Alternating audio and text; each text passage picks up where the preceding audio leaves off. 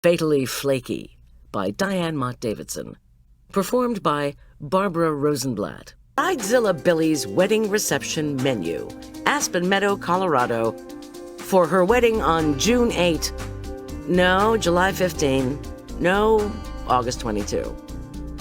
Grilled artichoke skewers with remoulade. Deviled eggs with caviar. Crab cakes with sauce gribiche. New potato salad with fresh dill and creme fraiche. Chilled haricot vert vinaigrette. Baguettes and butter. Chocolate and vanilla ice creams. Wedding cake. Chapter 1. Cynics say getting married is a death wish. Now, I'm no Pollyanna, but I try to ignore cynics. Anyway, what I usually say is that catering weddings is a death wish. My assistant, 22-year-old Julian Teller, and I laugh at that.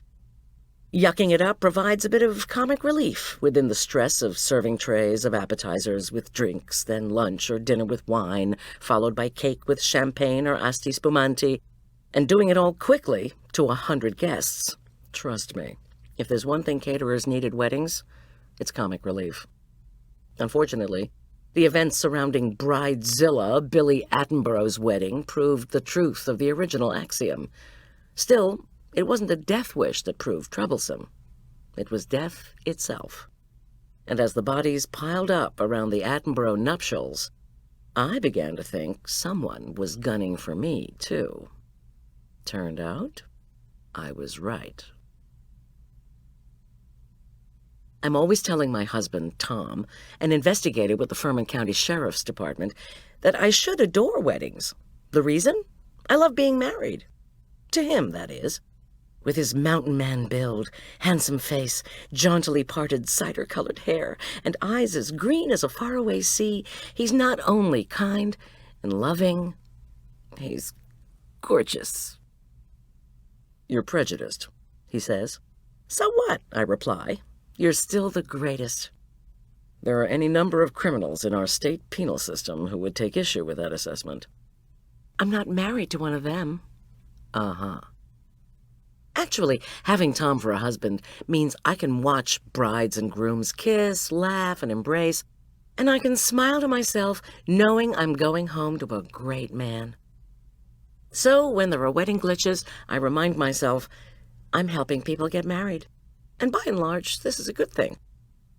Here in Aspen Meadow, Colorado, if someone is going to have 100 or fewer guests at the ceremony and reception, I'm the caterer of choice, by which I mean I'm the only caterer you can choose. Our town also has but one florist, one photographer, one printing press for invitations and the like, and a few bands. But these days, most couples choose a DJ. Aspen Meadow has one of those, too. If the bride, groom, or either family wants a bigger celebration, she, or he, or they usually do all their own arrangements and have their wedding down in Denver, 40 miles to the east. There, you can hire a wedding planner, book a fancy venue, and have your pick of caterers, stationers, florists, even chocolatiers. If you go that route, though, you're going to pay. What with the gown, limos, and all the rest, you're probably looking at about 100 grand. I can remember when 100 grand used to buy a house. And a nice one, too. But for 100 or fewer guests, I can do all the arranging. Once I'm given a budget and specifics as to menu, flowers, photographer, music, you name it, I draw up a detailed contract, then get signatures along with the down payment. After that, I call the vendors, set the schedule, and arrange deliveries. Any changes to the contract mean big bucks, so generally people are content to leave well enough alone. But Bridezilla Billy, as I'd come to call her, was never content. Billy's long-suffering mother, Charlotte, was footing the bill. Attenborough père having died of a bleeding ulcer long ago, and Billy seemed not to care that every single new arrangement she was demanding was costing hundreds, if not thousands of dollars. It won't be a problem, Billy would say breezily each time she called in April, then May, then June, to say we absolutely had to have lunch so she could talk about new things she wanted. We can just put all this on my tab. And then I would arrive at the appointed time at whatever place she'd said she wanted to have lunch, and she would be late, usually more than an hour late. The reason? She'd say she'd gotten lost. Never mind that she'd lived in Aspen Meadow all her life, or her Mercedes wouldn't start, or she'd thought we were meeting an hour after when she'd originally said. One time, when she didn't show up at all, and I called her house, she said she thought we were meeting the following week. Billy was, in short, a flake. Like most of the weddings I cater, Billy's ceremony was taking place in the summer. Let the weather cheer you up, I told myself, as I typed up contract change after contract change and faxed them through to Charlotte Attenborough. And so I planned and ordered food and waited for spring, which at 8,000 feet above sea level generally doesn't arrive until June. By then, the thick crust of ice on our town's lake has melted. The fresh scent of pollinating pines and newly leafy aspens fills the air. With snow still blanketing the Continental Divide, visible in the distance, the setting is particularly idyllic. But this summer was different. Maybe I should quit doing weddings, I told Tom, when bridezilla Billy stopped insisting we have lunch and instead started phoning me an average of 17 times a day. She'd already moved her wedding date twice. The reason? She said she wanted to lose 20 pounds to fit into a new dress she'd just bought. She claimed she was working with Victor Lane out at Gold Gulch Spa to get into tip-top shape. Getting into tip-top shape was the euphemism Billy used for trying to sweat off some of her rolls, the kind that had nothing to do with Parker House. Did I know Victor Lane? Billy asked. Yes, I began. But she tossed her highlighted blonde hair over her shoulder, helped herself to the key lime pie I'd left on the counter, and cut me off just as she placed an enormous piece of pie on a plate in front of herself. Once she'd forked up a mouthful, she was eager to provide me with an update on embroidery that was being added to the waist of the new dress. Then I heard about the seed pearls that were being sewn into the train and the lace now edging the veil. Aside from myself, I'll tell you who I had sympathy for. Her dressmaker. "Why do you put up with her?" asked Jack Carmichael, my godfather, who had moved to Aspen Meadow from New Jersey in February. I mean, I'm going out with Charlotte, and I can barely stand to listen to Billy for a New York minute. I feel sorry for Billy, I said. Jack raised his gray eyebrows and did one of his energetic little waltzes around my kitchen. You want to feel sorry for someone? Make it her poor mother. You're too kind, Gertie girl. Gertie girl was the nickname Jack had always used for me. It was short for Gertrude, my real name. Jack didn't like the name Goldy. He'd told me when I was very small. It had been one of the times he'd shown up without warning at our house, laden with gift bags full of books, puzzles, and games. He always loved to pose riddles to me, too. What word appeared when so met Imes? He asked when I was 5. After a moment, I shrieked, sometimes, which caused him to erupt in gales of laughter. I learned kindness from you, I replied, when he stopped dancing around my kitchen. In addition to all the goodies Jack had always bestowed on me, he'd written me letters when I was away at school. And he'd sympathized with me when I was trying to get out of my first marriage to an abusive doctor, now deceased, thank God. To me, Jack was the model of the perfect godfather, which I told him often. In my kitchen now, he hugged me, and I handed him a batch of the salty fried pecans I'd made for him and his new drinking buddy, a recently retired, much-loved local physician named Harold Finn. They relished the pecans with their scotch. I invited them over often, but they seldom came. Sometimes I worried that the nuts were the only food the two of them ate. Well, no matter how many contract changes I was forced to make for Billy Attenborough, I kept telling myself to be patient. At age 36, Billy was getting married for the first time, after 2 broken engagements. Unfortunately, Billy held an intense dislike for my godfather's pal, Doc Finn, and never tired of telling me how awful he was. According to Billy, Doc Finn had told both of her ex-fiancés, one with gastritis, the other with migraines, that they needed to break off their engagements to her. Since this didn't sound like any medical advice I'd ever heard, I asked Doc Finn about it. The kindly white-haired general practitioner had rubbed his goatee thoughtfully, then looked at me over his half-glasses. He'd said that while he couldn't comment on any particular patient, he was in favor of everyone lowering levels of stress. Now, I knew what Doc Finn was talking about. Stress? Stress! I'd gotten to dreaming that I was throwing Billy off the nearest mountaintop. Too bad Doc Finn had hung up his stethoscope. I needed him to treat me for Billy-induced insanity. As I needed bread for the small baguettes Billy had insisted be served at her reception instead of the croissants she'd demanded initially, or the cornbread muffins she'd wanted the second time around, I wondered how difficult it would be to dial 911 with a tray in my hand once I began to have the symptoms of a heart attack. At least Billy was happy in love, I reflected. In fact, by her account, she was ecstatic, head over heels, and had found her true soulmate with her intended, a man 8 years her junior, a newly minted general practitioner named Craig Miller. Miller, quiet, good-looking, with round horn-rimmed specs and an easy smile, had recently joined Spruce Medical Group to replace Doc Finn. Once, during a particularly excruciating lunch, Billy was again critical of Doc Finn, saying everyone knew he was senile and incompetent, and it was long past time for him to be replaced. Craig had joined us for this meal, and he calmly told Billy that Doc Finn had been a great asset to the community. Back when Spruce Medical Group was a small practice located in an old office building on Upper Cottonwood Creek Road, Finn had spent hours listening to and talking to patients who adored him. She should be kinder toward him. Billy had immediately shut up, and I wanted to ask Craig if he could come to all our lunches. I kept telling myself, stay calm, stay calm, stay calm. Eons ago, I'd majored in psychology, which had its uses in the catering biz.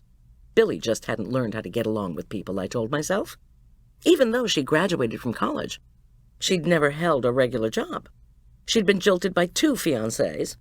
Maybe she'd imagined them critiquing everything about her, and that was why her chief occupation in life was criticizing people. But I couldn't find a reason for what, to me, was Billy's main problem. The flakiness. Yes, she got lost. Yes, she couldn't keep track of her calendar. But she'd also completely changed her menu 6 times. Each time she changed the menu, she gave oddball reasons, such as, "Oh, I tasted shrimp cocktail at the party wedding and knew we couldn't have it too, because some of the guests would be the same, so I want calamari." When I told Billy's mother what that would cost, the menu was quietly changed to include deviled eggs topped with a spoonful of caviar. But then there was, "Last night, Craig and I had a chicken satay at a Thai restaurant in Denver. Could you make us a satay, but with duck?" Duck satay? Charlotte vetoed that one, too. But finally, Billy whined, "Come on, it wouldn't be that much trouble for you to roast 3 or 4 suckling pigs, would it? You could dig the roasting pit outside your house." Right. Charlotte also vetoed the roasting pit, thank God. "I'm giving up weddings," I told Tom, when I came home from that particular lunch. Tom sagely commented, "Then you'd go nuts." "I'm there, Tom. I'm totally bonkers. First I waited for her for 2 hours while she was lost trying to find the restaurant. And then she hit me with the roast suckling porkers." Tom said, "Uh-oh. Billy Attenborough's wedding is killing me." "Aw, you always say that." "This time I mean it." Chapter 2. The morning of August the 20th dawned with rain again, the same as we'd had since the month began. It was 2 days before Billy's twice-postponed nuptials. From our bedroom window, I looked out ruefully at the downpour. I had another wedding to cater today. Cecilia, a.k.a. Cece, O'Neill's. Rain meant that the guests wouldn't be able to mingle outside, and we'd have the added problem of 60 raincoats to store. I shook my head. It was a perplexing summer weather-wise. Even if the Colorado forecasters call July, and sometimes August, monsoon season, the rain usually arrives in the late afternoon. And anyway, the term monsoon season is a laugh in itself, since we generally get an annual average of 13 inches of rain. 10 inches of snow equals 1 inch of rain, and we'd already had a winter featuring 12 total feet of snow. "You do the math," my 16-year-old son Arch had commented, to which I'd replied, "No thanks." Still, 3 weeks of unremitting, incessant downpour was uncharacteristic. The New Age people over in Boulder would have said that all of Billy Attenborough's nutty behavior had brought on the bad weather. When I told Tom that interpretation, he pulled me in for a hug and whispered, "At least we know who to blame." The Friday morning of Cece's wedding, I decided that the first order of business was to take a freshly made sweetbread, richly studded with dried apricots, dried cranberries, and toasted pecans, across the street to my godfather. At 58, Jack was, by his own admission, a recovering lawyer. Retiring from his practice, he said, and suffering through 2 heart attacks, had made him want to be closer to his son, Lucas, who had lived for over a decade on the other side of Aspen Meadow. But really, Jack had confided to me, he missed being part of my life.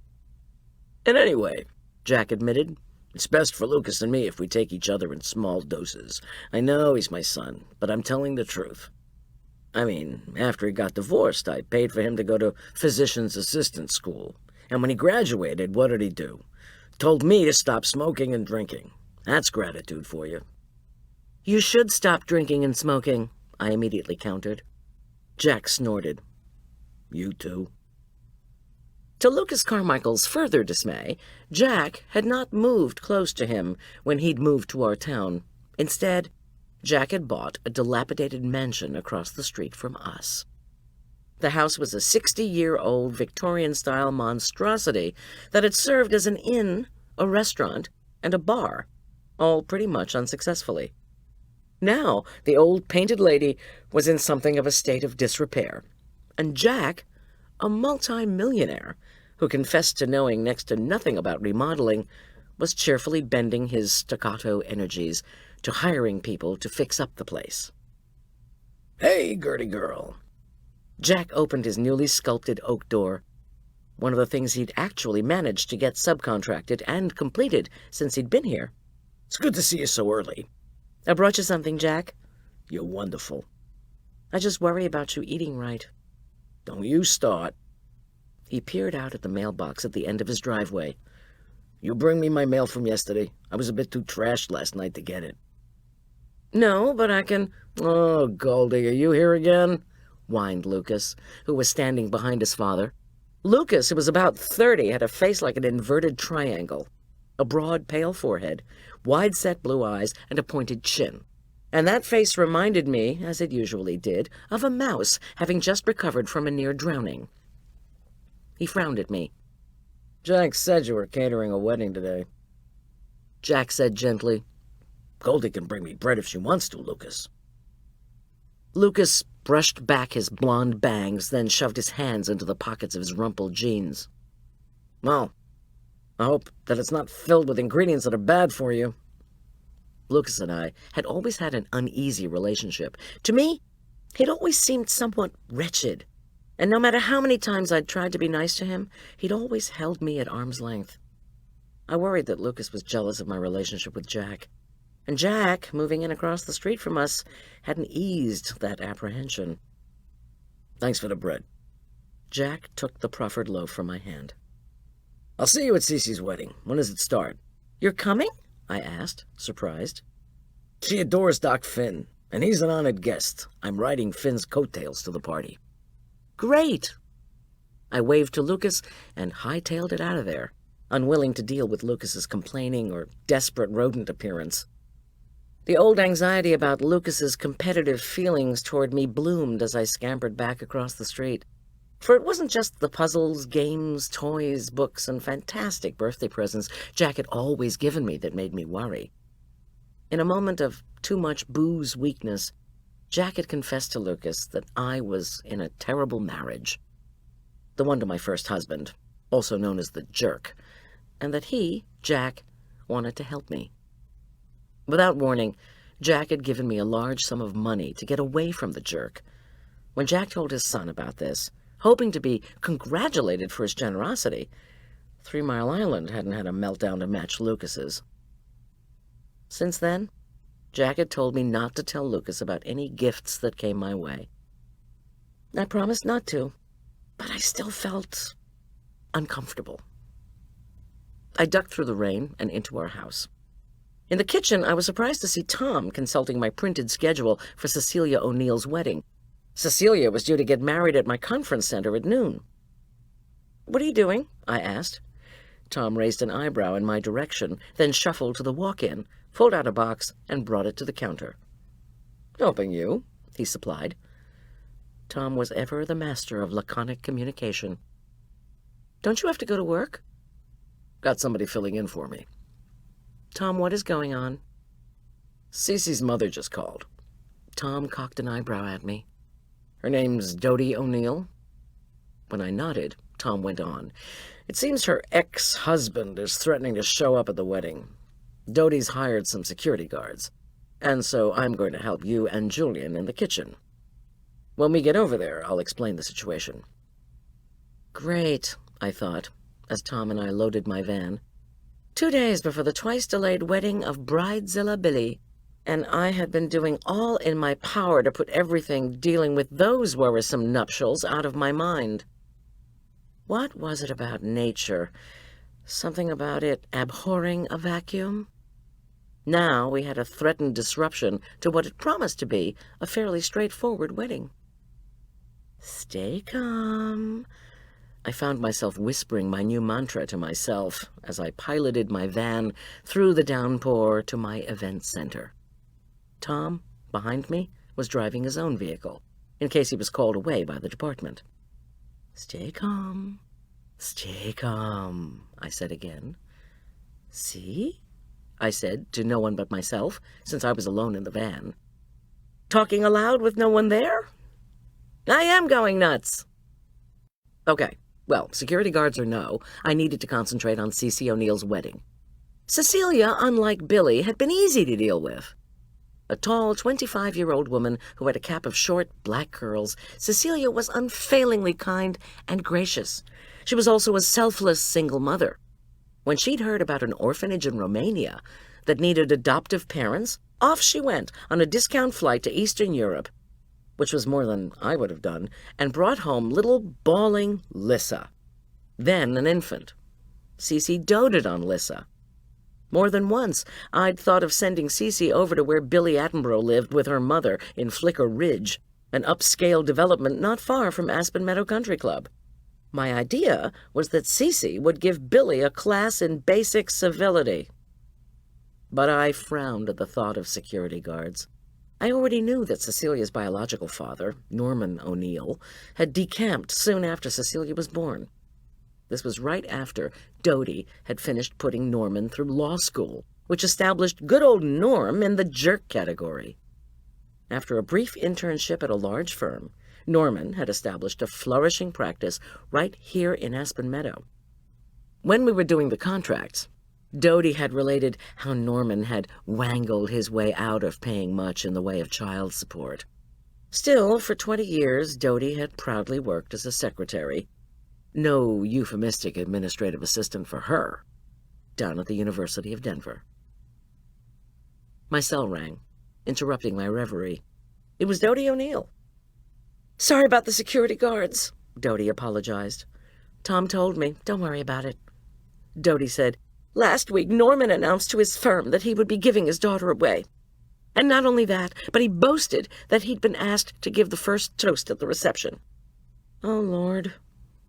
When I gently asked Dodie and Cecilia if there was a father in the picture, they had firmly replied that Norman O'Neill was having exactly no part in the wedding.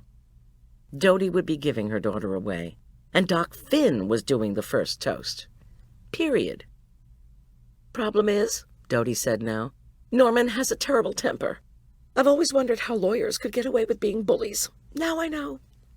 I sighed, thinking of various scenarios, all of which ended in catastrophe. Before signing off, Dodie said she was confident everything would work out. She'd given an old photo of Norm to the security agency, and she believed the agency's claim that all would be well.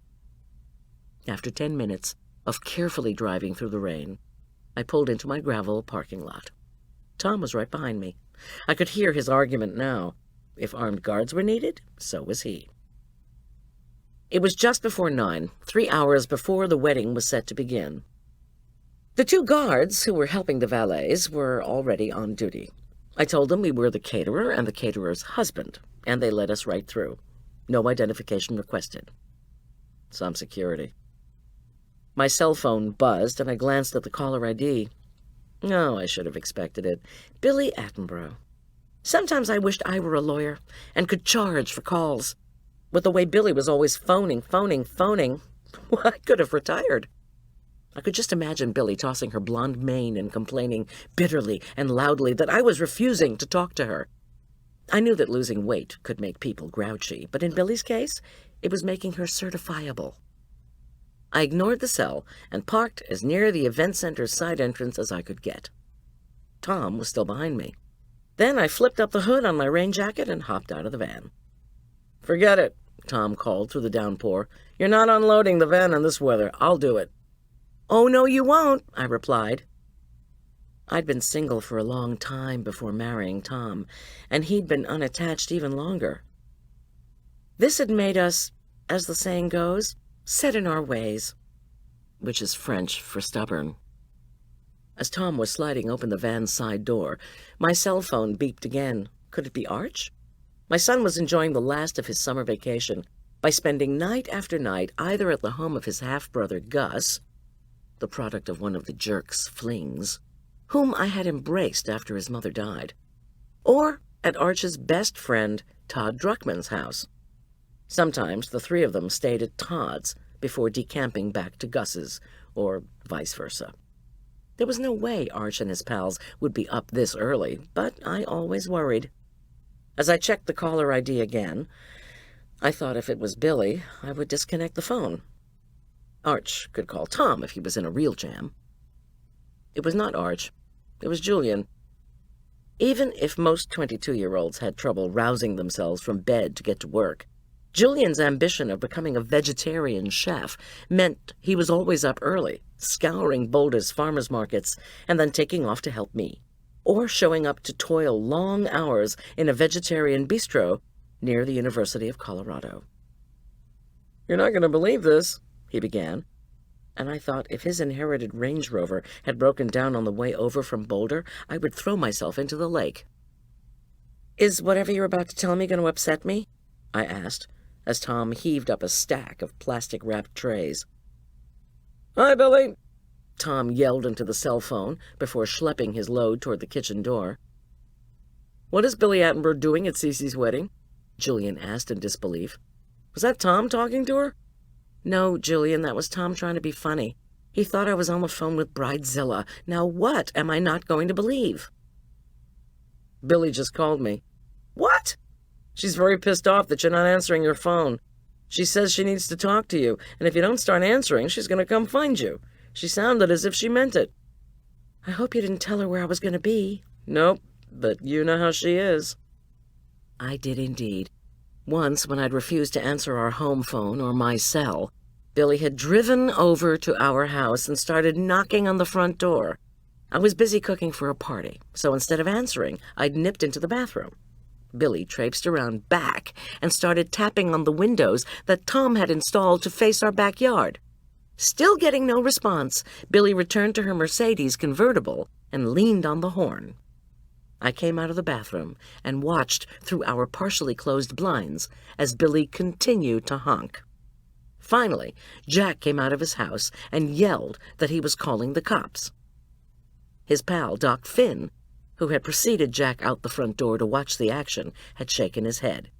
Jack hollered, "They'll throw you in jail for disturbing the peace, Billy." Of course, Jack would never have reported Billy, but his years as a practicing lawyer always made him sound convincing. Billy had roared away in her convertible, but not before proffering an obscene gesture in my godfather's direction. "Yes," I said to Julian, as my call waiting began to beep. I did indeed know how Billy was. I ignored the beeping. Julian said he didn't want to worry me, just give me a heads up. Then he asked how things were going. I told him about the security guards, and he wanted to know if there was anything he should say to them so he could be let into the parking lot. "Just tell them you're with the caterer." They seemed pretty bored. Before signing off, Julian said that the rain was making everyone on the highway slow down, but he should be at our event center in less than an hour. I stepped into the chilly deluge, heaved up the last box of food, and splashed through the mud to the kitchen door. There, Tom was already unpacking. "Father Pete just called," Tom informed me. Father Pete was our parish priest at St. Luke's Episcopal Church and was doing the O'Neill ceremony. "He couldn't get through to you. Anyway, he'll be here early." "Great. I was on the phone with Julian. Billy called him, looking for me." Tom shook his head. I thanked him for bringing in the lion's share of the boxes and said I would be right back, just after I checked on the dining room. There all was lovely. Rows of chairs had been custom fit by Dodie in a luscious pink sateen.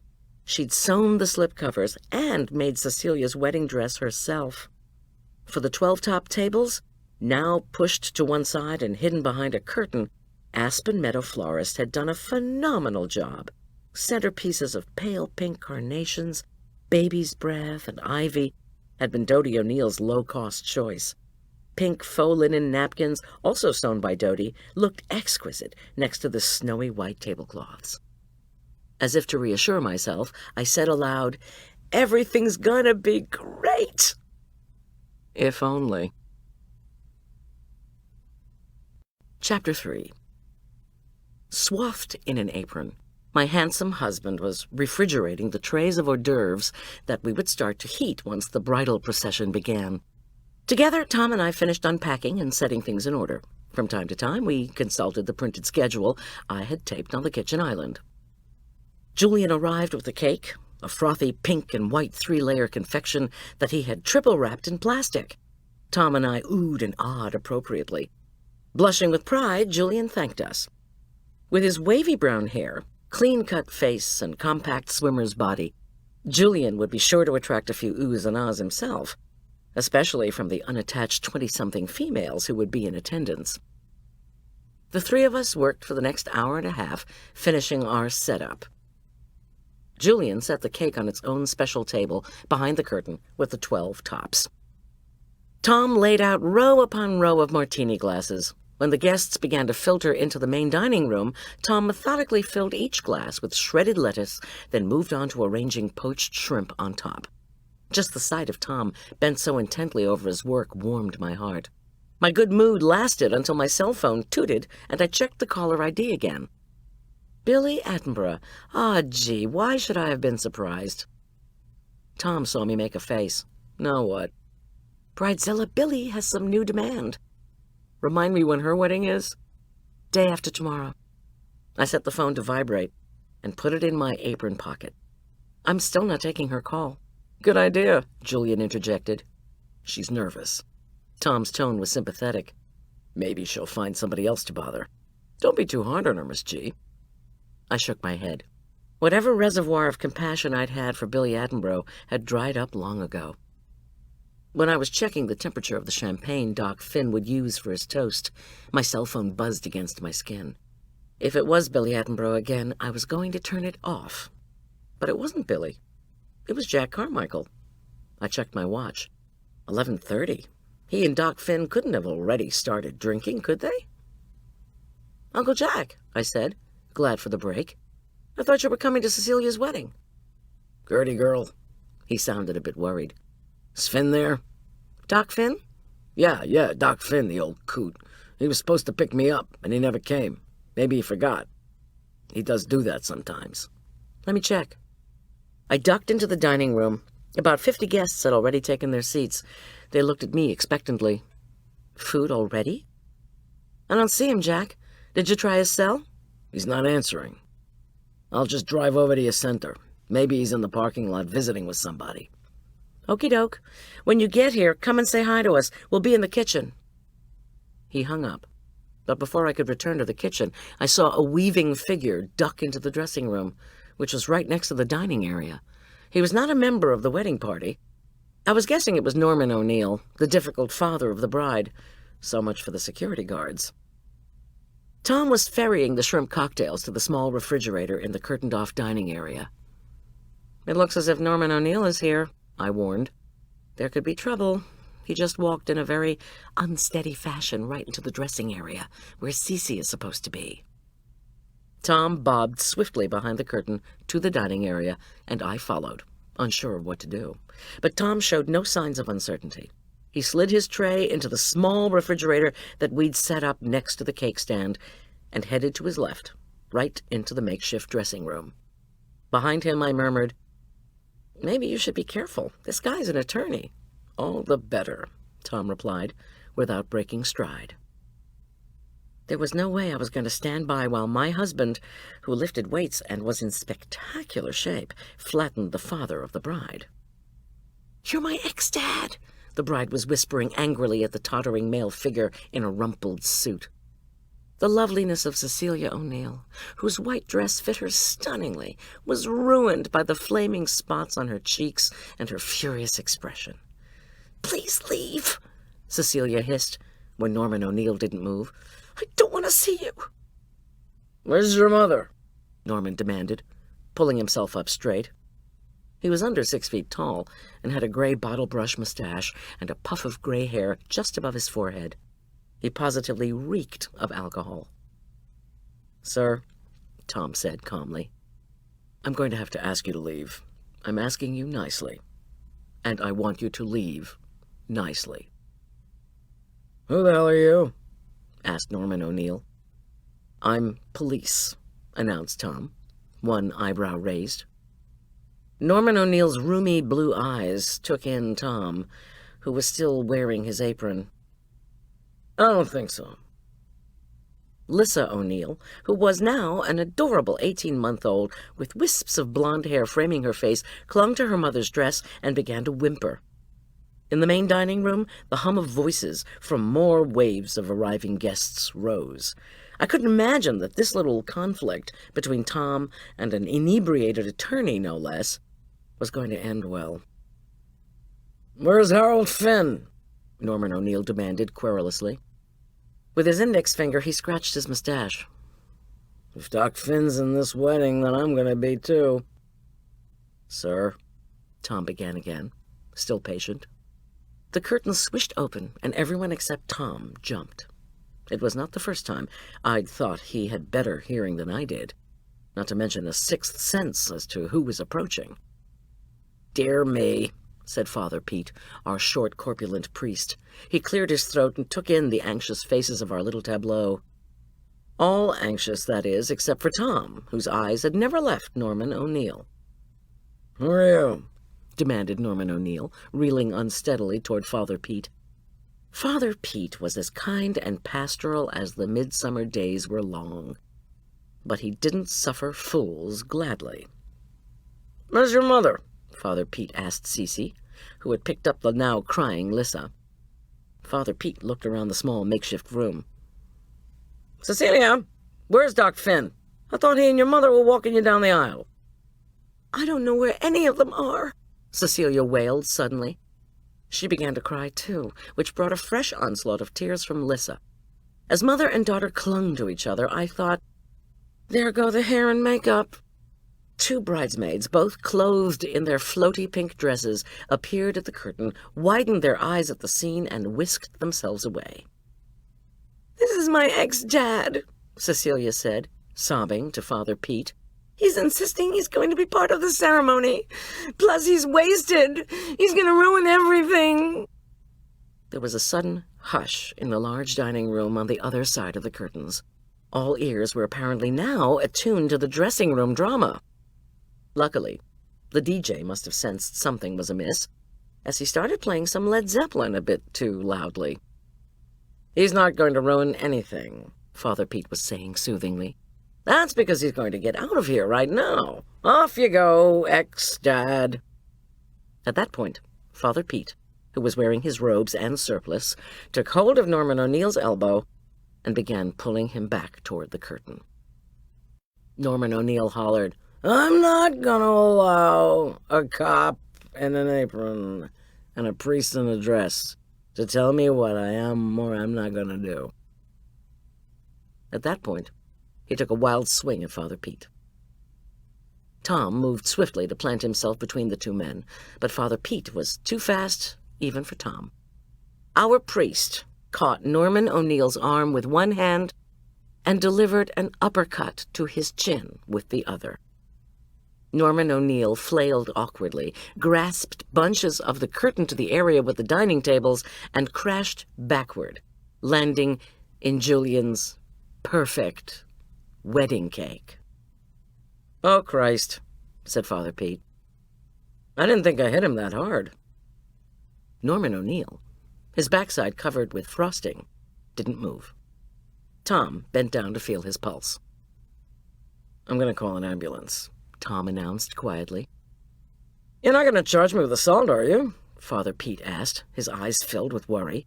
"Absolutely not," said Tom, as he punched numbers into his cell phone. "That was textbook self-defense, Father."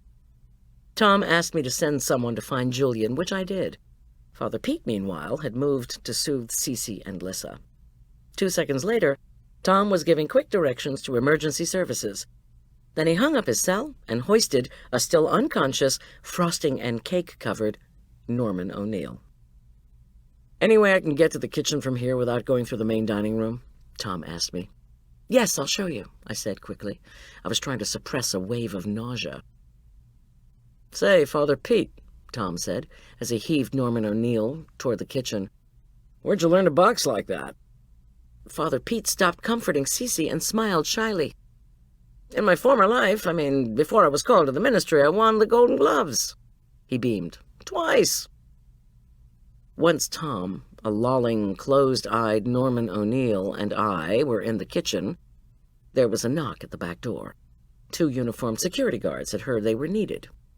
"You are," Tom announced, as he handed off a still unconscious Norman O'Neill. "Lay this guy out on the gravel, and when the ambulance arrives, get him in there. I told the ambo guys no sirens or lights." "But it's raining," one of the guards protested. "You put this guy on the ground, he's going to get wet." "The rain will help clean him up," Tom said, before turning back to the kitchen.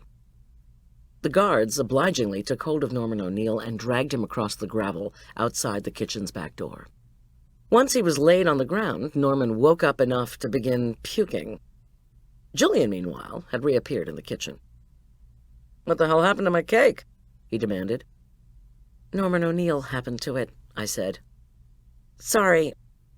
Can you do anything to make it look like, I don't know, a ski slope?" Julian rolled his eyes and said he would try. Tom, meanwhile, was concentrating on preheating the ovens. Out in the main dining room, the strains of the wedding march began. "Okay, folks, here we go," I said. We crowded together to watch the ceremony through the one-way mirrored panels I'd had put at eye level in the kitchen doors. The bridesmaids swarmed around Cece, powdering her nose and cheeks with new makeup and patting her hair back into place. Then we only got to see Cece coming down the aisle with Dodie and Lissa in a lacy white flower girl outfit before the back door to the kitchen was flung open, not by the security guards or even Norman O'Neill, but by someone I dreaded even more, Billy Attenborough. She swept in wearing a voluminous, silky-sounding black trench coat. Her blonde-brown hair was soaked. Tall and bulky, she put her hands on her hips and tapped her foot. "Why can't any of you people answer your phones?" "I'm doing another wedding today, Billy," I said evenly. "I'll be home tonight when you are welcome to call me. Now, would you please leave?" Billy lifted her small dimpled chin. "I can't leave until I tell you the changes we're making to the wedding arrangements." Tom groaned and lined another tray with rows of martini glasses filled with shrimp cocktail. Julian disappeared through the swinging doors. "What's that?" Billy demanded as she peered over Tom's shoulder. "Shrimp cocktail. What does it look like?" Tom replied. Tom could move fast, but not as fast as Billy, who scooped one of the martini glasses off the chilled tray and began eating the shrimp with her fingers. "Hey!" Tom yelled. He grabbed Billy by the wrist. She promptly dropped the martini glass on the floor, where it shattered, noisily. I prayed the music in the dining room was somehow louder than Billy Attenborough. "What's going on back here?" asked Jack Carmichael as he preceded Julian into the kitchen. Looking as dapper as ever in a custom-made dark gray suit, Jack's presence made me smile. "Sounds like either a food fight or a party." Jack glanced all around the kitchen. Julian started sweeping up the glass, while Tom quickly left the kitchen with his tray of shrimp cocktail. "Ah," Jack said, in recognition. "If it isn't Billy, it's Billy. No wonder there was crashing and banging out here." Jack watched Billy push the shrimp she'd been eating into her mouth and shook his head. "Don't say a word, you drunken old coot," Billy replied, once she'd swallowed. She wiped her hands on a kitchen towel. "Nice talk," commented Julian as he dumped the broken glass into the trash. I ignored all of them and put the first tray of hot appetizers into the oven. "Gertie girl," Jack said affectionately. "I'm here on an errand from Dodie. She says she hasn't seen Doc Finn. She wanted to know if I had, because they're going to want to start with the toasts once everybody's seated. I told her I'd already called you and asked if you'd seen him, but she wanted me to ask you again anyway." Before I could answer that I still hadn't, Billy cried, "Doc Finn? That miserable old man? We could have a miserable old men convention right here." "I have not seen him," I said quickly. I checked my watch. 12:15. "How far along are they?" "About halfway," Jack replied. "I came in through the side dining room, so as not to disturb things any more than, say, Billy here breaking a glass." "Shut up," said Billy. There was a knock at the back door into the kitchen. Mentally, I cursed. "Who is it?" I called through the heavy wood. If it was Norman O'Neill, he could just stay out in the rain. "Craig Miller, Goldie. Is Billy in there?"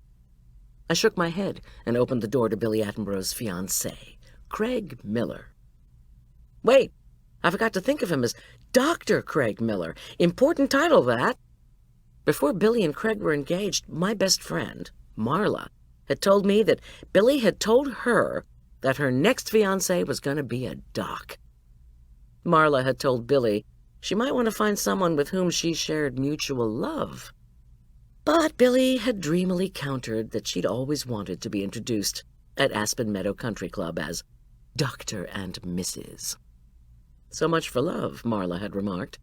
But Billy had ignored her. I'd said that I sincerely hoped the doc would be a psychiatrist. "Billy, dear," Craig Miller pleaded now, running his short fingers through his brown hair as if he might tear it out. "Please come back to your mother's house. Please don't bother Goldie now." "I can't leave," Billy snapped. "She won't let me talk to her about what I came here to talk to her about." "She hasn't been herself lately," Craig said to the group, his pale blue eyes wide with apology. "She's been trying to lose this weight." "Would everyone who is not a caterer please leave this kitchen?" I asked. "Goldie," Billy said, "if you would just listen to me, I could tell you we've added 50 people to my guest list." She finally had my full and undivided attention. "You've done what?" Billy blithely closed her eyes. "My mother was supposed to tell you, and in all the rush of things she forgot." "I can't handle 50 more people here. Fire department regulations." "Why do you think I've been trying to reach you and your assistant all day?" Billy asked. "We're having to move the wedding and reception to the Gold Gulch Spa." "You're doing what?" "Billy," Craig Miller tried again. "This can wait." "It cannot wait," Billy announced. "Mother's calling everyone now to make sure she hasn't forgotten anyone else." Norman O'Neill may have lost his lunch already, but I was quite sure I would be next. 50 extra people, a different venue, more food than I had ordered or had time to prepare. When Tom returned to the kitchen, there was yet another knock at the back door. This was turning into one of the worst catering days of my entire career. Julian moved quickly across the kitchen floor to answer it. It's probably the ambo for Norman O'Neill, Tom said. Ambulance? Craig Miller said softly. Oh, I wish I had known. I just thought the fellow outside had had too much to drink. I shook my head while Julian conversed in quiet tones with whoever was at the back door. They want you, Tom, Julian said quietly. Oh, God, I thought. Arch, something's wrong. I glanced at my cell. My son had not tried to call, nor had anyone else since the last time Billy had phoned. Tom left, then stuck his head back into the kitchen. He looked very grave. He signaled me, and I went out into the rain with him. I have to go, Miss G. They just found Doc Finn's Cayenne at the bottom of a canyon. And Doc Finn? Inside the Cayenne. Dead. Chapter 4. Somehow, I don't know how, Julian managed to get rid of Billy Attenborough and Craig Miller. Meanwhile, I pulled Jack aside and told him the terrible news. He turned ashen. Doc Finn? His voice cracked, and he swallowed hard. My friend? It's not possible. They must be wrong. I shook my head. I'm sorry. Can I get someone here to be with you? How'd it happen? Jack asked. I told him what I knew. Jack rubbed his forehead. We've been talking a lot lately, Finn and I. He broke off, and I signaled Julian for a chair. He rushed out and returned with 2. Oh, Jack, I'm so sorry, I said.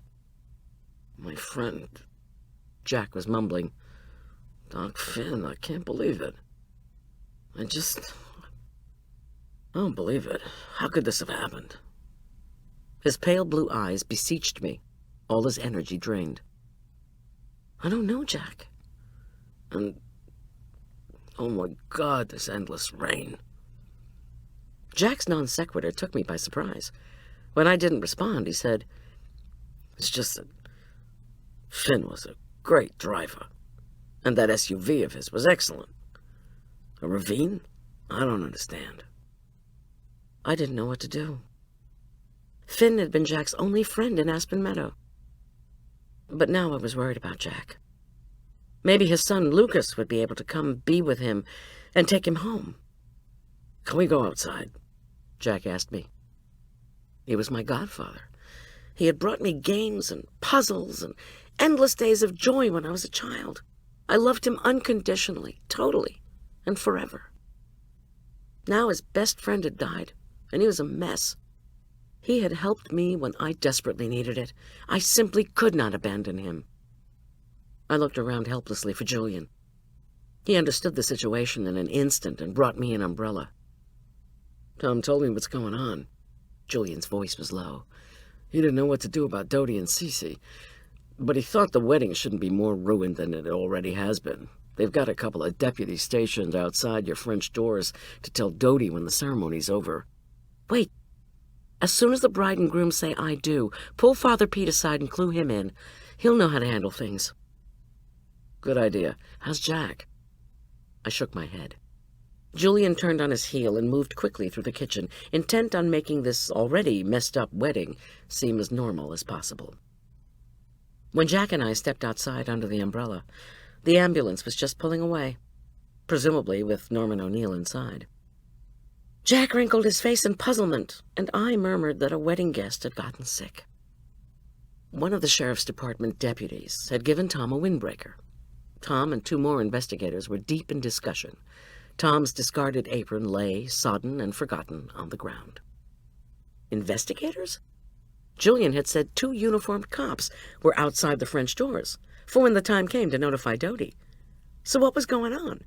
It was as if I'd been in a mental fog, and now I grasped a situation that I hoped Jack did not. Beside me, he tilted his head forward and was rubbing his hand through his sparse gray hair. I stared at Tom with his underlings. The Furman County Sheriff's Department did not handle car accidents. No Colorado county did, and that was because the State Patrol was in charge of automobile accidents. The Sheriff's Department was only called in if there were other issues. Criminal issues. Where's Lucas now? I asked Jack. Let me call him for you. Jack gave me his son's number, and I punched it into my cell. When I got voicemail, I identified myself and told Lucas his father needed him, as in right now.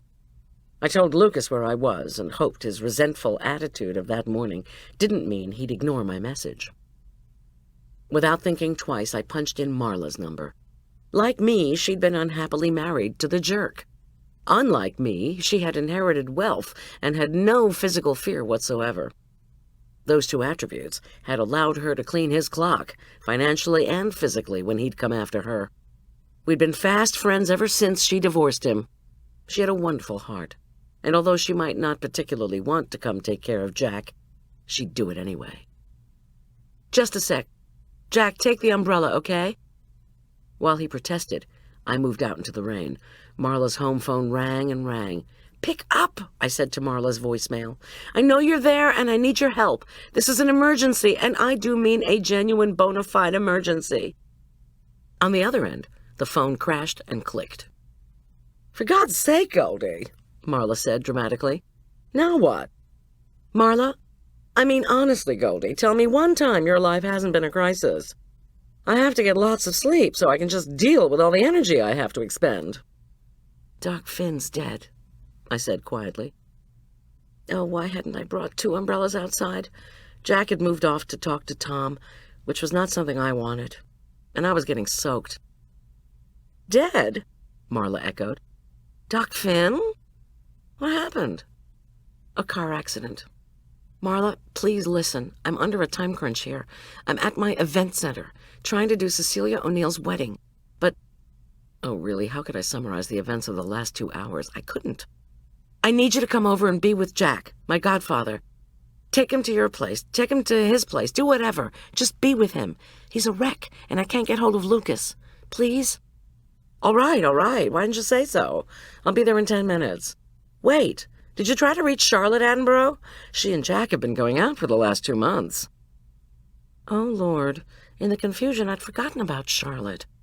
She and Jack were indeed an item. Maybe more in her mind than his, I'd gathered.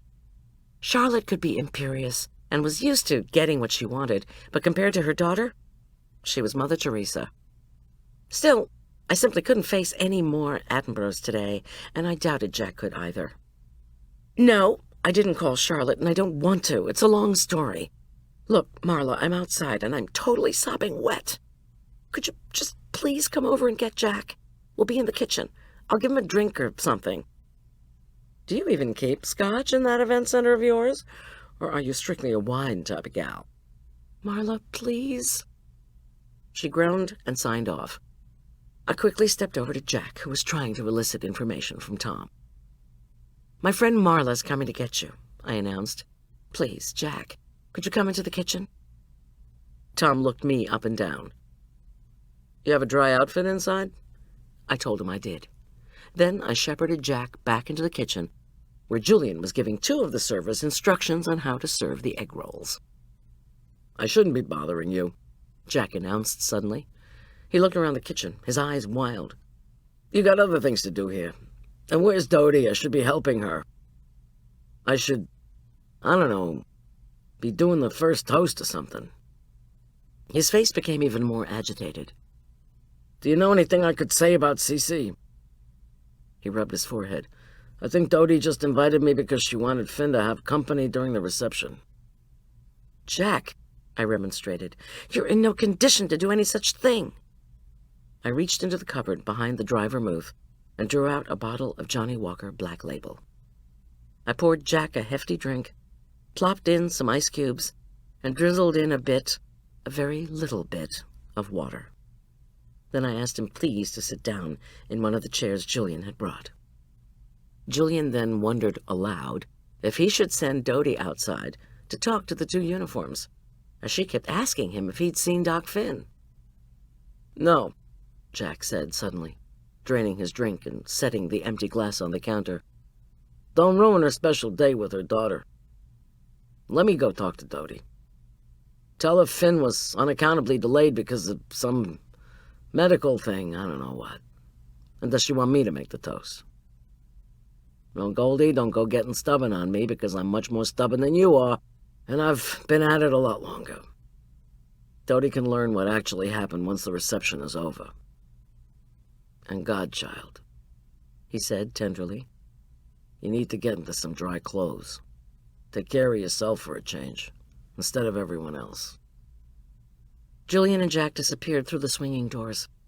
Two of the servers came back and said the guests had moved to the far end of the dining room for picture-taking, and all the tables had been moved back into the main dining room. Could they take out the shrimp cocktails to start putting them on the plates?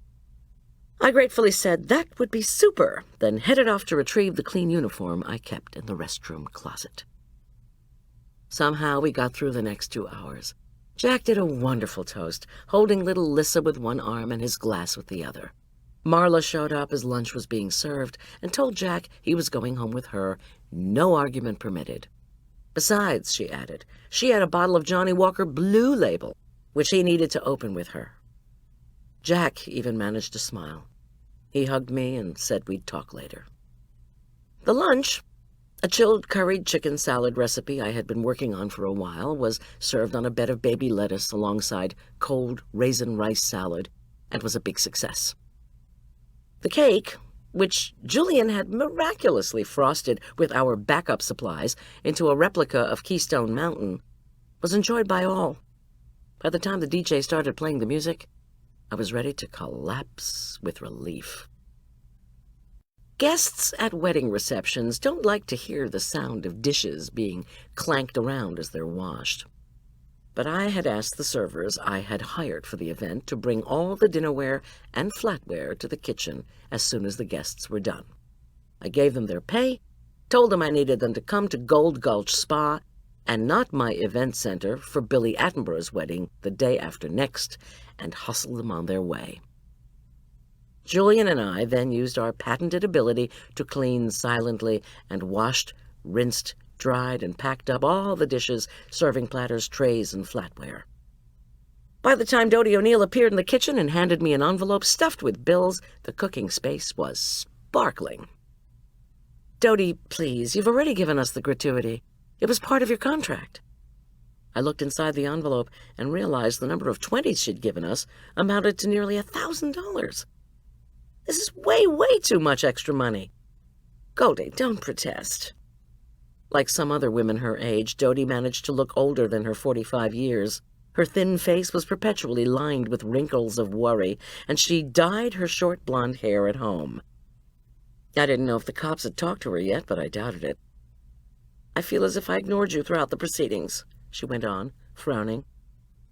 Did you—" I faltered. "Yes. After Cece threw the bouquet, I finally asked the two policemen why they were guarding the French doors, since I'd hired security guards. They told me.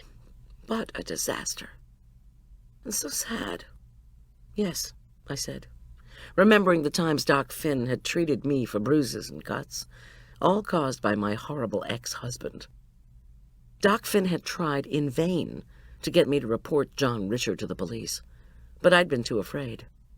This had all taken place before doctors were required to inform law enforcement of suspected abuse, and I knew in my heart that Doc Finn never would have had any fear of the jerk. A rock seemed to be forming in my chest. Poor, poor Doc Finn. "Well," Dodie said now, "I want you to take the tip, both of you. Give a good extra chunk to your servers, too. God knows you all deserve a big gratuity, since I understand Norman did show up and caused a ruckus. And where were the security guards, I'd like to know? I didn't give them an extra tip." "Please, Dodie, don't worry. Norman was just a nuisance. He created a temporary disturbance." I kept my tone nonchalant. Behind Dodie, Julian opened his eyes wide and cocked his head at me, as in, "You're kidding, right?" "Where's Norman now?" Dodie asked nervously. She licked her lips and glanced around the kitchen as if Norman were going to jump out of the walk-in refrigerator. "Did he leave?" "Yeah, he's gone," I said, with a dismissive wave. "But where did he go?" Dodie pressed. I suppose I should have checked on him before. But what with Cecilia being so upset and Lissa starting to cry, I just didn't have the heart to come out and look for him. "Your ex-husband, became ill," I told Dodie. "He's on his way down to, one of the area hospitals, I think." He'll probably try to sue somebody. Dodie's voice was resigned. She pinched the bridge of her nose, sighed, then brushed the pleats of her beige dress. That's what he always does when things don't go his way. I thought of Tom's imposing presence, not at all diminished by the fact that he was wearing an apron as he towered over Norman O'Neill. I thought of Father Pete, the priest with the deadly swing. Norman was going to sue somebody? Who would that be exactly? Well, he can try to sue people, I said, but considering the forces arrayed against him, I don't think he'd have much chance of winning. Lissa started crying. Remind me who Lissa is? Julian queried once we'd packed up the dishes I'd given the leftovers to Dodie, and were walking through the rain back to my van. The precipitation had diminished to a whispering drizzle, which blended with the tumble of water over rocks in Upper Cottonwood Creek. The gray light made everything seem like dusk, even though it was not quite 4 in the afternoon, and the sun would not set until after 8. I gave Julian an abbreviated version of Cece's trip to Romania. He was impressed and said he hoped to be that good-hearted one of these days. You already are, I said. Julian pushed his boxes into the back of my van, and the two of us walked through the light rain to the kitchen door. When we arrived, Julian unlocked our storage door and brought out a shovel and a bag of sawdust. He dug into the bag and sprinkled it over the area where Norman O'Neill had hurled. We'd learned from unfortunate past experiences that the sawdust and shovel were necessary accoutrements for any catering venue where guests might be tempted to overindulge. Julian stopped to lean on the shovel.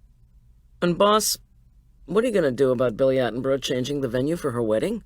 She'll have to pay a cancellation fee for renting your space too, right? Absolutely. Charlotte knows that. Looks like you don't want to discuss it at the moment, Julian said with a kind grin. You're right.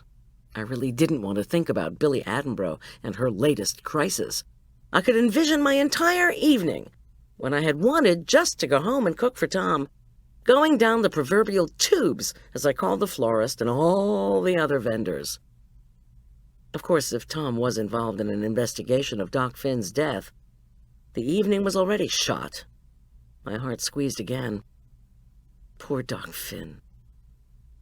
After a moment, I said to Julian, Gold Gulch Spa is located at the old Creek Ranch Hotel. Yeah, the one with the hot spring, way out Upper Cottonwood Creek, near the Spruce Medical Group's building, isn't it? Yes, I replied, but Spruce Medical has relocated to town, and their old building is up for lease. Julian shook his head. This town is changing too fast.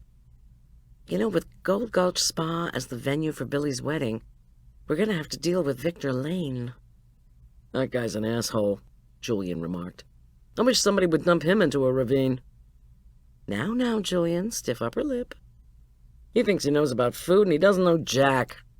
He's gonna know Jack, because Jack's coming to the wedding. Oh, super. Your godfather, the smoker who's had 2 heart attacks, coming face to face with a guy who thinks he knows all there is to know about healthful eating. I did a party where he was a guest. He tried to tell me what I should have served. I'm like, welcome to the vegetarian revolution, Victor. You want to cook? Go ahead. But someone else is paying me to do it, so back off. I know the guy's a creep, but give him a break. No. Great. I had to say, though, Julian was right. And, in fact, I had as much, if not more, reason to dislike Victor Lane and his vaunted Gold Gulch Spa than Julian did. But I kept mum. After all, a job was just a job, right? As Julian had said, no.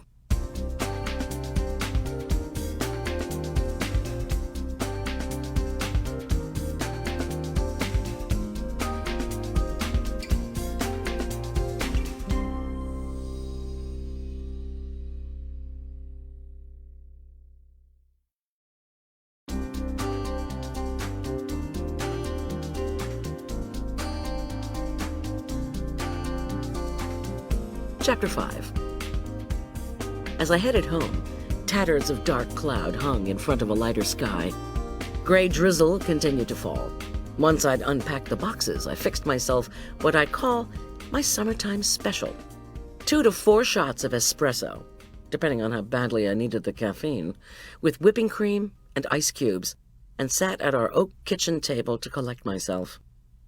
With some trepidation, I checked our blinking answering machine. There was no message from Billy Attenborough. She probably figured she'd done enough damage for one day, nor was there one from Southwest Hospital, the place to which the ambulance had hauled away Norman O'Neill. Tom's deep, reassuring voice sounded strained when he said he hoped to be home by 7. The medical examiner was making a special trip in tonight. That didn't sound good. Arch was up next, announcing gleefully that he'd been invited to spend another night at Gus's place, and was that okay? Todd was there with them, too, and Todd's mother had already said he could stay. Charlotte Attenborough's voice greeted me next. She said she wanted to talk to me about the new arrangements for the reception, which Billy was supposed to tell me about but had forgotten. I rolled my eyes. The daughter blamed the mother and vice versa. Personally, I accepted Charlotte's version. I shook my head. If Arch had ever been as flaky as Billy Attenborough, he never would have made it through elementary school. Did I, Charlotte went on, know where my godfather Jack was? There was no answer at his house. Could she come to my place this evening to talk? "I sure don't want to see you," I said aloud to the empty kitchen. "But I suppose we're going to have to go over some things." Adding 50 people and changing the venue of the reception, letting me know a mere 48 hours in advance? I poured myself a small glass of sherry. Finally, there was Marla. She and my godfather were getting comprehensively inebriated, and could they please come over? Not to worry. Marla had already called a Denver car service to do the chauffeuring.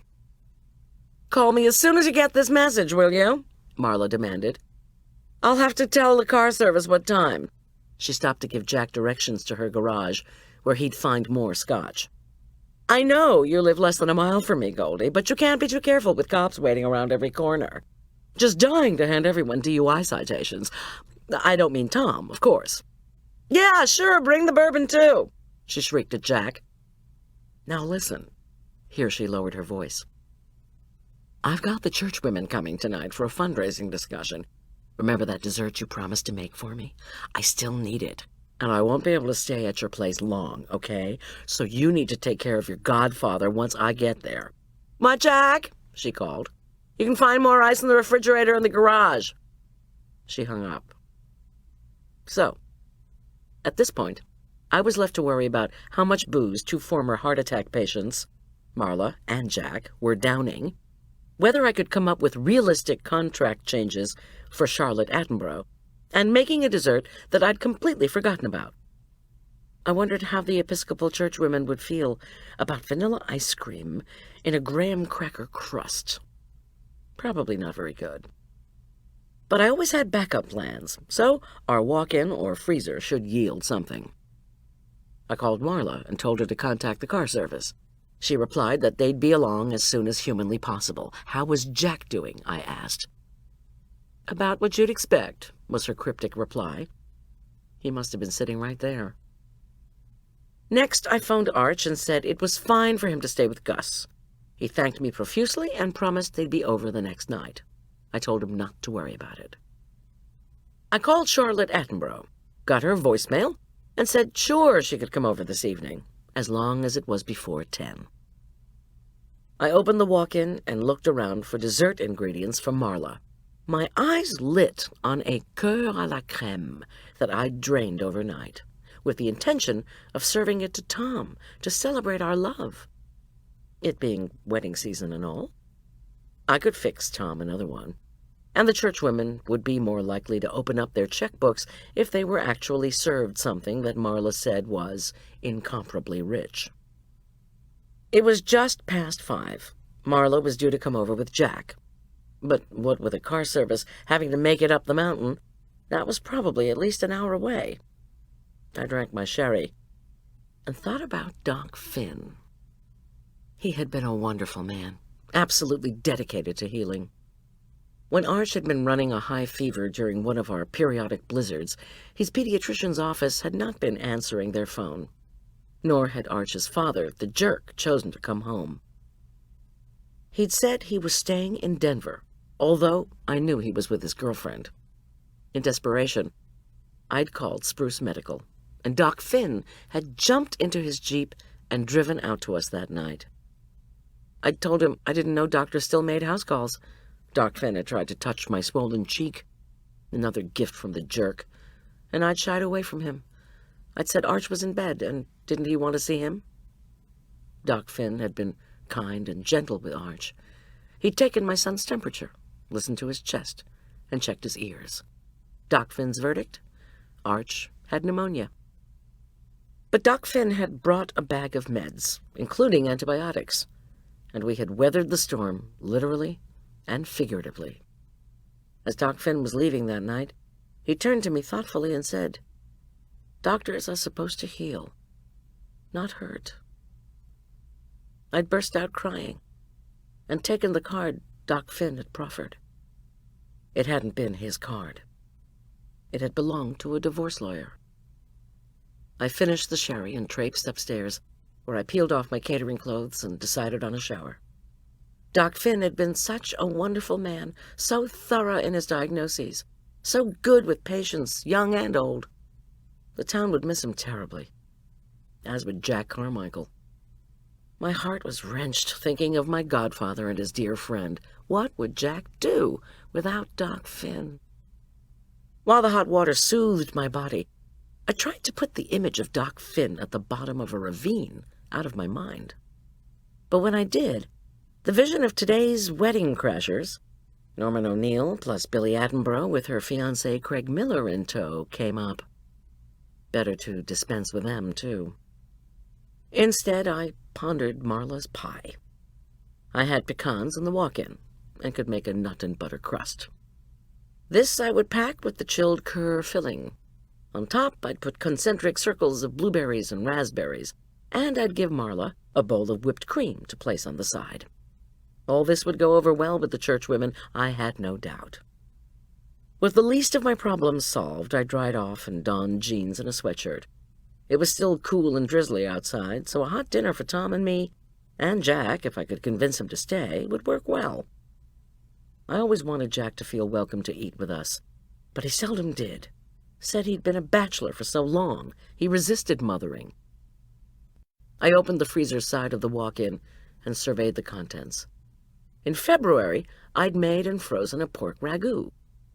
With penne pasta and a romaine salad with vinaigrette, it would be perfect. Once I'd mixed up Marla's butter crust with toasted pecans, I patted the crumbly mixture into a pie pan, then put it into the oven to bake. I set the table for 3 and thawed the ragout. It looked luscious. Finally, I located the penne, washed and dried the romaine leaves, and whisked together a Dijon vinaigrette. I pulled the hot pie plate out of the oven, set it aside to cool, and booted up my kitchen computer.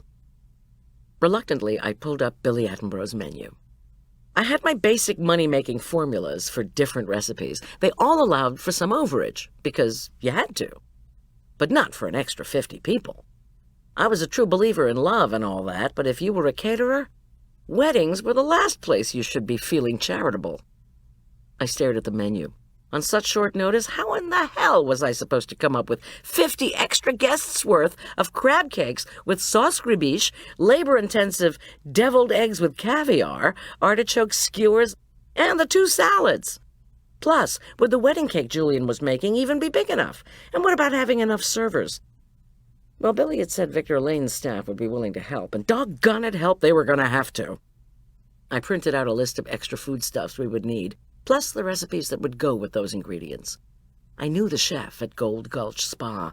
Yolanda was actually an old friend who had trained with my mentor, Andre. She had a prickly exterior, but once you got to know her, Yolanda was a generous soul. Still, I knew she would not be happy to add more duties to all she had to do in the spa kitchen. I shook my head. What ailed Billy Attenborough anyway? The phone rang and I checked the caller ID. It was Julian. "Are you all right?" I immediately demanded. "Of course I'm all right. Why wouldn't I be? A drunk crashed into the cake I'd spent zillions of hours making for his daughter's wedding.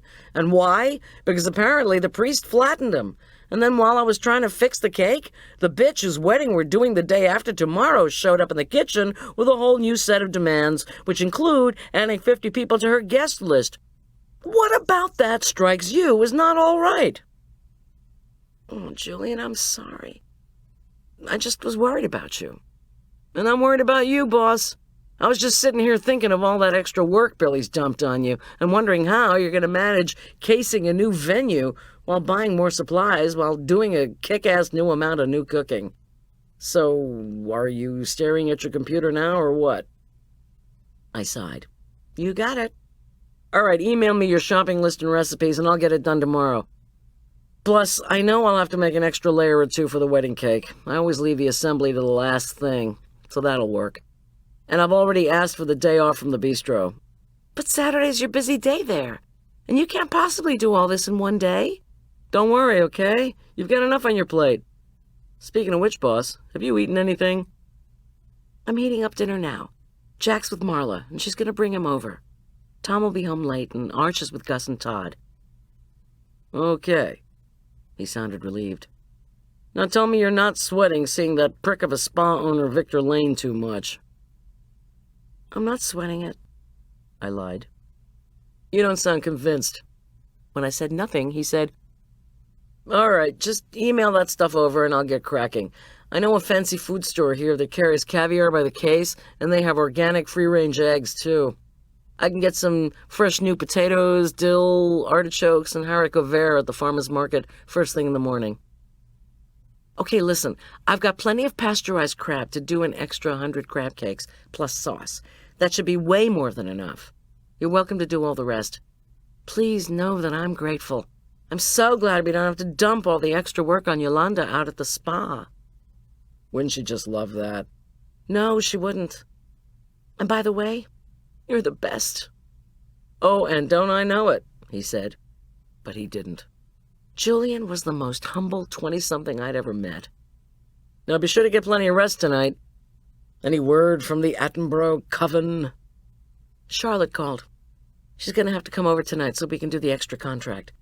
But my big worry is Jack. I have to try to comfort him. I mean, he's just lost his best friend. I'm going to try to convince him to eat here. Yeah, good plan. Did they ever find out exactly what happened to Doc Finn? Car accident is all I know. Tom should be able to tell me more later. He signed off after again urging me not to worry about the Attenborough wedding. Just think, he said, trying to sound jovial. In just over 48 hours, it'll be over. When I didn't say anything, Julian concluded, And don't worry about Victor Lane either. Right, I thought, as I checked the pecan butter crust. It was cool enough to fill, so I set about picking over and carefully washing the raspberries and blueberries Julian had brought from the same Boulder farmer's market where he'd be going tomorrow. Don't worry about Victor Lane, Julian had said. But how could I not worry about the obstreperous owner of Gold Gulch Spa? Victor Lane had stabbed me in the back once. Figuratively speaking, of course. Still, what was to prevent him from doing it again? I spooned the luscious curd filling into the cooled crust and carefully dried enough berries to make the top of Marla's pie both gorgeous and appetizing. Then, I told myself, don't think about Billy Attenborough. Don't think about Doc Finn. Don't think about Victor Lane. Yeah, especially that. But as I dropped the berries into precise place, I reflected, trying not to, on Victor Lane. When I'd finished my Denver apprenticeship to Andre Hibbard, I applied to work at the only catering business serving the mountain area, an enterprise with the ridiculously unappetizing name Victor's Victuals, owned and operated by Victor Lane. As far as I knew, Victor had gotten into the food business because he'd seen the need the wealthy of Aspen Meadow had for giving parties. He'd seen an easy way to make money, and he'd taken it. I thought back to those difficult years right after I'd divorced the jerk. I'd gotten the house, in the parlance of divorced people, and I wanted to be able to do food service when Arch was in school or with babysitters, without subjecting him to the grueling routine of restaurant work. I thought I'd have a perfect fit with Victor's Victuals. Boy, was I wrong. Victor did not like to work with food, far from it. His idea of catering a summer party was to go down to one of the warehouse clubs in Denver buy corn chips and cheese dip, several tubs of prepared potato salad, a variety of packages of hot dogs, hamburgers, steaks, and/or chicken legs, all of which he slathered with bottled barbecue sauce and threw onto the grill while he tossed packaged salads with ranch dressing made from a mix. For dessert, he ordered either the warehouse chocolate cake, carrot cake, or cheesecake. I'd learned from one of the young men who worked for Victor that he tripled the cost of his ingredients, as he called the processed foods he bought, and he made out like the kind of bandito who'd once populated Aspen Meadow. So I'd made an appointment to see Victor and promised him, modestly, immodestly, I still didn't know, some new taste sensations. I showed up at his door with platters of homemade new potato salad with hand-picked dill and creme fraiche, the same recipe we were going to have at Billy's reception, marinated grilled chicken breasts, a flawless baby spinach salad, a loaf of homemade Cuban bread, and a flourless chocolate cake. He'd tasted everything and curled his lip. Then he leaned back in his chair, crossed his arms, and he turned me away with a curt, "Women don't know how to cook." Pushing the memories away, I put the pie in the walk-in, pulled out a case of crab, and printed out my recipe for crab cakes. Then I checked that I had plenty of fresh celery, my only concern, and began mixing up the ingredients for all the extra crab cakes I would need for Billy Attenborough's reception. Women don't know how to cook. How Victor Lane's cruel assessment had rung in my ears all the way home that day. As my van had chugged away from his house, I berated myself for allowing tears to sting my eyes, and slapped them away when they rolled down my cheeks. Still, self-pity ruled only until I swung my van into our gravel driveway. Don't know how to cook, huh? We would just see about that. Oddly, my own beloved godfather featured in this story early on. Jack happened to call me after I had stomped back into my kitchen with the remains of my offerings for Victor Lane. Jack had been saying for months how worried he was about me since I'd kicked out the jerk. He repeatedly asked if there was anything he could do for me. Would I consider moving back to New Jersey? Did I need money? Could he at least pay for housekeeping help for me? No, thank you, I'd always said. When Jack had called this particular time, I was still so upset, I ended up giving him a blow-by-blow of my interview, a euphemism for rejection, if ever there was one, with Victor Lane, although I didn't use his name. I think I was too afraid Jack might fly out and shoot him. Jack was a crack shot. But Jack had made no threats. He had only said quietly, "I think you should open your own catering business, and I'm going to send you the money to do it." I protested, of course, the way I always did. I wanted to make it on my own. Jack had said, "Gertie girl, you got merit scholarships to go to prep school and college. You had a child while that creep treated you like dirt. You dumped the creep, you worked your way through an apprenticeship at a restaurant to learn the food business. And you think you haven't already made it on your own?" "Jack, don't." And then I burst out crying again. "Gertie girl, don't say another word.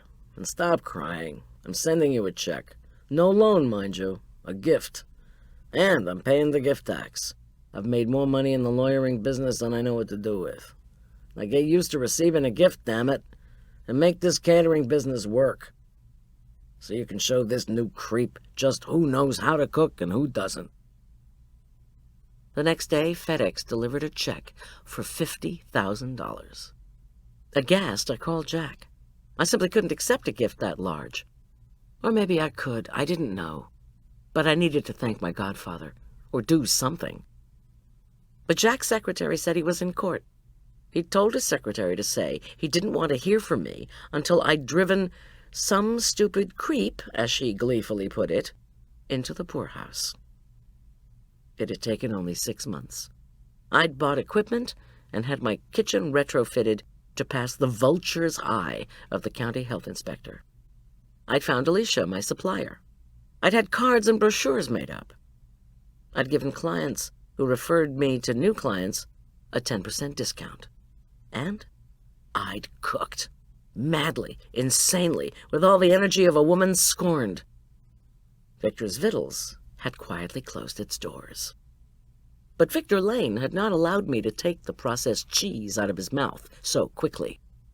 He'd wormed his way into the affections of two food critics, one at a Denver newspaper, the other at a glossy magazine, Front Range Quarterly. He'd made sure that both critics skewered my business. Goldilocks Catering, where everything is just right. The critics said my food was unoriginal, boring, and left them hungry. Since Andre had taught me to have photos posted in my kitchen of every food critic working in the greater Denver metropolitan area, I'd been quite sure that neither of the poseurs had ever tasted my food or even attended one of my parties. "Don't ever let anyone tell you this behind-your-back stuff isn't personal," Jack had told me. "It's as personal as it can be. But if you keep doing the work you were hired to do by clients who love you, then this new creep can blow his despair over you driving him out of business out his ass." Like most lawyers, Jack did have a way with words. I'd refused to give up my catering business, which had continued to thrive, thank you very much, and Victor Lane had bought the Creek Ranch Hotel and turned it into Gold Gulch Spa. The most delicious irony of all was that he'd hired a woman to run his kitchen. Yolanda, my friend, had confided that Victor was an absolute pain in the behind, but the spa clients, 99% of whom were women, were as addicted to Gold Gulch Spa as crack smokers were to their pipes. Even though Victor never, but ever, gave her any credit, she knew she deserved it. And, she said, the women who slipped $100 bills into her apron pocket at the end of their stays seemed to agree. Whatever, as Arch would say. I didn't wish Victor Lane harm. I just wanted him to stay out of my way. Over the last 4 years, we'd been successful at dodging each other. But with Billy Attenborough scheduling her wedding and reception at Gold Gulch Spa, my carefully crafted avoidance of Victor Lane was about to come to an abrupt halt. I finished molding the last crab cake and counted them. I figured Billy could invite an extra 75 people to her guest list, and we'd still be in good shape. I covered the platter and placed it in the walk-in, just in the nick of time, as it turned out. The doorbell rang. Jack and Marla. Through the peephole, Marla waved at me with crazed teen-type enthusiasm. I wondered how much of that scotch and bourbon they'd had time to ingest. "Finally, finally!" Marla shrieked when I let her inside. The two of them stomped inside in a cloud of whiskey scent. "We're starving. Do you have anything cooking?" "Crab cakes or pork ragout? I've got plenty of extra crab cakes for the Attenborough reception, and the pork ragout is yummy." "Both, then," Marla replied. I took their coats while they ushered themselves into the kitchen. Marla's joviality was forced, while Jack, who had tightness around his eyes and wore a strained expression, looked as if he'd just lost his best friend, which of course he had. What, oh what could I do to help my dear sweet godfather recover? He had been uncompromisingly generous and kind to me my entire life, and I had no idea, none, how to help him. Chapter 6. "I thought you were having the churchwomen over for dinner," I said to Marla as she dug into a crab cake I'd sautéed for her. "Dessert. You made my pie, didn't you?" When I nodded, Marla lifted her chin in Jack's direction. He was rubbing his forehead. He'd refused any food. Marla caught my eye and shook her head. "Jack," I said gently, "let me call Craig Miller for you. He's a doctor. Maybe you should have a tranquilizer or something." When Jack grunted, I went on. "Look, maybe Craig knows a psychologist or a psychiatrist or someone professional anyway. Someone who could come out to the house to talk to you. Will you let me, please?" "Absolutely not," said Jack. He took a deep breath. "No doctors, please. I'm a big boy. I can handle this." "Jack," I exclaimed, as Marla shrugged. "How about Father Pete?" I persisted. "Or Lucas. I know either one of them would want to be with you, if that would somehow make you feel better." Jack managed a wan smile. "Gertie girl, I'm fine. I'm just tired." He frowned and looked around the kitchen, as if noticing for the first time that it was only the three of us there. "Where's Tom? Arch?" "Arch is at his half-brother's house. Tom's coming home late." I checked the clock. Almost 6. "When are the churchwomen arriving, Marla?" 7, but I have to be back home by 6:30. The car service guy's coming back for me. Do you have any more crab cakes? And how about a bowl of that ragu?" I fixed her both. Since Marla had had her heart attack, I automatically prepared most of my main dishes with low-fat this, low-carbohydrate that, or reduced-calorie the other thing. If she ate dessert, I figured that was her problem. Jack, who'd had 2 heart attacks, had no desire to have me lecture him about anything, as he said he already got plenty of that kind of tripe, as he called it, from his son Lucas. I didn't want to bring up Doc Finn's death, and it was clear that neither Marla nor Jack did either. But since Jack's conversations with me usually centered on the issues he was having adjusting to life in the West, or where he and Finn had just gone fishing, we suddenly had a cavernous space in our conversation. When Marla hopped up to heat another crab cake, I finally grabbed at a conversational straw. "You're going to get sick of those before Billy Attenborough's wedding," I commented. "It's day after tomorrow, remember?" Marla and Jack groaned in unison. Marla said, "I got a call today from a secretarial service that Charlotte is using. All the guests are being notified of the new venue for the wedding. Gold Gulch Spa, please. What are we supposed to do, stuff ourselves silly at the reception, then go work out, then relax in the hot springs pool?" "How about," Jack interjected, "we just pig out, then go rest in the hot pool?" After asking that question, though, he went back into the daze that had enveloped him since he'd arrived at the house. "Sounds good to me," replied Marla. "But get this, directions are being emailed, faxed, or delivered by messenger to each and every wedding guest, depending on how technologically current you are. Changing where the festivities are being held must mess up your plans somewhat, eh, Goldy?" "I don't even want to go there," I replied. "I mean, I'll go to the spa, but I sure don't want to talk about how Billy's addition of 50 more guests is screwing up my life. Charlotte's coming over tonight so we can hammer out the details. I have to drive to Gold Gulch tomorrow morning to see what our flow is going to be, where the tables will be set up, all that jazz. And then there's the dreaded Victor Lane to deal with," Marla added. She knew all about my dealings with the man who thought women couldn't cook. "Victor Lane?" Jack suddenly seemed to come out of his stupor, and his gray eyebrows knit in puzzlement. "Victor Lane? Why does that name sound depressingly familiar?" Oh, dear. I found it hard to believe that Jack, the man who'd been going out with Charlotte Attenborough virtually since he arrived in town, would not have heard of Victor Lane and his vaunted Gold Gulch Spa. Charlotte was well known as a Gold Gulch fixture.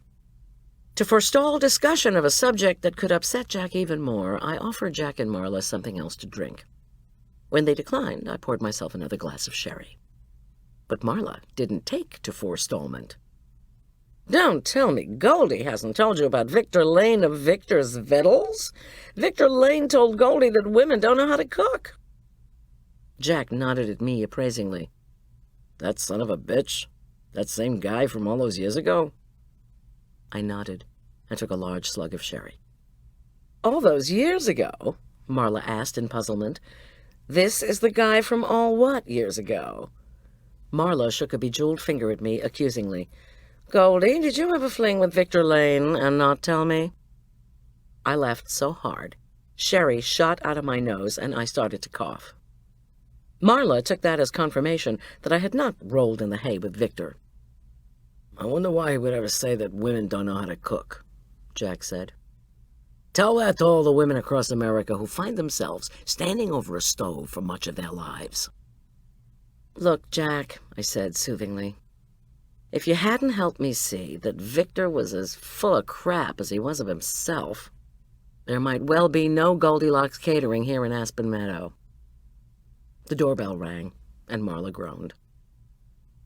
"Just as I'm about to get some truly juicy gossip about Aspen Meadow's renowned asshole spa owner," she said, "my car service guy arrives. Damn it! Now you two need to hold that thought, because I want to hear all about Victor Lane when we get together next." She eyed the platter. May I take a couple of crab cakes, Goldie? I'm so hungry. Yeah, sure. I made lots extra for Billy Attenborough's shindig. And don't forget your pie. I loaded her down with goodies, and she took off for the front door, where whoever was there was persistently knocking. Oops, it's not my guy, said Marla, as she checked the peephole. It's an Attenborough, she sing-songed. Incoming! She put her platters of food down on the hall table. Already? I asked. Yes, yes, Marla sing-songed again. I haven't called her all day. She's going to be angry, Jack said dejectedly. Charlotte, darling! Marla swept the front door open. Don't tell me you're not coming to the dessert fundraiser tonight at my place. Don't break my heart. I'm coming, Charlotte trilled. What are you doing here, Marla? Don't you have guests to get ready for? You smell like liquor. Where's Goldie? Jack uttered a swear word under his breath. In the kitchen, Marla sang. Oops, there's my car service. She picked up her food platters and sashayed out. See you later, everybody.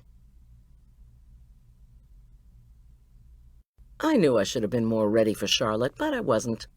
The thought occurred to me that maybe she should tend to Jack. Charlotte Attenborough had been a nurse in her previous life, before her well-insured husband died of his bleeding ulcer.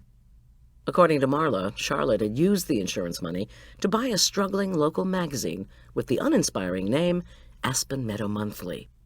She'd transformed the publication into a glossy, widely read and admired lifestyle rag, Mountain Homes. Charlotte herself was owner, editor, and chief poobah, and as such was greatly admired around town.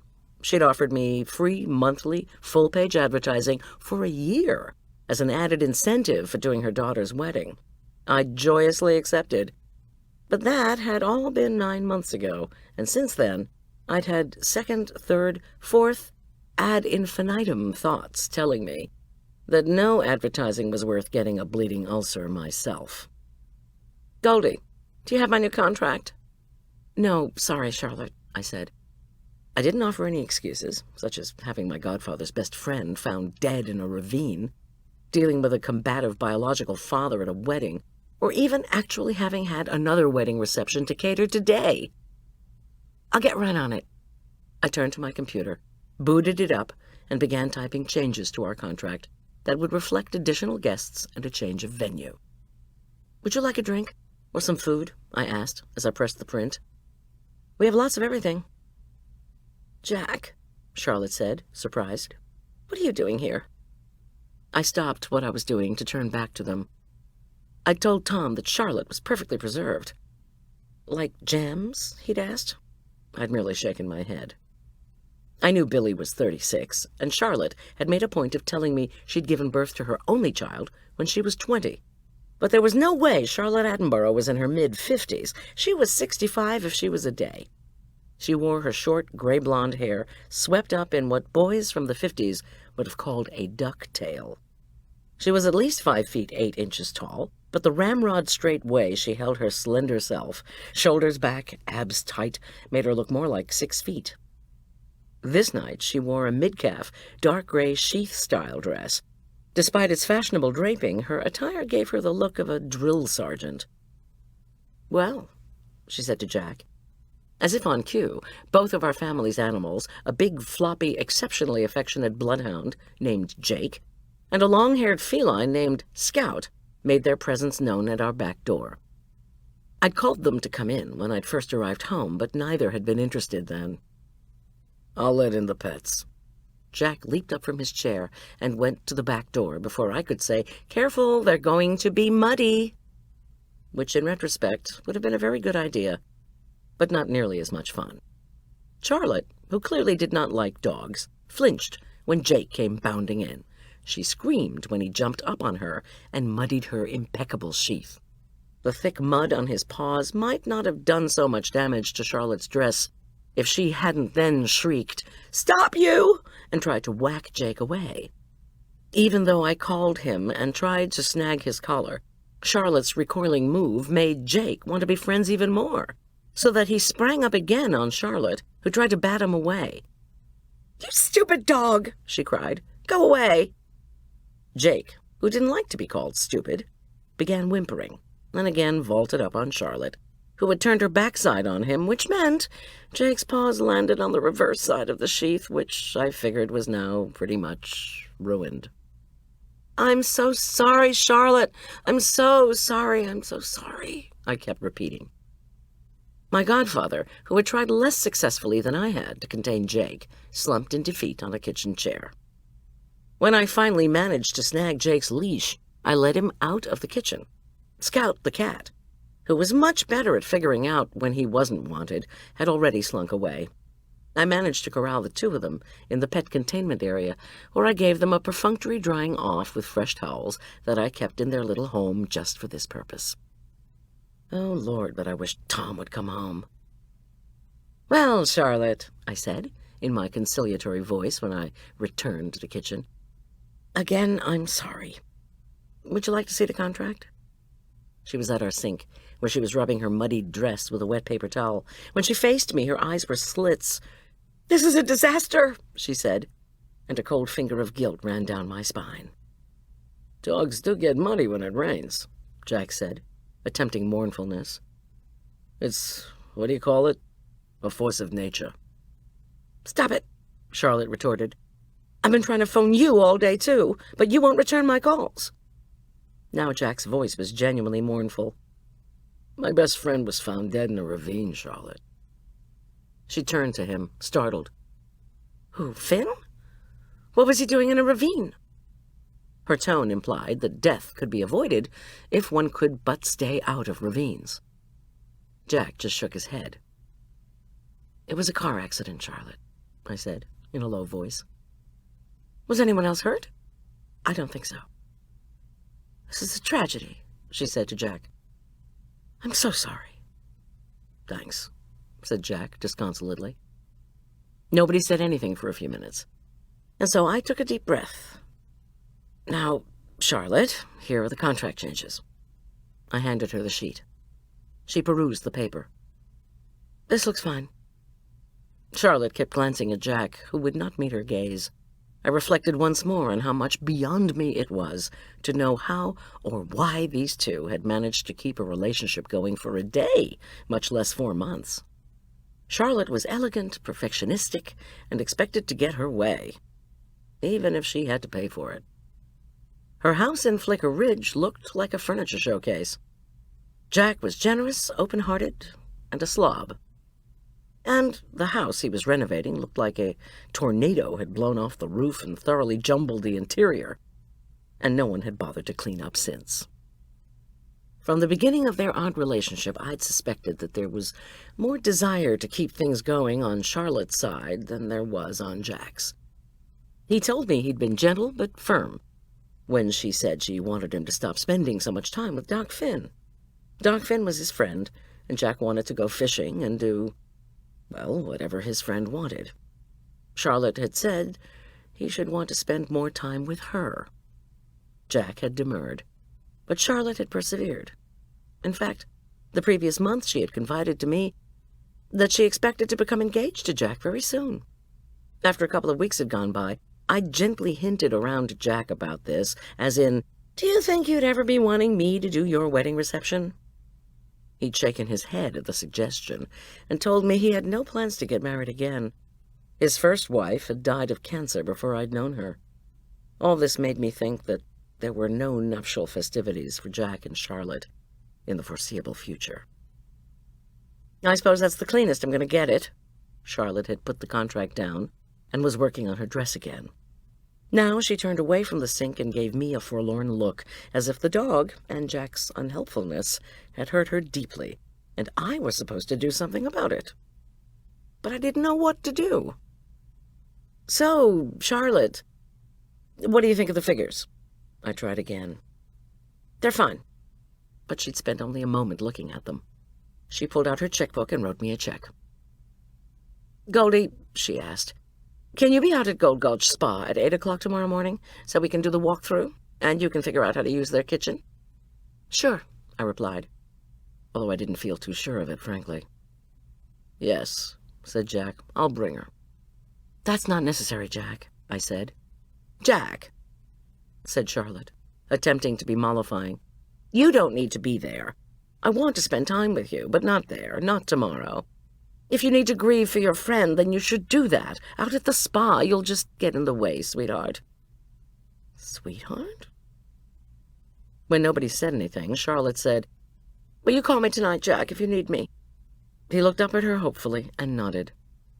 "Well then," she went on, "I guess I need to go home and change before the fundraiser." When the door had closed, I turned to my godfather. "Jack, you don't have to take me out to Gold Gulch tomorrow. I can manage." Jack made his face blank, a practice I'd seen him do before. "No, but I want to go, to protect you from this Victor Lane character." "I don't need protecting, thanks." "Uh-huh. Last time I looked, your first husband disproved that particular theorem." "Oh, Jack, don't—" "Now," he interrupted, "tell me why Tom is investigating the death of my best friend." "I have no idea that that's what he's doing." "Bull.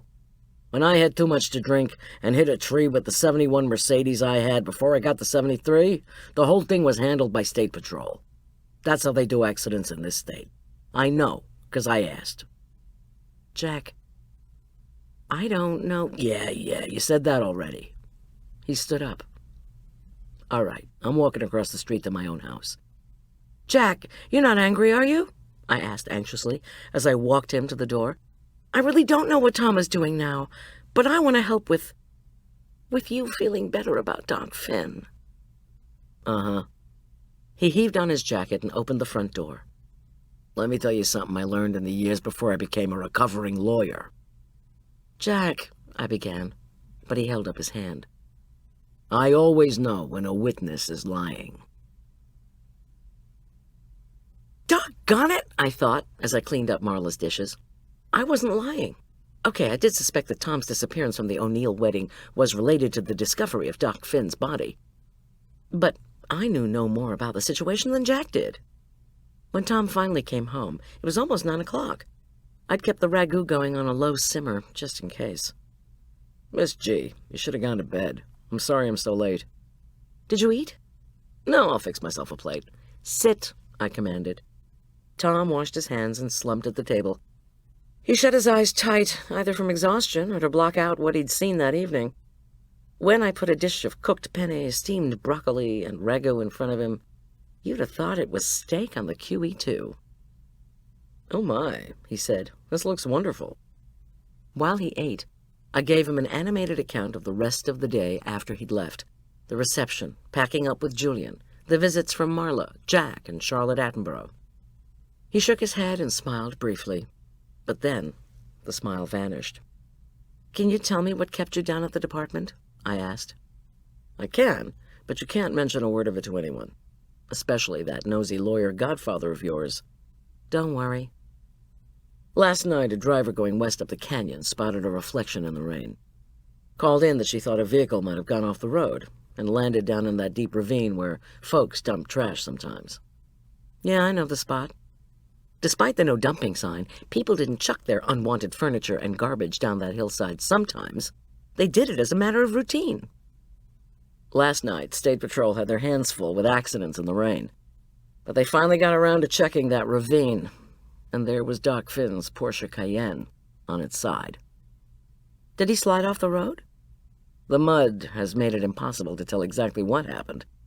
But State Patrol called us after they'd spent about an hour down in the ravine." The taste of acid filled my mouth. "Somebody," Tom continued as he pushed his plate away, "came down into the ravine and used a rock to break the driver's side window. It looks as if whoever the person was then used another rock or something to smash in Doc Finn's skull." "The rocks couldn't have come loose somehow when the Porsche slid into the ravine?" "No, Miss G. That's why State Patrol is good at what they do." He shook his head. Doc Finn was murdered.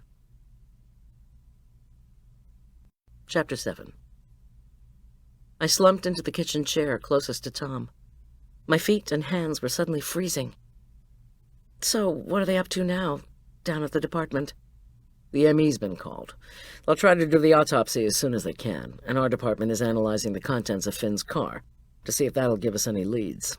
There were only a couple of houses nearby, and our guys have canvassed the whole area. But nobody saw anything. Do they have any idea where Doc Finn was going? Yeah. He had his cell in the car, according to the received calls on there.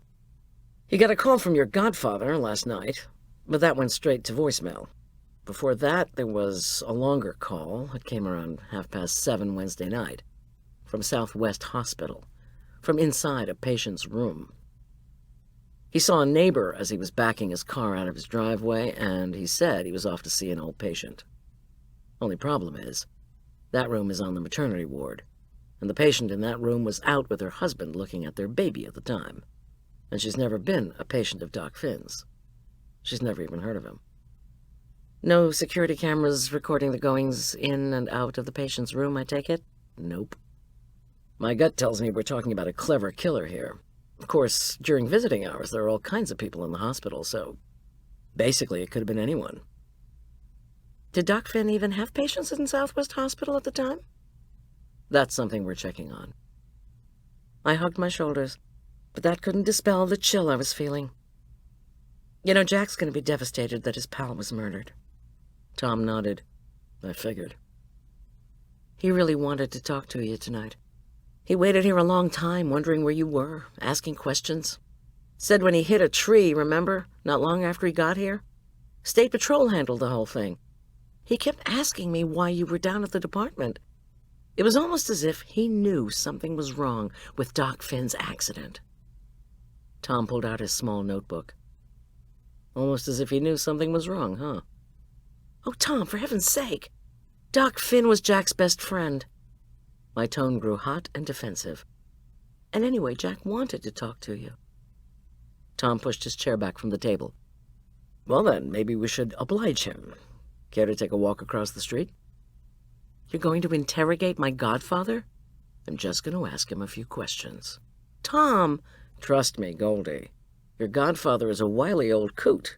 He can read people the way preachers recite Bible verses. If he even sniffs this as an interrogation, he'll lawyer up faster than you can say, glory be. I gritted my teeth and reached for my trench coat in the hall closet. While Tom waited for me on the porch, I felt a pang of guilt that we were going over to Jack's with the intention of, well, whatever it was we were intending to do. I dashed back into the kitchen and grabbed a bottle of Sauterne, a little $75 a bottle number that a grateful client had given me. So far, I hadn't had the heart to open it. What do you think you're doing? Tom asked me when I appeared on the porch with the wine. I'm taking Jack this bottle. Put it back. Can't I just? Absolutely not. You ever hear the old saying, beware of the gift giver? I can give Jack something if I want to, I retorted. I just brought him bread this morning. He sees us coming. With you holding that, he'll think, here comes Tom the cop with his wife, my godchild, and she's holding a bottle of wine that she thinks she's going to pimp me with, so I'll tell them all the dirt on Doc Finn. Tom! You trust me on this or not? Well, of course I did. I put the bottle back, but I felt my nerves becoming even more frayed, and they'd been unraveling ever since Tom had arrived home. Tom, Gertie girl, come in. Jack's tone was grateful as he opened his massive door, a large sculpted oak number that he had picked up at a salvage yard. And so we entered Jack's jumble, as Arch called it. My godfather kept saying he was renovating, but as yet there were few visible signs of improvement, either on the exterior or the interior. I could see why the persistently rainy weather would have prevented him from putting up new cedar shake shingle siding, which was what he claimed he intended to do. But on the inside, he had no excuse that I could see. Fishing and carousing tended to derail motivation, in my view. As we stepped into the gray-walled foyer that still showed the rectangular outlines of the previous owner's pictures, it was clear Jack hadn't made much progress. He'd gutted the first floor, so that instead of having a parlor, dining room, and who knew what all Victorian-type rooms, he now had a big open space. In the far left corner, he'd put state-of-the-art appliances into what was going to be an open-plan kitchen, but he still had no cabinets or countertops. My feet gritted across the hardwood floors that Jack had uncovered when he'd torn up the old green and brown shag carpeting. As far as I knew, Jack had not made a move to refinish the floors, or even to call someone to get an estimate to have them done. Thanks for coming over. He was trying to sound cheerful, but his voice was as forlorn as the long, high-ceilinged room that he'd told me would eventually double as both living and dining room. The whole area contained only a few pieces of furniture that Jack had bought from the local second-hand store, while his good furniture, as he called it, stayed in storage. Sit, Jack invited us, sweeping his hand toward a threadbare, Victorian-style maroon velvet couch that had seen better days, I guessed, in a brothel. On each side of the couch, and in front of it, stood, out-of-context, teak Danish modern tables that, more than the couch, had seen much better days. And then there were the two directors' chairs that looked as if they'd been fished out of a well, back when Orson Welles had been a director. Tom sat in one of the director's chairs, while I took my place at the far end of what I affectionately thought of as the John's couch. Tom grinned. I can see you've been keeping your nose to the remodeling grindstone. He liked Jack, and the feeling was mutual. Can't rush these things, Jack commented. He gestured to an open bottle of scotch on the table, where there were also, I noted, 3 glasses, a carafe of water, and an ice bucket. Next to these cocktail fixings was a yellow legal pad and a pen, 2 lawyerly accoutrements that Jack had never been able to give up. Drink? To my astonishment, Tom replied, Sure. I blinked and tried to catch Tom's eye. I had never once witnessed him take a drink from someone he wanted to question. He was always circumspect, if not downright wary. Gertie girl, Jack asked. Same as usual? With a lot of water, please, Jack. I've already had some sherry. Tom? Straight, with a bit of ice, thanks, Jack. Well, Tom boy, Jack shook his head. You must really suspect me of doing something. So Tom was drinking, and Jack was acting suspicious, and I was left to wonder what was going on. Muttering unintelligibly to himself, Jack poured us each a couple of fingers of scotch, added some water and ice to both, and handed them across. Trying to throw me off guard, eh, Tom? Drink my scotch, see if you can get me to drink more than you do, loosen up my tongue, find out what I know about Doc Finn. Is that it? Hey, neighbor, back off a bit, Tom replied. He took a long swig of the proffered drink. I know you were friends with Finn, and I'm sorry he's gone. Tom paused. Goldie said you wanted to talk to me, that's all. I do. When no one said anything, Tom sipped his drink again and said finally, So, you know anyone who wanted to hurt Doc Finn? Did he have any enemies? Jack surprised me again, this time by putting his head in his hands and starting to sob. Jack, I said. I moved over next to him and put my arms around his heaving shoulders. This is my fault, he howled. It's all my fault. I looked at Tom helplessly. Tom, in turn, gave me a warning glance that I knew meant say nothing, do nothing.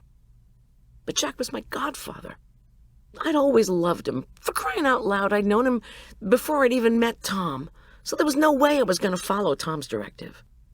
It's not your fault, Jack, I protested. It's the fault of the person who... Goldie, Tom shouted. Person or what? Jack asked. He didn't seem to be crying anymore. And he'd picked up the pen he'd put by the legal pad.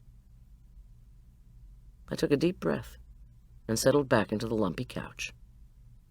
In front of the couch was a large picture window that had been put in by a previous owner, so Jack had a perfect view of our house. I resolved to look at our house and say not a word. If Tom and Jack were playing some kind of cat-and-mouse game, I didn't have a rule book. Why is Doc Finn dying? All your fault, Tom asked gently. He was murdered, wasn't he? Yes, Tom replied. Is that your fault? Jack shook his head. It's too complicated, he said, his somber mood reasserting itself. He threw down the pen. I work all day at complicated, Tom commented. Can you tell me how he was killed? Jack asked. No can do, you know that, counselor. Gertie girl? Jack's large eyes implored me. Don't start with her, Jack, Tom said sharply, or else we're going to have to leave. Now tell me why it's all your fault, okay? Or else tell me who Doc Finn's enemies were. Jack considered. Time stretched out for so long that I finally looked around for a clock. Big problem. This was Jack's mostly empty house, and there was no clock. He wore a Rolex, so he probably figured he didn't need another timepiece. All right, Jack said finally. But if I talk to you, will you tell me what you know? Tom said, Nope. Did someone run him off the road, shoot him while he was driving? Tom shrugged. Jack exhaled and stared at the legal pad. I don't know too much about Finn's enemies. There were a few women who wanted to get married, and he didn't. Jack stopped talking and considered. You know, Finn had retired, but recently he had a few patients. There were problems. I don't know what. What kind of problems? Tom asked sharply. Medical problems? Financial problems? I don't know, Jack replied, still disconsolate, still staring at the legal pad. Finn just told me there were problems, and that he was doing some research. But then, before I could find out what kind of research exactly, he stopped answering his home phone and his cell. I went over to his house and banged on the door. No answer there either. Tom grunted and refilled his drink. I wondered if he meant to rattle Jack by doing this. Ordinarily, he'd have taken out his notebook to write down what Jack was saying. I knew that much about my husband. How recently was all this, Jack? Tom asked. Today's Friday. When exactly did Finn stop answering his home phone and his cell? Why? I'm just trying to figure out what you're telling me, how it fits with our timeline. What's your timeline? I'm very tired, Jack, Tom replied. Goldie's even more tired, and she and I both have to get up early tomorrow morning, even though it's a Saturday. Okay, Jack said. He set his glass down on the table. Today's Friday. He cast his eyes up to his ceiling. I was supposed to meet with Finn. Last night. I didn't see him or hear from him after yesterday afternoon. I went to his place real late last night, but he wasn't there. Then this morning he was supposed to pick me up for the O'Neill wedding, but he didn't show. Tom pondered this. So you were supposed to meet with Finn last night to find out what kind of research he was doing, and he didn't show. You called him on both his home phone and his cell, and then you went over to his place. Did you call anybody else, another friend, say, to see where he might be? Nope. After Finn said he was doing some research, he suddenly disappeared and didn't call. Did you suspect foul play? Jack shook his head in frustration. I didn't know what to think. Now could you please tell me what's going on? I can't, said Tom. And so Tom and I went home. I hugged Jack before we left, and he hugged me back and muttered something about seeing me in the morning. Where are you going with him in the morning?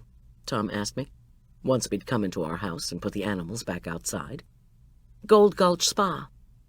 Jack's insisting on coming. Why, you don't think I'm in danger when I'm with him, do you? No, Tom said thoughtfully. I'm just trying to figure out what he's not telling us. There's something.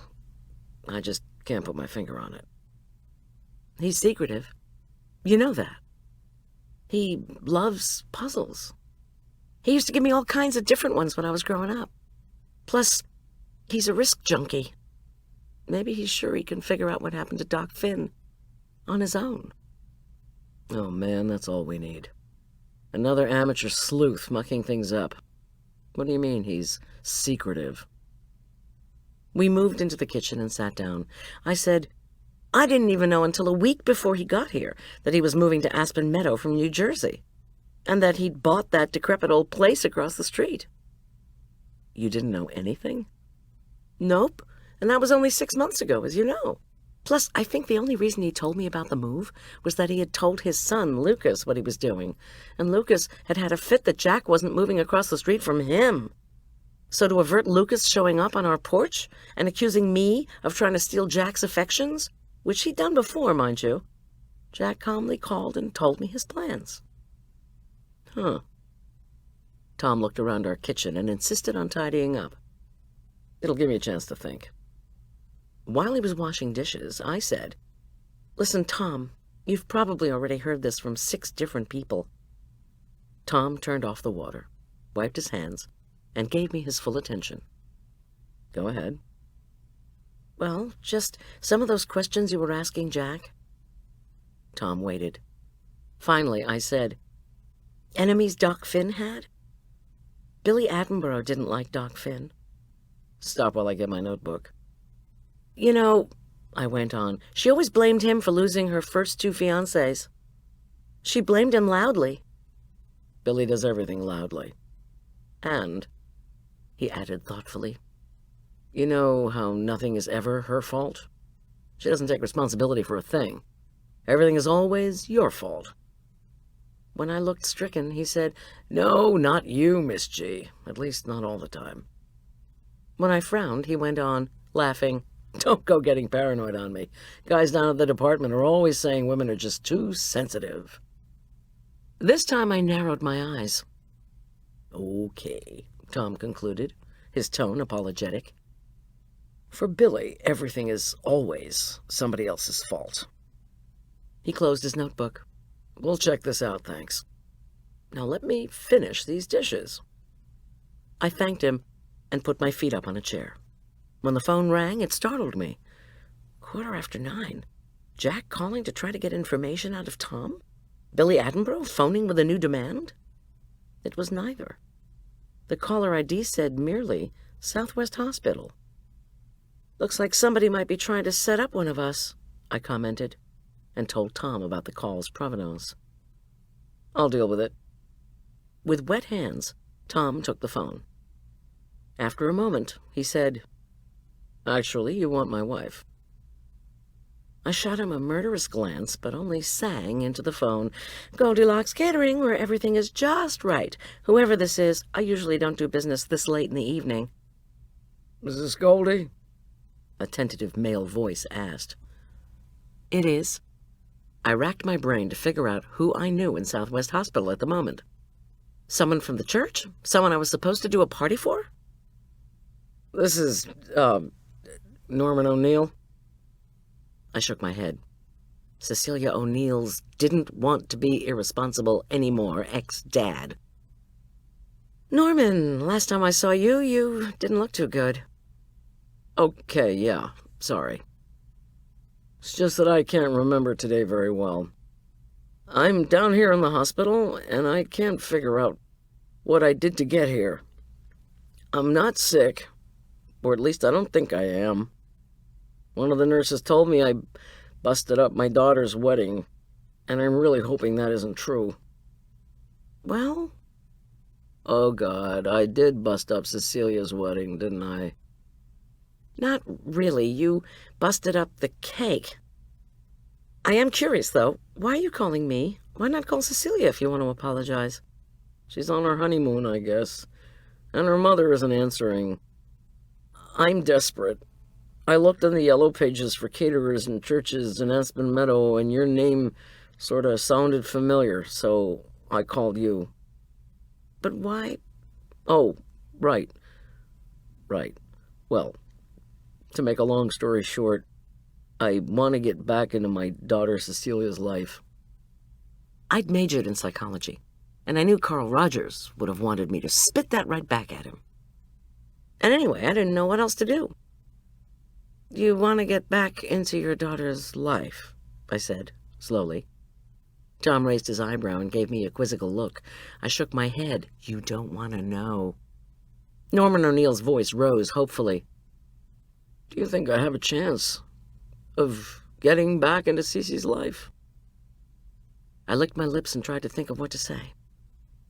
"Let's put it this way, Norman," I said, finally. "I'd say you're going about it in the wrong way. You could start by apologizing to Cecilia and Dodie and sending them a big check."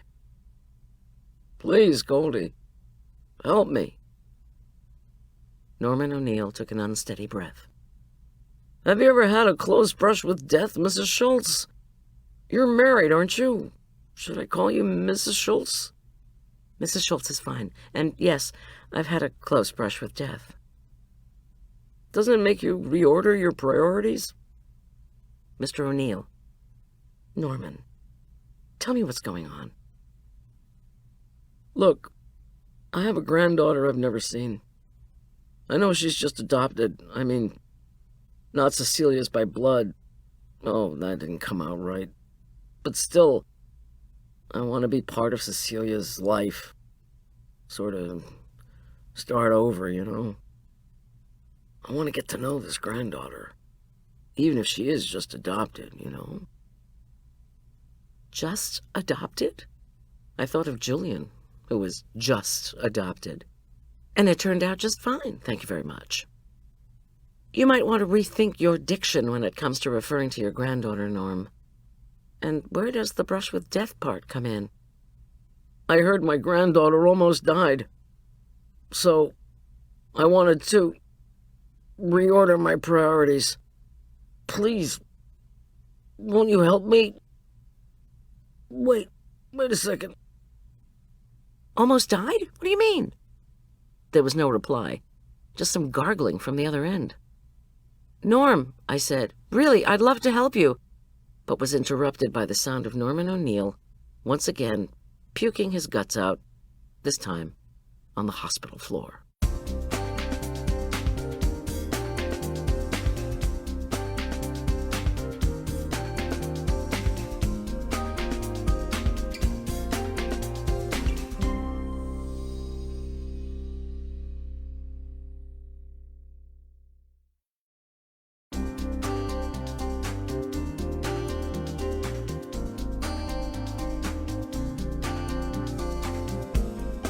Chapter 8. I hung up rather than listen to those horrible noises. I then told Tom about the remorseful, confused, and oh so sick Norman O'Neill. Sounds like your typical alcoholic after a blackout, Tom said. He wants like hell to make amends. At least he likes the idea of making amends. Only thing is, he wants somebody else to make them for him. Maybe I should go see him in the hospital, I replied. He did sound pretty awful. Plus, he said Cecilia's daughter almost died. Have you heard anything about that? No, I haven't. And you're kidding about visiting Norman O'Neill in the hospital, right? As if you don't have enough on your plate already. Never tell a caterer she has too much on her plate. Miss G, please. You want to go see Norman O'Neill? I'll go with you. But at least wait until you've done Billy Attenborough's wedding, Tom advised. By then, the dust and or mush may have settled in Norman O'Neill's brain, and the three of us might be able to have a civilized conversation, although I doubt it. By then, he'll have gone home from the hospital. I'm sure Dodie O'Neill will tell you where he lives. Or maybe he'll be in rehab, I said. Then I'd never be able to reach him, or at least not for 30 days, or whatever it is. Now I'm all worried about Cecilia's daughter. I'm going to call her. It's 9:30. But I dialed Dodie O'Neill anyway. Hey, Goldie, she said. I saw your name on the caller ID. I gave you the right amount of money, didn't I? Of course, Dodie, but Norman just called me from the hospital. Oh. Is that what the calls have been about from Southwest? Please tell me he's dying. I cleared my throat. He said Cecilia's daughter had a brush with death. I just wanted to make sure she was okay. She's in bed, fast asleep. Was Norman still drunk? He was pretty sick, but he sounded as if he wants to make amends or to have a relationship or something. Dodie snorted. He calls you again. Tell him to contact my lawyer. I felt sorry for him, I said lamely. Goldie, don't fall for his act. He's a son of a bitch. He manipulates women into bed with him. He gets women to do his work for him. He gets women who are going through divorces to pay him more money than is sane. He would manipulate the boulders in my front yard if he could. I just wanted to let you know about his call. I told her again what a lovely wedding Cecilia had had, even though I'd missed most of it, of course, and signed off. Tom was emptying his pockets, carefully placing his keys, badge, notebook, and wallet on the counter. He stopped for a moment to give his words their full effect.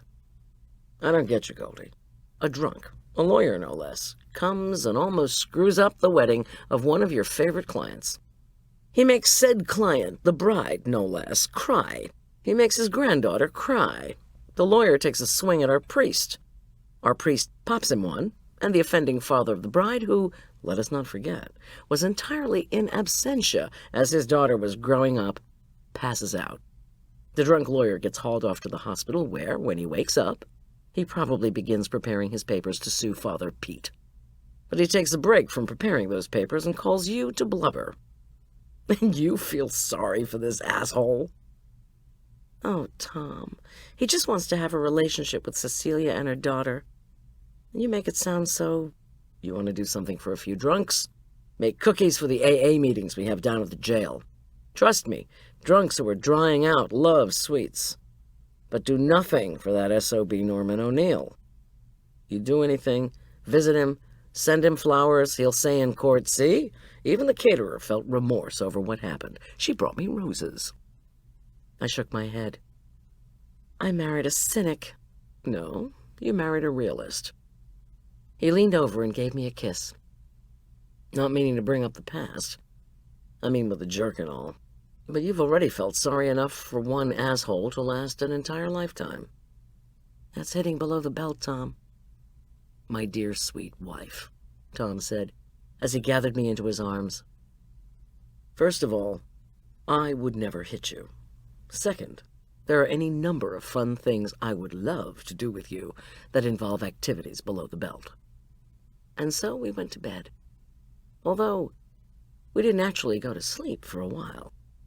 Tom had a number of those activities in mind, and I was more than willing to try them out. As I was drifting off to dreamland, I realized that, unlike many of the people I worked for, I hadn't thought getting married was any big deal. It was being married, to Tom that is, that, along with having Arch, had been the very biggest deal of my life. Saturday morning dawned with weak sunshine and birdsong. I lay in bed thinking how much better the night before with Tom had been than the day I was about to have was probably going to be. The prospect of spending my Saturday with Charlotte Attenborough and the dreaded Victor Lane at Gold Gulch Spa did not fill me with joy. Even the leavening presence of my godfather wouldn't help. I wished fervently for rain, lots of it, and a cancellation of all plans. Come on, Miss G. Tom leaned over and kissed my cheek. I luxuriated in his scent of aftershave and soap. He placed an iced espresso with cream on the night table. I have to go meet with the medical examiner. The medical examiner? Do you really think he'll get to Doc Finn so soon? Yep. Our guy was an old friend of Finn's.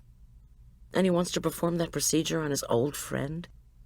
I shivered as I stood up and eased into black pants and a white shirt. That's awful. He called me early on my cell.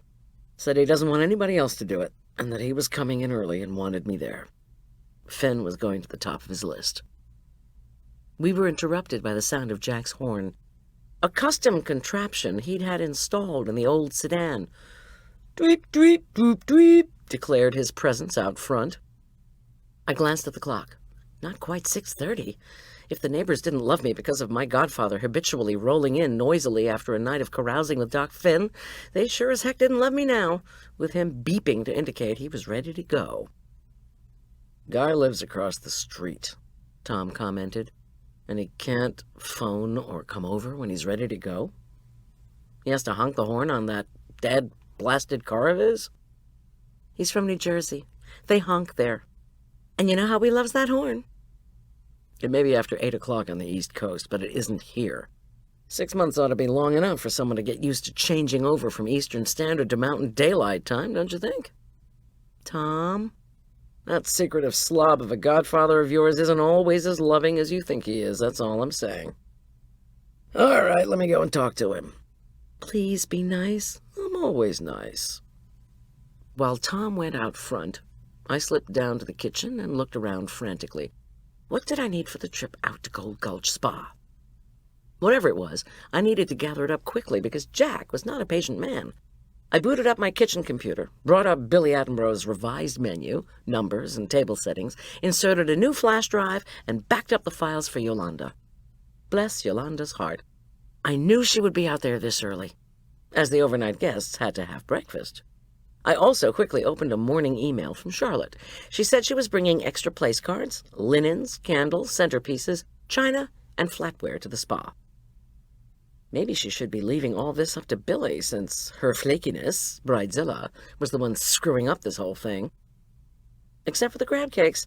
At least dear Julian was making all the extra food, bless his heart. I pressed the button on my espresso maker to make myself another summertime special. When I'd poured the espresso and cream into a thermal mug with a lid and showered it with ice, I grabbed my purse, the flash drive, and a raincoat and raced out the door. Tom and Jack were engaged in amicable conversation as they leaned against Jack's shiny red Mercedes. How someone could keep his house such a mess and be so careful to keep his classic car so meticulously clean was one of the mysteries of the universe, at least to my way of thinking. Jack, looking dapper in a white Brooks Brothers shirt, navy blazer, and navy trousers, held the passenger door open for me. "Gertie girl, Tom says you weren't quite ready to go. Sorry if I bothered you." I shook my head at Tom, who was grinning widely. "I'm ready, Jack. I just don't understand why we have to leave so early.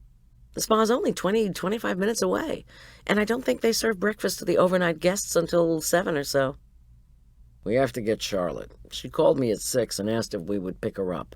I felt bad for not doing better with her last night." "But your best friend had died." He gave me a sidelong glance. "My little Gertie girl, always making excuses for me. Well, let me warn you. Trying to pry Charlotte out of that house of hers is like trying to chip cement off a brick. Plus, you probably want to talk to Billy, don't you?" "Not particularly," I replied. Jack folded himself into the driver's seat and gave me a devilish grin. "If you don't want to talk to Billy, then that's why we have to get there early. That lazy, unemployed 36-year-old wouldn't get out of bed before 9 o'clock if her life depended on it." Jack fishtailed away from the curb. "Jack!" "Oops, sorry. Buckle up, would you? Tom's watching." I wrenched on my seatbelt and checked the rearview mirror. Tom was indeed eyeing our departure, but he was grinning and shaking his head. I glanced around the interior of the Mercedes. It was black leather accented with wood grain. Not the easiest color combination to keep clean in the mountains, where the summer weather was often dry, dusty, and windy. Unless you'd had a ton of rain, which we had. But then you'd expect mud on the outside and inside of a vehicle. I was always struggling with either dust or mud in the van, but Jack's car was impeccable, as usual. "Jack, I don't understand why your house is the way it is, and your car is, the way it is." "I'm a study in contrasts." He checked his Rolex. "What do you bet Charlotte will be completely dressed this early?" "She's already sent me an email. I thought you said it would be harder to pry her out of her place than chipping cement off... What did you say?" Jack chuckled. "Drink your coffee so you can wake up." Jack pulled the Mercedes onto Main Street.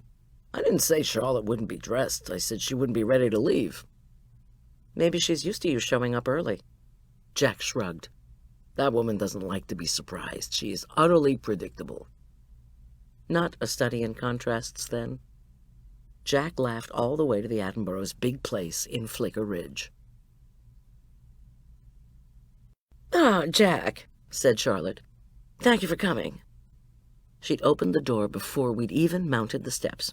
She wore a loosely draped pantsuit of an undoubtedly expensive silvery material and matching silver-gray heels. She looked Jack over approvingly and smiled at me. Jack, though, pulled his face into a pained expression. I couldn't read whether it was genuine or not. "Charlotte, dear, it's my pleasure." Charlotte arched an eyebrow, as if she didn't believe him. "Well, thank you. Would either of you like a cup of coffee?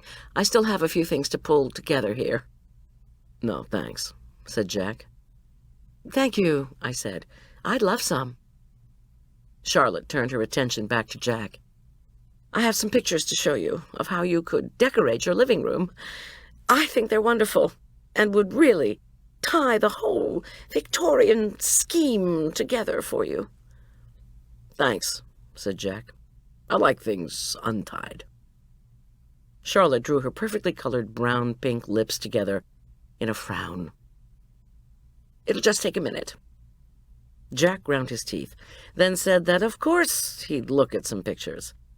He stepped across the threshold into the cavernous house and gestured for me to follow him, which I did. Charlotte had done a spectacular job on her own place. I would give her that. It was one of those mountain homes that had been filled with lots of expensive furniture made out of elaborate handmade configurations of twigs. I knew the sofas, tables, and chairs from twigs were extremely pricey because I'd catered the opening of the twig furniture shop. Oversized crimson and green cushions, table lamps made from iron in the shape of twigs, and patterned green and red rugs and quilts completed the effect. "Here you go," said Charlotte, handing my godfather a folder marked Jack. It was neatly stuffed with photographs cut from magazines. Jack gave me a knowing wink while Charlotte disappeared around a corner. "She's gone to check her makeup," Jack said. "Now watch this." I followed him into the kitchen, a vision in periwinkle blue glazed tiles and pale hickory cabinets, complete with matching blue glazed drawer and cabinet pulls. Jack pulled out a drawer beneath the counter and pointed inside. It was not a drawer, but a newfangled miniature trash compactor. In went the file marked Jack. My godfather flipped a switch, and a terrifying grinding noise filled the kitchen. "Jack," I whispered, "she'll hear you." "No, she won't. It's a big house, completely soundproofed, so neither Charlotte nor Billy can hear the elk bugling in mating season. It drives them nuts." Soundproofing or no soundproofing, I tiptoed back to the living room anyway. I hadn't felt this guilty since I'd substituted homemade fudge sauce for some horrid low-calorie stuff a hostess had insisted I use at her daughter's engagement party. "God, I need a cigarette," Jack said. "I think I'm going to step outside and have one. If she comes back, tell her I went to put the decorating file in my trunk, God forbid." "Better hurry up," I warned. "Will you calm down?" Jack winked again and was gone. I eyed a neat display of home decorating magazines, afraid of mussing them up. Suddenly I felt overwhelmingly tired. Where was the caffeine delivery machine in that kitchen, I wondered. Charlotte had offered me some coffee, after all. Did I dare sneak back and look for it? I did. A moment later, I was frowning at an expensive wall-mounted unit with a computer and digital readout. After staring at it for a few moments, in which I was becoming increasingly nervous that Charlotte might reappear, I figured out that the thing ground the beans, then dripped the goods into a thermos. Damn, I thought. I didn't dare mess with it without having a look at the manual. The phone rang, and I looked around for it. Another wall-mounted unit held both the apparatus and a blackboard. The phone rang and rang. It wasn't even 7 o'clock in the morning. Should I answer the thing, I wondered? And take a message for Charlotte? I moved over to the blackboard just as someone picked up the phone, either a person or a voicemail. I stared at the board with its chalk hanging on a string. Then, for some reason, probably lack of caffeine, I got the giggles. Did I dare write Goldy was here on the board? I did not. There was a name that had been written in chalk, then erased. O'Neill. I wasn't aware that the Attenboroughs knew the O'Neills. In fact, I couldn't imagine them moving in the same, as the phrase went, social circles. I looked over longingly at the coffee machine, but when I heard Charlotte's heels clicking along the hardwood floor, I raced back into the living room and flopped onto the uncomfortable sofa. When Charlotte reappeared, she looked as lovely as she had when she left. "Where's Jack?" she demanded. "Outside." "Doing what, may I ask?" When I shrugged, she said, "Oh, for God's sake, let's hurry up. I don't want to keep Victor waiting." Whatever, I thought. We're still an hour early, but I didn't want to point this out to the client. Out on the porch, Charlotte sniffed the air suspiciously, then squinted at Jack. "You've been smoking." "Last time I checked, that wasn't a crime." Charlotte turned to me. Could you work on your godfather? Try to get him to stop his unhealthy habit." I swallowed. Wasn't there some law in this country called "I'm not in charge of what he does"? Jack shot me an apologetic glance. Just for good measure, he hit the doorbell. It donged mercilessly in the interior. "Jack, what in the world are you doing?" Charlotte demanded. "Trying to wake up that daughter of yours." He hit the bell again. "She's getting married tomorrow. She needs her beauty sleep," Charlotte protested. "She needs something," Jack admitted before opening the sedan's back door so I could climb in. Maybe I shouldn't have agreed to let Jack drive the two of us out to Gold Gulch Spa. Jack was teasing Charlotte, and it wasn't going well. As Tom had pointed out, men teased each other, and they thought it was fine. When men teased women, though, we took it as pure, cruel aggression. Well, anyway, while dealing with Charlotte and Jack, I was beginning to feel like one of those spots on the globe that's set between warring factions. Alsace-Lorraine, Kuwait. Somebody always wants it, and the place ends up getting smashed in every conflict. I took a deep breath and closed my eyes, trying to visualize myself as Switzerland. In the front seat, I could hear Charlotte Attenborough asking again about Finn. Was she trying to find out what had happened, or was she pumping Jack for information? I didn't know, but it made me uncomfortable. Tom said my paranoia antennae were the best functioning he'd ever encountered. "I'm not controlling," Charlotte was insisting now. "If anything, I'm too accommodating. I put up with that pig pen you call a house." "It's being renovated," Jack said calmly, "and no one is forcing you to come over. In fact, if you would call before you showed up one of these times, I'd have a chance to clean it up." Charlotte tisked. "I dial your number, but you don't answer. And anyway, the only person I should be phoning is the county health inspector." "That's going a bit far," Jack murmured as he turned out of Flicker Ridge and headed back toward the lake. An icy silence descended in Jack's Mercedes. When he turned to head west on Upper Cottonwood Creek Road, toward Gold Gulch Spa, Charlotte reopened, well, what were they? Negotiations? Hostilities? "You know, Jack," she said, "I'm acquainted with any number of contractors who could have had that place of yours completely done, cleaned up, and ready to be lived in a month ago." "I like to do things my own way," Jack replied, his tone stubborn. "And now who's being controlling?" Charlotte retorted sharply. "If you just didn't spend so much time with—" But here she stopped short, and what felt like the refrain of a practiced argument was left dangling. Jack's face in the rearview mirror turned an ashen gray, and I realized Charlotte had finally gotten to him. Charlotte had meant to say, I was willing to bet, that Jack was spending too much time with Doc Finn. That's why the house wasn't getting renovated fast enough, why Jack didn't answer when Charlotte called. He was fishing with Doc Finn. That's why Charlotte felt she had to show up at Jack's house unannounced, and I was willing to bet it was why there was this undercurrent of rancor in their relationship. Charlotte, I was also willing to bet, had only at the last moment remembered that Doc Finn was dead. At the right-hand turn-off to the spa, I noticed on the left side of the street the forlorn-looking building that had formerly housed Spruce Medical Group. Most of the tenants had long since abandoned these digs for the posh new medical building on the north side of Aspen Meadow. But still, in a raging snowstorm, Doc Finn had set out from here, from this spot, when I'd called about Arch's fever. He'd overlooked his own peril to bring kindness and healing into our house. I'd be forever grateful to him for it. But Doc Finn was gone, the victim of foul play. My heart twisted in my chest.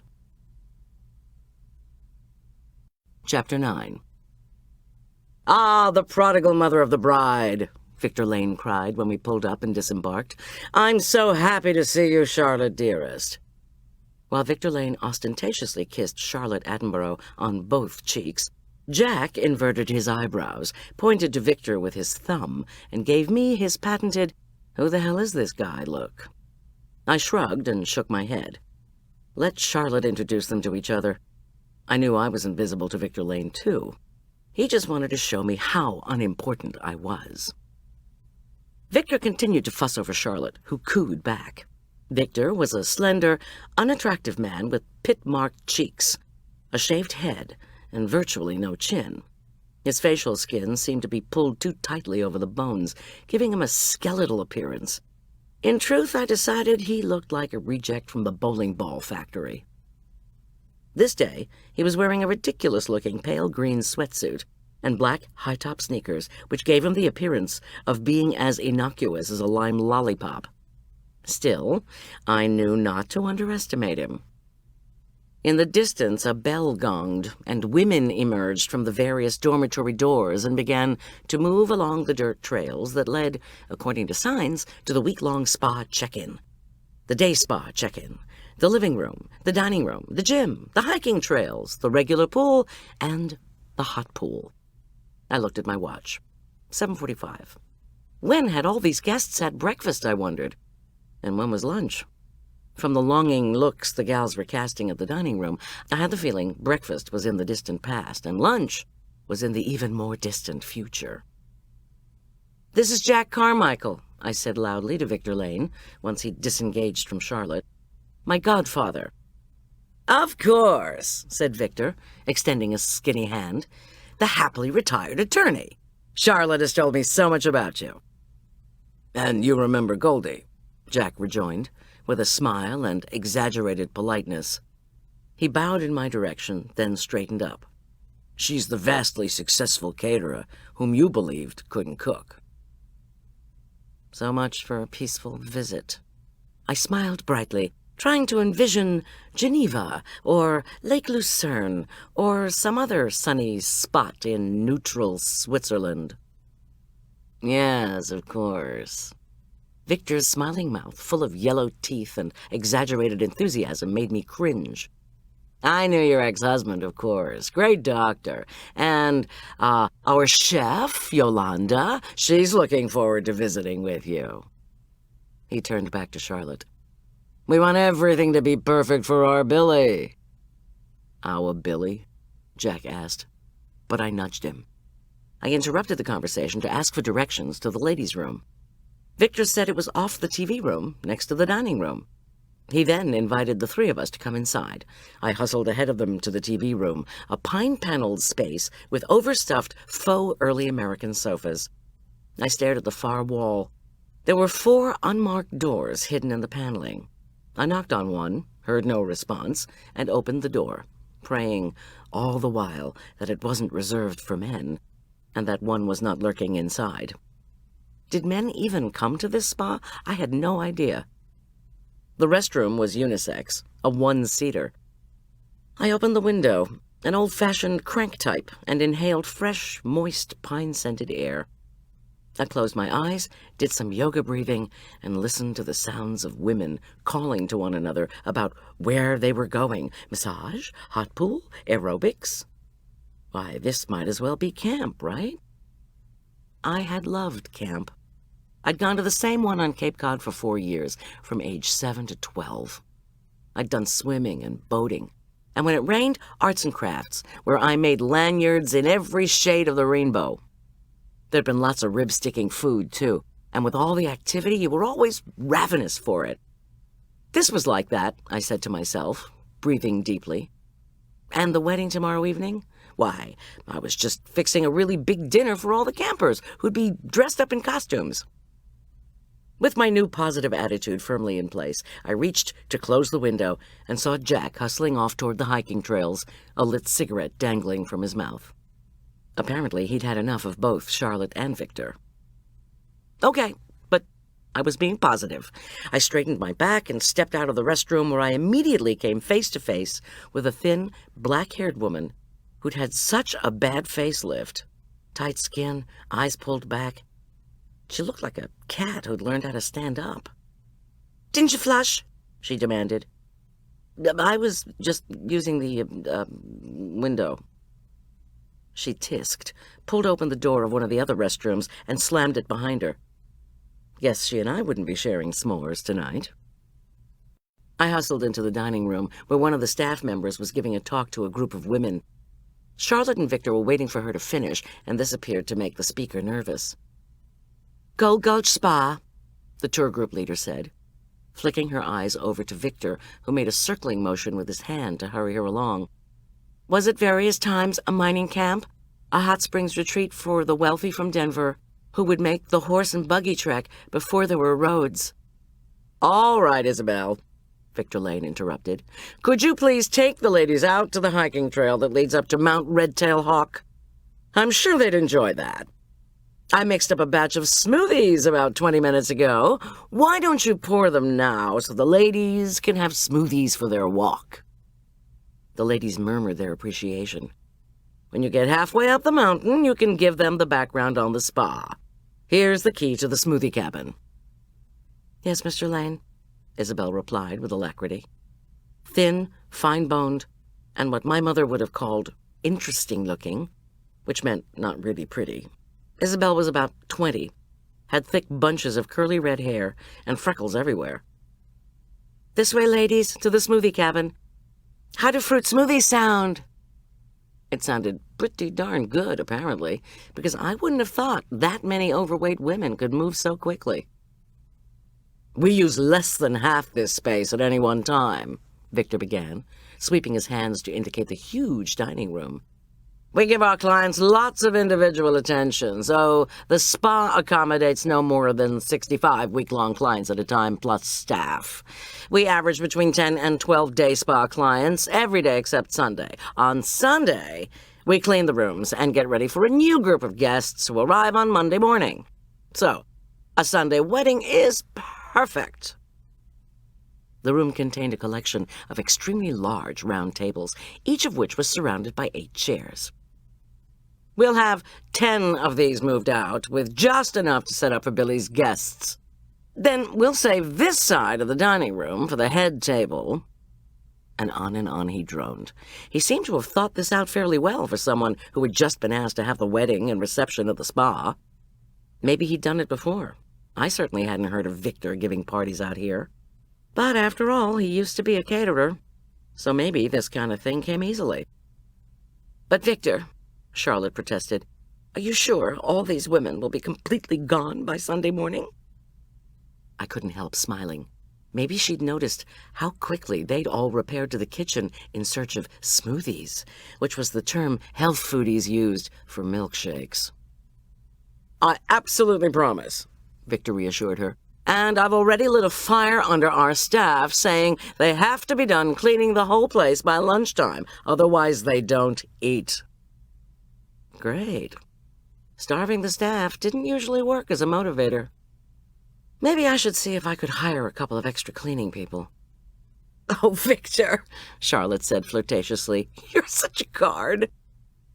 "Well," Victor continued, all smiles now, "I suppose you have your servers lined up, Goldie?" Oh my God, the extra servers. I'd forgotten. I said, "I have 6 servers lined up, Victor, but that was for 100 people, and Billy has invited an extra 50. "Oh, dear, what a mess," Charlotte murmured. "Not to worry, Charlotte, dearest." Victor had that oily way of speaking that reminded one of Uriah Heep. "I will arrange for extra—" "Mother!" came an all-too-familiar shriek. Billy Attenborough, pulling Dr. Craig Miller, stomped into the dining room. Did Craig Miller have any hobbies besides Billy? This being Saturday, shouldn't he be playing golf or tennis? Or being a good Coloradan and hiking up a mountain? Somehow I doubted Billy allowed Craig to do much of anything in his spare time, except take care of her. Billy was wearing a flaming red pantsuit, which I thought fit her mood, if not her figure, to a T. "How could you come out here without me?" "Sweetheart, I thought you'd want to sleep." "And how was I supposed to sleep with someone dinging on the doorbell?" "Well, that was Jack." "Jack, huh?" Billy said. "Where is he? I'll ring his bell for him." "Billy, dear." "So, you're here," Billy said to me, lifting her dimpled chin. "Your mother requested my presence," I said, trying to keep the defensiveness out of my voice. And I suppose you're charging us for your time. Billy's eyes blazed at me. Come to think of it, that wasn't a half-bad idea. Billy, my sweet, Craig Miller began, pushing his mop of dark curly hair out of his face with his free hand. Goldy has been more than generous with you for numerous extra hours of planning. He held up his hand when she began to interrupt him. And your mother has been the soul of kindness. What about me? Victor Lane's high-pitched voice caught me off guard. Got any kind words for me, Doc? Craig Miller actually laughed, a wonderful snuffling noise that made me smile. He wore a navy polo shirt and khaki slacks, looking casual, relaxed, and not at all worried about the upcoming nuptials. Well, if he was relaxed about it all, he was the only one present who was. How about, Craig addressed Victor, if the two of us guys let the women work things out in here? Great idea, agreed Victor Lane, smoothly following Craig Miller out of the dining room. I wanted to scream, No, don't leave me here with the harpies. But I didn't. Plus, we hadn't exactly worked out the flow issues. I think I need to get to the kitchen to meet with the chef, I said, quietly. You're not going into that spa kitchen without me, Billy cried. I want to hear what you two talk about. Yolanda Garcia looked up in surprise when an unexpected trio of women, yours truly, plus Billy and Charlotte Attenborough, invaded her culinary space. Yolanda, who was Cuban, wasn't just pretty, she was beautiful, with creamy brown skin, lots of dark hair that she had pulled up under a hairnet, liquid brown eyes, and a smile that would break your heart. If the smile didn't do it, her cooking would. Her homemade Cuban bread, which she served with a tomato camembert salad, made even Julian swoon. Yolanda, I said apologetically, is this a good time for us to talk to you about the wedding plans for Sunday? Goldy, sweetie, Yolanda said. So good to see you. It's a fine time for you to come. Come whenever you want. She wore a brilliant, white starched uniform and apron and moved quickly to embrace me in a hug. I've got some flan that you're just going to love, and none of the women here— Who the hell is Yolanda? Billy Attenborough demanded. I was pretty sure Billy knew full well exactly to whom I was talking. Yolanda drew herself up straight. She couldn't have been more than 5 feet tall, but she was imposing nonetheless. I am Yolanda. Who are you? Oh, geez, I thought. Was there anyone Billy Attenborough came in contact with whom she did get along? I wished Craig Miller would come back. Wait, I said. I felt in my purse for the flash drive with the menus and recipes. On the counter on the far side of the sink, there was a computer, thank goodness. Are you the cook? Billy demanded, pointing a finger in Yolanda's face. Because we have a very big wedding coming in here tomorrow. Billy cast a derogatory look all around. The other kitchen workers, sensing fireworks, had made themselves as scarce as Craig Miller. This is your kitchen? How in the hell can you work in such a small— Hey, chica, Yolanda retorted, one hand on a hip, the other picking up a frying pan that she held in a somewhat aggressive manner. This is my space, my kitchen. Do you know who I am? Billy demanded, pointing a finger in Yolanda's face. Yolanda frowned in mock horror. Do I look like I care who you are? Do you know who I am? Now, if you don't mind, I need to talk to Goldy. Billy turned to her mother and fell against her chest. I can't work with this woman, she wailed, and I can't call everyone again and have the wedding changed one more time to some new place. Now, Billy, dear, said Charlotte, patting her daughter on the back, you know perfectly well who Yolanda is, and you've told me how well you do with the diet here, so this is no time— Oh, dear, I thought, when's the next flight to Anchorage? Maybe Julian could handle the whole Billy wedding. No, I wouldn't do that to him. Craig Miller burst into the kitchen. What in the world is going on in here? What's all the yelling about? What is wrong, for heaven's sake? I waved in Billy's direction and managed not to say, Craig, if you want to keep your mental health, you should cancel your wedding. Craig Miller eased Billy's heaving body away from her mother and onto his own chest. There, dear, he soothed, patting Billy's back. Everything's gonna be all right. We probably shouldn't have come here and worried your pretty head about details. Let's go out in the hall. Great idea, I thought, as Billy allowed herself to be led into the hall. In fact, forget the hall and just get Billy out of here. Period. I think we should probably go, Charlotte said to me. Will this flash drive work on your computer? I said quickly to Yolanda. She scowled at it. Yeah, sure. All the menus and recipes are on it. I've made extra crab cakes and sauce already, and my assistant is doing more of the other dishes. But we'll need to be set up for 150, and we'll probably need an extra, 8 to 10 servers, if that's okay. No problem, said Yolanda. Goldie, said Charlotte. Yolanda rolled her eyes at me. I wanted to tell her she should get out while the getting was good, as in before this wedding started the next day, but I didn't have a chance. Once Charlotte, Craig, Billy, and I were out in the pine-paneled space, I wondered what we were supposed to do next. We hadn't yet done the walkthrough, and with Victor off somewhere, I doubted we were going to get to it. Billy was still sobbing. Were we having fun yet? Craig finally said, Billy, dear, why don't you let me ask Victor to fix you a nice smoothie? Peach? Billy kept sobbing, but nodded against what had been Craig's clean polo shirt. When Billy lifted her head to take a tissue from her mother, a great wet blob indicated where Billy had lain her head. Lovely. There now. Craig kept his tone comforting. A peach smoothie that's sweet like you. Does that sound good? How about you, Charlotte? Oh, I'd love a strawberry one, please. Goldie? Craig asked. If they have coffee flavor, I'd love it. Craig ruefully shook his head. Victor's rules, no coffee in the whole place. Sorry. Not to worry, I replied. Thanks for asking. Now, Craig said to Billy and Charlotte, we just need to go find Victor to get the key to the smoothie cabin. I turned away.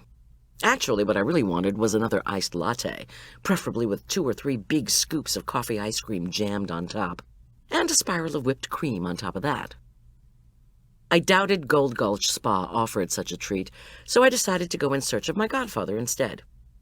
I didn't want to bother Yolanda again, not when she was probably still upset about our last intrusion, and anyway, Jack hadn't gone by us. Billy, Charlotte, and Craig were moving down the hall away from me and speculating among themselves as to whether there would be any other place where the wedding could be held at this late date. Aspen Meadow Country Club? A country club in Denver? Would all the dates in August have been booked long ago? Charlotte, hearing me, turned back. Don't worry, she whispered. We're having the wedding and reception here. I'm just letting Billy ventilate. She frowned. Could you go see if you can find Jack? Sure. I walked away and pushed through the swinging doors.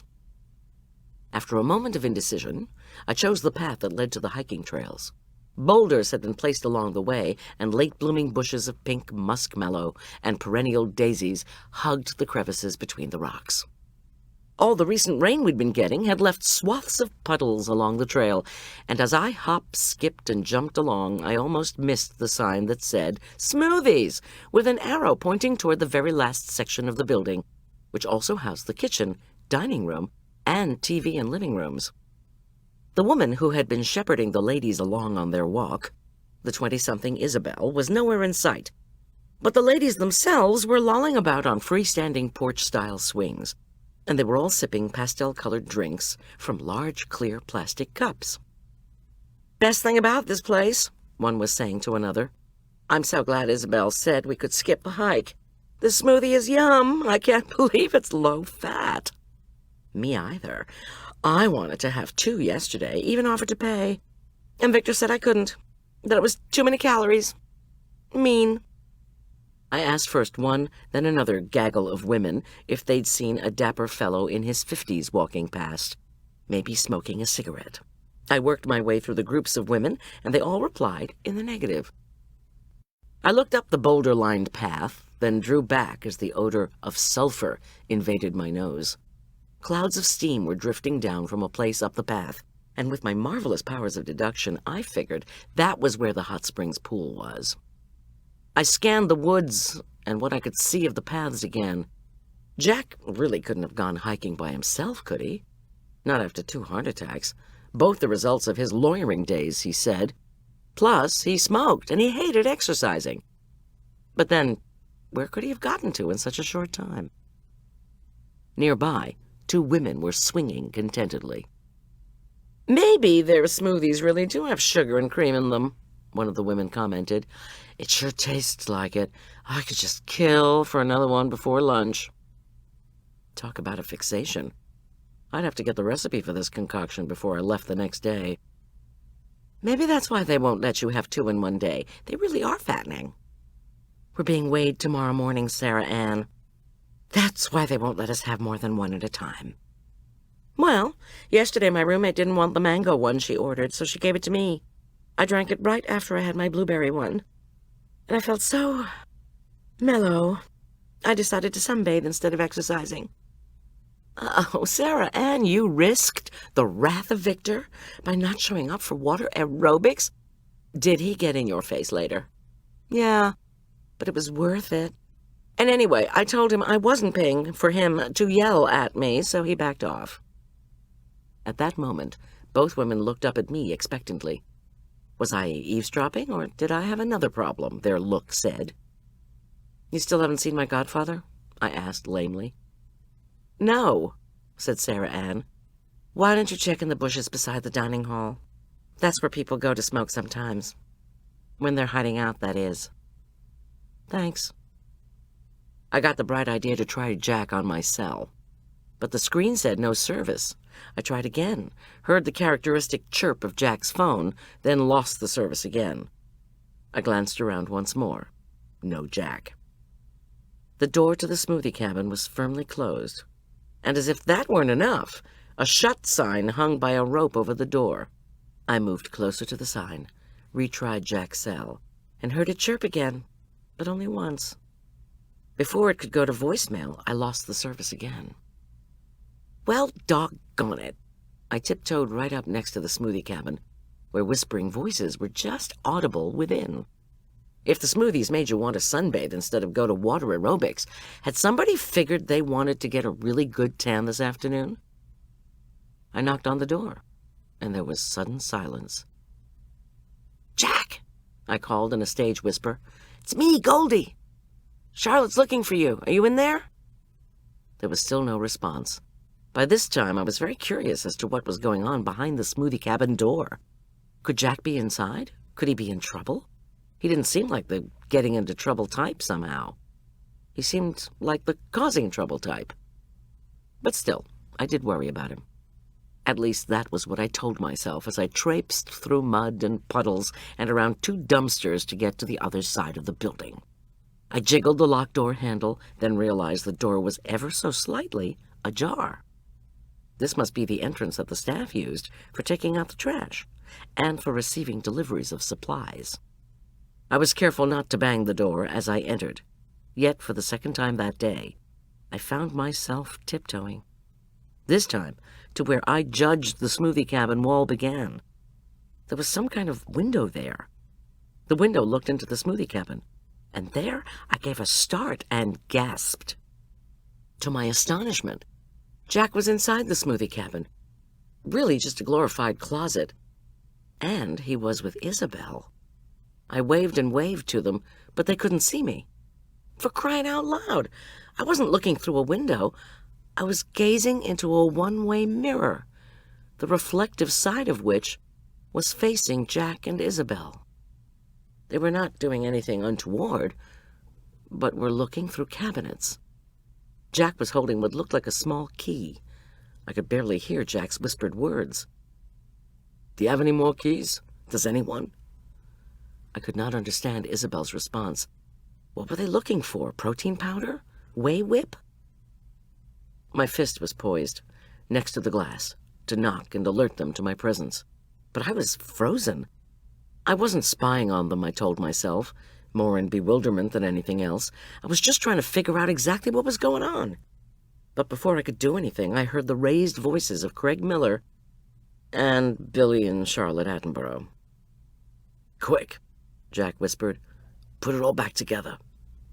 and he and Isabel began to zip around the smoothie cabin interior, putting away containers and closing cabinet doors. Suddenly, the main door of the smoothie cabin was wrenched open, revealing Victor Lane, Craig, Billy, and Charlotte. Then, in order to cover up his real purpose for being there, I guessed, meaning to snoop, Jack grabbed Isabel and kissed her. Victor, surprised, jumped back. Unfortunately, it was the Jack-Isabel clinch that Craig, Billy, and Charlotte witnessed. Charlotte, screaming in obscenity, slammed the smoothie cabin door on Billy's hand. Billy shrieked and began sobbing again. As confused as ever, I stood, open-mouthed, and waited for Jack to finish kissing Isabel. He did not. As soon as Victor firmly closed the smoothie cabin door, though, Jack and Isabel unclenched and began checking that every open cabinet door was firmly closed. At that point, I noticed the security cameras at the upper corners of the one-way mirror. One was pointing inside the smoothie cabin and had recorded everything that had transpired within. The other was pointed at me. Chapter 10. Luckily, I was able to get out of there quickly, before Victor Lane or one of his surrogates could chase me down. Maybe Victor really didn't want any of his charges breaking into the smoothie cabin to get extra calories. Then again, as Tom always said, I was of a somewhat paranoid nature. Jack didn't need or want extra calories, I thought, as I hurried along to his car. So what had he been looking for? And why did he have to cover up what he was doing by pulling Isabel in for a smooch? In any event, I was expecting a very long, very chilly ride home. But then Charlotte announced she was going with Billy. Jack began to speak to Charlotte's turned back in low tones. Bottom line, Charlotte relented. This time, I let myself into the rear seat, only to have Jack surprise me by asking me to drive. He and Charlotte wanted to be chauffeured, he said with a smile. Whatever, I replied happily, and took his keyring from him. Are we going to the Attenborough place or to your house? Let me see how my peacemaking mission goes, he whispered. Her place first, if that's okay. What the heck, sure, it was fine. My stomach was growling from the lack of both breakfast and lunch. I was massively irritated at having to endure yet another temper tantrum from Billy Attenborough, and I had about 100 details of the next day's wedding to go over. But drive? Be a chauffeur? No problem. At first, Charlotte and Jack were so quiet in the back seat I couldn't tell how the peacemaking was going. After a while, I could tell that Charlotte was weeping softly, even though I knew, or suspected, that Jack smooching Isabel was fake, designed to cover up whatever he was doing in the smoothie cabin. If it had been Tom kissing a girl who was younger and thinner than yours truly, well, there would have been more than gentle crying. Jack said, "Ah, my sweet girl, please don't. Come on, dear sweet Charlotte. Come be close to me."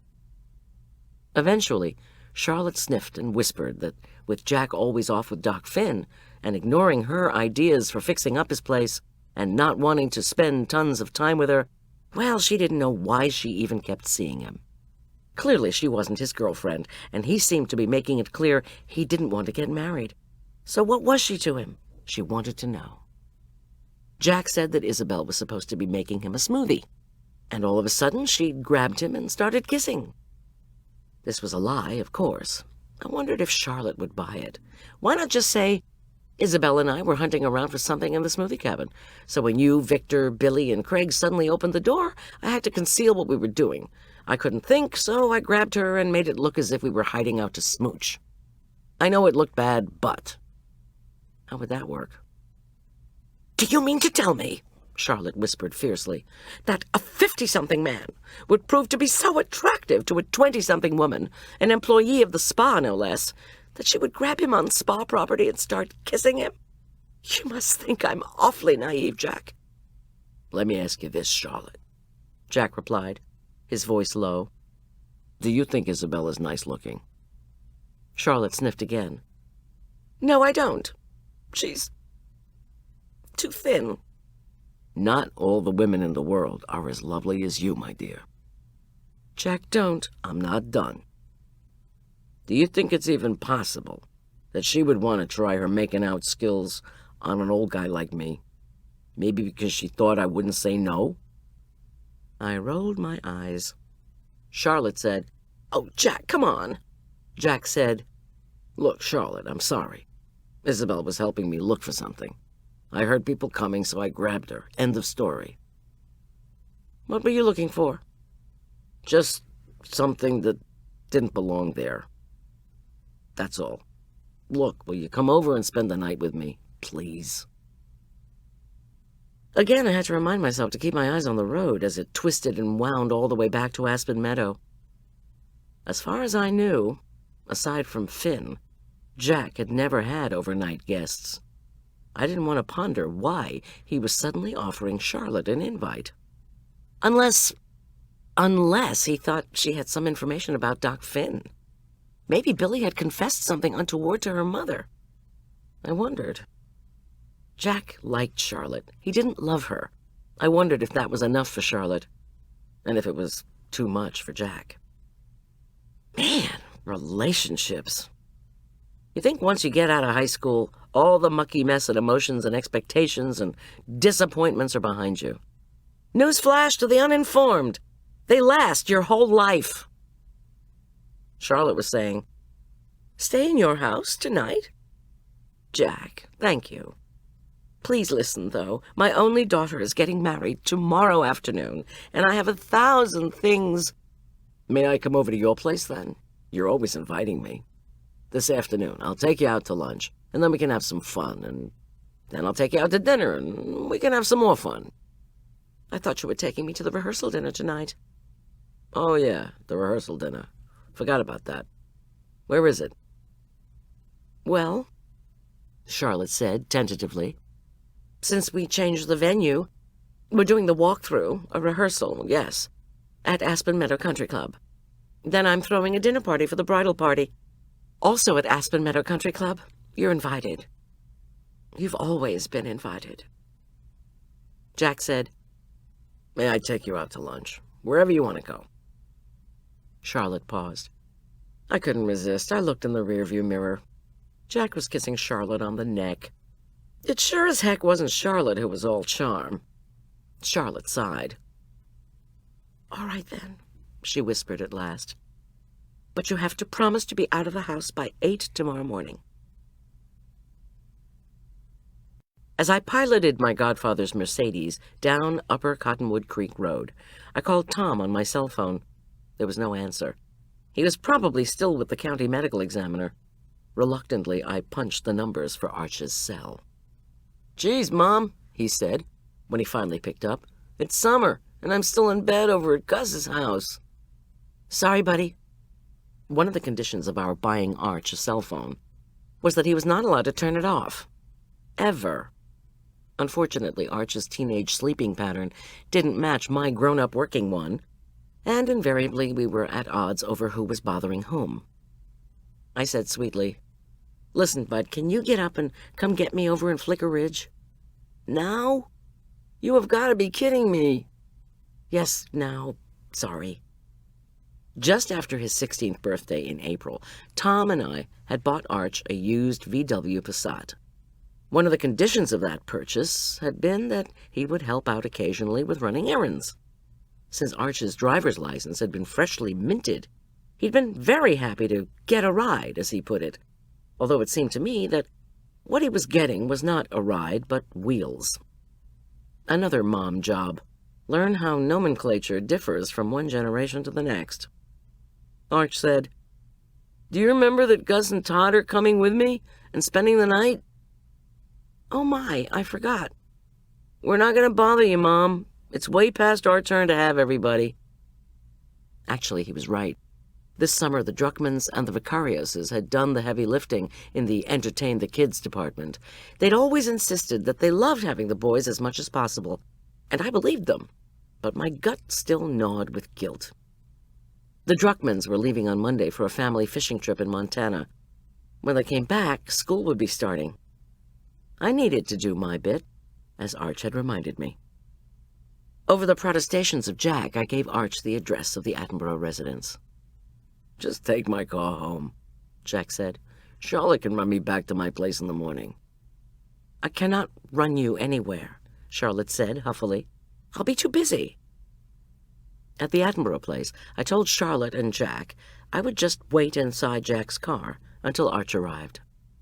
Jack said that was fine, but please would I lock the car and bring him the keys. I agreed, and the two of them took off for the house.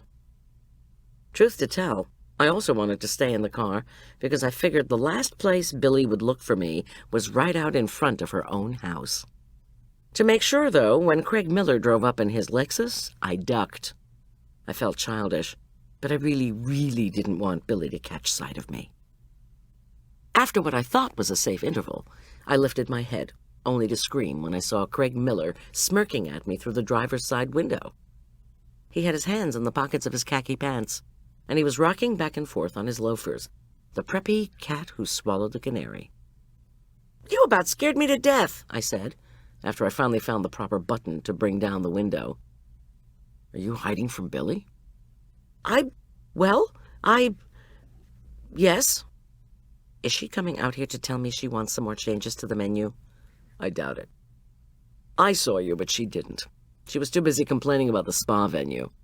All the way back, I heard about how impossible it was all going to be. It was really a fun drive.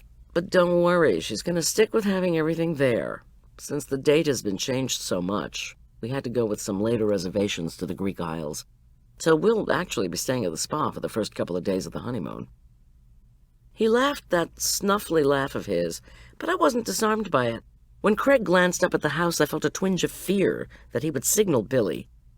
I was ever mindful of Henry Kissinger's dictum, even a paranoid has real enemies. Craig turned back to me and asked, "May I get into the car with you?" "Billy's not going to be looking out the window and see you out here, is she?" For answer, Craig chuckled again. As he rounded the front of Jack's car, I wondered for at least the 50th time what this handsome, well-built doctor saw in Billy.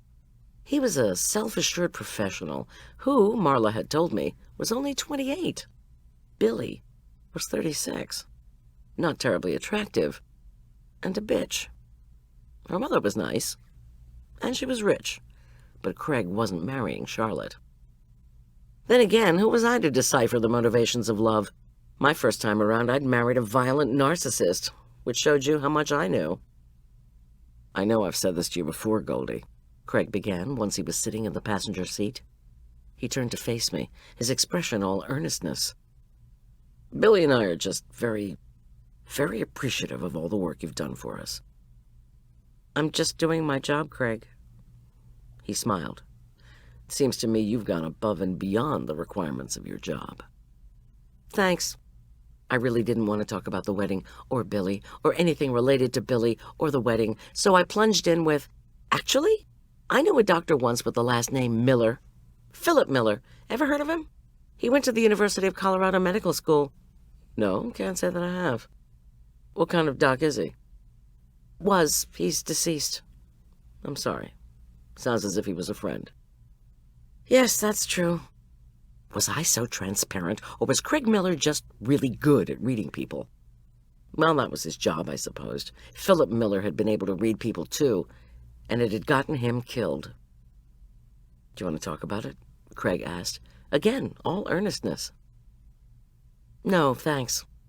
I tried hard to think of how to change the subject. I said finally, "Where did you get your medical training?"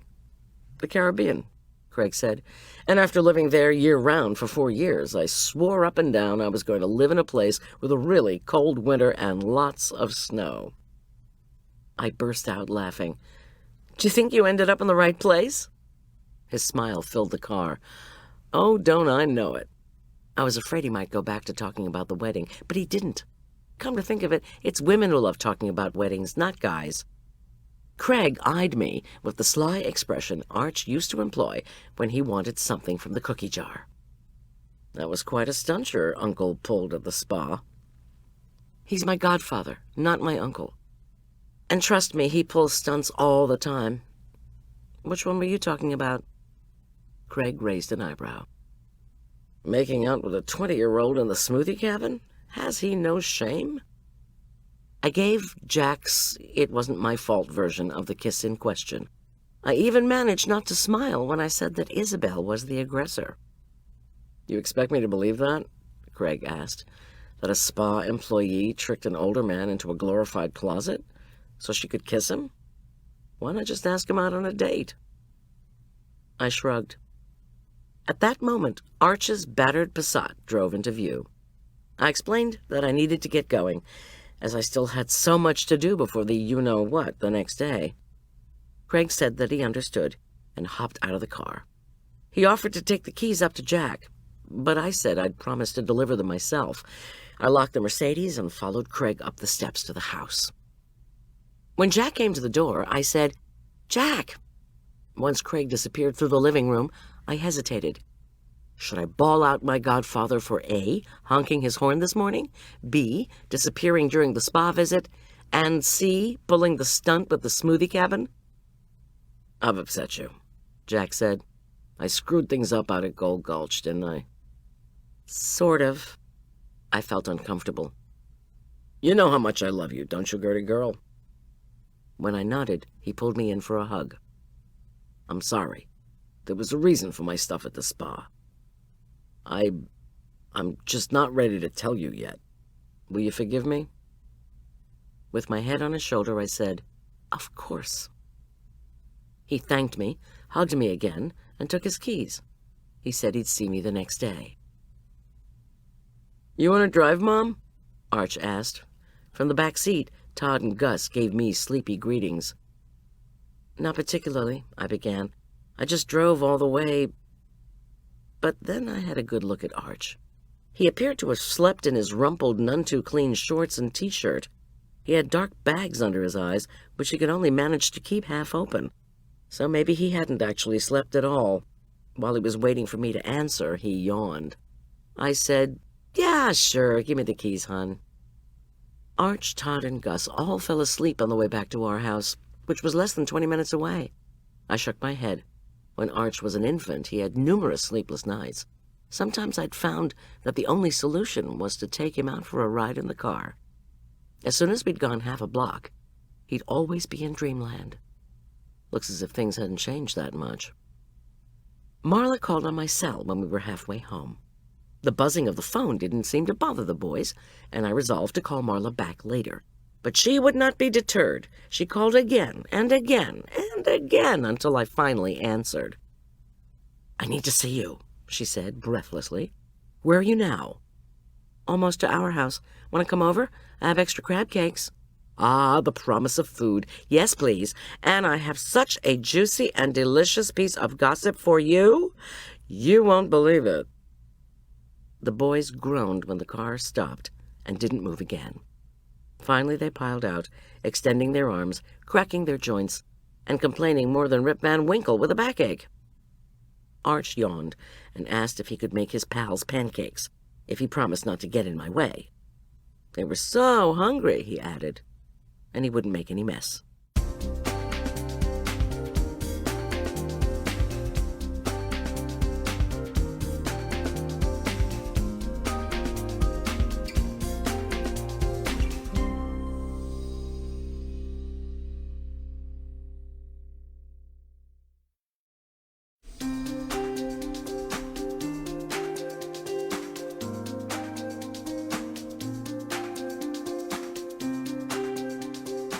Right, I thought. But I only said, "Yes, Arch, I think that's a great idea." I glanced at the clock. 1 in the afternoon already? But could you make enough for me too, please? I'm ravenous. Arch was pleased. Although I'd often offered to teach Arch to cook, he'd always resisted. But making flapjacks was a skill he'd learned in Cub Scouts, and he still loved whipping up big batches. He'd even perfected the art of dropping dollops of batter into a hot pan when it was just the right temperature. Plus, he always insisted on melting real butter for the batter, and then pouring more on top of the flapjacks themselves.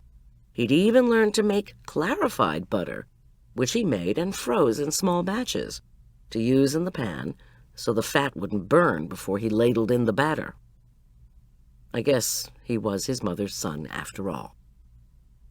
Even better than all that, Arch was always particularly pleased with his creations when my dear Tom would tuck into a stack of 8 or more of the creations, and invariably pronounce them the absolute best pancakes he'd ever tasted in his entire life.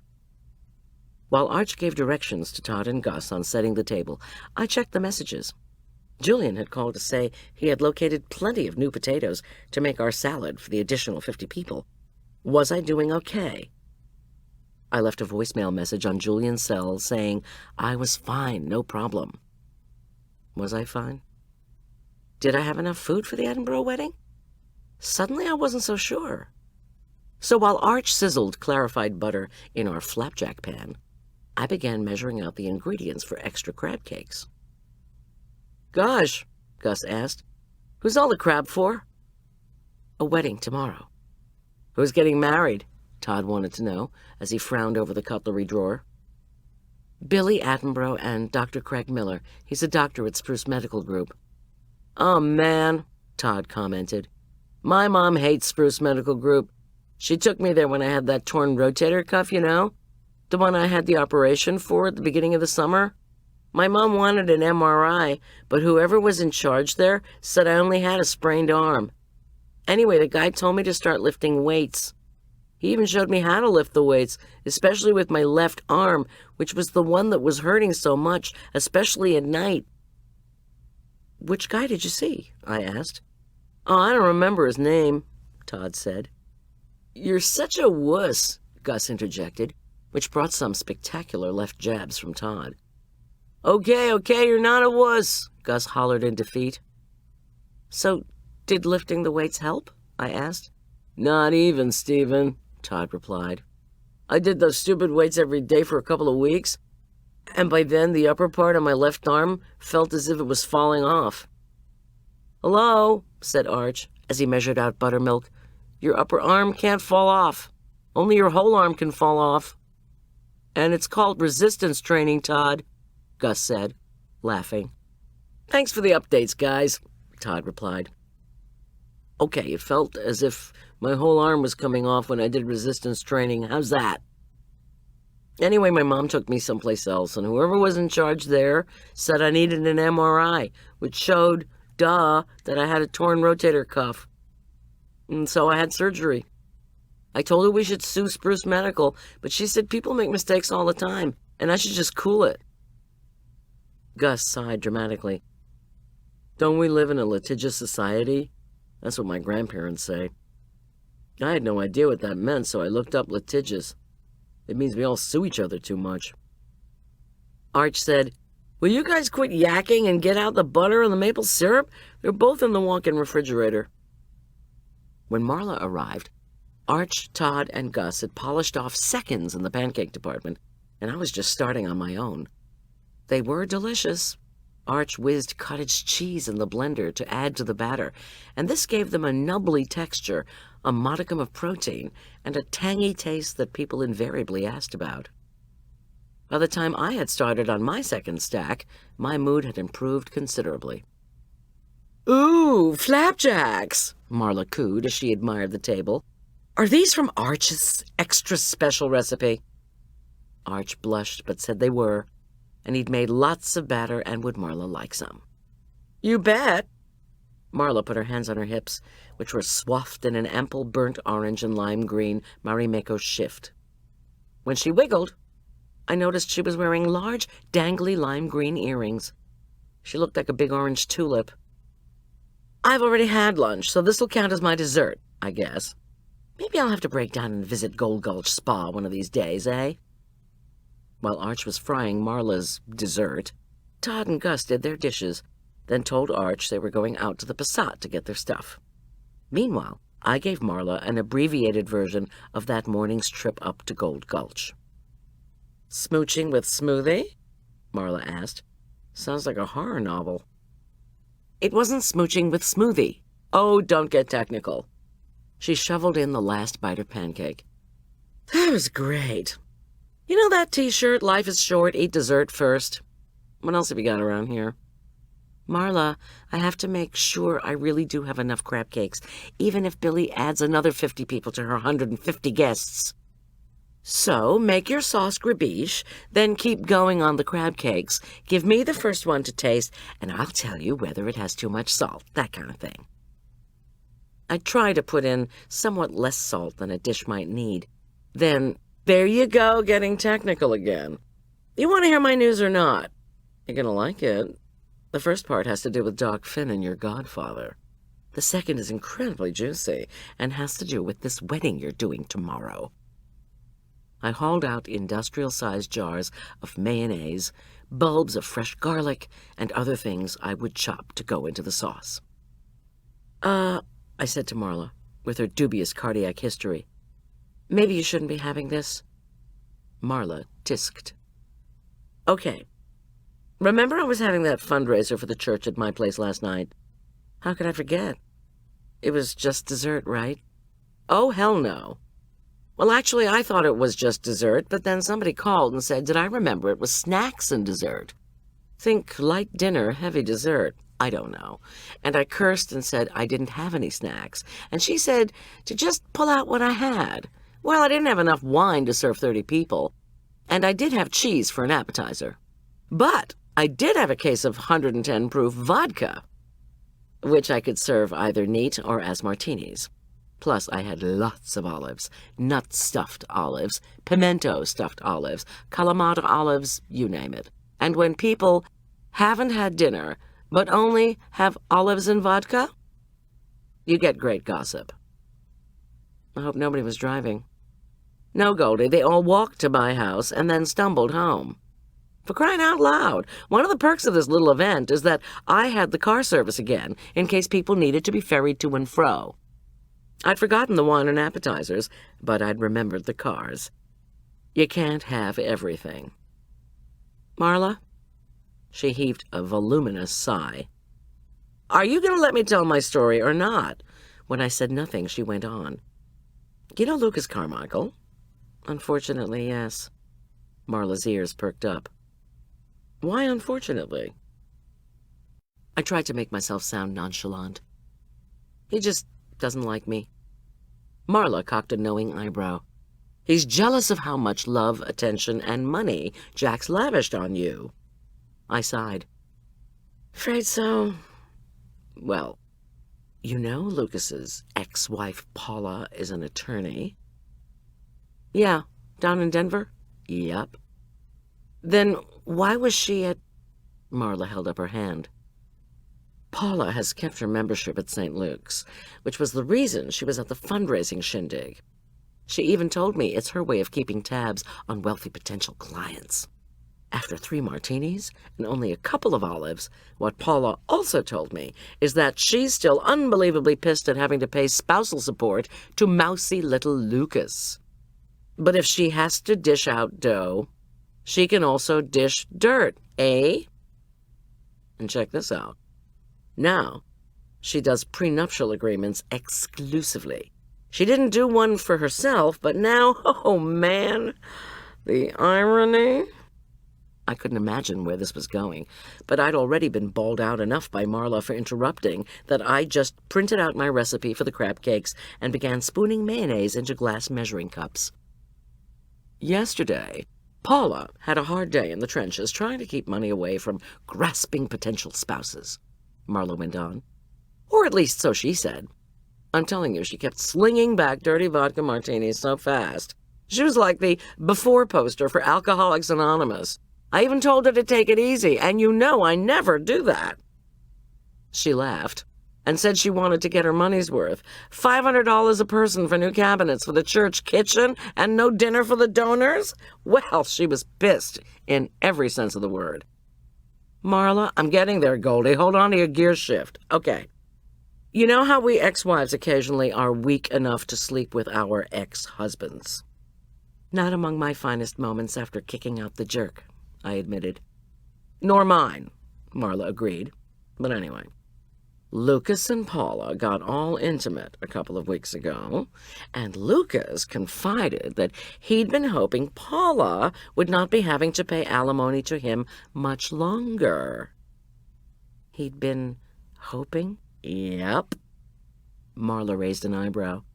He'd asked Jack if he could have his inheritance, or part of it, early, but Jack said no. It seems Lucas was quite bitter, in spite of just having scored free sex. Nice talk. Good thing Arch is out of earshot. Marla waved this away. Anyway, according to Paula, your dear godfather, Jack, had not only told Lucas he couldn't have any money now, Jack was also thinking of changing his will completely. Changing it, that is, so that Lucas was cut out, I should add. And the proponent of the change, according to Lucas, Dr. Harold Finn. Doc Finn? One and the same. Doc Finn went to Duke University Medical School, and apparently he'd convinced Jack to stop in Durham after one of their drinking and fishing trips back east. I knew this, I said. Jack told me about the trip, that he almost got eaten alive by mosquitoes. Did he tell you the med school wined and dined him? Did he tell you the powers that be promised him that if he donated $20 million to the school, they'd name a building after him? No, but I'm not sure I believe all this, or even any of it. There's no way Jack has $20 million. Jack and Lucas don't always get along, and this sounds like some joke Jack is playing on his son. You think? Marla looked around the kitchen. Any chance of some espresso? If I'm going to think, I need some. I might have had one or two too many martinis myself. Plus, I've got such a damn headache. My cranium feels as if it's been splitting rocks all night. Shaking my head, I dutifully fixed my friend a double espresso. I knew Jack had enough money to live comfortably, but I simply could not believe he had 20 million smackers squirreled away somewhere. Otherwise, why buy a house that needed to be gutted and redone? Why not just buy a new place in Flicker Ridge? Plus, a house in, I don't know, Belize or someplace for the snowy months? Finally, I said, sounds to me as if my godfather just wanted to stop Lucas from asking for money.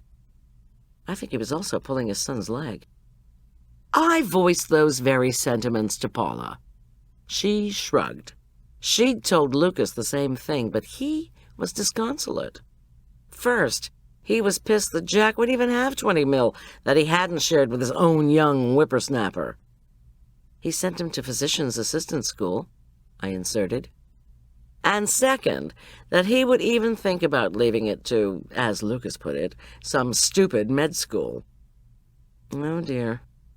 Sounds as if Lucas is still bitter that he didn't go to med school. But wait, Marla said, after slurping some coffee. It seems young Lucas's main beef was not with his father, but with Doc Finn. According to Paula, after she and Lucas had their roll in the hay a couple of weeks ago, it was all Lucas talked about. How much he hated Doc Finn. No. I just wouldn't admit to the sickening possibility that was turning my gut. So I was thinking I should tell you, Marla concluded. I sighed and looked out the window over the sink. There had been the nighttime call from Southwest Hospital that had summoned Doc Finn. But before he'd gotten there, his car had landed in a ravine. Perhaps he'd been hit from behind?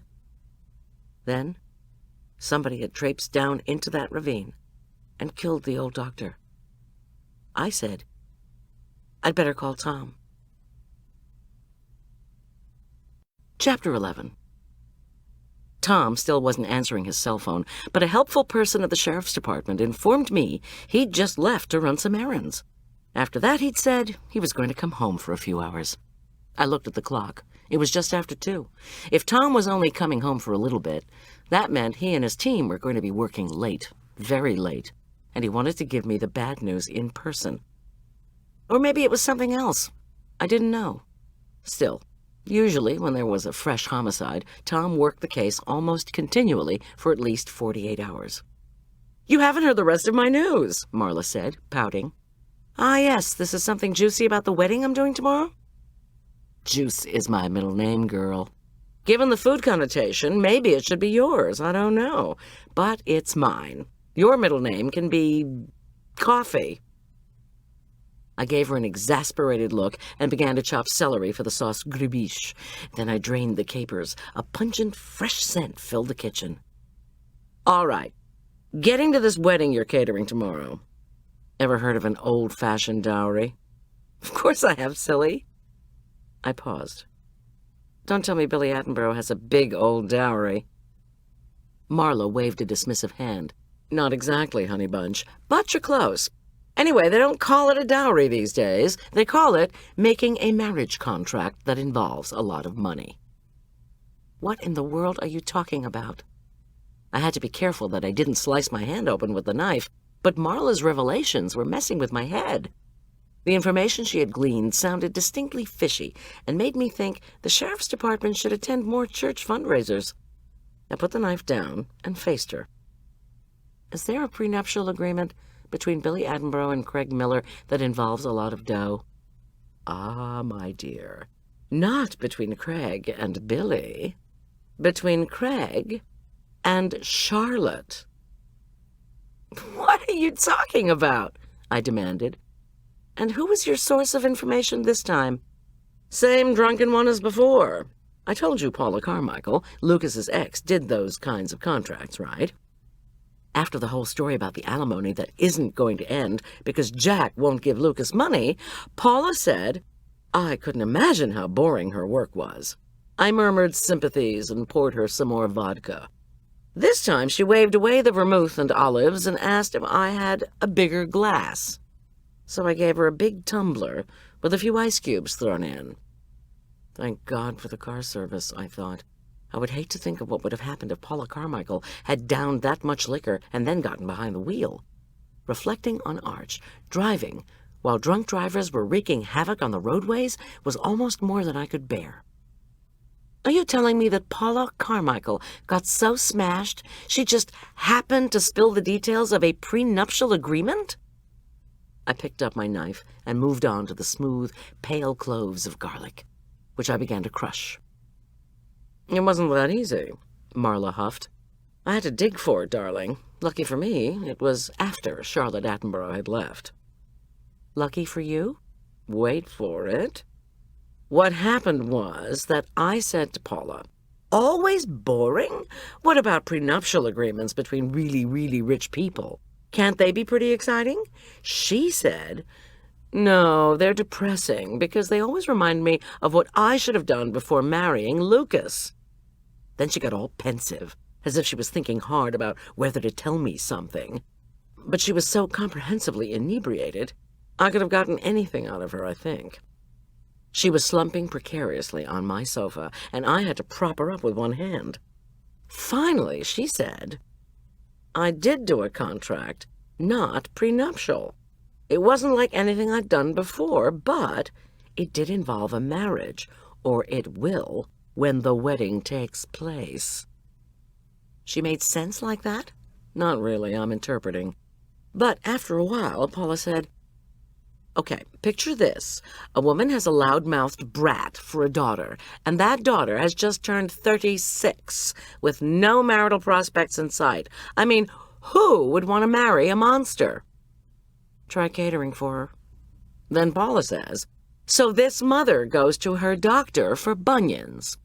The doctor is a cute young thing, aged 28, and he complains to Charlotte about his medical school loans and how he's never going to get out from under the debt load, never be able to afford a house, never be able to raise a family, etc., etc. You know, I said, folding the ingredients into the sauce base, it just breaks my heart how doctors can't make ends meet in this country. Cry me a river, Marla agreed.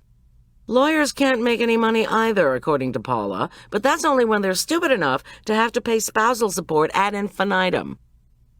So, I said, trying to hurry Marla along, Charlotte's left your party so Paula can spill this dirt, although she doesn't say the person she's talking about is Charlotte.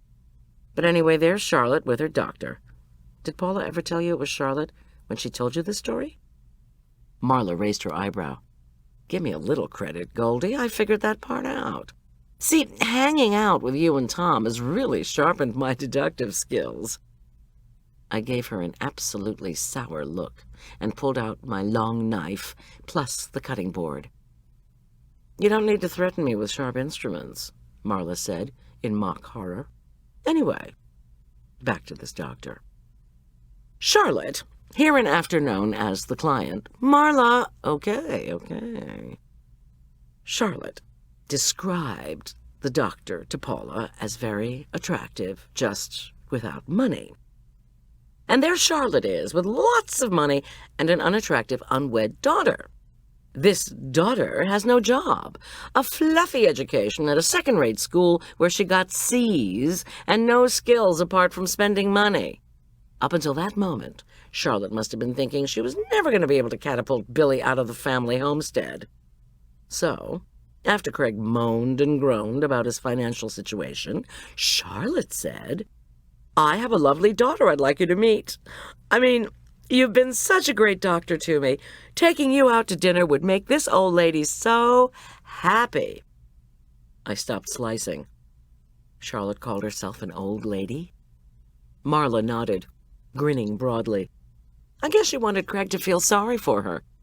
You know, with her bunions and all. So they had dinner, and Craig and Billy fell in love. "Ha! You're such a romantic, Goldie. Billy might have fallen in love, but Craig would have to be living in the next solar system to think Billy is someone he'd want to spend the rest of his life with."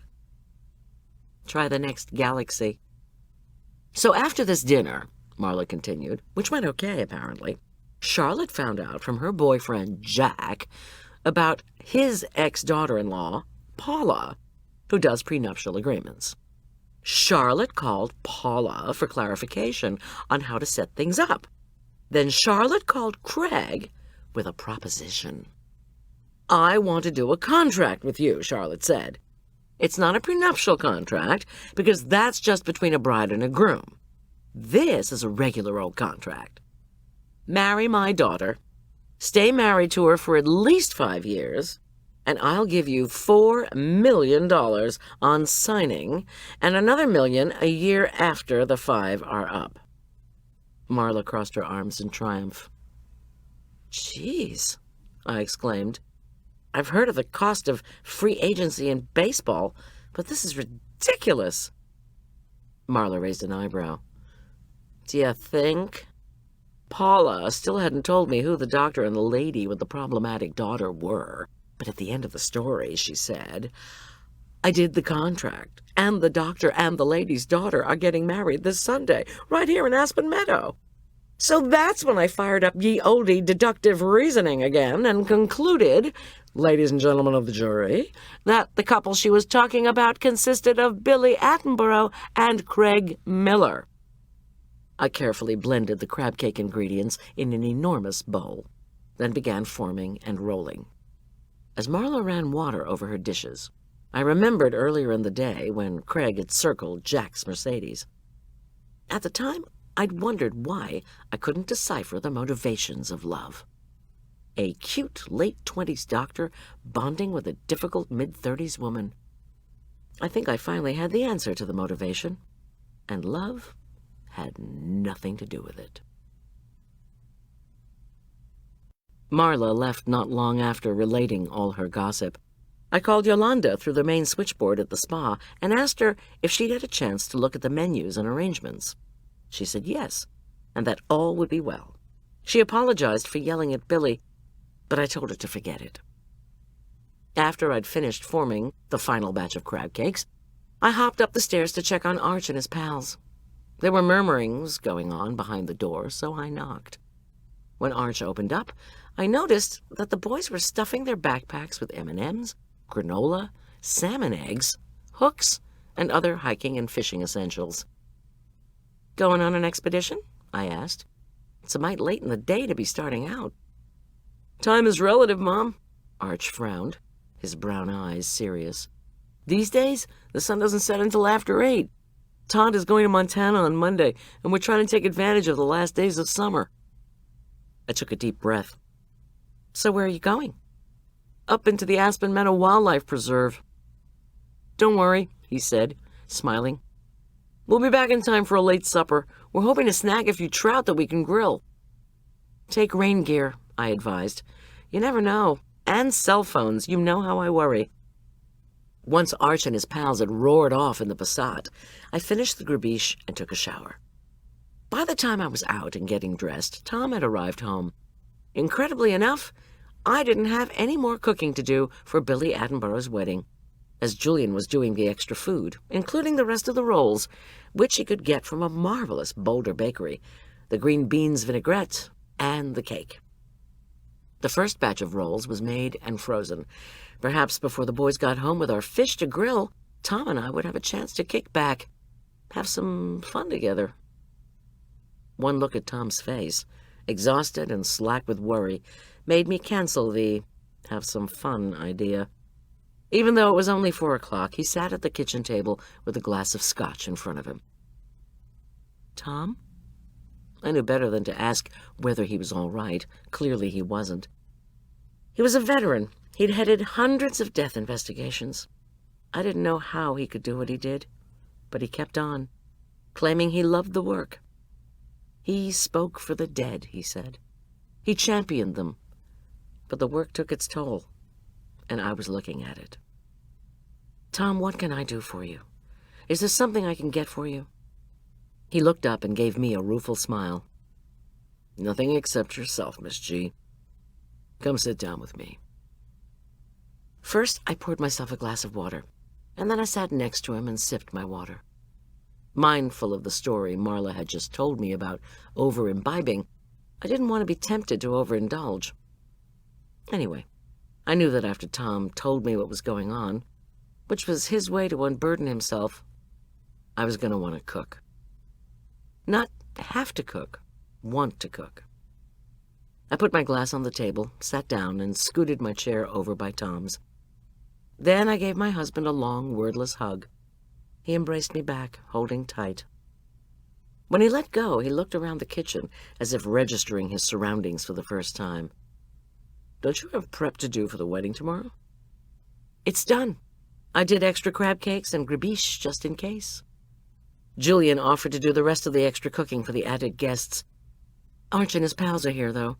Or at least they're in the Aspen Meadow Wildlife Preserve, ostensibly fishing for dinner. We'll see.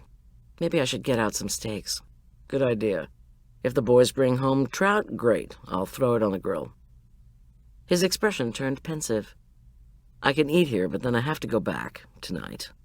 He smiled thinly. Got any salad to go with grilled trout? Tom, I've got enough fancy balsamic vinegar to make a salad to serve the entire armed services. Army, Navy, Air Force, Coast Guard. The Attenborough wedding reception will only consume enough for an army, I think. Plus, with it being held at Gold Gulch Spa, maybe the guests will feel guilty and not touch the potato salad. They'll see all that exercise equipment and figure they should be losing weight instead of stuffing themselves. Gold Gulch Spa, eh? Tom was perusing the contents of the walk-in. That's where the reception is? Tom, I told you, remember? Bridezilla decided she was having an extra 50 people and moved the whole show out to where she was trying to lose weight to fit into her wedding gown. She just neglected to tell me until yesterday. Tom shook his head, lost in thought. Yeah, I remember. And that's why Jack picked you up this morning. Listen, I want Boyd to go with you. I thought, but did not say, oh, brother, here we go. But Tom was right in being suspicious, I supposed, as some of the people who'd apparently disliked Doc Finn were going to be at the wedding, making it a volatile situation. Tom smiled at me. Why don't you fix that salad now? I don't remember having any lunch. I'll cook after I've had some of your good food. How's that? I returned his smile, wrapped a baguette in foil, and put it in the oven. Then I melted a knob of butter in my sauté pan, cracked in 3 organic eggs, salted and peppered them, and made a quick salad of frisée and arugula, which I drizzled with a freshly made balsamic vinaigrette. I brought out the baguette, which was steaming, put it on one side of the plate, then arranged the frisée on the other side. Finally, I slid the luscious-looking eggs on top of the frisée. Wow, Miss G, I wasn't expecting all this. Do you want to talk about the case? He nodded and talked as he ate. It ticks me off when people kill other people. But I especially get ticked off when someone kills a child or an older person, especially a nice older person like Doc Finn, whom almost everybody seemed to love. Yeah, almost everybody. Did you hear that? Tom glanced out the window. Sure enough, periwinkle gray clouds were darkening the horizon, but I hadn't heard thunder. I frowned and hoped Arch would have the sense to stop fishing if it began to storm. So, Tom, have your guys figured out any more particulars about who didn't like Doc Finn? Of course, I had a couple of answers to that myself, but I would wait until Tom finished telling me what he'd learned. Since you mentioned Gold Gulch, Miss G, I'll tell you first off that Doc Finn was out there the day he died. Thursday. Doing what? I imagined the easygoing, flinty-faced doctor out at the spa, frowning at all the baby boomers tearing up their tendons and muscles and putting way too much stress on their joints. Having a fight with Billy Attenborough, apparently. I know Billy didn't like him.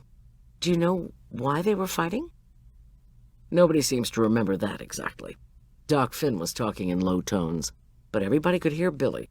He would say something, and she would yell at him to mind his own business. Then he would start to talk, or try to, and she would scream at him not to be so nosy. I sighed and got up to wash the pan I'd used to fry Tom's eggs. Charlotte Attenborough's magazine, Mountain Homes, had recently run an article entitled, How to Spot Good Breeding. She should have had a caption, Don't Look at My Daughter. I said, Won't Billy tell you what Doc Finn was talking to her about? She says he told her she was losing weight too fast, and that it wasn't good for her. Tom took a last bite of his lunch. Thanks, that was great. Here's the deal with Billy. She's lying. I've been in this business long enough to be able to spot that. So I took a different tack and told her we'd heard she was angry when Doc Finn ran off her 2 fiancés. She shrugged. Plus, we've got access to Finn's files, and Billy wasn't even a patient of his. When we asked her when the last time she'd seen a doctor was, and when exactly he had weighed her, she clammed up and told us that if we wanted to talk to her further, she needed to have her attorney present. Did you tell her you were in the middle of a homicide investigation, for God's sake? She already knew. The higher-ups in the sheriff's department thought we should announce that Doc Finn's death was a homicide. No particulars, of course, just the usual, that we were looking for help with the investigation, but none of that made any difference to Billy. Oh, God. That means Jack knows. Probably. Do you think I should go over there? No. If he wants to contact us, he will. He looked expectantly around the kitchen. I know you've got some cookies stashed around here somewhere. I shook my head. You're not going to want any trout. Speaking of which, you'd better get out those steaks. I think I just heard hail on the roof. I don't know where Tom got his supersonic sense of hearing, but just at that moment, a flash of lightning and an almost simultaneous loud clap of thunder announced that, indeed, a hailstorm was upon us. The lights went off, then came back on again. In the walk-in, I found half a dozen individually wrapped filet mignon, which was a good thing. If I knew Arch and his pals, they'd come racing home from their fishing trip, soaked, starving, and, if the hail kept up, empty-handed. Do you want some cookies? I asked Tom. We don't have anything on hand. I could bake some, though. Please, don't go to the trouble. I was just wondering. I'll do some baking while you're barbecuing. How about that? Super. Now, Tom, I said, as I began to melt butter with brown sugar and cocoa, tell me why you want Boyd to go out to the spa with me. Is it just that Finn and Billy fought out there? Tom opened his palms. No. It's more of a feeling. Too many things going on that don't add up. Doc Finn goes out there and has a big fight with a spa client. Then that night, somebody makes a bogus call to him from Southwest Hospital. The rear of his Porsche Cayenne was badly dented. So we figured someone ran him off the road. And get this. We found a towel from Gold Gulch in the back of Finn's car. Maybe he had a shower out there. He didn't, we checked. Plus, the towel was behind the seats. Who takes a shower and then puts the towel in the very back of his SUV? Nobody I know. Exactly. And guess what else we found in his car? Not with the towel, mind you, but on the floor of the front seat. A pair of women's shoes. The hail was hammering on the roof now. No name inside, I suppose? No. But when we went to talk to Billy Attenborough, we took the shoes and asked her about them. She recognized them, no question. But she wouldn't say whose they were. Then her mother walked into the living room and said, "Oh, there are my silver pumps. Did you borrow them, Billy?" They were Charlotte's shoes? So did Billy borrow them? Who knows? 'Cause just at that moment, Billy said, "Don't say or do anything, Mom." Geez, Tom. I know. I said, "I certainly hope their house gets broken into, so the sheriff's department can answer their call with, 'We can't say or do anything.' Is there anything else you found out?" Tom said, "Out at Doc Finn's house? There was a vial in the trash can out back. We also found a note to himself that said, 'Have analyzed.'" "What was in the vial?" "Don't know, yet. We're trying to see if there were traces of anything in there that we can send off for analysis. We also don't know if the note goes with the vial." That's it? So far. All right, well, listen. I told him about Jack charging around in the smoothie cabin, apparently looking for something. I don't suppose he told you what he was looking for? Nope, but I'll bet you it's related to whatever was in that vial in Doc Finn's trash. Do you think Victor's hiding drugs out there? That he's some kind of dealer? Tom said, So we've got a faked call from a hospital, a dented car, an argument at Gold Gulch Spa, a pair of shoes, a towel, a vial, a cryptic note, and Jack rummaging around in the smoothie cabin. All very strange. I removed the cocoa butter mixture from the stove to cool, then measured out oats, baking powder, and salt. "And none of it adds up," I said, as I began beating an egg in our mixer. "At least not yet. But listen, I have some things to tell you." I wasn't 5 words into what Marla had learned at her fundraiser when Tom pulled out his notebook and began to write down what I was saying. When I got to the monetary details of the contract between Billy's mother and Craig Miller, Tom whistled. "Have you ever heard of such a thing?" I asked. "Nope. Jack's son's ex-wife, Paula, the drunk lawyer with the big mouth.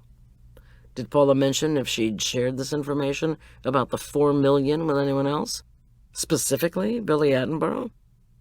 "She didn't say. Why?" Tom tilted his chin. "I was just wondering how Billy would have reacted. I mean, how would you have felt if your mother had paid John Richard to marry you?" "I'd have gone ballistic." "What do you think it would have told you?" "That my mother didn't have any confidence that I could attract anyone on my own." Uh-huh. Now I'm wondering if Doc Finn could have gotten wind of the contract somehow and told Billy about it. That would have made her go ballistic. Tom rubbed his forehead. But if Billy wouldn't even let her mother talk about a pair of shoes, she sure as hell isn't going to tell us what she and Doc Finn really talked about. I looked at all the ingredients I'd assembled, unsure of exactly what kind of cookie I was going to make for Tom, Arch, and the boys. "You had something else to tell me?" Tom asked. "Because I'd like to go have a shower before I get called upon for grilling duties." "Do you know anything about Doc Finn's will?" Tom seemed surprised. "We've had a preliminary talk with his lawyer. Doc Finn left everything to Duke University Medical School." "Right. Well, according to Lucas, or rather, according to his inebriated ex-wife, Paula, Lucas was upset that Doc Finn was trying to get Jack to change his will to leave everything he has to Duke, too." "What?"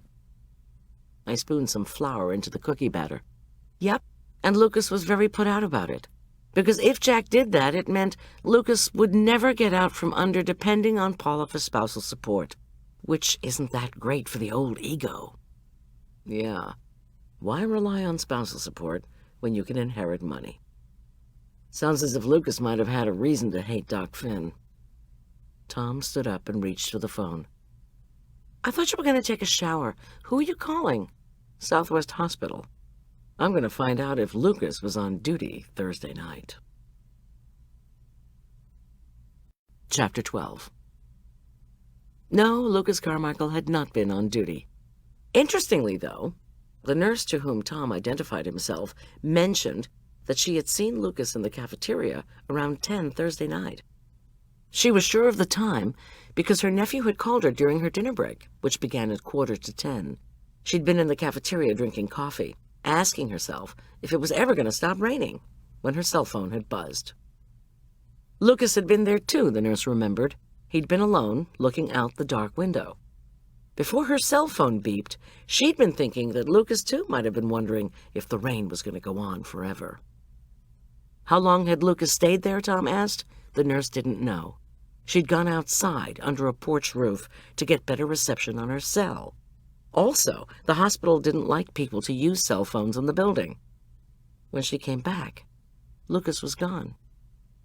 Tom promised to follow up, then called his office to get someone to go over to Southwest Hospital to talk to the nurse, to other medical personnel, to anyone who could have seen Lucas Carmichael using the phone in a specific maternity ward room on the 4th floor. It was from that room that the call had come to Doc Finn's home phone just after 10 Thursday night. The maternity ward, incidentally, was not far from the cafeteria entrance. Then he directed one of his investigators to go talk to Lucas Carmichael, to feel him out, get his alibi, and see if he acted guilty, defensive, or both. Thursday night it was pouring like nobody's business, I observed. I don't suppose you found any usable footprint in the ravine? No, that's part of the problem. He rapped his fingers on the counter. Then he put in another call to the department and asked the fellow on duty about Finn's impounded car. Had the computer on board the Cayenne yielded any more information? If so, he needed to know ASAP, he said. That might help, Tom concluded after hanging up the phone. We work out times and who was where when, we might have something. I'd decided to make chocolate lace cookies for the boys, then sandwich ice cream between them for a very special dessert.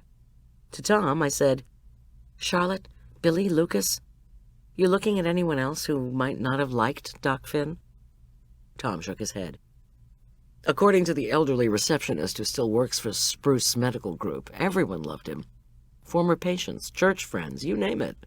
And before you ask, no, nobody from Duke University Medical School has shown up on our radar. Hey, Tom, take it easy. You're always telling me you have to look for the person due to benefit from someone's death. I hesitated. I just can't believe that Lucas is a murderer. That he would have killed Doc Finn. I just can't. And I wondered, if he would kill Doc Finn, to keep him from convincing Jack to bequeath these questionable millions to Duke, was Jack safe? I shook my head. No, I didn't believe it. Tom tilted his head. How's Jack doing? I thought back to Jack's antics that morning. Would you say rummaging around in the spa's smoothie cabin, then smooching a much younger woman, was normal behavior for someone grieving? Tom cocked an eyebrow at me. Normal for Jack, I'd say. Yeah, well, by the time I'd driven Jack and Charlotte home, they'd made up. And get this, the smoothie cabin has a one-way mirror, with security cameras pointed inside and out, just to make sure nobody steals the vitamin C. Not enough for a search warrant, I'd say, but enough to go ask Victor Lane some more questions. Did you ask Victor Lane about the vial you found at Finn's place? Miss G, we don't even know if the vial came from Victor, and so far, we don't know what was inside it. I reflected for a moment, remembering Jack and Isabel's frantic search through the drawers and cupboards of the smoothie cabin. What do you suppose Jack and Isabel were really looking for? I asked. Tom shook his head. Maybe something to do with Doc Finn, maybe not. Maybe something that makes you lose weight, maybe drugs. Unfortunately, knowing Jack, I'd say, first guess. He raised his eyebrows at me. Booze. By the time Tom returned to the kitchen, showered and wearing clean khakis and an open-necked white shirt, I had made and refrigerated a tomato salad with fresh basil and chopped garlic, brie and balsamic vinaigrette. I'd baked the first batch of cookies. Once they'd cooled, I reasoned, They would taste deliciously crunchy and flaky, with either the ice cream I planned or frosting as the cookie sandwich filling. Or at least, I hoped so. As I was putting the second sheet of goodies into the oven, Arch, Gus, and Todd traipsed onto the deck. Gus triumphantly held up a line of brown trout. Predictably, Jake and Scout made a sudden appearance. They then began their own chorus of howling and meowing. We weren't the only ones who were going to get fish, they insisted. Yeah, down, boy, Arch called to Jake, who would have devoured every fish on the line if allowed to do so. Okay, boys, said Tom. Who wants to learn how to clean fish? Oh, man, I need a shower, said Arch. Me too, Todd and Gus chimed in. Soon the three of them were clomping madly up the stairs. Anything to avoid fish guts, apparently. Do not clean those fish with your lovely clean clothes on, I told Tom. You start the fire and I'll do the fish. Forget it, said Tom. Make some more cookies, will you please? I'll start the fire and then find my rubber apron that I keep expressly for this purpose. I sighed, but started filling the next batch of cookies with ice cream, then freezing them. As I rummaged around for the tomato salad, I figured one of us had put the covered glass salad bowl as deep in the dad-blasted walk-in as his rubber apron must be in the garage. When I finally located the bowl, I tasted a few tomato slices, deemed the concoction exceedingly wonderful, and spooned the whole thing onto a bed of lightly dressed field greens circling a crystal platter. By the time I'd set the table for 5, Tom had made the fire and cleaned the fish. The man was a marvel. The boys appeared looking freshly scrubbed, if a bit sheepish for skipping out on fish-gutting duty. They promised to do the dishes, to which I added a mental uh-huh, but said nothing. I didn't want them to have to clean up, as it was almost the end of summer. Todd was leaving on Monday for the Montana trip. Gus's grandparents had fussily informed me that they were planning to spend the last couple of weeks before classes buying Gus back-to-school supplies, a task to which I never devoted more than a single evening. And anyway, now that Arch could drive, I figured I would give him some cash and he could buy his own supplies. There were some benefits to having a teenage driver in the family, after all. The dinner was fabulous. I shoved the steaks back in the refrigerator so the boys would never know we doubted their fishing abilities. Tom's grilled trout was succulent, with crisp skin and lusciously moist flesh. The boys scarfed it down faster than you could say, freshly caught and grilled fish taste remarkable. Gus, ever the diplomat, said the tomato salad was so delicious he just knew his grandmother would love the recipe, which Tom promised to print out. Todd said he was going to save room for dessert. As soon as we finished, I shooed the boys upstairs and told them I would do the dishes, no sweat. They hustled off before I had a chance to change my mind. You sure you're all right cleaning up all this? Tom asked as we cleared the table. I promised the guys at the department I'd be back by 8. I'm absolutely fine, I assured him. The prep for Billy's wedding is done. Go down to the department and find out what happened to Doc Finn. Remember, Boyd is working with you tomorrow, Tom warned. That really isn't necessary, I protested. I'll decide what's necessary, Tom said quietly. And you'll have a free pair of hands to help you with the serving and whatnot. Well, I wasn't going to argue with him. Still, having Boyd underfoot in the small Gold Gulch spa kitchen wouldn't be quite as wonderful as Tom envisioned. Like allowing Arch and his pals to do the dishes, sometimes having an extra person to help with the work was more trouble than it was worth. After Tom left, I took the boys a plate of ice cream-filled cookies to share while they watched television. Then I put in a call to Julian to make sure all was set for the next day. You bet, boss. Just think, tomorrow night at this time, we'll have Billy Attenborough out of our hair forever. Maybe I'll shave my head to commemorate the occasion. Julian waited for me to tell him I was kidding, which I finally did. We promised to meet at the spa at noon, even though the wedding wasn't until 6. Tomorrow at this time, Julian repeated. Bring a razor. Immediately after I hung up, the phone rang. With dread, I checked the caller ID. But it was not Billy. It was Marla. Well, she demanded, have you learned anything about this prenuptial agreement? You mean the $4 million? I thought you said it wasn't technically a prenuptial... All right, this contract, she conceded. How can I find out anything when you're the source of my information? I pointed out. Oh, for God's sake, can't Tom get a subpoena or something? Marla, I explained patiently as I boxed up the leftover cookies.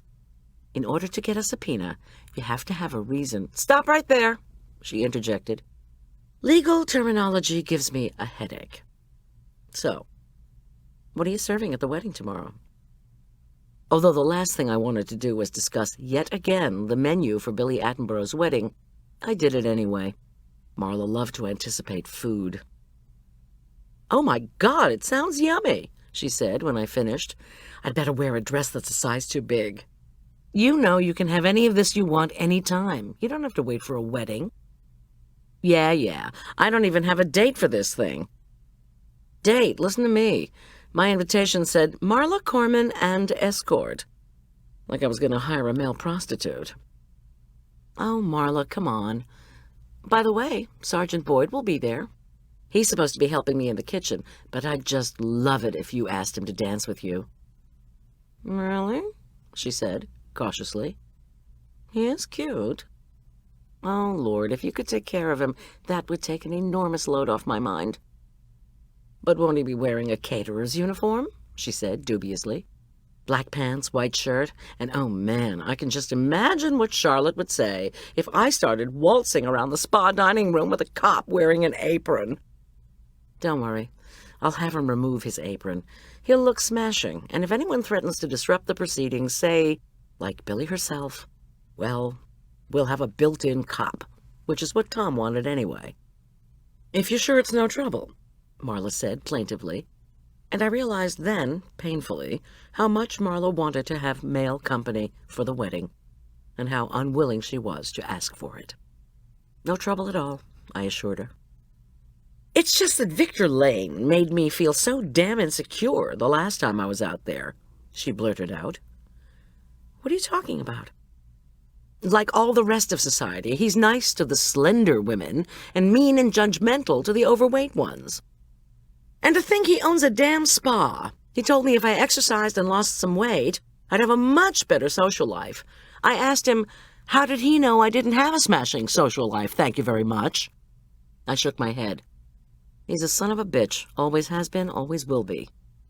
I resolved never to go out there again. I mean, if I want abuse, I don't have to look any farther than talk radio. I'm so sorry, Marla. Then, mischievously, I added, maybe in the not-too-distant future, I'll be catering a wedding for you. She made exaggerated choking noises. No way! I'm done with being married. Once is enough. Oh, but wait, I thought of something I meant to tell you. She inhaled for dramatic effect. There I was, out at Aspen Meadow Country Club today, resolved to do some laps at the pool, but indulging in a lobster roll instead, and you'll never guess what I heard through the grapevine. I couldn't imagine. Marla's grapevine stretched and twined through every layer of Aspen Meadow society. Charlotte Attenborough told her bridge club that she expects to get married soon, maybe next year. What? Get married to whom? Why, your dear godfather, Jack. That's to whom. I glanced around the kitchen and shook my head. I don't think so. Furthermore, Charlotte's aware of Jack's stance on this. Jack is as confirmed in his determination to remain single as you are. Marla raised her voice to a sing-song. That's what Charlotte said. Well, I don't believe it, I asserted. Not for 1 second. Yeah, me either, but I thought you'd be interested to hear. Thanks. Maybe I should warn Jack about what Charlotte is saying behind his back. I think your godfather can stand on his own 2 feet. We signed off, and I put the finishing touches on the clean kitchen. Then I printed out my schedules for the next day, along with the list of all the foodstuffs we would need. Feeling slightly self-indulgent, I crept upstairs and drew myself a hot bath. I was determined to be as relaxed as possible for Billy's ceremony, knowing full well that she would turn anything that did not go well around to being my fault. But Charlotte marrying Jack? How could Charlotte ever get such a crazy-ass notion? Jack didn't love Charlotte, of that I was sure. More than anything, he seemed to upset her, which he made up for by pandering to her. This wasn't love, it was masochism. But if it suited them, I thought, as I sank into the steaming, bubbly water, why should I worry? Jack, as Marla had pointed out, was fully capable of taking care of himself. All right, I promised myself as I toweled off, no more obsessing about Jack's future. Sufficient unto the day are the evils thereof, I thought, as I buttoned myself into my pajamas. If only I'd had any idea just how bad those evils were actually going to be, I'd have canceled Billy's wedding myself. Chapter 13. The alarm burbled at 6, and it seemed to me to be very far off. A distant rendition of Handel's water music made me imagine I was floating on a raft down Cottonwood Creek. Tom had come in very late, and I'd only vaguely registered his warm presence beside me. Now I wanted him on the raft with me, so I rolled over and curled myself around him. He responded by pulling me in close. "Could you turn off the music?" he murmured. "I'd enjoy this more." So I did. We made slow, affectionate, and very quiet love. I doubted we would wake up the boys, but still, I didn't want to risk it. Afterward, I thought, that was the best thing that will happen today. "Boyd's meeting you out at the spa at noon," Tom whispered warmly in my ear. That is so unnecessary. We'll be fine. "It'll make me feel better to have him there." "Tom, Julian will be there. Jack will be there." "Miss G, I doubt even a .22 would fit underneath whatever natty outfit your gun-loving godfather is wearing. Then again, he could whack someone over the head with a liquor bottle. Go back to sleep."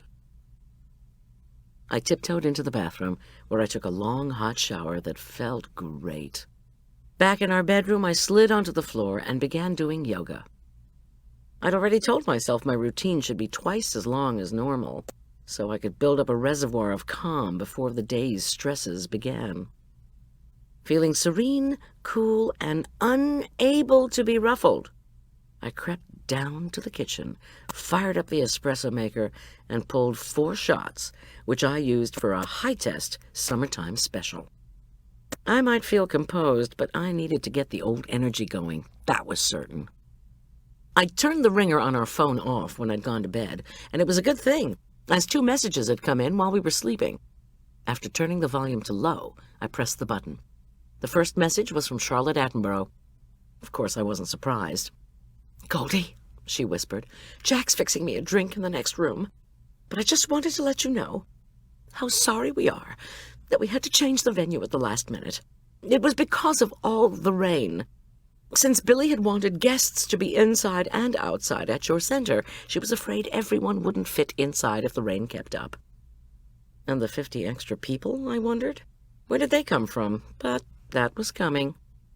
"The extra people are all my best advertisers. I decided at the last minute that they should be included, and they all said they wanted to honor Billy and Craig." I giggled so suddenly that I choked on my latte. "Right, you mean you were hitting them up for big donations to your daughter's wedding gift haul?" Well, she would be needing presents from other people, as that $4 million you used to pay off Craig must be putting a dent in your finances, eh, Charlotte? That message had come in at 11 o'clock the previous evening. If my godfather was fixing Charlotte a drink then, the likelihood of her getting enough beauty sleep was slim. But then, the second message was from Charlotte, too. "Goldie," she said urgently, "Billy's having a meltdown. Craig's been trying to calm her, to no avail, so she's going out to the spa this morning." My heart sank. Billy underfoot in the spa kitchen, that was all I needed. I told her she'd feel better if she had something to do, so she's going to oversee the putting up of the decorations in the spa dining room. Better and better, I thought. Not. "I'm going to take her dress and veil out there. Oh, and I hired another 7 servers. Before you said you needed an extra 8, right? But I don't think that will be enough. I read in a magazine devoted to weddings that you needed one server for every 10 people, so we'll have at least 15 people helping. I figured better safe than sorry. Man, I was already sorry. I slid a new chilled glass under the espresso spout and watched 4 more shots spurt inside. I dumped in more cream and ice cubes and wondered if Marla had any Valium in the massive pharmacopoeia she kept in her house. But would it be better if I took it, if I gave it to Billy, or both? After printing out the last of my checklists, I started packing the boxes I would be taking out to the spa. A sudden sharp rap at the back door startled me so that I spilled the latte all over the floor. First I choked on it, then I spilled it on the floor. "Geez, boss," said Julian, when he came through the back door. "You look like you saw a ghost or something. What's wrong?" "This wedding, that's what's wrong," I replied bitterly. I glanced at the clock. 7:30? Julian was supposed to meet me out at Gold Gulch. "I was worried about you getting everything packed up. My rover's full, but I can help you get your gear out to your van." "Thanks," I said, and meant it. Catering was always 100 times easier with Julian there. "I took an early call from Charlotte Attenborough this morning," Julian said, heaving up a box and giving me a mischievous grin. "I mean a very early morning call. Try 5:30. "Oh, Lord, Julian, I'm sorry. I wish 1,000 times over that I'd never agreed to do this wedding." "Oh, no, man, it's great. The stories we'll have for the next 20 years, are you kidding me? We'll be saying, remember when Billy bit the other lady who wanted her dress at the sample sale?" I sighed. I hadn't heard about that, which was probably a good thing. "She bit somebody?" "Yep." Julian placed his box in my van. "Marla told me. I can't believe she didn't tell you. Apparently the two of them, Billy and this other girl, wanted the same dress, and Billy placed her chompers on the other gal's arm and bit down, hard. The shop owner called the cops, the bitten lady filed a complaint, and Charlotte had to hire a lawyer to bargain the charge down to misdemeanor assault, with probation. And the other lady got to buy the dress. Plus, Billy had to pay the lady with the bite marks a pretty hefty fee." I can only imagine. We traipsed back to the house, where Julian fixed himself a quadruple espresso, which he then doused with 4 teaspoons of sugar. I tried unsuccessfully not to shudder. Warming up to his tale, he went on about Billy. "At the O'Neill wedding," he slugged his coffee, then put in the dishwasher. "When Billy appeared and threatened to mess that up, I think that's why Craig came with her. He didn't want her biting again. He even said so, you know, in that low voice of his. 'I don't want a repeat of the bridal shop situation,' he muttered, and Billy loudly exclaimed, 'I'd bite that bitch again in a heartbeat.'" "Wonderful." We picked up the last 2 boxes and started out to my van. "So what did Charlotte want this morning?" "I'll show you." We placed the boxes in the van, and Julian led me over to his old Range Rover, inherited from former clients. He leaned into the front seat and pulled out a florist's box. Inside was a large bridal bouquet. "You didn't have to make that," I protested. "At 5 this morning? No way. But I did take some of the ingredients over to this florist I know. She put it together." "A florist you know? A new girlfriend?" I speculated. I tell about my social life. Take us as fragrant of the bouquet. The fragrance was pungent and culinary. "It smells like something you'd put in a stew."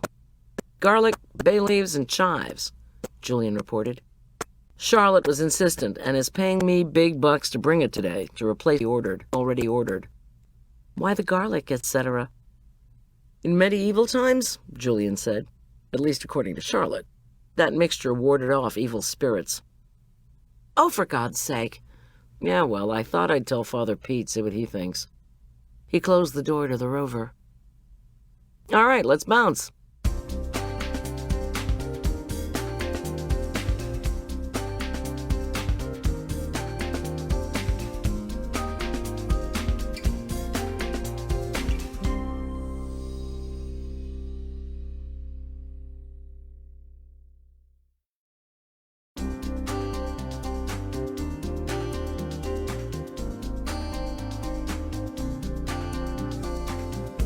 I'd gotten used to Julian's speak, and sometimes it even helped me with clients in their early 20s. We were bouncing up to Gold Gulch Spa, i.e. we were driving, and once again, weak sunshine lit the way. The weather was cool, though, in the low 50s. I hoped the guests would bring jackets. I didn't know if rain was predicted again, and cared even less. All I wanted was for this thing to be over.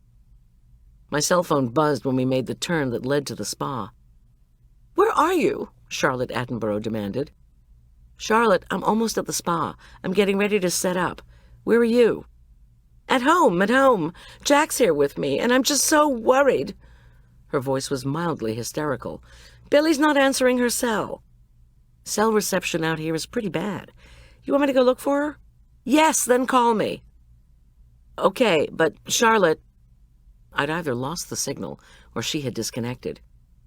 Somehow I suspected the latter. There had been no please, no thank you, just do it. As if that was what she was paying me for. One thing I was beginning to learn, where Billy got her bitchiness from. I told Julian what was going on. He rolled his eyes and said I should go look for Billy. He would unload our boxes. The spa had been transformed. I had to give it to Aspen Meadow florist. They'd done wonders with the designs Charlotte had given them. Had Billy helped, I wondered? Garlands of lights hung on every aspen and pine that surrounded the main building of the spa.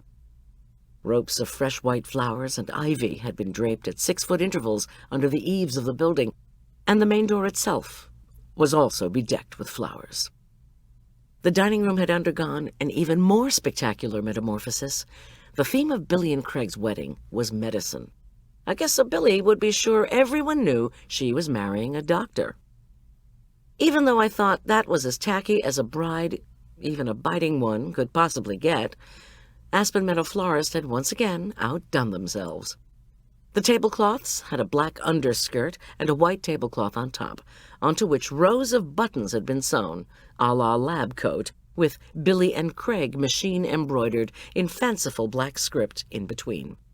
In the center of each table, stethoscopes had somehow been placed upright, and they were surrounded by lilies and ivy. In the front of the dining room, where the ceremony would take place, bright white and black slipcovers festooned the chairs, which had been placed in neat rows. A new dance floor had been placed over the dining room's old cement one, and there were more swags of white flowers and ivy between the rows of chairs. Aspen Meadow florist must have worked all night. But there was no one in the dining room. Specifically, there was no Billy in the dining room. The clang of pans issuing from the kitchen told me someone was here, though, so I headed in that direction. Yolanda, her face creased with exhaustion, was working with 3 other cooks.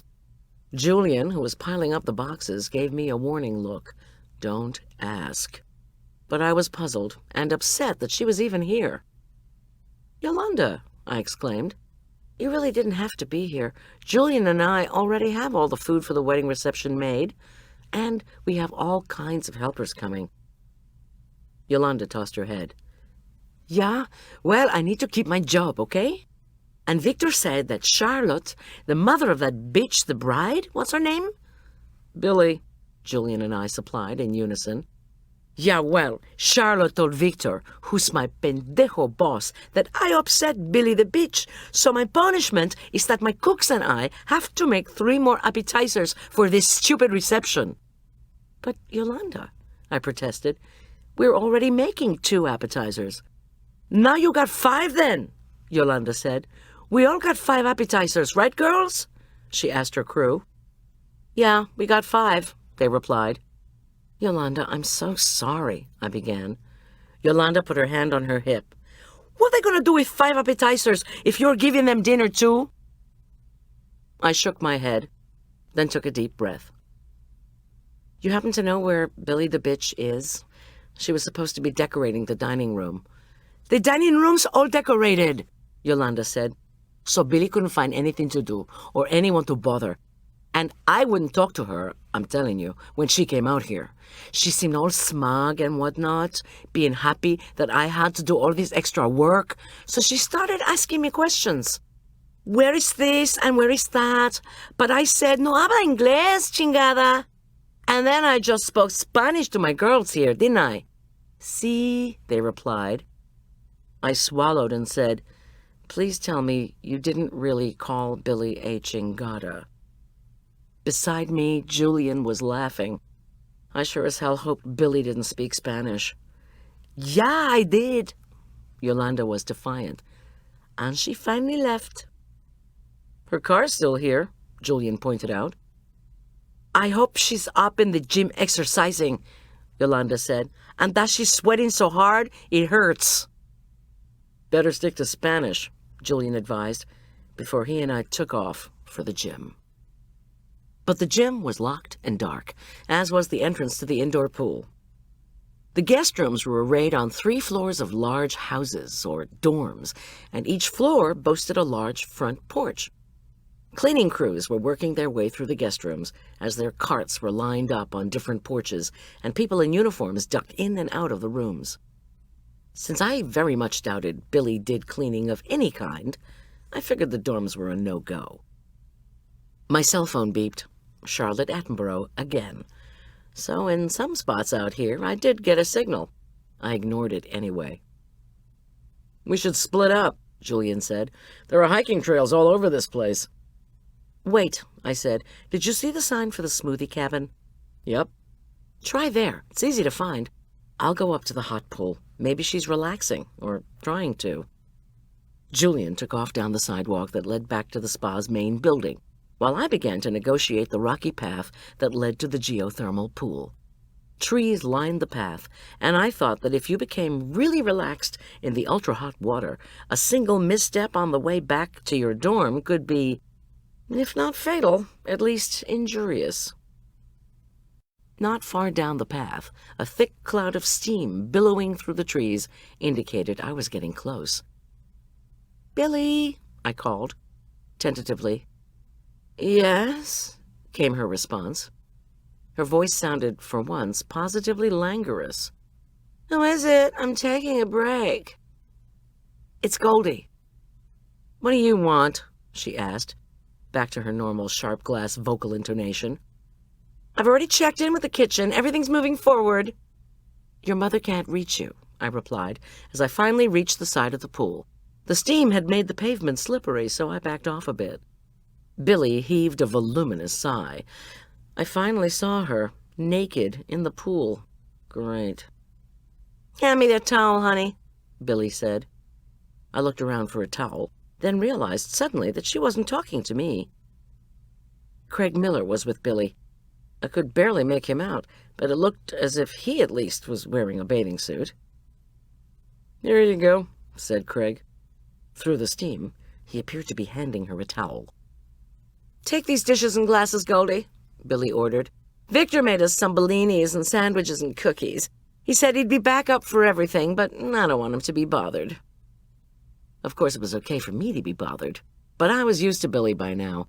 I'd get her damn dishes, and soon, as Julian had pointed out, this day would be over. "Call your mother," I barked. "She's worried about you."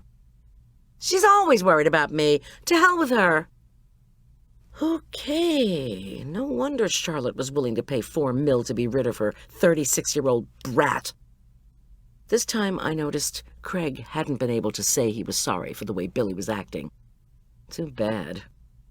Better get in the habit of always apologizing for your wife, buddy. As Craig and Billy strolled back down the path, giggling and murmuring to each other, I edged over to the table from which Craig had picked up the towels. There were at least half a dozen glasses and dishes, sets of silverware, and crumpled paper napkins. Apparently Craig and Billy hadn't been the first couple to think of having a mini picnic up here. Of course, I hadn't brought a tray with me, which would have proved helpful. The dishes were littered with crumbs and were already attracting rows of ants. Wonderful! One of the glasses was almost full of a pink liquid. A drowned bee was floating in it. Other glasses were empty, or almost so, and hadn't yet attracted any insect life. I started stacking up the dishware, then thought better of it. I pulled out my cell and punched in Charlotte's home number. To my surprise, not only was the call connected, but Jack answered on the first ring. "Where's Charlotte?" I demanded. Happy to speak to you too, godchild. I could hear the smile in his voice. Sorry, it's just that Charlotte sent me on a wild goose chase to find Billy, and I found her up in the spa's hot pool. She was with Craig. She's fine. Or as fine as any monster about to be married can be. I'll tell her, sweetheart. Calm down, will you? You sound stressed out. I am very stressed out. When will you be here? Around 4, Charlotte says. I'll come looking for you. Thank God for that, I said. You're the best, I added impulsively. As are you, he replied. Just hang in there. Weddings are like olives. They can be the pits. I didn't mention that Charlotte thought she and Jack themselves were soon to be wed. I was pretty sure that would be news to him. If so, would their wedding be a Kalamata or a California olive? See you soon, I said. Will Tom be there? He asked suddenly. It sounded like a casual question posed as an afterthought, but I knew Jack too well for that. He'd probably seen my caller ID on Charlotte's phone and immediately picked up just so he could inquire about where my husband would be and when. Why? I asked. I'd like to see how he's making out on the Finn case, that's all. He's working the Finn case today, actually. I know he'll keep you posted, Jack. Will anybody else from the sheriff's department be at Billy's wedding? I paused for a moment. What was going on here? I had the feeling Jack was fishing for information. But for what kind of information? One of Tom's associates will be here, I said, cautiously. His name is Sergeant Boyd. Is he a guest? No, he's helping me in the kitchen. Jack, what is going on? Why are you asking me these questions? You know, you can always leave a message for Tom if you want to. Hey, Gertie girl, back off. He laughed. I just want to know what they found out. I doubt Boyd'll know anything. All right, then. We signed off, and I continued piling up the dishes and silverware. The conversation with Jack troubled me. Did he know something about Finn's death that he had withheld from the sheriff's department? If Finn was his friend, why not tell all to Tom? I tried to put these questions aside as I worked on figuring out how to balance all the plates and glasses. I started with the dishes, then put the napkins on top, then the glasses, then the silverware inside the glasses. I was immensely proud of myself when I'd constructed a mountain of china that looked like something out of Arch's old magic books. With great care, I picked up the whole thing. Unfortunately, I hadn't figured on the hot pool's steam covering the surrounding flagstones and my carefully constructed stack with condensed moisture. I slipped, fell on my knees, and watched in despair as my castle of dishware plunged into the depths of the pool. I cursed, rubbed my knees, and tried to think of what to do. I peered into the murky water but could not see the glass. The famous Creekside Ranch hot pond, about 14 feet across, was fed by genuine geothermal springs. There were 2 ladders, but the bottom was invisible because the soaking pool was constructed of dark and undoubtedly slippery rocks. Damn it to hell, I muttered. What would happen if someone drank to excess at the wedding reception, came up here and decided to have a soak? And what if he or she cut a major artery on broken glass? Unlikely, perhaps, but I didn't carry enough insurance to cover stupidity. My own for losing my grip on all those dishes, or others for drinking too much. I prayed that no one, absolutely no one, was anywhere nearby. I pulled up my sleeve, knelt, and reached into the steaming water. It was so hot that I gasped, but I got used to it after a few moments. Scooting forward and feeling a couple of feet down along the edge of the pool with my fingers, I realized that a bench of some kind had been constructed around the inside perimeter. Marvelous. Only one plate had landed and broken on the bench. I decided to make another grabbing circuit of the hot spring pool. Unfortunately, when I extended my right arm as far as I could, my knees gave way yet again on the slippery stones, and I fell in. Cursing as wildly as one can while one's mouth is full of foul-tasting water, I tried to get some purchase on the bottom. Underneath the bench was another shelf, probably meant as a footrest. I used it to propel myself upward where I emerged, choking and coughing. I heaved myself onto the pool's bench, shivering and thinking, thank God I kept a clean change of catering clothes in my van. Since I had dropped the load in the first place, Victor would no doubt blame me endlessly for the broken dishes and glasses. Oh, what the hell, I was already wet. I took a deep breath and plunged down, down, down. How deep was this thing, anyway? Finally, at a depth that I judged to be about 8 feet, I touched an uneven bottom. I pushed off and up for more oxygen, as I didn't want to risk hurting my eyes by opening them. Then down I went again, and began to feel ever so carefully for more dishes and glasses. The water was hot, really hot, and I wondered if anyone ever scalded him or herself. There was only one warning sign indicating that the very old or very young should not expose themselves to extreme temperatures for more than 10 minutes. Peachy. After what had to have been 20 minutes of probing, I had found 4 glasses and 5 plates. Had there been more? I couldn't remember. My hair stank of sulfur, and I was so lightheaded, I thought I might pass out. Had I just heard Julian yelling for me? I had. He seemed to be hollering from a distance that might not be too far off. Was he on the path, maybe? Yeah, I'm here, I croaked, sputtering. Goldy, he called. Yeah, I'm in the pool. Just don't come all the way up, 'cause I fell into the water and my clothes are stuck to me. Julian laughed, sounding relieved. All right, I've got my back turned. Jeez, it's misty up here. I clambered out of the pool and immediately felt even more lightheaded. No kidding, I said. I couldn't imagine what had happened to you. Look, why don't you have a shower in the spa gym? They're cleaning in there and it's open. I'll bring you your clean clothes from the van. We've got lots of work in front of us, boss. He paused. What are you doing up here anyway? I told him about finding Billy, then being ordered to pick up all the dishes and glasses, then dropping all of same into the pool, then feeling guilty and worried and reaching for the stuff, and finally falling in, which was when I started looking everywhere for the still missing glasses, etc. This is easy, Julian called from the path. We tell Victor about what happened. He puts a sign up saying the pool is being cleaned or something, and then he finds somebody to fix the problem. I'll meet you in the gym in 10 minutes? Okay, I said reluctantly. I clumped down the path toward the gym.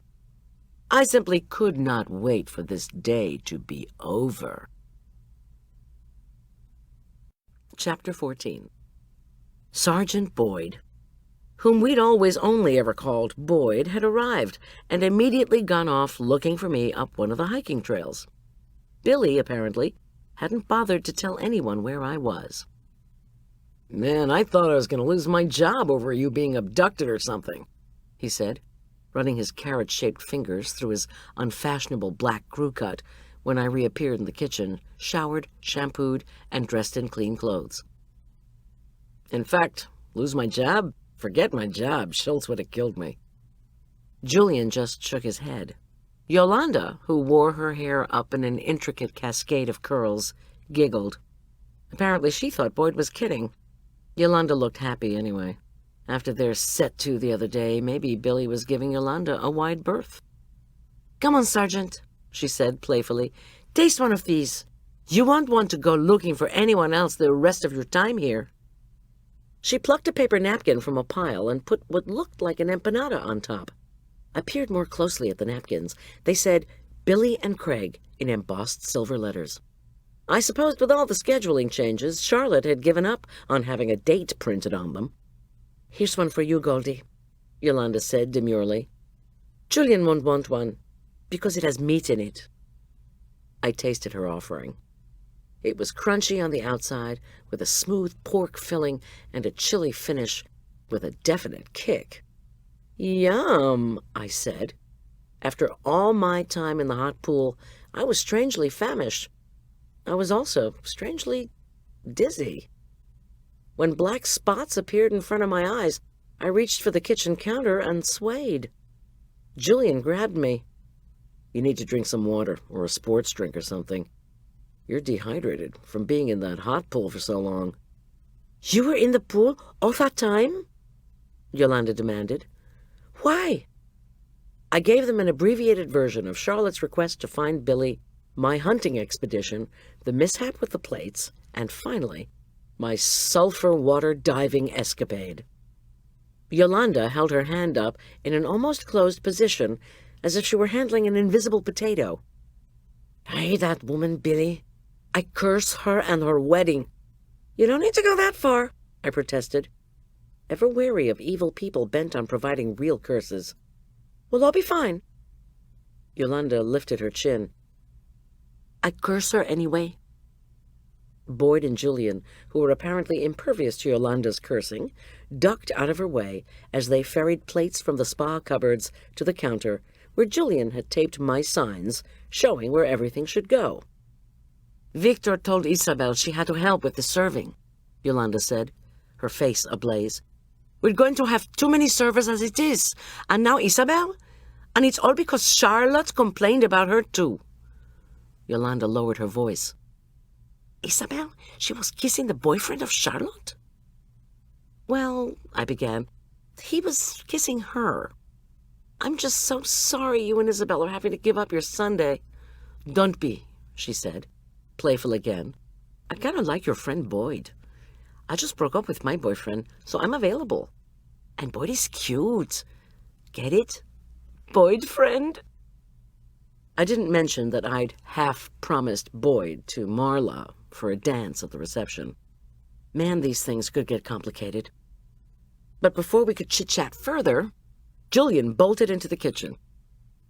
Boss man's coming, he hissed.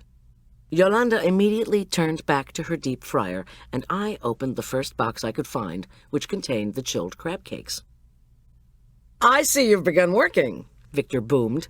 Yolanda volunteered to help you, he went on. And only I could hear Yolanda's tiny groan at this blatant lie. Isabel will be along around 5. She's also offered to help. I really don't need them, I began, but Victor held up his hand. They absolutely insisted, he lied again. He squinted at me. You want to tell me what you were staring at inside the smoothie cabin? I shrugged. I was looking for my godfather, Jack. And what was he looking for in there? Victor pressed. I don't know, I said truthfully. Have you asked him? Victor pursed his lips and gave me an angry look. You just happened to be going by there just when your godfather just happened to be scrounging around for something after breaking into private property. Oh, that reminds me, Julian said. Speaking of breaking, there was an accident up at the hot pool. Victor blanched. An accident? Was someone hurt? Did you call an ambulance? What happened? If you'll be quiet, I'll tell you, Julian said evenly. Everybody else was cowed by Victor Lane, but not my assistant. Hooray. Young man, what is your name? Maybe we need to clarify your relationship to this spa, Victor said. You are here because I allowed you to be here. I can easily ban you from the premises starting right now. Victor snapped his fingers to make his point. You want to hear about this accident or not? Julian said, unfazed. I really needed Julian to help me with this wedding reception, so I plunged in with, Billy and Craig were up at the pool with some dishes and whatnot. They asked me to pick up after them, which I did, but the dishes slipped out of my hand and into the pool, and I couldn't find them all, so they're probably at the bottom of the... Victor Lane turned on his heel. As he stomped out of the kitchen, he shouted over his shoulder, This is why I refuse to hire you. And you're showing why she shouldn't work for you, Julian called after him. I closed my eyes. When I opened them, Julian and Yolanda were laughing so hard, Julian was doubled over, and Yolanda had tears coming out of her eyes. Since this is undoubtedly the last time I'll be working here, I said, calmly, could we please get going on this reception? Sure, boss, said Julian. His face had turned bright pink from all the delirium, but he made an effort to read over my checklist. Boyd shuffled back into the kitchen. What's so funny? He demanded. Victor Lane told me he wanted some mulch spread in the new flower beds. So I spread the mulch, rewashed my hands, and now I've missed out on the big joke. I told Julian to take Boyd out to the dining room along with their checklist if the latest tale in the Victor Lane saga absolutely positively had to be repeated. Spreading mulch in the new flower beds? What was the matter with Victor Lane anyway? Thank goodness I couldn't contemplate that question because we had too much to do. We worked diligently over the next 2 hours, making sure every detail was being attended to. Yolanda kept us supplied with scrumptious Mexican appetizers, and Julian had even brought some non-alcoholic beer that we could have with them. The ceremony itself was due to start at 6, which meant guests would start to show up around 5:30. Charlotte and Jack arrived, but I didn't get a chance to visit with Jack, as the photographers showed up at the same time. Charlotte, who was wearing a flounced scarlet blouse and black pencil skirt, told the photographers to take lots of pictures of the spa exterior until it was half an hour before the wedding, at which point they were to come and find her. She then announced that she needed Jack to help her with getting the groomsmen ready. Jack, who looked dapper in a white shirt and navy suit, winked at me. Charlotte caught the wink and cleared her throat. She said she was just checking in the kitchen to make sure we were on schedule. Then, once Jack was helping the groomsmen, she was off to make sure the hairdresser and makeup artist were hard at work on Billy and the bridesmaids. "Billy and the bridesmaids!" Yolanda sing-song. "Sounds like a rock group." Charlotte narrowed her eyes at Yolanda, unsure whether she was being made fun of, which of course she was. But clearly Charlotte had more important things to do at that moment than force Victor to punish Yolanda again. Everyone departed for various dressing rooms. Julian announced he was going to start the grill for the artichoke skewers, and I was glad, once again, to be working with Boyd and Yolanda. Various service people arrived. Boyd showed the bartender to his lair in the dining room. The bartender, a tall, slender fellow with a bald pate, began arranging the glasses, ice, sliced fruit, and bottles of wine and hard liquor to his liking. To my question when Boyd returned to the kitchen, he announced that the bartender was sober. This, in itself, was cause for rejoicing. Father Pete poked his chubby face into the kitchen. "I'm looking for a handout." "Ooh, the priest!" Yolanda trilled. "You like quesadillas, Father?" "Do I?" While Father Pete was feasting on Yolanda's offerings, Boyd once again checked every table, every place card, every setting of china, silverware, and crystal in the dining room. He reported that everything looked A-OK. Billy had insisted on a miniature organ being set up in the room's far corner. When the opening strains of Jeremiah Clark's Trumpet Voluntary in D major startled me, I asked Boyd to make another quick check. He disappeared and returned, saying the organist was just warming up. "Still, though," he cautioned, "one of the ushers warned me that the guests will probably start arriving in about 10 minutes. You ready?" I surveyed the kitchen. Yolanda's offerings of empanadas, quesadillas, and fish mini tacos were ready to be slid into one of the spa's large ovens. The enticing scent of wood smoke drifted through the windows. This meant Julian's fire would be ready in time for the artichoke skewers. Like the caviar-topped deviled eggs, the remoulade sauce was still in the spa's enormous walk-in refrigerator, as were the crab cakes, also on baking sheets, ready to be heated, the new potato salad, and the haricots verts, with their vinaigrette only needing a final shake. The butter and baguettes were covered with plastic wrap on the center island, and the cake, another of Julian's phenomenal creations, was on a separate wheeled cart, along with a stack of plates, napkins, and dessert forks. "We're ready," I said under my breath, just as the organist started in on Jeremiah Clark in earnest, and the murmurings of guests being led to their seats beside the makeshift aisle began. Before long, the strains of the processional indicated the bridesmaids were making their way toward Father Pete. And at long last, Wagner's wedding march commenced. Julian popped into the kitchen through the back door. "Fire's ready. Oh, man, you should see Billy. That dress does not fit her. She looks like a whale inside a white girdle that's like 2 sizes too small." I groaned. "Don't say that." If she thinks the guests are judging her, she'll be in an even more vile mood than usual. I gave him a worried look. Will they notice? He shook his head confidently. Not if they're blind. Boyd snickered. Man, I'd like to work with you people every day. You're certainly a lot more fun than the sheriff's department. Yolanda tilted her chin provocatively.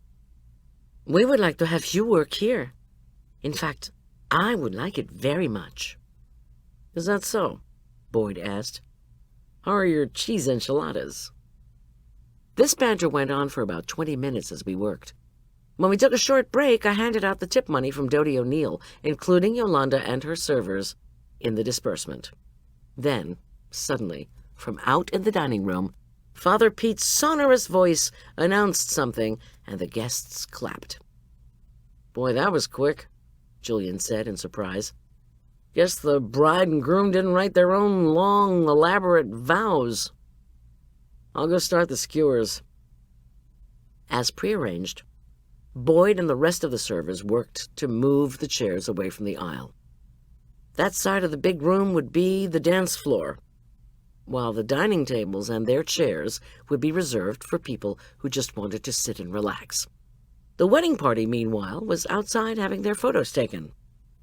Yolanda worked with alacrity on her appetizers, while out in the dining room the sound of popping corks came in quick succession. Luckily, the weather was cool, so guests wouldn't be tempted to down multiple glasses of champagne just to slake their thirst. I'd seen that happen more times than I wanted to count, and the vision of guests passed out in the spa's flower beds, newly mulched by Boyd, was not something I wanted to contemplate. Jack made an unexpected appearance in the kitchen. How you doing, Gertie girl? Anything I can help with?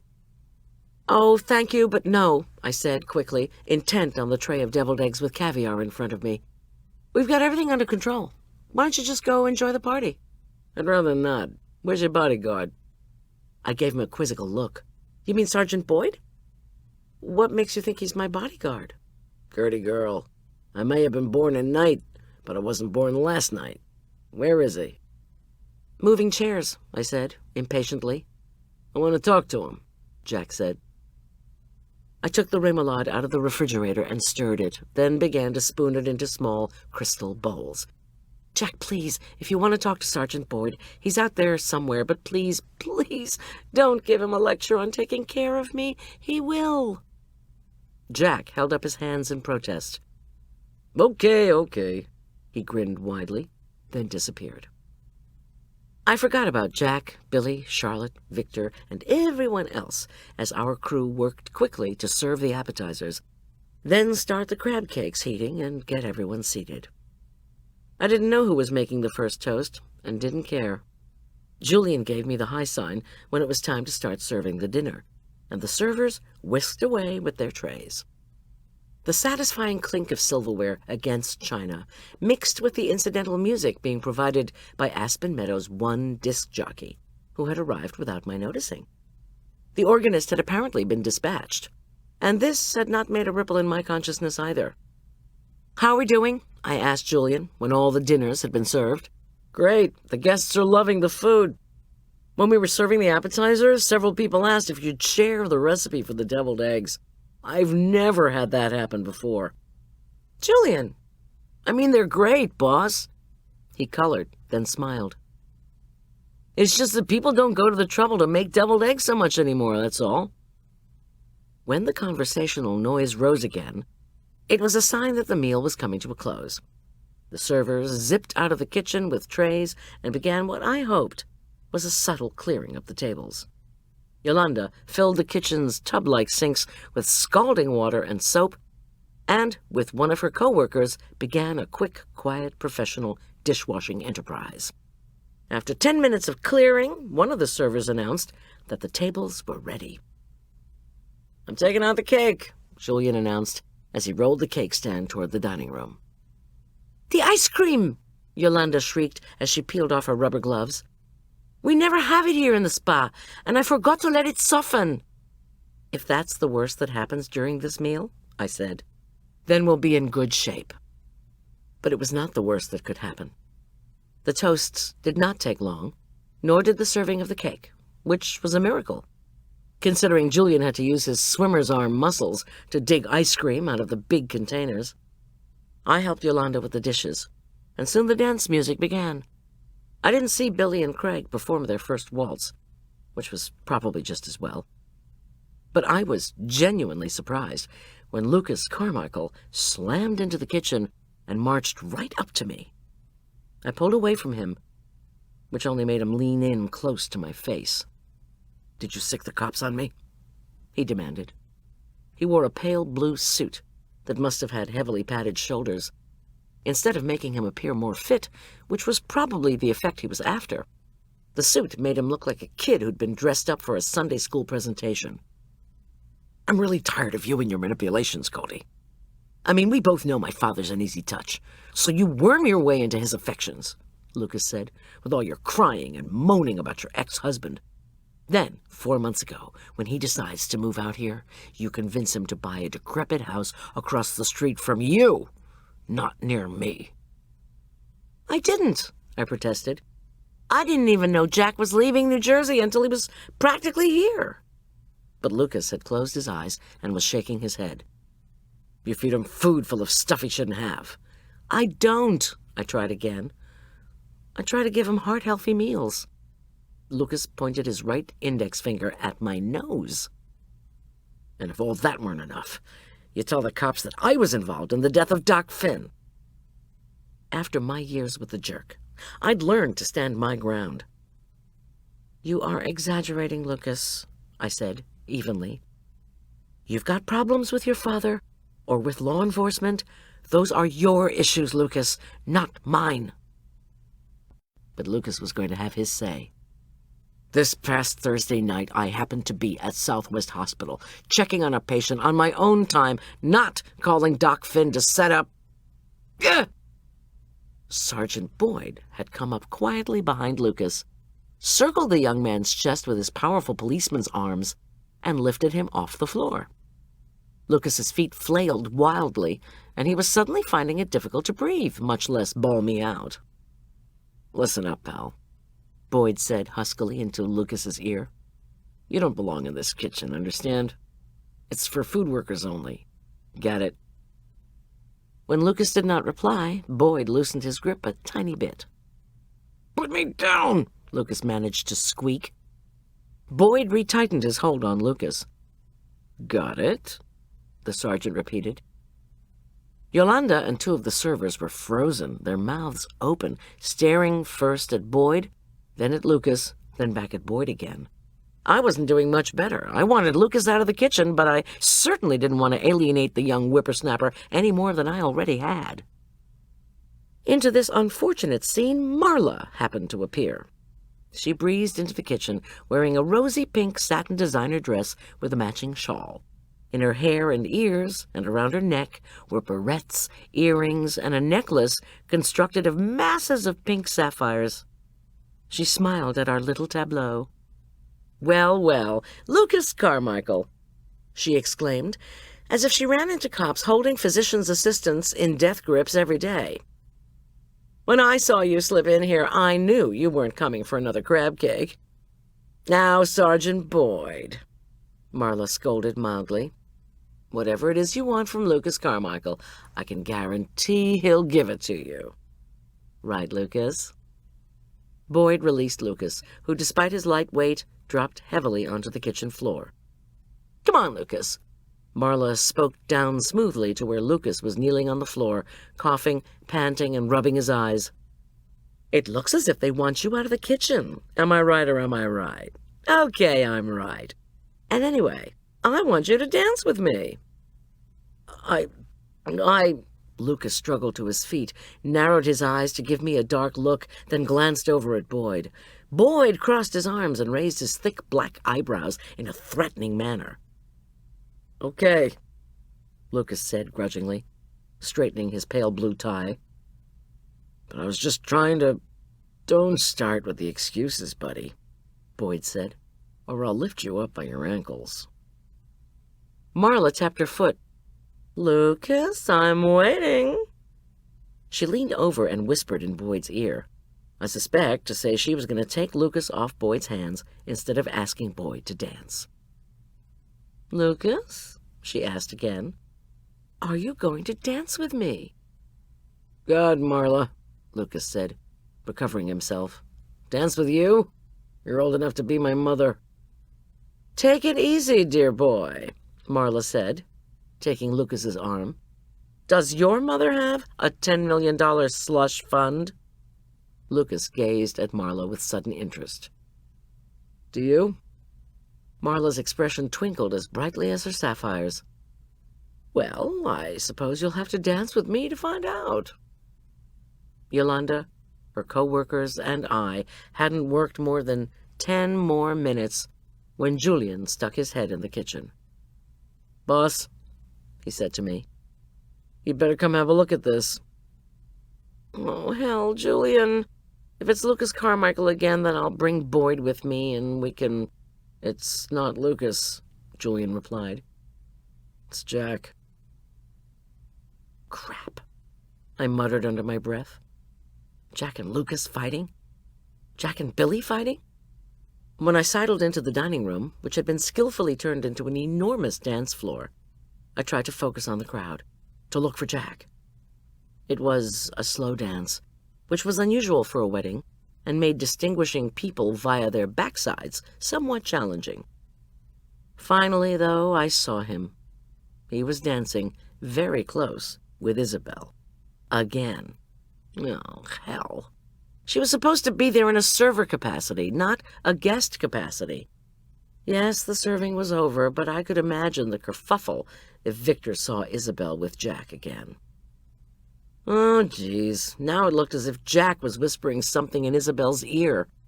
When she turned away to laugh and shake her head, I noticed she wore a red lace dress with lots of décolletage. So Isabel was breaking all kinds of rules here. First of all, nobody at the wedding was supposed to wear lace except the bride. And no one, no woman anyway, is supposed to look sexier at a wedding than the bride. Take it from me, I'd heard from plenty of mothers of the brides who were outraged at the provocative dresses some of the female guests had turned up in, that this was a huge no-no. Worst of all, Isabel was dancing and flirting with a man, okay, my godfather, who was old enough to be her father, and he had come with Charlotte Attenborough. Plus, Isabel was a server, not a guest. Which all might have been okay in this day of relaxed standards, but leaning against a nearby wall, Charlotte Attenborough was ostensibly talking to a friend, someone I recognized from a Mountain Homes photo display, while casting murderous glances at Jack. Would he never learn? Chapter 15. I repaired back to the kitchen, where any crisis was worth dealing with, as long as it didn't actually involve the wedding. Boyd and Julian were engaged in a conversation that was important enough that they'd stopped washing the cake dishes. Julian finally faced me with the bad news. 4 guests have come in saying they smelled pot smoke coming from the area of the smoothie cabin, he announced. I glanced at Boyd. "Do we have to do something about it?" I said, ever one to duck responsibility when it came to law enforcement at catered functions. "You don't," he said simply. "How do I get to the smoothie cabin?" I told him. "Keep an eye on her," he ordered Julian. "Don't let her out of your sight." Then he checked that his cell phone was working and marched out the back door of the kitchen. I eyed the remains of Julian's cake. There wasn't much left. What should we do with this? "Charlotte came in and said we were to wrap it well and put it in our van. She didn't want any hungry spa guests delving into it. And she wants to save some for a magazine staff meeting tomorrow morning." I sighed. Of course. 5 minutes later, Boyd had not returned, but Julian and I had wrapped the lowest cake layer in plastic. "I can take this to the van," I told Julian. "The hell you say? I'm sticking to you like, well, what? Epoxy? Cement?" "Dried royal icing." "Fine," he conceded. "Let's boogie." We, too, marched out the back door with Julian holding the cake and me being, well, his escort. There was indeed a strong scent of marijuana drifting from somewhere, but it was hard to tell from where. Where was Boyd? Had he decided to get stoned with the party? Unlikely. After we'd stowed the cake, Julian and I were walking back to the main house when we heard a soft, low moaning. Somebody having sex? Julian whispered to me. They needed the grass to get them going? Wait, listen. The low groaning was there again, along with faint coughing. It didn't sound as if whoever it was enjoying himself. Could it be Boyd? I asked Julian fearfully. Maybe he caught somebody smoking and whoever it was hit him or something. I think Boyd can take care of himself. The moaning was there again, less distinct this time, but I was sure it was a man in pain. I want to find out who's hurting, I said firmly. We got a lot of dishes still to do, Julian warned, as I set off in the direction of the newly landscaped area. They'll keep. Julian cursed under his breath, but true to his promise, stuck close to me. Where are you? I called into the night. Boyd? Are you hurt? There was a kind of whimpering coming from the bushes. Oh, how I wished cheap old Victor Lane had installed some real perimeter lighting instead of relying on Christmas and summer strands of lights. Boyd! I called again when the sound stopped. Where are you? I'm right behind you, Sergeant Boyd announced, and Julian and I almost jumped out of our epidermi. Did you find the pot smokers? Julian asked. Nope. Well, we heard somebody moaning and groaning and crying, I said. Somebody's hurt. More like somebody's drunk or having sex, Boyd said. But it was neither. Beside the bushes, a body was sprawled at an unnatural angle. It looked like a man clad in dark colors. In the strings of lights, he was visible by his bright white shirt. Julian and I rushed over. Oh, Christ, Julian said. Breathless, I fell to my knees beside the man. Gertie girl, Jack Carmichael managed to say, before he lost consciousness. Boyd was right behind us and quickly took command of the scene. Thank God he got a cell signal. He summoned an ambulance and law enforcement, while Julian judged Jack's condition. His heart's beating fine, Julian said to me. I was still speechless, but I was vaguely aware of tears streaming down my cheeks. It just looks as if he was knocked out or something. Oh, Christ, he said again, as he reached around the back of Jack's head. When he pulled his hand back, he held it up to show me. His fingers were covered with blood. I'd seen plenty of trauma in my day, but it was different when it was someone you loved. Jack! I called down to the inert form. Please, Jack! Move away, Goldy, Boyd ordered. You too, Julian. He's been hit in the back of the head and he's bleeding, Julian said. I should hold on to the wound until the medics get here. Curious wedding guests were gathering outside to watch the drama before them. Damn it, Boyd muttered when he saw the crowd. All right then, Julian, stay where you are, but do not move a muscle from that spot. Goldy, I've called Tom. We had a bad connection, but he's coming. Now I want you to move these people back inside. Get Yolanda to help you. Victor, too. Tell everyone. Tell them Jack's had an apparent heart attack, and we need the guests to stay away until the ambo gets here. You got it? He asked. You gonna be all right to do that? You're not gonna pass out on me, are you? Or throw up? I pressed my lips together and nodded. I am fine, I said evenly, and I'll do exactly what you want. But what the hell happened? Is he going to be all right? He's gonna be fine as long as you can keep people out of here. Oh, and isn't the groom a doctor? Get him out here, ASAP. All right, I acquiesced. But, I continued stubbornly, why would someone do this? God damn it, Goldy, Boyd said angrily. I don't know. Isn't your godfather wealthy? Maybe someone wanted his wallet. His Rolex is gone, Julian said. Uh-oh, he's conscious now. And he's gonna puke. Roll him on his side, Boyd commanded. Julian did as commanded, and I really did think I was going to pass out when my godfather began to throw up weakly into the grass. Boyd shouted, Get the damn doctor, Goldy. I blinked, overcame my immobilization, and walked quickly over to where the crowd was gathered. Please go back inside, I begged them. Someone is just sick, that's all. Serves him right, a guest commented. I'm sure as hell not having any more of that punch. Cake either, someone else cackled. Does anybody know where Dr. Miller is? I asked, my voice suddenly high and imperious. Inside, I expect, an anonymous voice from the crowd announced, which is where all of you should be. The voice was Victor Lane's. Let's go, everybody. The show's over. Victor was better at directing people around than I was, perhaps because he'd had more practice. I pushed through the crowd, future clients be damned. I need Dr. Craig Miller, I said urgently to Victor. He's still inside, Goldy. At least he was the last time I saw him. I sped through the dining hall doors and searched the 100 or so faces. Near me, Isabel was listening uncomfortably to a lecture from Charlotte Attenborough. Out on the dance floor, Marlowe was swaying jovially from side to side, while Lucas Carmichael tried desperately to find the music's rhythm. He seemed as ill at ease as Isabel. I threaded my way through the tables and immediately was aware of people's glares. Now what does she want? Isn't the dinner over?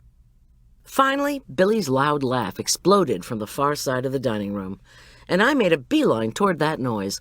I realized I hadn't yet seen her in the fancy cream wedding dress that, when you included all the fees for change orders, Marla reported it cost over $2,000.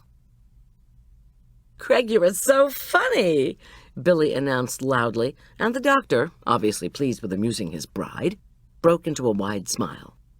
Father Pete, who sat with them, wore a perplexed expression, as if the joke had entirely eluded him. Excuse me, Dr. Miller, I said, trying to sound as formal as possible. One of the guests is sick, and we need you. Please. Sergeant Boyd thinks this guest may be having a heart attack. Goldy! Billy shrieked at me, her face ugly with rage. Go find another doctor! And then, all the months of dealing with Billy Attenborough's narcissism caught up with me, rising in my throat like so much bile. There isn't another one! I need Dr. Miller! I cried. Please, Craig, Jack has been hurt. If you could just come out to the side entrance. Billy Attenborough sprang to her feet, and with her wide body encased in the cream dress, she blocked my view of her new husband. Unheeding, I peered around her to Craig Miller, who looked as if he'd swallowed half a dozen goldfish live. Dr. Miller, I began again, please. Before I knew what was happening, Billy Attenborough reared back and slapped me across the face. Tears exploded in my eyes. Still, even though my cheek flamed with pain, I was so frantic about Jack's condition and so desperate to get Craig Miller's help that I ignored my own distress. When Billy saw I wasn't going to react to her, she began to sob. Dr. Miller! I screamed over Billy's blubbering. We need you outside, Jack's hurt. Don't go, Craig, Billy wailed. I need you. With great drama, she fell to the ground. Goldy, said Father Pete into my ear, tell me where this sick person is, and I'll take Dr. Miller to him. Then I want you to go out to the kitchen and stay there. I am not going into the kitchen, I said, my jaw firmly clenched. I'll take Craig out to Jack. You can tend to Billy Attenborough. Please, I added, as tears stung the slap on my cheek. All right, said Father Pete, resigned. He knelt next to Billy, who lifted herself slightly, then crumpled onto him. Let's go, Craig Miller said from beside me. He'd regained his composure, thank God. Show me where this patient is. I grabbed his upper arm and pulled him toward the closest exit, which happened to be about 10 steps away. Billy was still doing her fraught moaning, and Father Pete was speaking to her in low, comforting tones. Better him than me, I thought, and I wondered if Craig Miller was thinking the same thing. By the time we got outside, the ambulance had arrived, thank God. Craig Miller hurried his pace toward Jack. To my surprise, Lucas Carmichael had magically appeared at Jack's side, too. He must have heard me yelling at Billy that it was his father who was hurt. Despite the presence of 2 paramedics, Craig Miller was able skillfully to take control of the scene. He assessed Jack's injuries and ordered the medics to get a stretcher and a brace to stabilize Jack's neck. The medics sprinted back to their vehicle and returned with the stretcher. Boyd, standing over Jack, shook his head. This brought a fresh onslaught of tears down my stinging cheek, although no sound issued from my mouth. "What happened?" Lucas demanded, first of Boyd, who shook his head again, and then of me. "I don't know," I said. "He was moaning. Julian and I heard him and came over. His scalp is bleeding."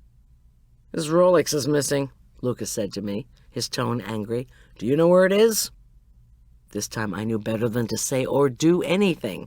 I'd already lost my cool with Billy Attenborough, and the fact that the only thing Lucas could think about was Jack's expensive watch made me realize, once again, for at least the 100th time since I'd known him, that what Lucas really cared about was his father's possessions.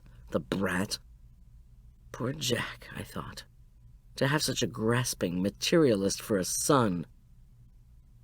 "They're taking him now," Craig announced to Boyd, Lucas, and me. "I'm going in the ambo," Lucas announced. "Does he have his wallet? He'll need his insurance card at the hospital." I prayed to God to give me patience with Lucas, but this was just the way he was. Still, Craig Miller called to the medics, who stopped in their tracks with the stretcher. A moment later, Craig called back to us. "No wallet." "Motive was probably robbery," Boyd said, his tone low. "It might not be here." "Oh, look," Lucas said, reaching down. The wallet was right at his feet. "I've got it. Let's go." "Let me come with you," I begged Lucas. "I'm family," Lucas said. He seemed to be savoring the moment and his superiority over me. "You're not family, and there's not enough room in the ambo for all of us." "Will you call me?" I pleaded. Lucas didn't answer me, but merely hurried along behind the stretcher. Open-mouthed, I watched them go. "Who was that smarmy guy who said he was family?" Boyd wanted to know. "Jack's son, Lucas. He's a creep." "No kidding. Was that wallet right there at his feet?" Boyd asked. "'Cause I didn't see it when I was here with Jack." "I didn't notice," I said truthfully, although it did seem a bit coincidental that Lucas had arrived and suddenly found Jack's wallet right in front of him. A police car pulled up, lights flashing. 2 cops jumped out and called to Boyd, who started walking toward them. Meanwhile, I turned and trudged slowly back toward the dining hall, Billy Attenborough and all her guests. I so didn't want to go back there, and I wished desperately that Tom was here.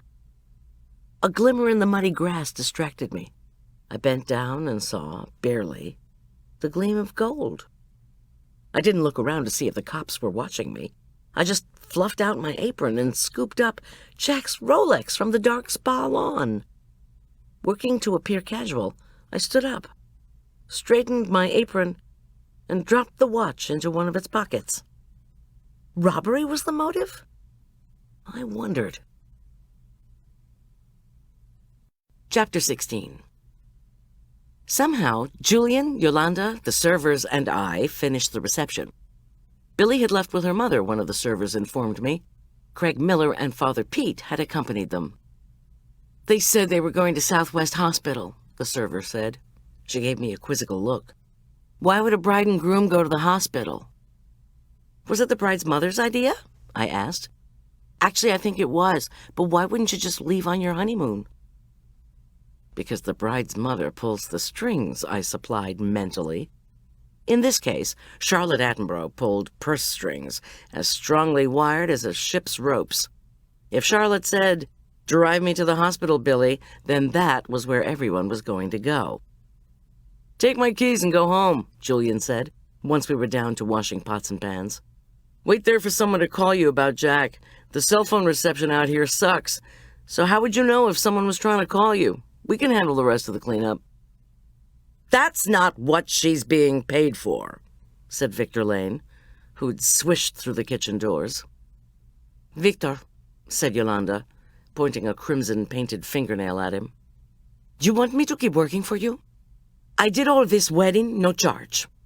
Now let Goldy go.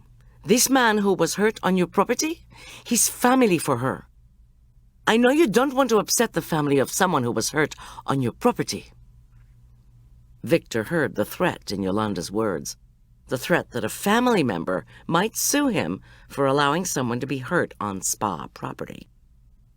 Victor seemed to waver for a minute, then looked at me defiantly. "I'm going to have to tell Billy Attenborough that you left before everything was cleaned up." "Victor!" exclaimed Yolanda. "No, that's fine, Victor," I said, my voice flat. Tell Billy all about it, I don't mind. I would be so happy if I never had to work for Billy Attenborough again in any capacity.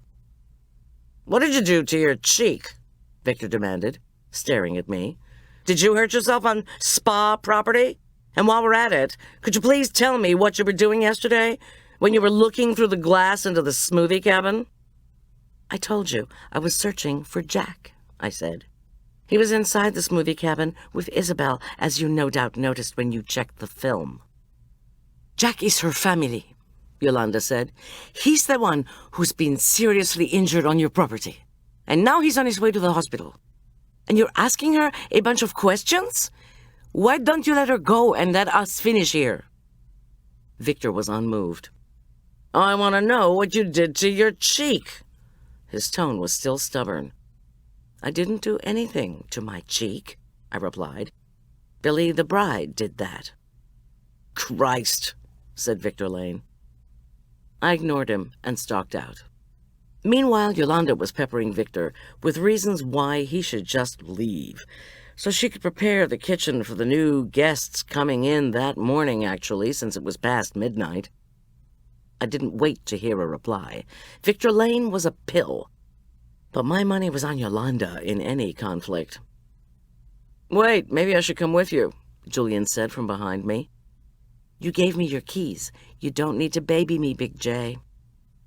"Yeah, and what if the same person who attacked Jack attacks you? Then Tom really would kill me, which wouldn't work for his career, him being a homicide cop and all." Outside, a gentle rain had begun to fall. The cops had cordoned off the area where we'd found Jack. They'd set up a spotlight that shone in the mist. An investigator was talking to one of the valets. Should I tell him about the Rolex? Probably, but I didn't. I wanted to tell Tom. "You have your cell?" Julian asked. I felt in my other apron pocket, the one that didn't have a $50,000 watch in it. "Yep." I rummaged in my purse and handed Julian the keys to the van. "Thanks for loaning me your Rover. No sweat. As soon as you get out on the road, you should get good reception. I'd feel better if you called Tom and told him you were on your way." "All right.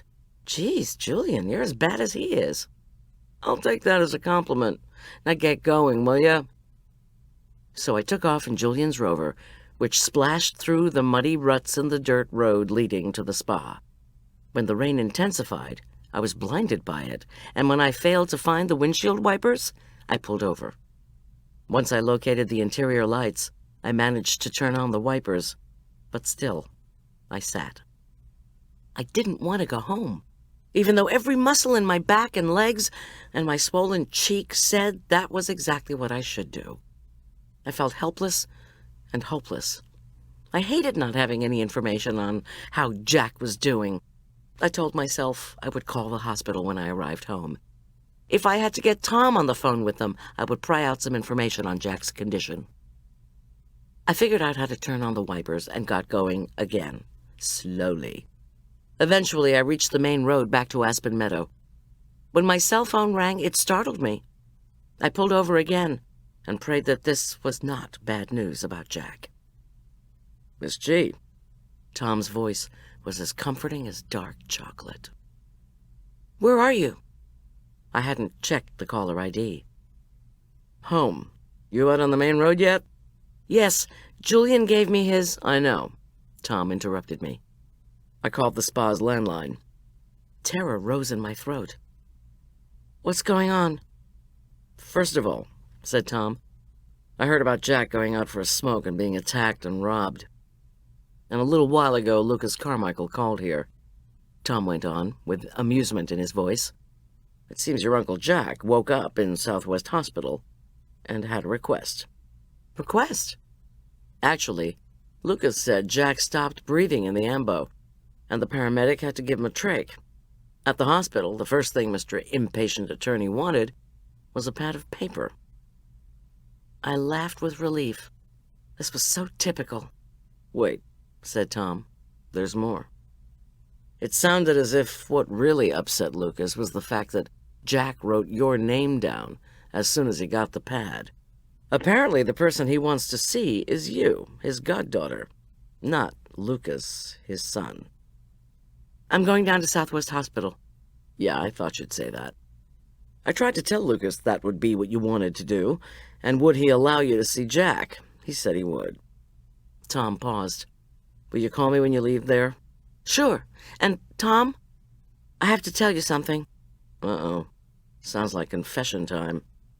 "Well, first of all, I sort of got into a physical fight with Billy the bride at the reception." "Super. Did you get your final check before this altercation?" "Afraid not. I was trying to get to Craig Miller so he could come help Jack. Billy wouldn't let me through. She ended up slapping me." "Oh, for God's sake, you were trying to get to a doctor. Are you all right?" "I'm fine. But the second thing is, this wasn't a robbery." Tom's voice was immediately sharp. "What makes you say that?" "I picked up Jack's Rolex from the grass." "Goldy, I swear you never learn." "I didn't touch it with my hands." "Better and better. You had an evidence bag with you, and you gave the cops on the scene the watch inside the bag." "Well, no." "Where is it now?" Tom asked. "Inside my apron pocket. Sorry, Tom." Yeah, okay. I'm going to meet you at the hospital and get the apron. Do not touch that watch." "I never did." Uh-huh. We signed off, and I headed through the dark, rainy night to Southwest Hospital. Why would you rob someone and then not take his expensive watch and his wallet? Was the robber interrupted? Or was he up to something else?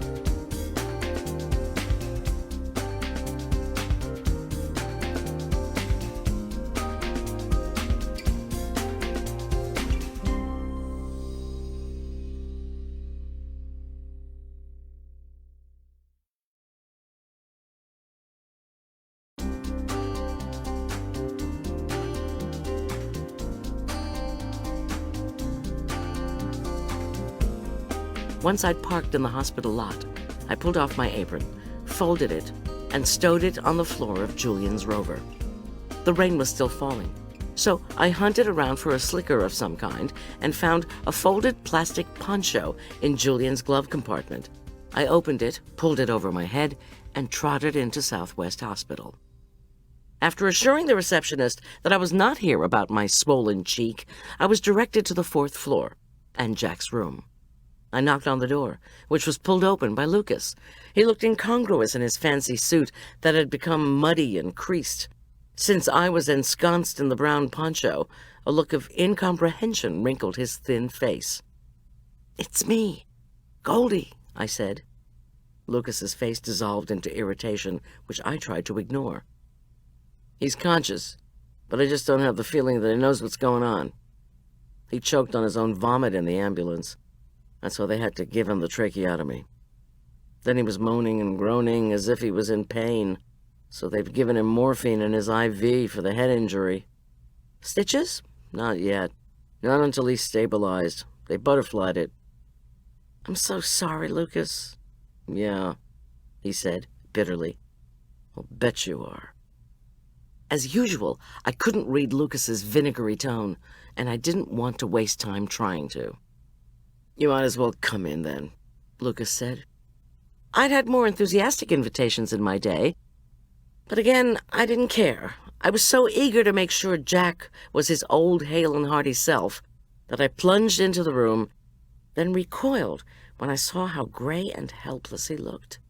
His eyes appeared rheumy, but when he saw me, he motioned me forward.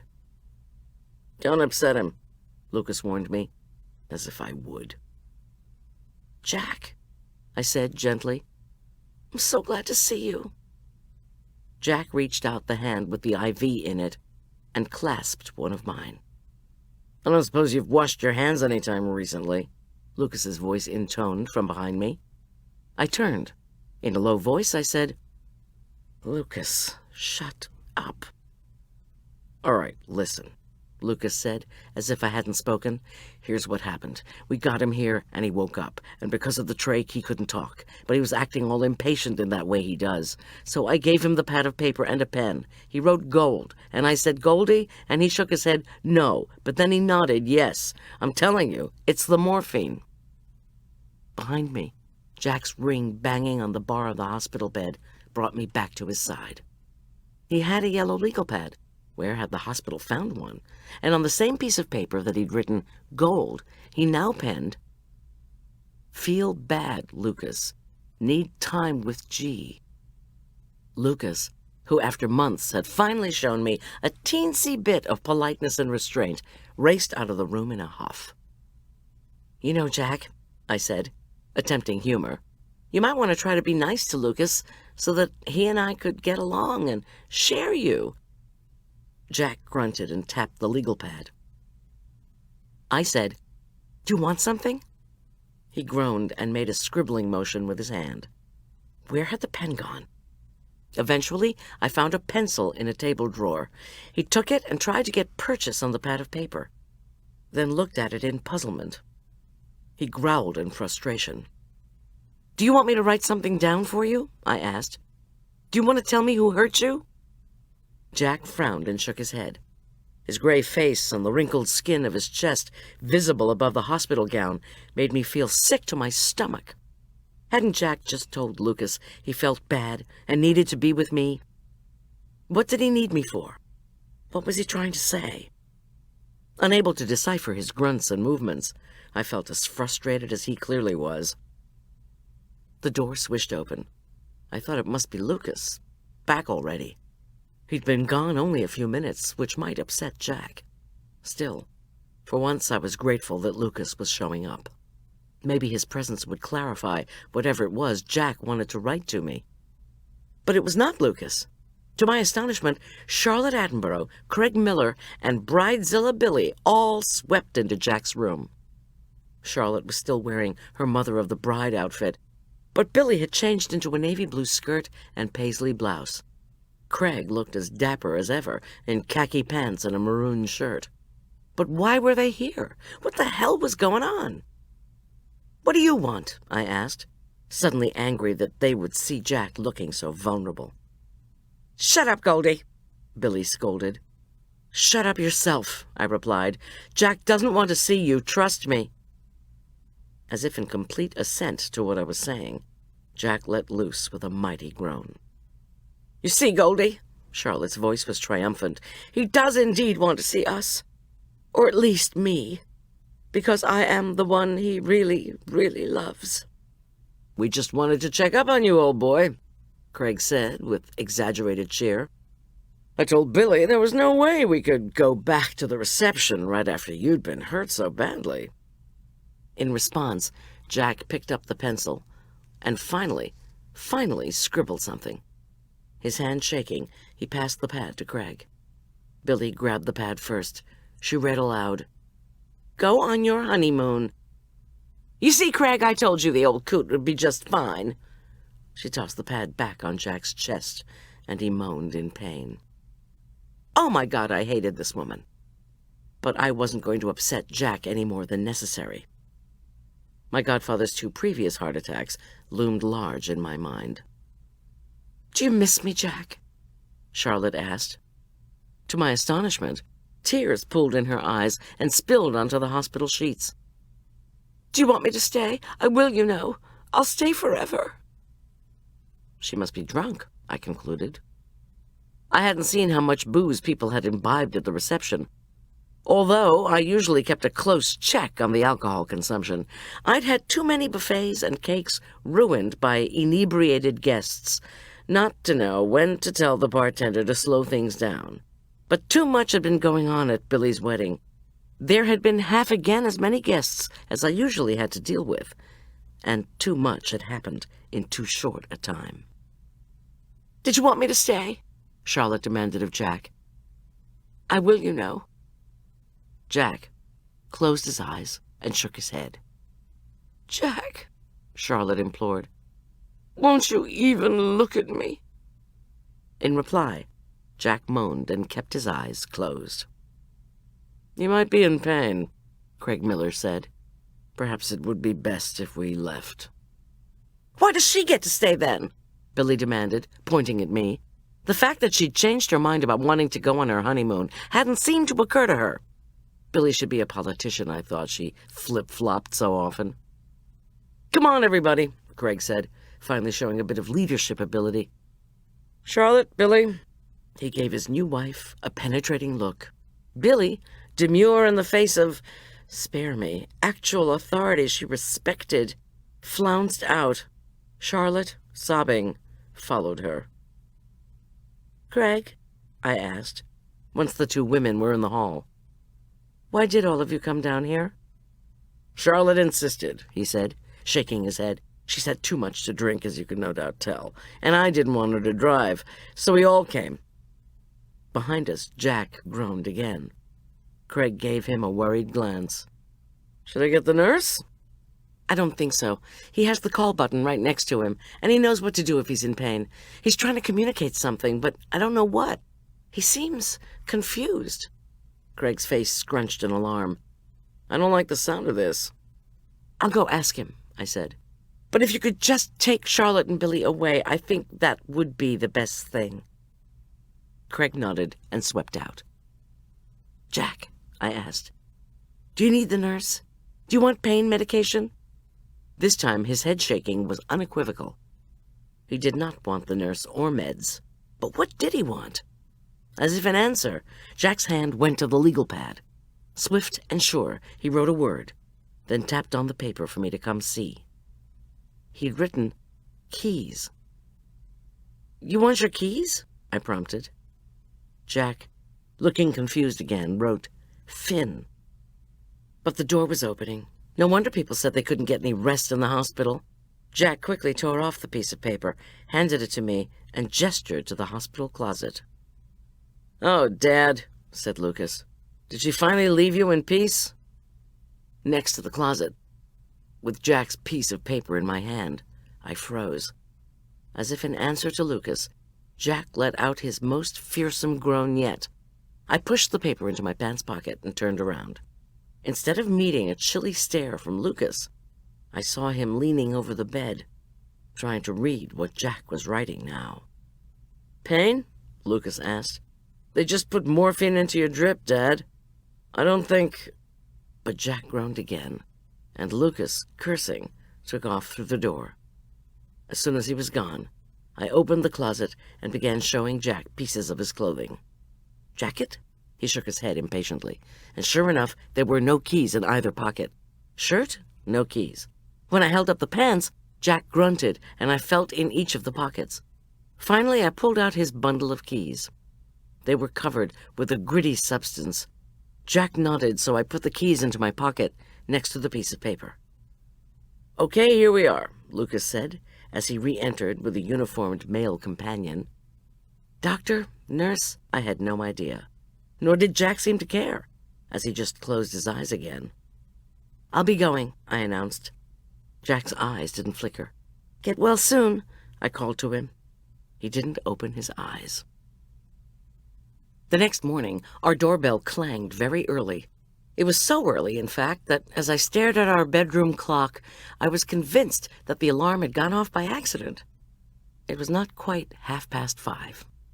Tom was not beside me, so he'd gone in extra early to work on the Finn case? Where was he? The doorbell continued to ring. I squeezed my eyes shut tight, trying to remember the events of the night before. When I'd come home from the hospital, I'd found a note Arch had left me.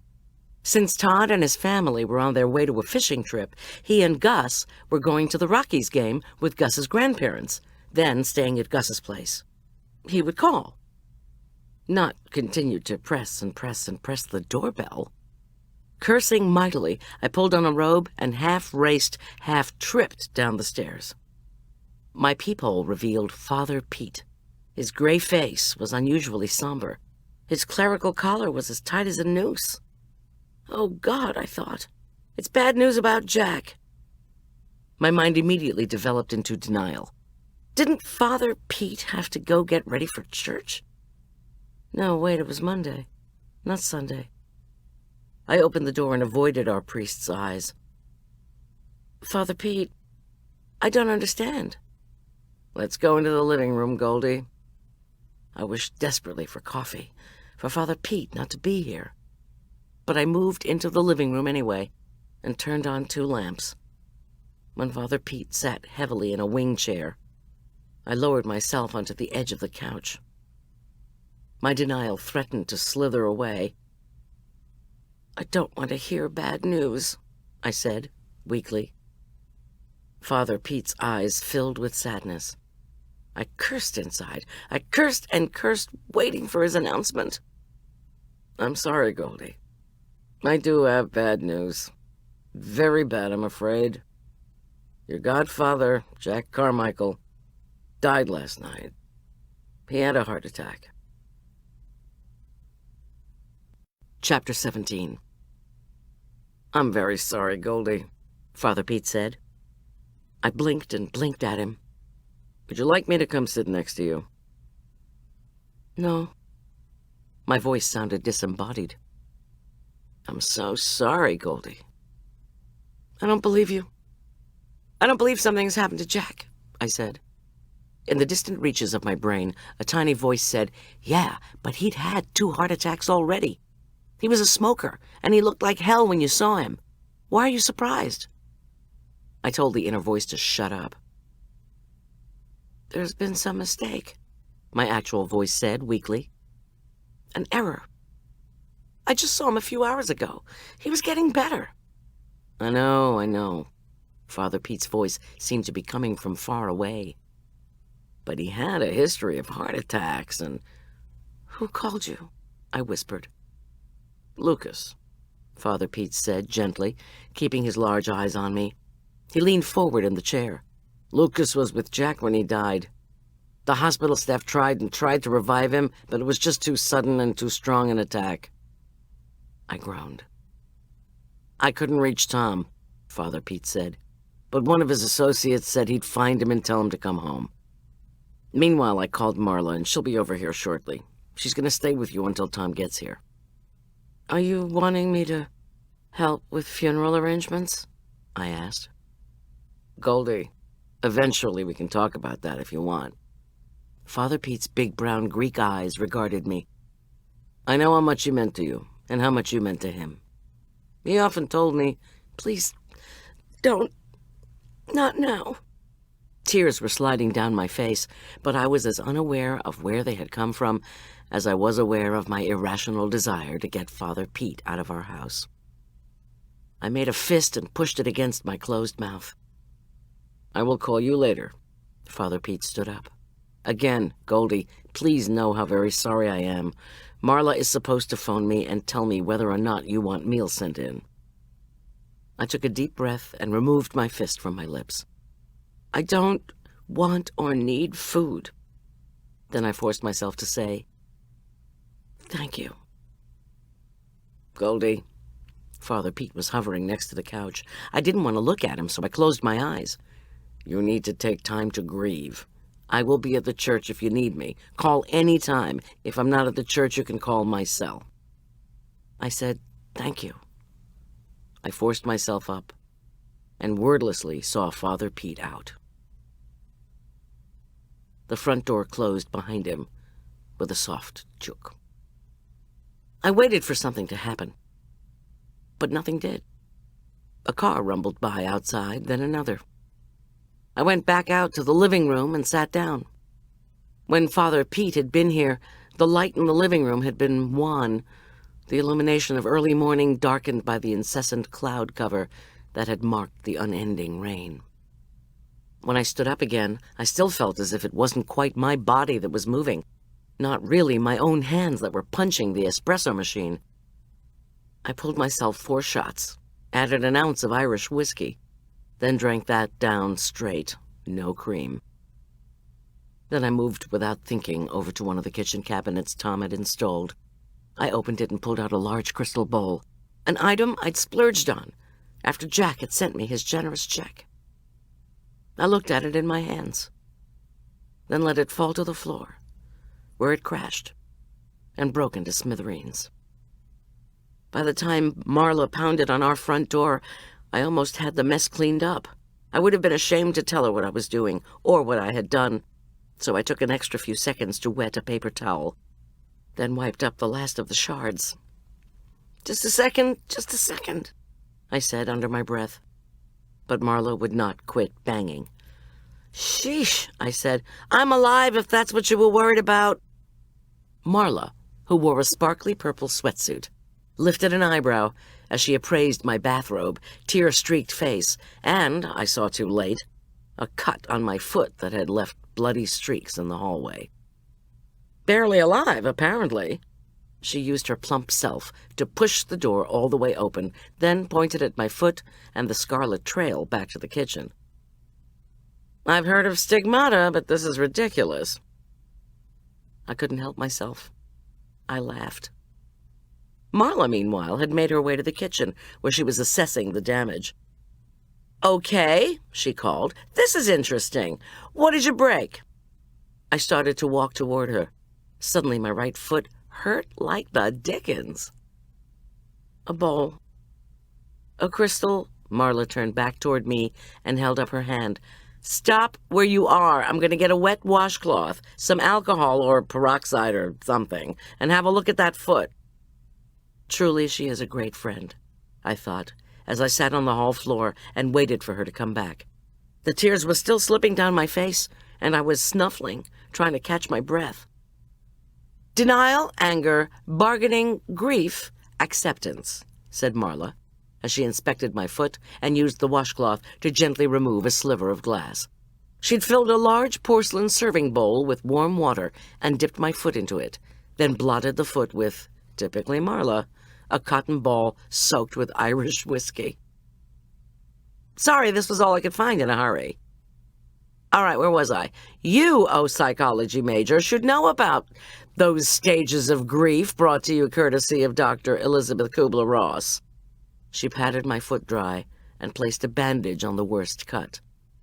I'd say the broken bowl was anger. Father Pete called my Sal, as he was convinced you were still stuck in denial. You're moving along quickly, you precocious girl. I couldn't help the high-pitched giggle that escaped my lips. Marla, don't make me laugh. No way. But what I am going to make you do is go take a shower. Go on, I'll clean the kitchen floor, as you missed a few spots. Then you're going to make me something to eat because I'm ravenous. She leaned into my face, and I recoiled. You've been drinking, she accused. Not much. I'm not saying it's a bad thing. I may have to get half lit just to do some mopping. Say, how do you use a mop anyway? Marla, stop. I will if you'll just get your butt upstairs and hop into the shower. When you come back down, I'll inspect your foot and make sure I don't need to take you in for stitches. Southwest Hospital, I thought, as my throat closed again. I wasn't sure I was up to going back there any time soon. I ran the hot water, took my shower, which actually did help me feel better, and got dressed in a clean polo shirt and much-laundered sweatpants. A breeze ruffled the curtain, and I walked over to the window. I couldn't help it. I looked out, across the street to Jack's house. He'd wanted to start his renovation on the outside, although Tom and I tried to dissuade him from doing so. It had snowed off and on all through April in Aspen Meadow, as it always did. Jack, ever cheerful, had said okay, he was willing to wait until summer to work on his house, after I'd told him for the umpteenth time that we didn't really have spring in the mountains. So off Jack had gone with Doc Finn, who'd promised to teach Jack ice fishing. Occasionally, they brought their catch to us, and along with Arch, the five of us had some merry pan-fried trout suppers, with Jack holding forth on how much fun it was to spend cold days with Doc Finn.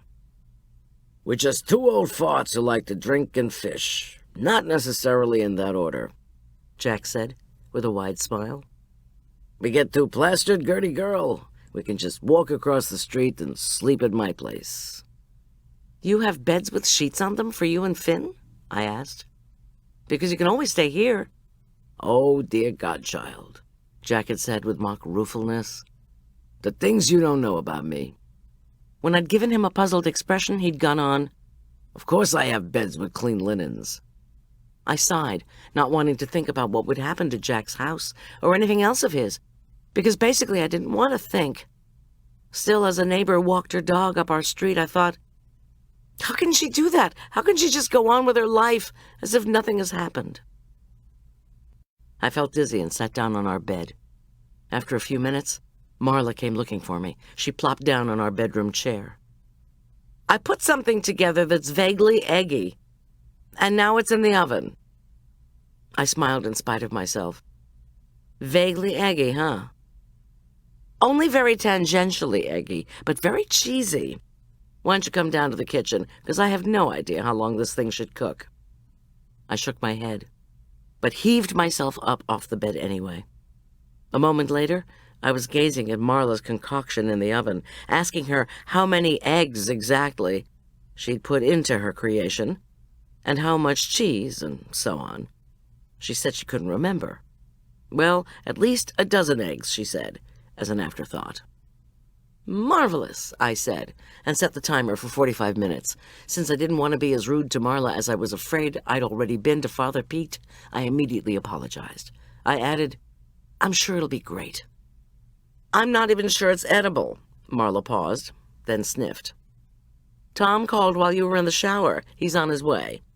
She regarded me closely. Tell me how you're feeling. I'm feeling like crap is how I'm feeling. I just think I should have been able to prevent this. Whoa, whoa, whoa, Goldy. Your godfather had already had 2 heart attacks, and he was a heavy smoker and drinker. At the wedding, he was violently mugged and lost consciousness. Or at least that's what Julian told me. When I didn't contradict her, she said, Then one of our church pals from Medwives 101 called me late last night. She was down at Southwest because her son tore his ACL playing soccer. And they were there until all hours. Anyway, while they were waiting to be seen, she'd been wandering the halls and stopped in when she saw Jack's name on a door. She said how awful Jack looked because he'd stopped breathing and had to have a trach in the ambulance. Marla took a sip of her own Irish coffee. That's a whole lot of stress for an older man to deal with, and you're wondering how all that could have precipitated another heart attack? Come on. Marla's eyebrows rose. Inverted commas, surprised by my naivete. Geez, Goldy, better to ask why wouldn't he have had a heart attack? She rose to make us each another coffee, this time with no whiskey, but with added whipping cream. I should have stayed with him, I said stubbornly. If his heart attack was inevitable, then I should have called his cardiologist and told him he had to come down to Southwest Hospital. You're going to tell a doctor what to do. Last time I looked, that didn't work out for either one of us, even when we were married to the doctor in question. I should have done something for Jack. There must have been something I could have done. There was nothing you could have done. Sunday was yesterday, so would you please quit with the Messiah routine? It's aggravating. Marla was the only one in the world who could talk to me like this and get away with it, and actually, I treasured her for it. Father Pete had done the right thing to call her, and for that, too, I was thankful. Hey! I noticed for the first time that the whole kitchen floor was immaculate. Thanks for cleaning the floor. I'm surprised you could find the mop. Every now and then, Marla rejoined, as she got up to set the table. Even a blind chipmunk runs into an acorn.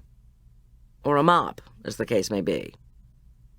You should let me set the table, I began, but shut up when Marla gave me a withering glance. I sighed and suddenly felt tears sting my eyes again. When a sob left my lips, Marla turned suddenly. Okay, you can set the table. I half laughed, half sobbed, as Marla pulled me to my feet and hugged me. I allowed myself to cry.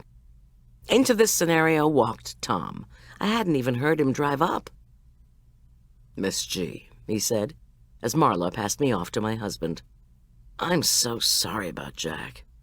I really, really am. I know. Thanks for coming up. I'm going to have to go back down in a bit. He gave me a hooded look that said, "Not in front of Marla," which she immediately interpreted. "Why don't you just use your cell to call Goldy from the living room?" Marla queried. She turned to the oven and brought out her puffy golden pan of whatever it was. "Then you could tell her what it is that's such a big secret." "I've gotten used to you, Marla," Tom said jovially. "Oh, hell," said Marla, as she plunged a spoon into the pan and pulled up a serving of her concoction, only to have a puddle of uncooked egg pool out like batter from the center of the dish. "What'd I do wrong?" "Not let it cook long enough?" asked Tom. "Want me to fix us some ham and eggs?" And so, 20 minutes later, we had Marla's egg dish in front of us, as well as an enormous ham and egg omelet courtesy of Tom. Unfortunately, I took one bite of Marla's concoction and simply could not swallow it. Not that it wasn't good, it was. I not only wasn't hungry, I suddenly thought I was going to puke. When I put my fork down, Marla gave me a worried look. "That bad, huh?" "No, Marla, I'm just not that hungry. Thanks anyway." A worried glance passed between Tom and Marla. I never lost my appetite. Marla's cell buzzed. It was Father Pete, wanting to know how I was doing. Marla said I was okay, considering. Then Marla said, "Well, I'm sure she didn't mean to hide them. I mean, I'm sure they're not hidden. They're just not where you can find them. There's a difference." I could hear Father Pete's despairing voice on the other end of the line. Then Marla said, all right, let me come help you." When she disconnected, she said, "Are you going to be all right, Goldy, now that Tom's here? Because Father Pete says there are letters from the diocesan office he can't find in the church files, and was wondering if I could go help him try to figure out how the new secretary's mind works. Since I recommended that he hire this woman, it's all my fault, apparently, that the diocesan letters were placed in some random file drawer instead of on Father Pete's desk.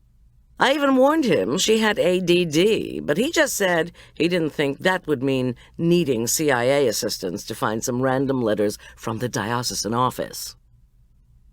"It's fine. Go," I said. "Thanks for coming." "Oh," she continued, "and Father Pete told me to tell you, you should take a few days off from catering. Maybe get Julian to fill in, so you can grieve."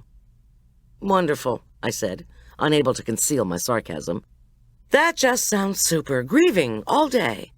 And anyway, I don't need to take off from work, because I don't have any catered events until next weekend.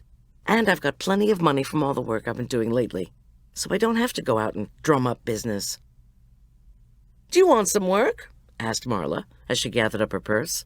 "If we don't find those diocesan letters, I'll bet the position of St. Luke's church secretary will be opening up mighty quick." I said, "Gee, thanks." We hugged again, and she rushed away. Tom said, "I know how much Jack meant to you, Miss G." He regarded me with his wonderful sea-green eyes, then pulled me in for a hug. "Tell me what I can do to help," he murmured in my ear. I exhaled. "I don't know. Truly, Tom, I don't. One thing I do know, though, I don't want to sit around and grieve." I pulled away from him. "You tell me, when you have a case that's really bothering you, that you can't get over, what do? I know you don't grieve." "People grieve in different ways, Miss G. Some people need to sit around and cry. Other people need to be doing something they find meaningful, that will help them deal with a death. I fall in that second category, as do most homicide investigators, I might add." I canted my head at him. "What did you just call me?" Tom, genuinely surprised, tucked in his chin. "Miss G, the way I always do." "Why?" "Because Jack always called me Gertie Girl. He never called me anything but." "And this is significant because—" "Where was that piece of paper Jack had scribbled on in the hospital?" "Hold on a sec." I raced upstairs and found Jack's note and his keys, as well as, oops, his Rolex, which I'd meant to give Tom first thing, except the news of Jack's death had intervened. I wanted to give Tom the watch and show him the note, but I certainly didn't want to hand over Jack's keys until I knew exactly why he had wanted me to have them in the first place. With only a small pang of guilt, I stuffed Jack's keys into my pajama drawer, then brought the note, plus the watch, still wrapped inside my apron, down to the kitchen. "Gold, keys, Finn," Tom read, after he'd shaken his head, given me a dubious look, and put the Rolex into a brown paper evidence bag. "What's that supposed to mean?" "Well, I don't know. But he sure was eager to be writing something for my eyes only," I said. "Lucas called and told me about the trach Jack had had in the ambo, and how he seemed to be wanting to talk to me because he'd written gold. Lucas thought Jack wanted him to summon Goldy. But Jack never, ever called me Goldy. He called me Gertie Girl." "And what do you think he meant?" My shoulders slumped. "I haven't figured that out. Something gold in his house? Did he give you keys to get into his house?" Tom raised one eyebrow at me. "So you could go in there and get whatever it was?" "I don't know why he wanted me to have an extra set of keys. I already had a set of keys to his house." "You'd better hand over those keys he gave you, Goldy." He held out his palm expectantly. Tears streamed down my cheeks. He didn't want anybody else to have these keys. He wanted me to have them. "Don't make me give them up, Tom. Please." "Don't use either set to go into his house, Goldy. If he died as a result of this attack on him, then it's felony murder, and we'll be going through every inch of that house." He paused. "Somebody broke into Finn's house after he was killed." "Oh, no." Tom said, "Oh, yes. We don't know what was taken, if anything, but at this point, please, please don't screw things up for us. I'm begging you." "I won't," I promised. Tom groaned, then looked back at the note. What do you suppose he meant by Finn? Talking about his pal, Doc Finn? I don't know. You know, sometimes you see that at the end of French movies. Fin. It means the end. Maybe he had a premonition he was going to die. You ever know Jack to go to a French film, read all those irritating subtitles? I sure didn't. And anyway, I think if he meant end, then that's what he would have written. Maybe. Except he was pretty out of it at the hospital. Out of it enough to misspell his best friend's name? Tom's cell phone buzzed, and he answered it. Meanwhile, I stared at the cryptic note my secrecy-oriented godfather had left for me. Gold, keys, Finn. I had no idea what Jack had been trying to say. I've got to go back down to the department, Tom said. He gave me a worried look. Let me get Trudy over here to be with you. Gosh, what am I, an invalid? First Father Pete, now you? I'll be fine. I glanced at the clock. 7:40. How about this? I'll go to church and help Marla with some stuff she's doing for Father Pete. Finding letters either to or from the diocese, I'm not sure which. Tom appeared unconvinced. I'll be fine, Tom, I assured him. Church. He waggled a warning index finger in my direction. Church, I replied. For crying out loud, give me a little credit. He eyed me skeptically. Yeah. I don't give you too little credit, Miss G. I give you too much credit. Once I'd heard Tom's Chrysler rumble away, I went upstairs, pulled out the set of keys I'd taken from Jack's jacket in the hospital, and stuffed them into my sweatpants pocket. I slammed my pajama drawer with such violence that it startled me. Cool it, I said to myself. All right. I needed to think. And to cook. These would help me grieve, not sitting around crying. In any event, going to St. Luke's was the very last thing I wanted to do. Of that I was sure. Chapter 18. In the kitchen, I located my recipe for coeur à la crème. I'd had to give the one I'd made earlier for Tom to Marla for her shindig, so I needed to make another one. No, I thought after a moment. I'd make another curl. And then a plain old cream pie for someone else I'd suddenly decided to see. I sighed, then told myself to get going. The walk-in offered up mascarpone and whipping cream, and the pantry held confectioner sugar and imported Mexican vanilla. I beat the cheese, sugar, and vanilla to a smooth, delectable mass, then set it aside and whipped the cream. I lined a sieve with cheesecloth, set it over a bowl, folded the two mixtures together, and scraped half of this concoction into the cloth-lined sieve. After I'd placed one of these into the refrigerator to drain, I put the second mixture, the one for the cream pie, into a separate bowl. Then I located fresh berries of all varieties. These would go on top. I wanted to offer the cream pie as an attempt to elicit information. I hoped offering the curl to Tom would allow him to forgive me for doing stuff behind his back, as I tried to figure out what in the hell had happened to my godfather. And, I added mentally, I wanted to find out what had happened to my godfather's best friend, Doc Finn, because now the two deaths, one definitely a murder and the other a death possibly as the result of an attack, seemed more and more inextricably linked. I made myself a quadruple espresso for a heavy-duty summertime special. Then I went out to the living room to think. I unfolded Jack's note. Gold, keys, Finn. Jack's clutch of keys jangled as I dropped them onto the table. As I told Tom, it was extremely doubtful that Jack had meant to summon me to the hospital when he had written gold. So what did the gold stand for? Did he have a stash of gold somewhere that neither Lucas nor I knew about? Was he trying to alert somebody to that stash? What other possibilities were there? I hiccuped violently and succumbed to a fresh onslaught of tears and sobbing. I wished suddenly for Arch to be here, just so I could hug him and tell him how much I loved and needed him.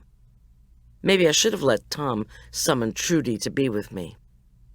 "You've got to move forward, Gertie girl," Jack had said to me, before he'd sent the 50,000 that had gotten me into my own business and out of the marriage to the jerk.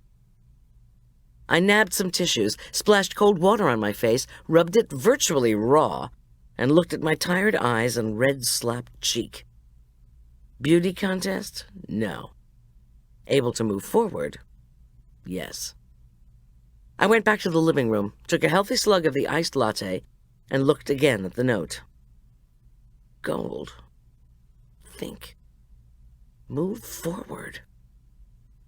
Gold could stand for Gold Gulch Spa. Jack had been digging around in the smoothie cabin just a couple of days ago. Had he found what he was looking for?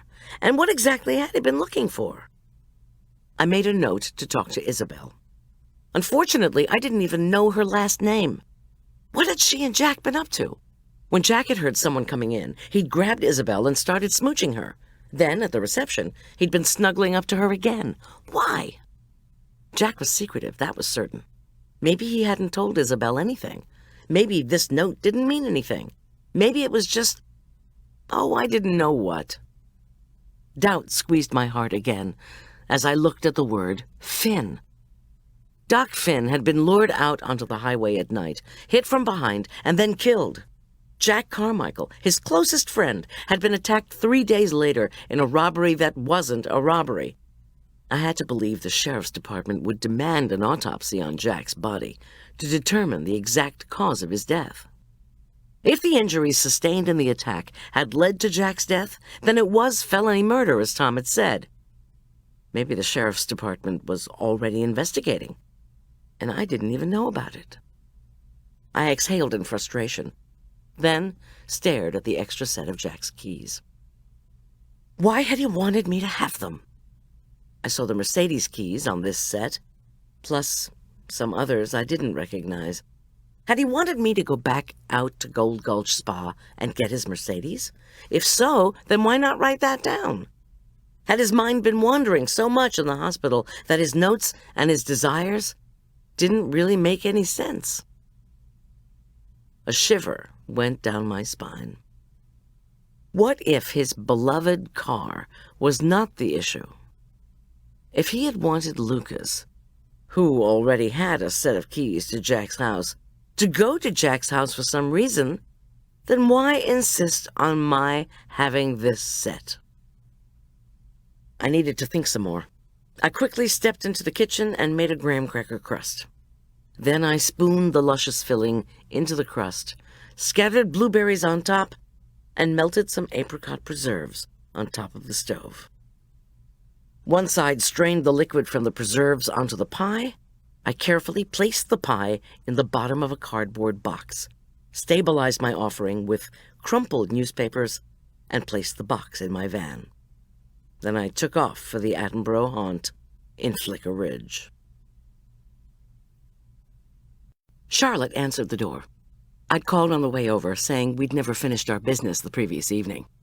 Charlotte, confused, had said she didn't know what I was talking about. As delicately as possible, I had reminded her that I had not received the last payment for the wedding reception. "Oh, yes, of course," Charlotte had replied. "I thought you meant... That is, I thought you were talking about Jack." "Yes, it's very sad.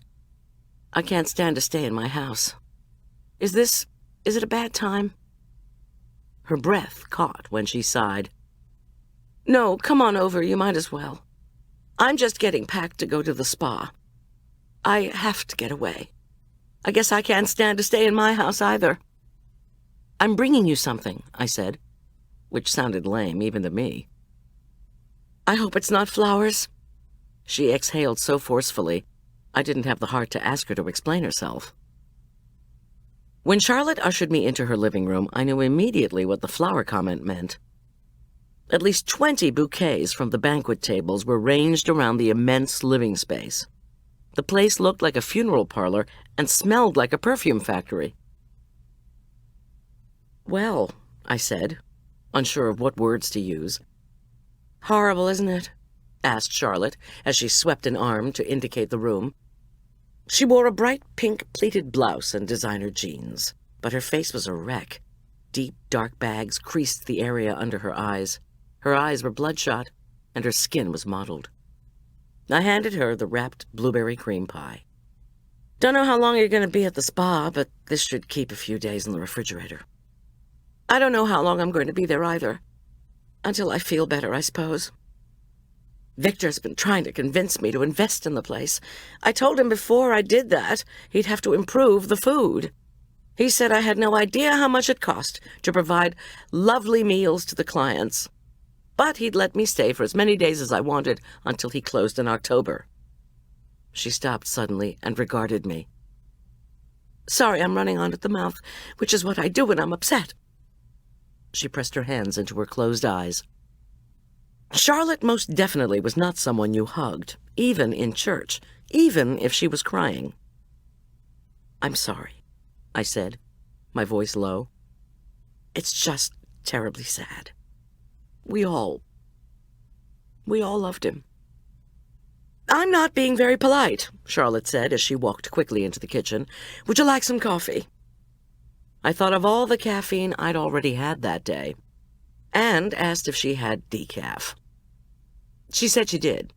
Once she'd put the pie in the refrigerator, set the coffee to brew, and placed cups, saucers, spoons, cream, sugar, and an insulated carafe on her breakfast bar, she seemed to have recovered somewhat. As she poured the decaf into the carafe, she even smiled at me. "It's good to have company. Oops, I forgot your check." She reached into her purse, pulled out an envelope with my name on it, and handed it to me. "With all the chaos last night, Don't worry about it. Thank you." She took a tentative sip of her coffee and asked, "Do the police have any idea what happened to Jack when he went outside?" I shook my head. "I have no idea. Didn't someone from the sheriff's department come talk to you?" She snorted. "A young fellow asked me questions very early this morning. Did I see anyone leave the dining room with Jack? No. Did I see anyone leave the dining room right after Jack left? No. So why did Jack leave the dining room? To have a cigarette, I told this young fellow. Didn't you find a butt outside? And he said they found marijuana outside. He thought I was trying to make a joke, which of course I never would." Huh, I said, noncommittally. Before Jack was attacked, there just seemed to be a lot of organized chaos, Charlotte went on bitterly. Afterward, there was just chaos, period. Chaos, I agreed. Oh, God, I do wish I'd paid attention. But I'm afraid I was more focused on the music getting going, the tables. I don't know, it all seems like such trivia now. So, have they figured anything out? Nobody's told me anything. It was probably one of the landscapers, staying to see if he could mug a wealthy guest. Inwardly, I bristled, since whenever there's a theft or any other problem at a party, it had been my experience that the help, which includes yours truly, is always blamed. More often than not, though, it's one of the guests who starts rifling through pockets and purses in the guest room. Not a staff person. We're much too busy. But I knew, in order to get information out of Charlotte, which I admitted was my chief purpose in racing over here this morning, I would have to park my proletarian sensibilities at the door. Have they talked to the landscapers? Charlotte demanded. Were they smoking marijuana? I don't know, sorry. We were both silent for a moment. I glanced down at Charlotte's shoes, metallic flats, and said, as if it had just occurred to me, "Oh, nice shoes, very pretty." Charlotte looked at me as if I were crazy. You're admiring my shoes? Why? Do you want to order some to wear at your next catered event? Sorry, Charlotte. I just think they're lovely. Wait a minute. Didn't Marla or someone tell me you lost a pair in Doc Finn's car? Charlotte rolled her eyes. That was another thing this young fellow asked me about. Did I remember when I had left my shoes in Doc Finn's car? No, I told him, because I'd never been in Doc Finn's car. I have no idea how they got there, and when I heard they'd been in the car of a person who died in a car accident, I wanted to throw them away, but the police insisted on keeping them as evidence. Poor Doc Finn, I said. We waited and waited for him at Cece O'Neill's wedding, but he never showed. We didn't know he was dead. At the mention of Cece O'Neill, Charlotte's eyes became hooded. Well, so, judging by Charlotte's guilty reaction, the erased name O'Neill on the Attenborough blackboard meant something. I just didn't know what. Do you know the O'Neills? I ventured. I thought I saw their name on your blackboard when I came over with Jack, but I didn't see you at the O'Neill wedding. Charlotte stood up. The O'Neills? How are you spelling that? When I told her, she said, No, that doesn't ring a bell. Well, I must be getting over to Gold Gulch. Thank you for the pie. You're certainly welcome, I said, feeling uncomfortable. I got to my feet and gathered up my purse. Doggone it, so much for active investigation as a substitute for grieving. I was 0 for 3 in my questioning of Charlotte. She hadn't seen anyone leaving the spa dining room when Jack did, or so she said. She had no idea how her shoes had ended up in Doc Finn's Cayenne, or so she said. And whatever her connection was to the O'Neills, she wasn't going to share it. I had gleaned one possibly useful nugget, though. Victor Lane had asked Charlotte to invest in his spa. So, the spa was having money problems. Was that what Jack had been looking for in the smoothie cabin? Indications of money problems at the spa? Why would he do that? I had no idea. Charlotte had turned to her large living room window, where birds were flocking to her feeder. She'd pulled a hanky from out of nowhere and was dabbing her eyes. My feeling of being ill at ease increased. Funny how we get used to hugging people as a way to comfort them. And then, when that's not an option... Do you think he loved me? Charlotte blurted out. She continued to stare out the window. He never said he did. My mouth turned dry. In fact, I'd been unsure of what Jack's true intentions, emotions, etc. in the Charlotte department had been. But what good or bad would it do to say that now? I settled for the verbal equivalent of a hug. I know he loved you, I said emphatically. He told me he did. Charlotte quickly wiped her eyes, tucked the hanky into a pocket of her jeans, and began bustling around the living room. "Take these flowers to the church, would you please, Goldy? They'll all be faded by the time I get back from the spa." And so I said I would. I had to roll the windows down to dispel the pungent cinnamon scent of the stock in the bouquets. When I got to the church, neither Marla, Father Pete, nor the secretary was in evidence. Luckily, I knew the hiding place for the key to the heavy doors. I placed all the flowers in the sacristy, wrote a quick note to Father Pete, and drove slowly back home. But again, the thought of going back into our house was not something I could bear. Tom's car wasn't anywhere in evidence, but I wouldn't have expected him to be home yet. I turned off the ignition in my van and looked disconsolately up at Jack's house, much as Charlotte had stared at the wild birds on her deck. Without thinking, I reached into my sweatpants pocket and felt for the keys Jack had insisted I take in the hospital. Luckily, I'd also put the note in there that he had written. If Jack was directing me to go into that mess he called a residence, or more properly, a residence being renovated, then what did he want me to find? I suddenly, and with unexpected vividness, remembered Jack coming into the spa kitchen the previous night. He'd asked if he could talk to Boyd. Jack had wanted to talk to Sergeant Boyd, who worked for the sheriff's department. About what? Well, I looked back at Jack's house. There was no doubt that Lucas, whom I perhaps unfairly thought of as a materialist, would eventually have his way with Jack's house. Lucas was the son, the heir. Marla had heard he needed money, so Lucas would probably get in, finish the renovation as quickly and cheaply as possible, then put the place on the market. This made me extraordinarily sad. I forced my mind to veer away from this line of thinking. The problem was I was having trouble breathing. I didn't want to have anything in my mind. I didn't want to feel anything. I pulled out the keys Jack had told me to take, and without thinking about it, jumped out of the van. Watery sunshine was breaking through the clouds, finally. It felt as if we'd been underwater for a month. More sadness. Now that it was finally nice, Jack wasn't here to enjoy it. "Stop!" I ordered myself. A breeze shuffled through the pines and aspens as I hopped up the steps to Jack's house, and I wished I'd worn a jacket or a sweater. But if I went back home, my nerve would fail, and I would rethink the advisability of going into Jack's house. I didn't think it was illegal, but I certainly did not want to consult an attorney on the subject. The key squeaked as I turned it in the lock, the mechanism itself infected with the humidity that had been our constant summer companion. I tiptoed into the house and immediately felt as if things had changed. Things had changed? What things? The interior was as disordered as usual. Jack had apparently left a few windows open, and the fresh scent of recent rain filled the air. Jack's old sofa was piled with clothes and towels, a dump of clean laundry awaiting folding, probably. The end tables and coffee tables held precariously piled stacks of books and magazines.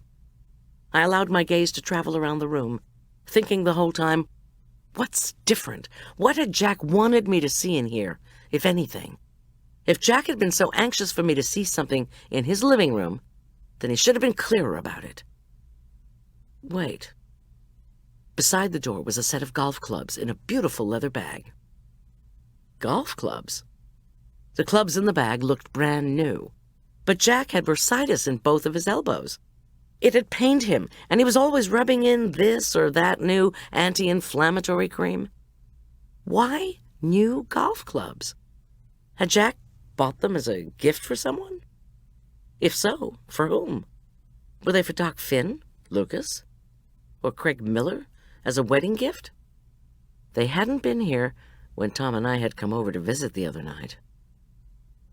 Jack could not possibly have thought he would be able to play 18 holes, or even 9, as his aches would have made the outing disastrous. The bursitis didn't bother him fishing, he always told me, just doing something strenuous, like sports. And anyway, with whom would Jack have played golf? He and Doc Finn had engaged in fishing and drinking.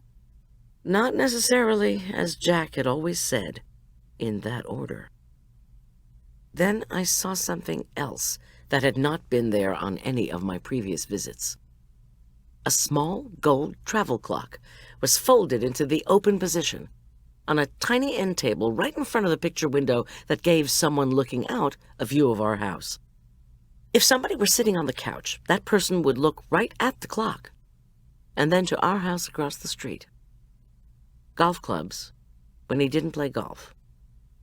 A travel clock when he kept no clock in his house.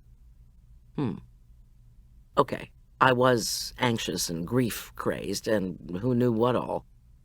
But I couldn't help seizing on the idea that Jack had left the clubs and the clock here because he wanted me to find them.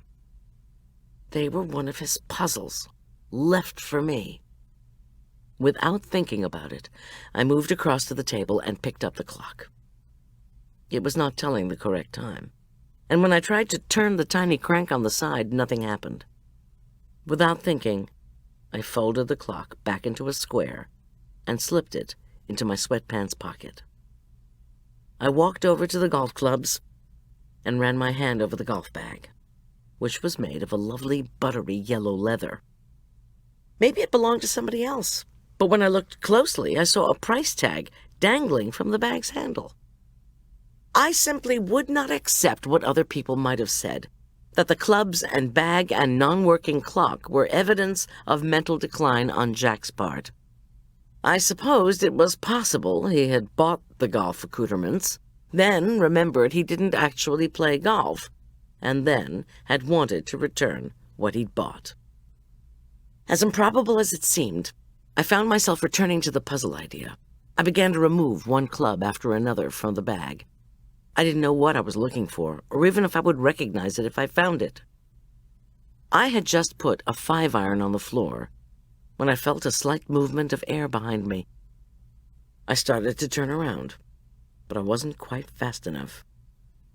For all my worry and care about why Jack had given me his keys, I was rewarded with a glancing blow off the side of my skull. My knees crumpled. My mind's eye brought up my dear Arch and Tom. But then pain exploded on the side of my head, and I thought, what the hell? The first oddity facing me as I sputtered, blinked, and coughed uncontrollably was to figure out who was waving spirits of ammonia under my nose. This person had to be stopped. I screamed that I hadn't blacked out. I was perfectly conscious, thank you very much. The ammonia disappeared. The second problem had to do with my mother's pet bird, a canary named George, who'd lived in a cage in our New Jersey home while I was growing up. George the canary had not died, as I had been told, but had grown as large as a human and now was fully alive, leaning over me. What kind of badly scented alternative universe had I entered? Eventually, the big canary resolved into the avian facial features and yellow hair of Lucas Carmichael. Next to him were 2 policemen. I was looking up at them from a prone position on the floor. "Would you please get my husband, Tom Schulz?" I asked one of the policemen, a fellow with sparse red hair who looked familiar. Then again, I just thought the son of my godfather was a canary, so maybe I didn't in fact know this guy. Still, in as authoritative a voice as I could muster, I said, "Please call Tom Schulz, right now. He needs to be here, please," I added again. "Oh, Christ," said the other policeman, who had dark, slicked-back hair and a youthful face. "Schulz? This is Schulz's wife?" He looked down at me. "This isn't Schulz's house, is it?" "No, it isn't," said Lucas Carmichael. I narrowed my eyes at Lucas. "Please tell me you weren't the one who hit me on the side of the head." "I didn't know it was you," he said, his tone humble. "I'm sorry, I just didn't recognize you from the back." While the policeman I had spoken to summoned Tom on the radio, the other one glanced up questioningly at Lucas. "She did break in," Lucas protested defensively. From my ignoble position on the floor, I fastened my gaze on Lucas. "Don't you watch any TV, Lucas? You're supposed to say, 'Freeze, asshole!'" "I'm not an asshole," Lucas said. And do you ever think not to break into people's houses? I wasn't breaking in, and I wasn't calling you an asshole. Sorry, Lucas. Suddenly I felt consumed with guilt. Lucas appeared bleary-eyed and defeated. He'd just lost his father. Sorry, I said again. I was... Mrs. Schulz? The sandy-haired policeman interrupted. His name tag said his name was Katz. Your husband will be here directly. He was in the area and shouldn't be long. Officer Katz smiled at me. So, I'm finally getting to meet the infamous Mrs. Schulz. She's infamous? Lucas asked. Hey, buddy, Katz said to Lucas. Don't talk unless I ask you a question, okay? To me, he said, You want to tell me why you're in this house?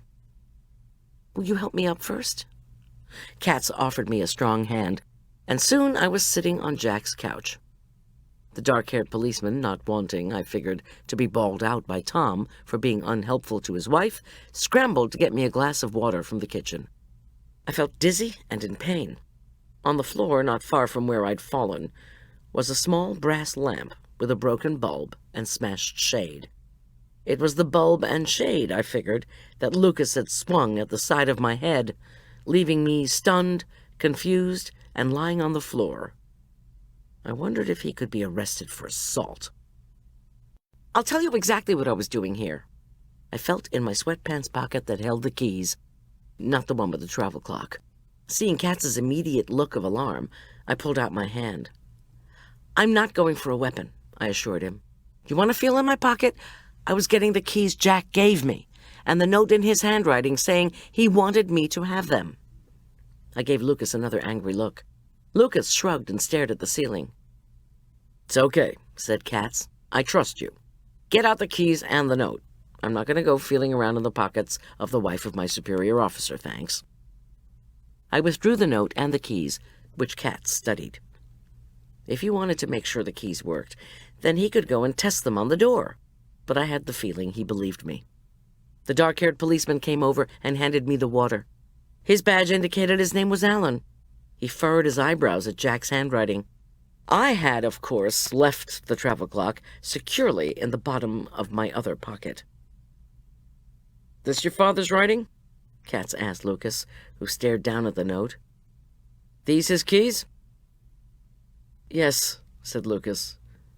I'm sorry I panicked and hit Goldy. All right, then, Katz interrupted naughtily as he handed the keys and the note back to me. Don't give those keys back to her, pleaded Lucas. She doesn't belong here. Could you give it a rest, please, Lucas? I asked gently. I trained my gaze on Katz. Let me explain. We live across the street. My breath hitched, and I fought to maintain calm. Jack Carmichael was my godfather.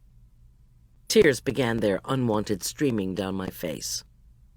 He died last night in Southwest Hospital, I managed to say. I cleared my throat and paused to compose myself. As they're taught to do, the two cops waited patiently. Lucas was shifting his weight from foot to foot. I went on. Here's what happened. Last night, Jack Carmichael was attacked at a wedding I was catering out at Gold Gulch Spa. He actually died early this morning. Our priest came to tell me, and I thought, since Jack had insisted in the hospital that I take the keys, maybe he wanted me to, I don't know, water his plants, feed a pet.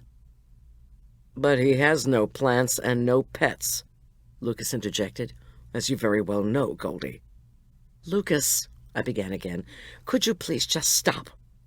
Why are you here anyway? He reddened. Well, I do have keys to the house. I asked, so what were you doing here then? Hold on, kids, said Katz. He and Allen exchanged an unreadable look.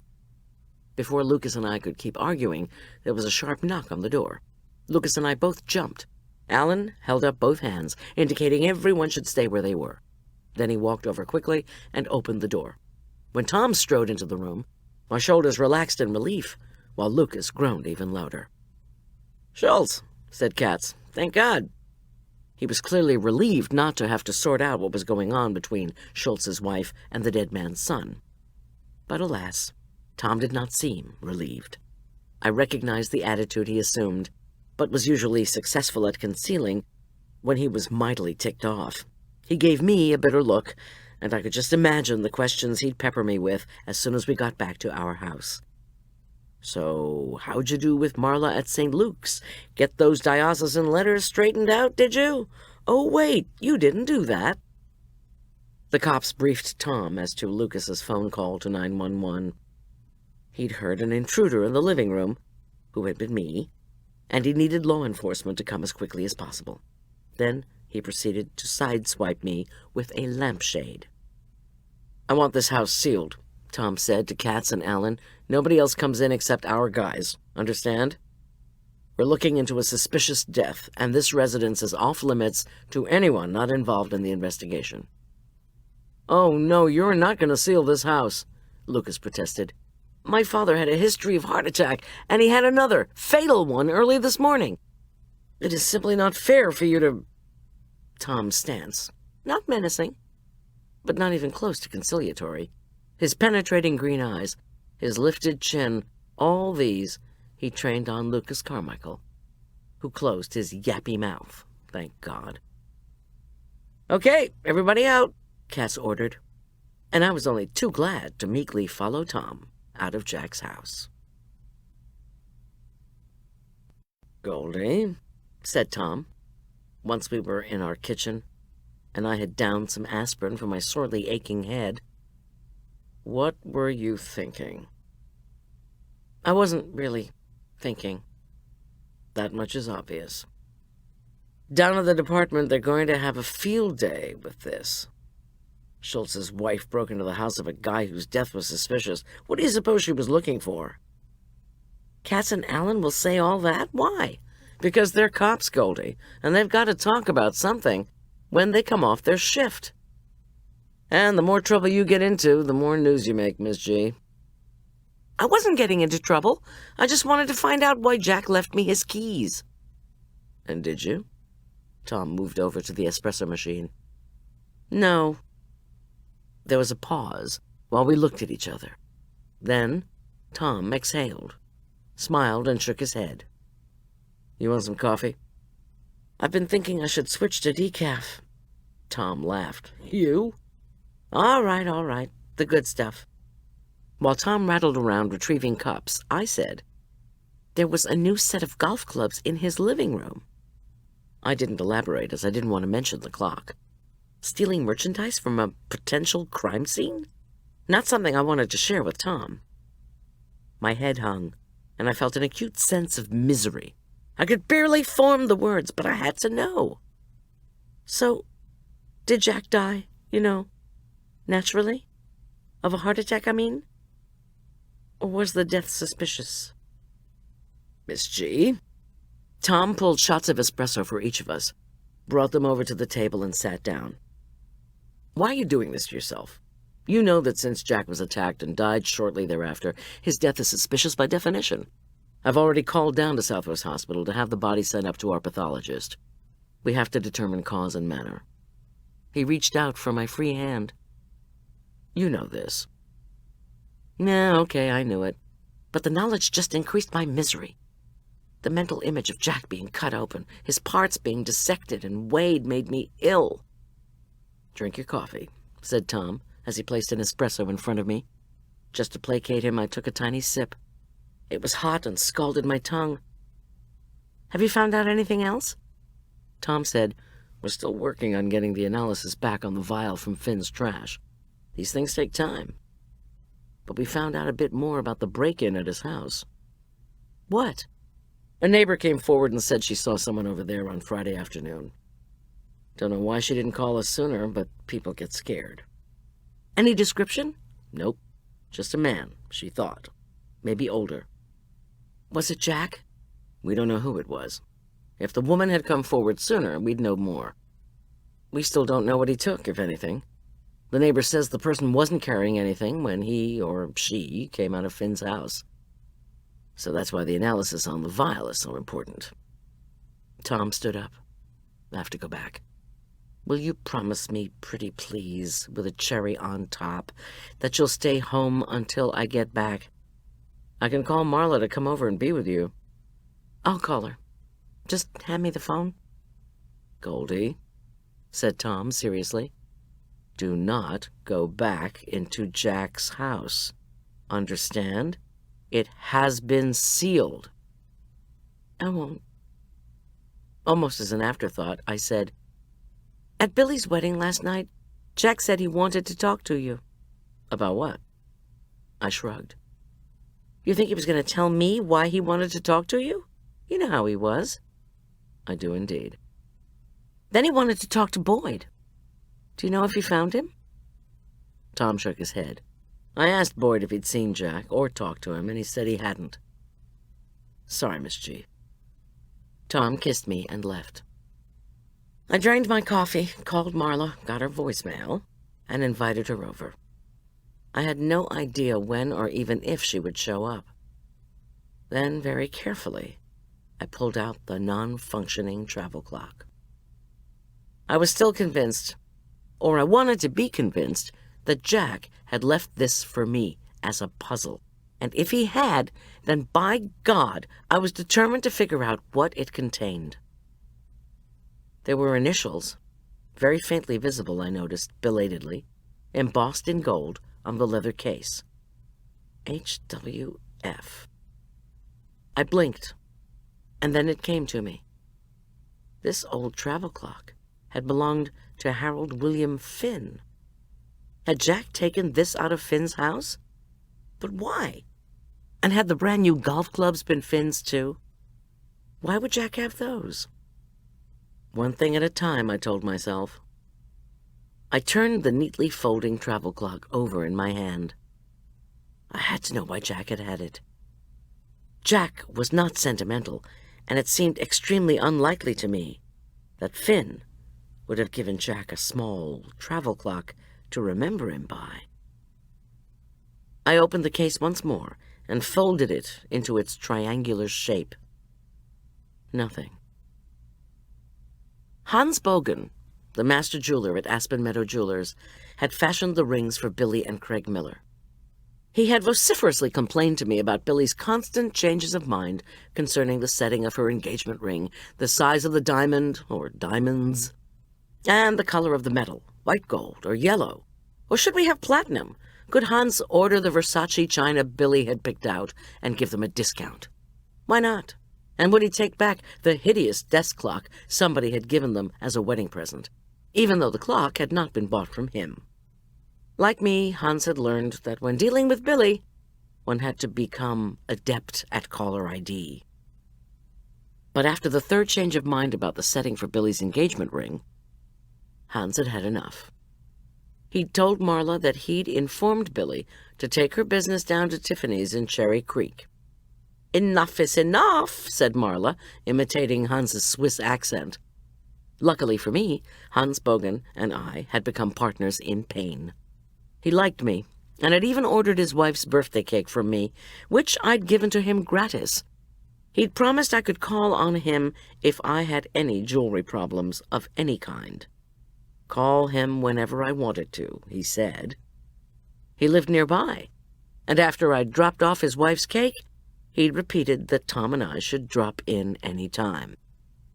Which was exactly what I intended to do, as Hans Bogan's specialty was clocks.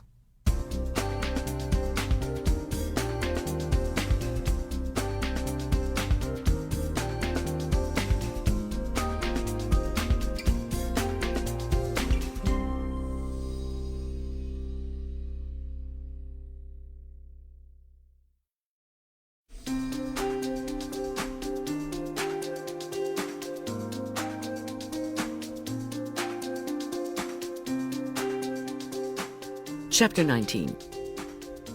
This time, I had the sense to put on a cardigan before venturing out. While we'd been having all that rain earlier in the month, I'd actually relished going outside, as the wet pines and aspens had filled the air with a delicious scent.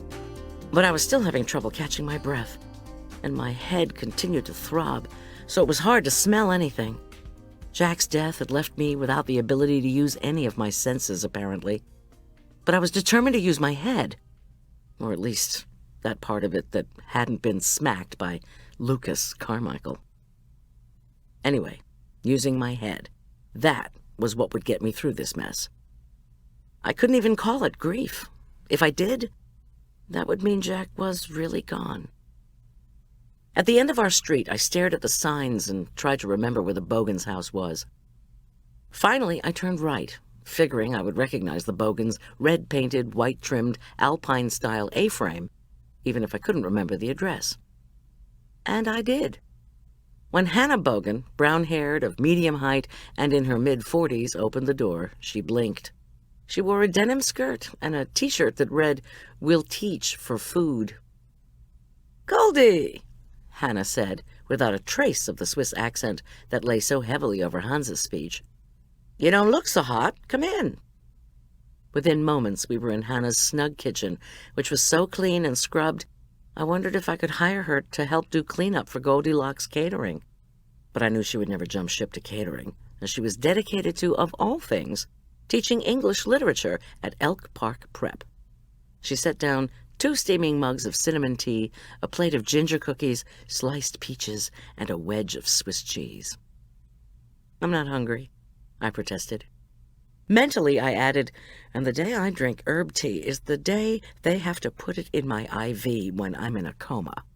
But thank you." "Pfft, when was the last time you had anything to eat? You look as if you're going to pass out." "All right, thanks," I said, and downed a slice of peach. I'm sure it was wonderful, and under ordinary circumstances, I would have enjoyed the sweetness. "Is Hans around? I need to talk to him about a clock. It's really, really important, and after I made your birthday cake, he said I should come over any time if I had—" Hannah held up her index finger. "It is a truth, universally acknowledged, that Hans will never be here when clients drop in with their timepieces." Oh my God, please spare me the Jane Austen quotations at this moment. "Do you know where he is? Or when he'll be back? This is really, really important." "Hans takes Monday off. Today he went fishing. He usually doesn't get back until the evening, and anyway, he would need all the tools he has at the shop." When she saw my downcast face, her brown eyes filled with sympathy. She said, "Look, I can loan you a clock, Goldie." "It's not like that," I found myself protesting. "Could I leave Hans a note?" Hannah produced pen and paper, and I wrote Hans a message that I hoped conveyed enough bafflement and desperation that he'd get cracking on Finn's travel clock. But not call the police. "My godfather," I said, "had left me the clock as sort of a puzzle. I don't know why it doesn't work," I wrote, "but I'd like you to open up all the machinery, if that's what you call it, and see if there's anything else in there. Something that doesn't belong. Whatever that thing is, that's what I need. I know you're busy, but I really need this to be done as soon as possible. Not knowing why my godfather left me this clock is driving me batty. Thank you, Hans." I signed it simply Goldie, with my business and home lines. I bade Hannah farewell and took off for home. I hadn't gone 10 paces when my cell phone buzzed. "Where the hell are you?" Marla fumed. "I'm outside your house and you're not answering. Billy's wedding is over, Goldie. You can come out of hiding." "I'm out taking a walk," I said. "I'll be there in less than 10 minutes." 10 minutes? I actually smiled. "Just get in your Mercedes and wait for me." "I'm going to need a drink when you finally let me in. Father Pete and I couldn't find the diocesan letters, and everyone was calling the church wanting to know about arrangements for Jack. I've already had a heart attack myself, you know, so this is all just as depressing as hell." "Tell me about it." Soon I was outside our house, and I speedily let Marla in. I asked her if she wanted a sherry.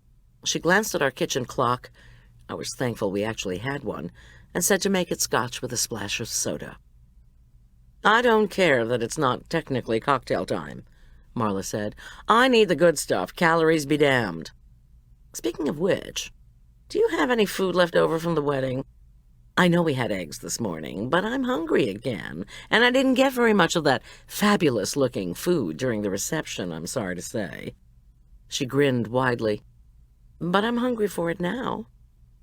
Julian packed up, sorry. "I have some brie and crackers. Will that do?" Marla lifted an eyebrow.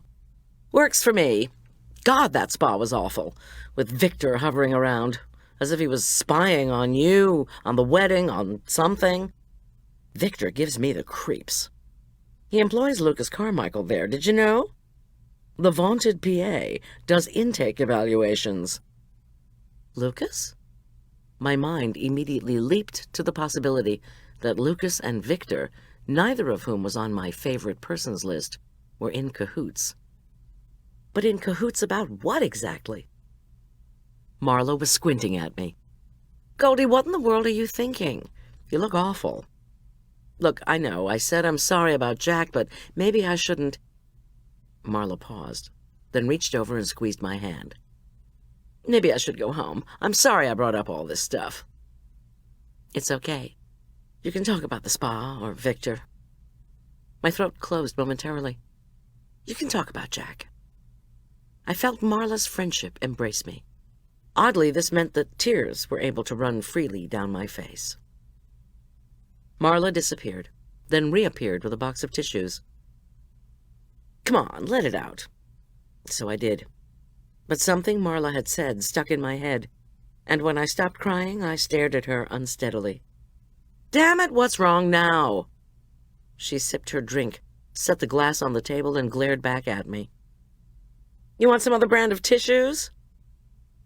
"No. I want you to go out to Gold Gulch Spa." "Why?" She waited for me to say something, but my throat had closed again. "You want me to help you get Jack's car? I mean, it's still out there, isn't it?" "No. I want you to go out there as a client for a week." She stuck a piece of brie in her mouth. "Forget it," she mumbled around the cheese. "It's not for me, it's for Jack." Marla closed her mouth and chewed. Then she shut her eyes and rubbed them, as if she were trying to think of just the right words. Finally, she said, "Jack passed away last night, Goldie. He doesn't care whether I lose weight or not." "Don't joke, okay? Just listen." I explained to her how Jack had written gold on a piece of paper, and how Lucas had misunderstood Jack as wanting to summon me to his bedside. But, I said, it was my opinion that Jack had been referring to Gold Gulch Spa. I'd even seen him rummaging around in the smoothie cabin when I'd been out there. And, I added, I thought Victor Lane was having money problems. He'd asked Charlotte Attenborough to invest in Gold Gulch. So maybe Jack was looking for evidence of money problems, and Victor caught him and attacked him. "Goldie," Marla said after a few more minutes' thought, "I think you need a drink too." When I sighed, she insisted. "Who knows what Jack meant? He'd just been attacked. He was probably on some mega dose of painkiller. He could have meant anything. And anyway, Victor's been looking for a financial angel to help with that spa since he first took it over. He even asked me to invest in the place. I went out there once as a day client. I told him he needed to serve better food if he wanted any of my bucks. Nothing against Yolanda. I think she's a great cook. But when I complained to her, she said Victor keeps a stranglehold on the regimen out there." Marla took a long pull on her drink. "Really, I think you should just—" She paused again. "Just grieve," I supplied. "I already tried that. I want to know what was going on with Jack and why Doc Finn, his best friend, was killed." I reminded myself not to give away anything Tom had told me about Finn's peculiar murder. "Something is going on out at that spa," I insisted to Marla, "and I think Jack wanted me to find out what it was." "But he didn't say anything to you about it, did he? He didn't leave you a note telling you something untoward was happening at Gold Gulch, did he? And he certainly didn't indicate what he wanted you, or better yet Tom, to do about it, did he?" "No, not really. But there's more." I told her about the crowd in the hospital. Lucas, Billy, Charlotte, Craig. I told her about Jack's impatience to have them all gone, and how he'd written Keys and Finn on the paper, too. As if in proof, I drew the crumpled paper from my sweatpants pocket and laid it on the kitchen table. Marla peered down at it. I suddenly saw Jack's shaky lettering through somebody else's eyes, and an arrow of doubt found its way to my heart. "Goldy," said Marla, "he didn't even spell Finn's name right. And you think this word gold stands for Gold Gulch Spa?" "I do," I said, with more firmness than I felt. "I'm going to see if I can go out there and cook. Maybe help Yolanda in the kitchen or something. But I need you to be poking around, too. Like, for example, talk to the other longtime guests about the smoothie cabin, about whether Victor is selling them something other than fruit drinks. Or try to find out more about whatever financial problems Victor might have." "Why? Because Jack was scrounging around in the smoothie cabin? I'm sure that has all kinds of interesting things to do with Doc Finn's death." "Something's going on out there in that smoothie cabin," I said, stubbornly.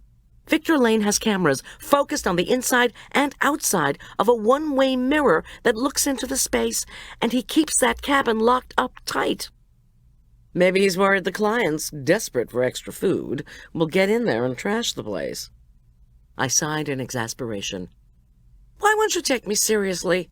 But listen to yourself. You want me to go out to Gold Gulch Spa as a client and exercise and eat a bunch of low-fat food for a week." "Or high-protein meals," I corrected. "I don't know what kind of diet Victor has people on."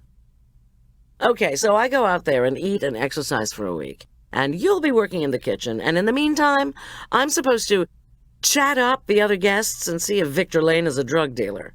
And that will help you find out why Doc Finn was killed." Okay, it sounded a teensy bit illogical, but I said, "Yes, please." Marla collapsed her head onto the table and banged it several times for effect. She said, "You'd better fix me another drink." Marla left soon after, to sleep, she said.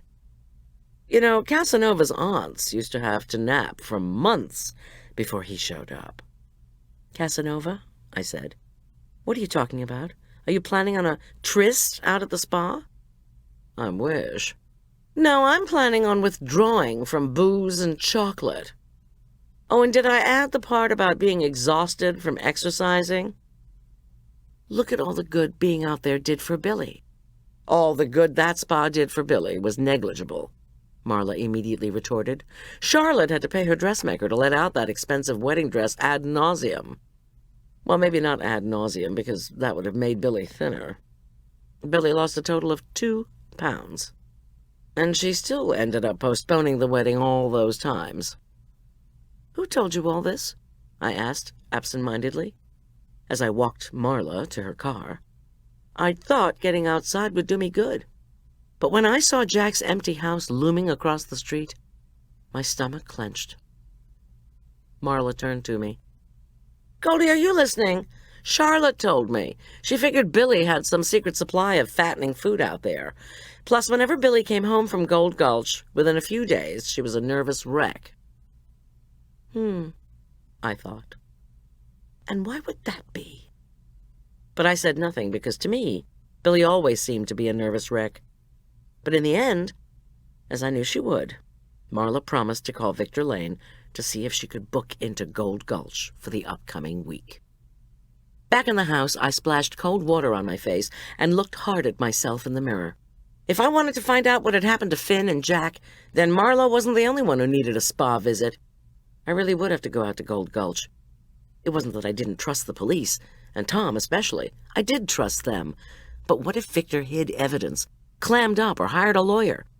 If Marla talked to the guests and I talked to the staff, especially Isabel, then I'd have a better chance of finding out the truth.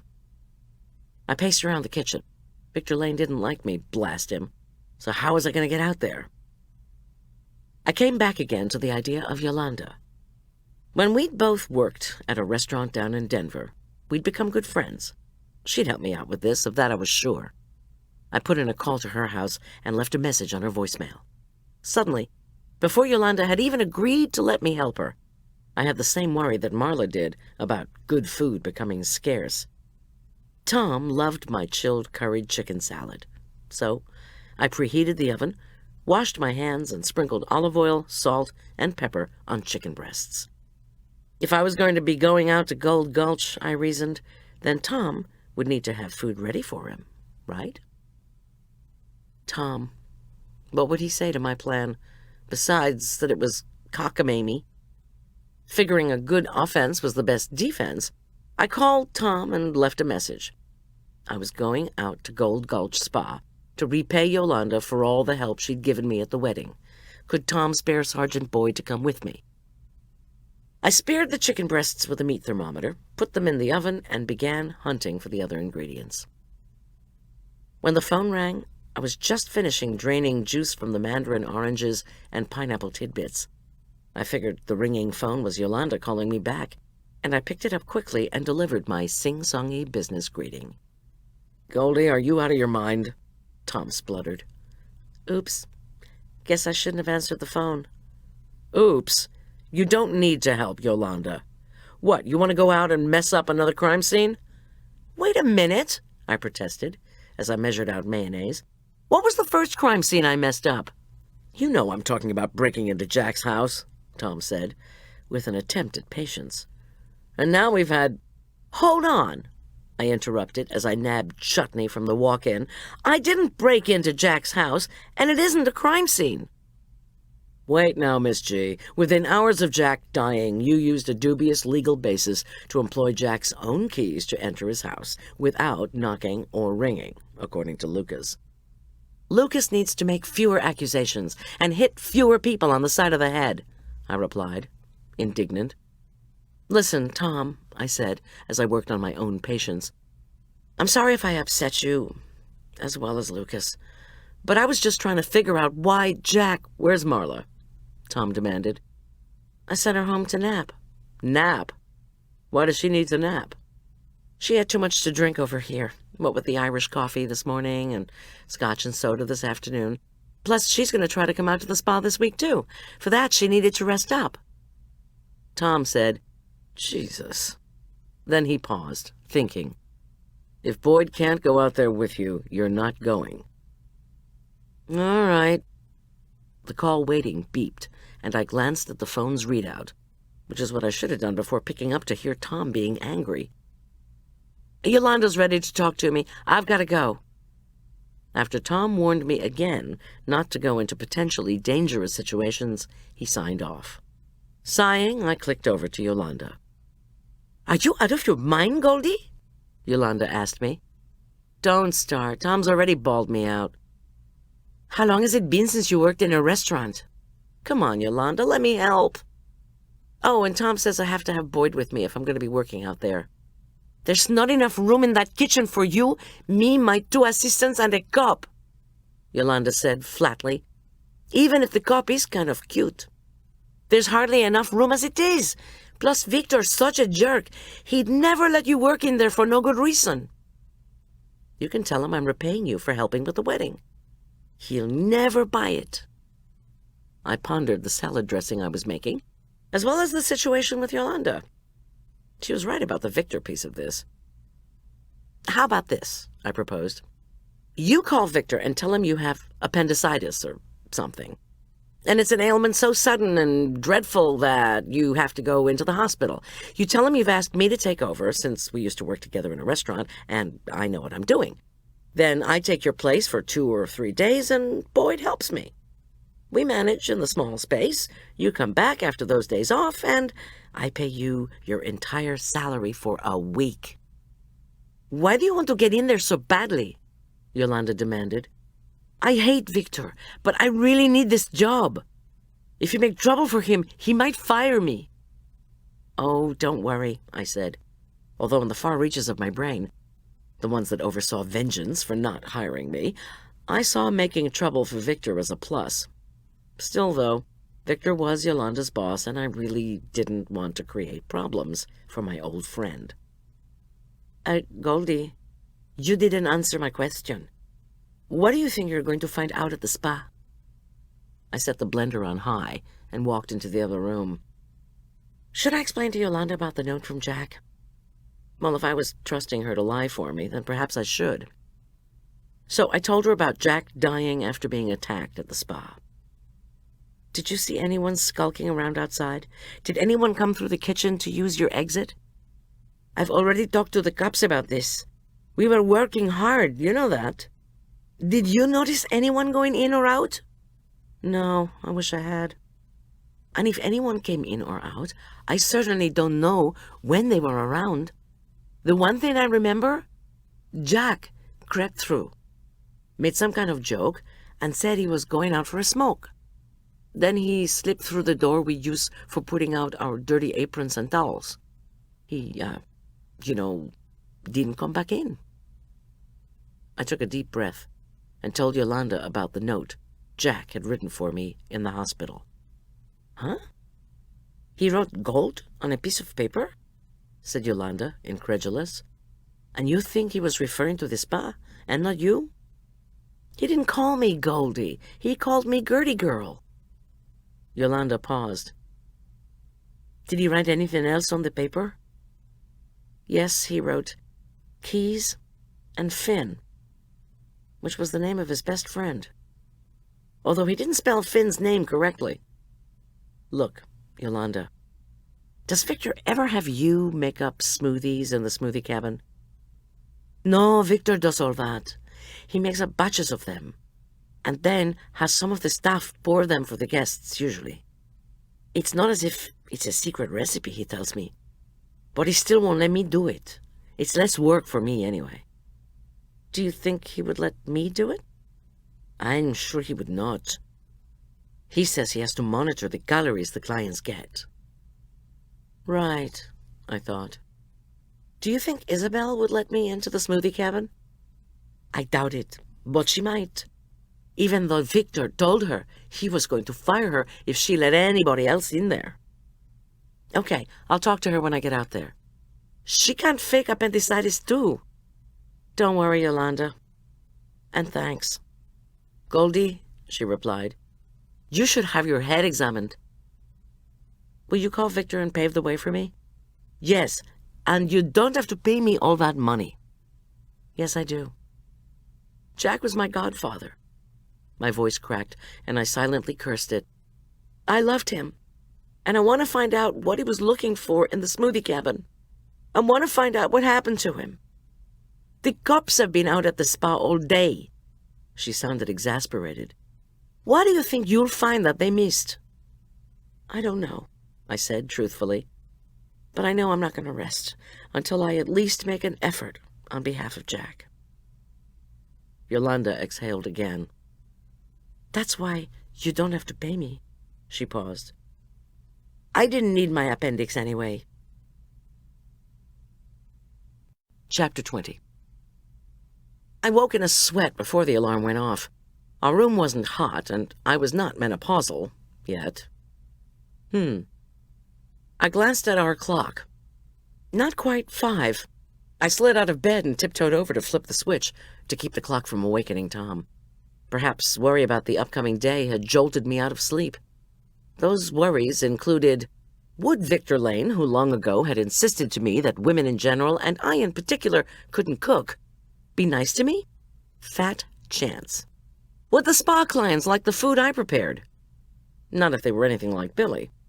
Would I feel any better if I found out anything on the subject of why Jack had been attacked? Too early to tell. Then again, maybe anxieties about the upcoming day hadn't awakened me. Our bedroom was filled with unusually bright light.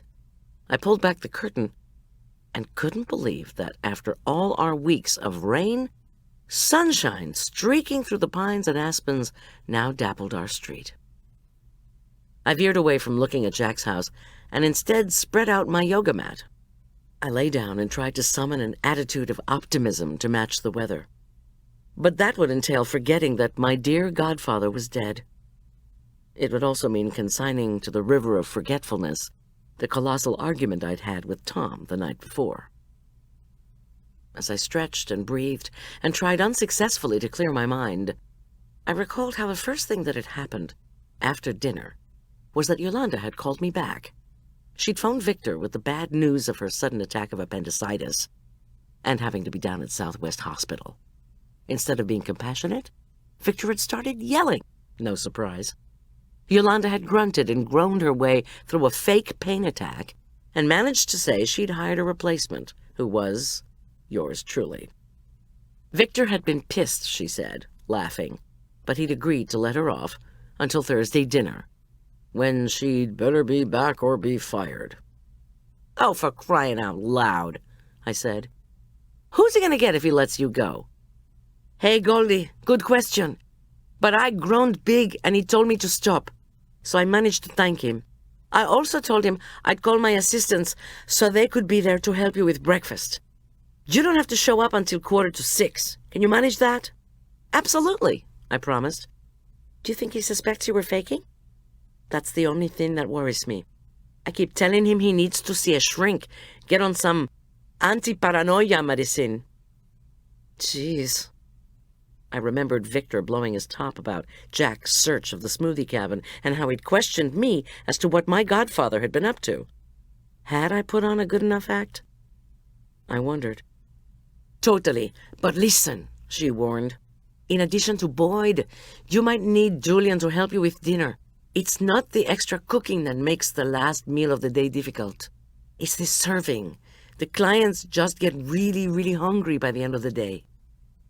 If Julian can't help, then I'll find someone else.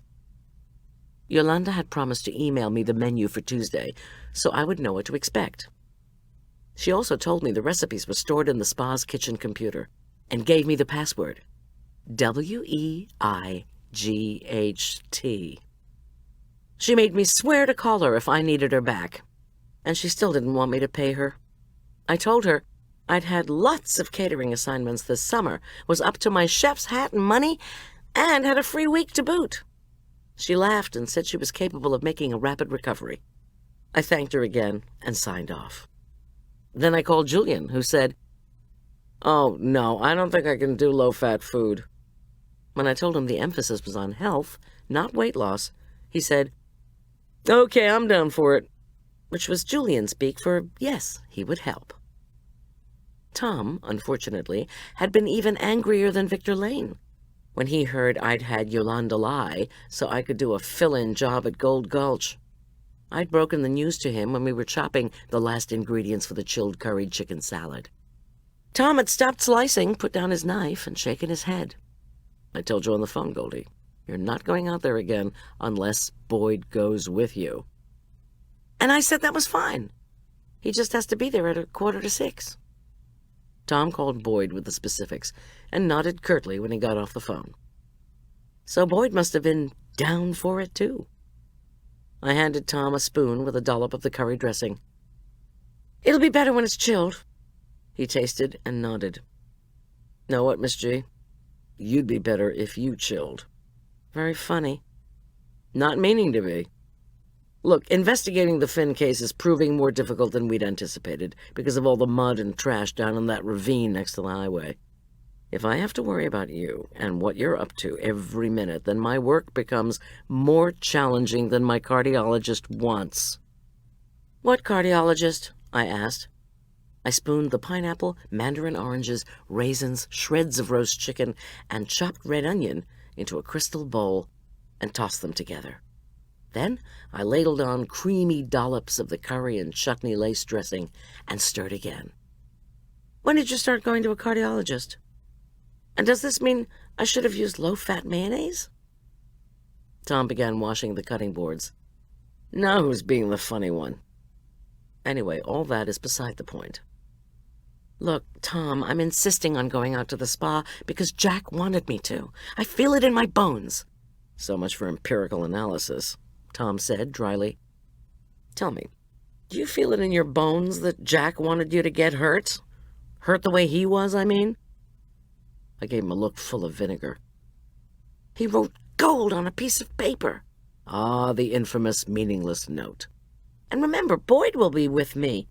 Yeah, I had to take him off a security detail for the governor, so if the gov gets whacked in the next 3 days, it's on you.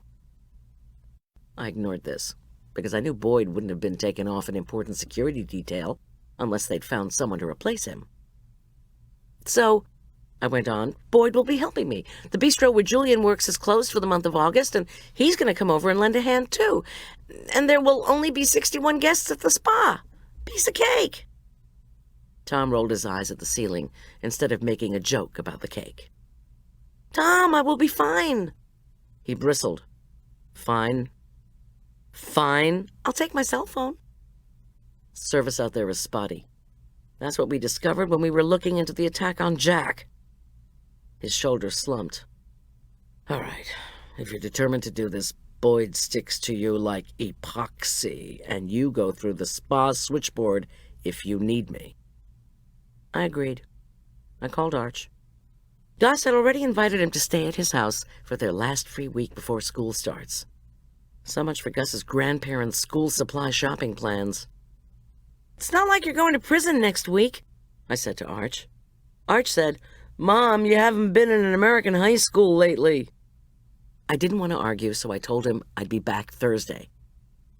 Still, I sensed Tom was still worried about this little expedition. Yolanda was anxious that her fake illness would be found out.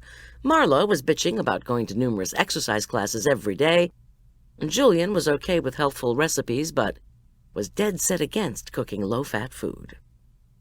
Other than all that, I thought, as I stretched into my last asana, everything was, as we say in food service, peachy. I took a quick shower and crept down to the kitchen, where I filled an insulated mug with ice, splashed in a goodly dose of whipping cream, and pulled 4 shots of espresso for a volcanic summertime special. I took a long swig, then shuddered when I thought of the menus Yolanda had emailed me for that day. For dessert, the clients were getting canned fruit with low-cal whipped topping.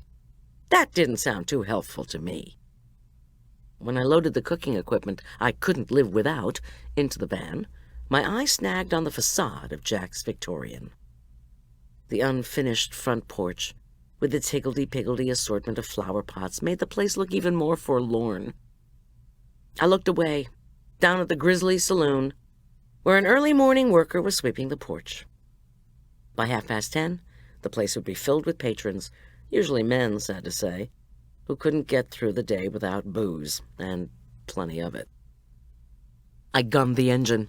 Time to get out to Gold Gulch Spa. Even if Tom thought I was nuts, I knew what I wanted to do. Find out why someone had killed Doc Finn. He'd been investigating something. Then Jack had searched the smoothie cabin. Maybe Doc Finn and/or Jack had found what they were looking for and were threatening to go public with it. If either one or both of them had gathered evidence proving some kind of wrongdoing, then that would be it. Finito. Fin. The end for the spa. If the whistleblower had been Doc Finn, then the note in his trash, reading, "Have analyzed," could be the key. Had Doc Finn taken a sample from the spa, from the smoothie cabin, and put it into a vial? And had he received the news back as to what was in the vial? Had he confronted Victor, and if so, had the old doctor been lethally punished for his efforts?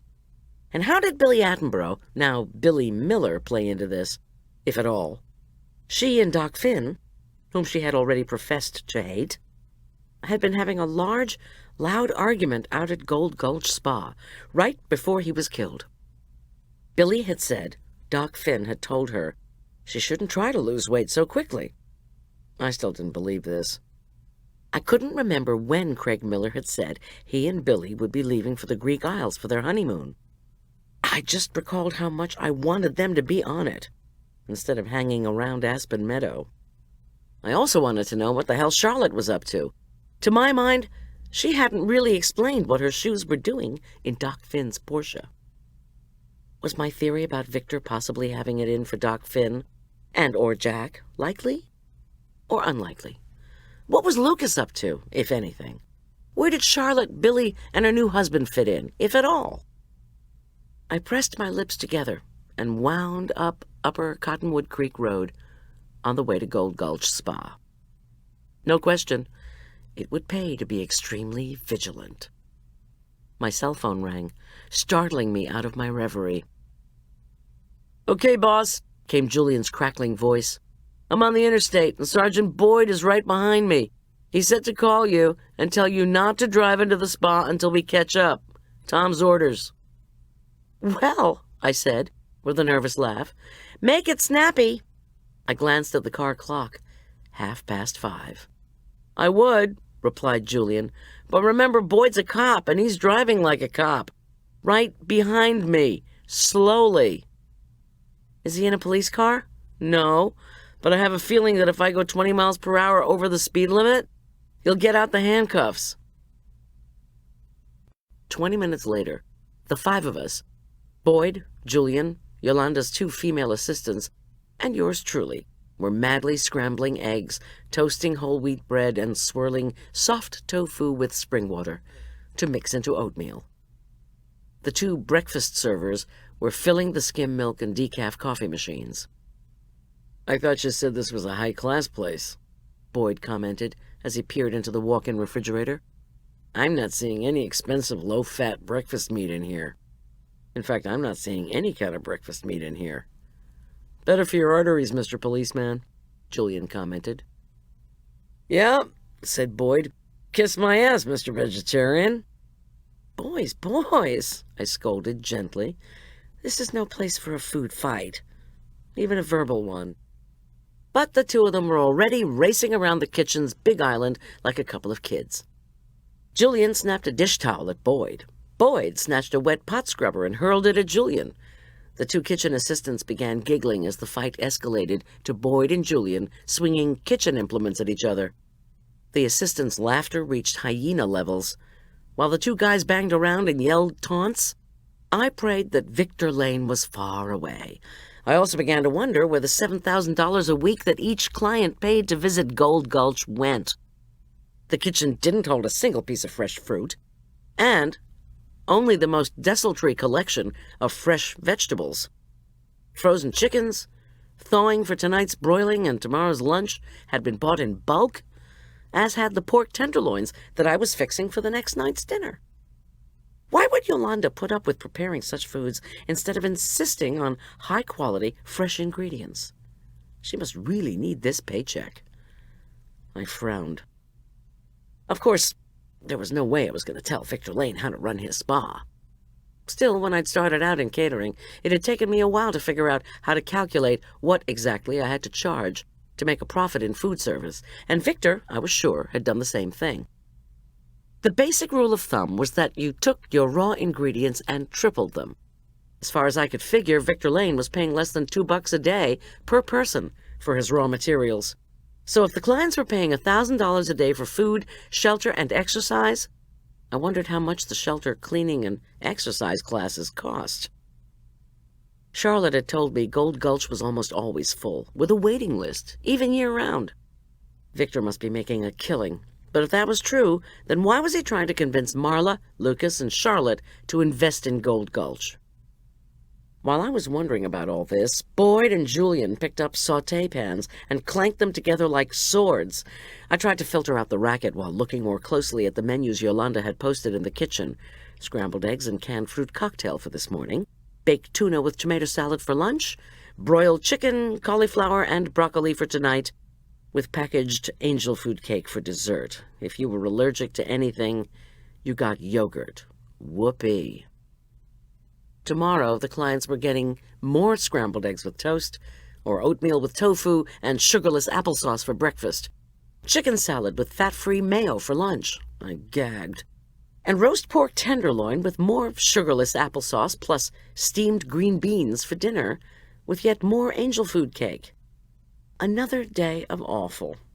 Or awful, depending on how you looked at it. Even when I'd gone to boarding school as a scholarship student, and we'd all complained about the food, nothing had been as bad as this. An enormous crash, squealing and hollering on the other side of the kitchen stopped me wondering about anything. Julian, Boyd, and the sauté pans they were wielding had collided with the plastic vat of fruit cocktail, which in turn had spilled all over the floor. "Oh, hell, boss, I'm sorry," Julian apologized. "I'll clean it up." No, I'll do that," Boyd said. But then he said, Wait, don't move. Don't do anything. He looked a tad ridiculous, I had to say, holding his pan aloft and peering down at the floor, as if he'd seen a giant insect and was about to whack it. When Victor Lane bellowed, "Everybody out!" I jumped. I hadn't heard or seen him come in, nor had the two combatants. Julian had murmured something about looking for a mop, and Boyd was still staring in confusion at the mess on the floor. "Victor, I'm so sorry," I babbled.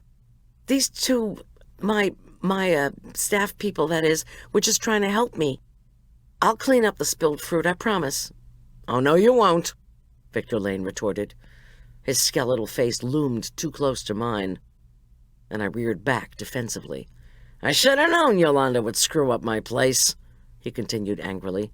"Appendicitis, my ass. She's probably visiting relatives. And anyway, she should have let me choose a replacement. There are plenty of cooks out there who could use a job." "Sir," said Boyd. "Please shut up!" screamed Victor, his back to us. "Get out of my kitchen!" He was at the sink, filling a bucket with water.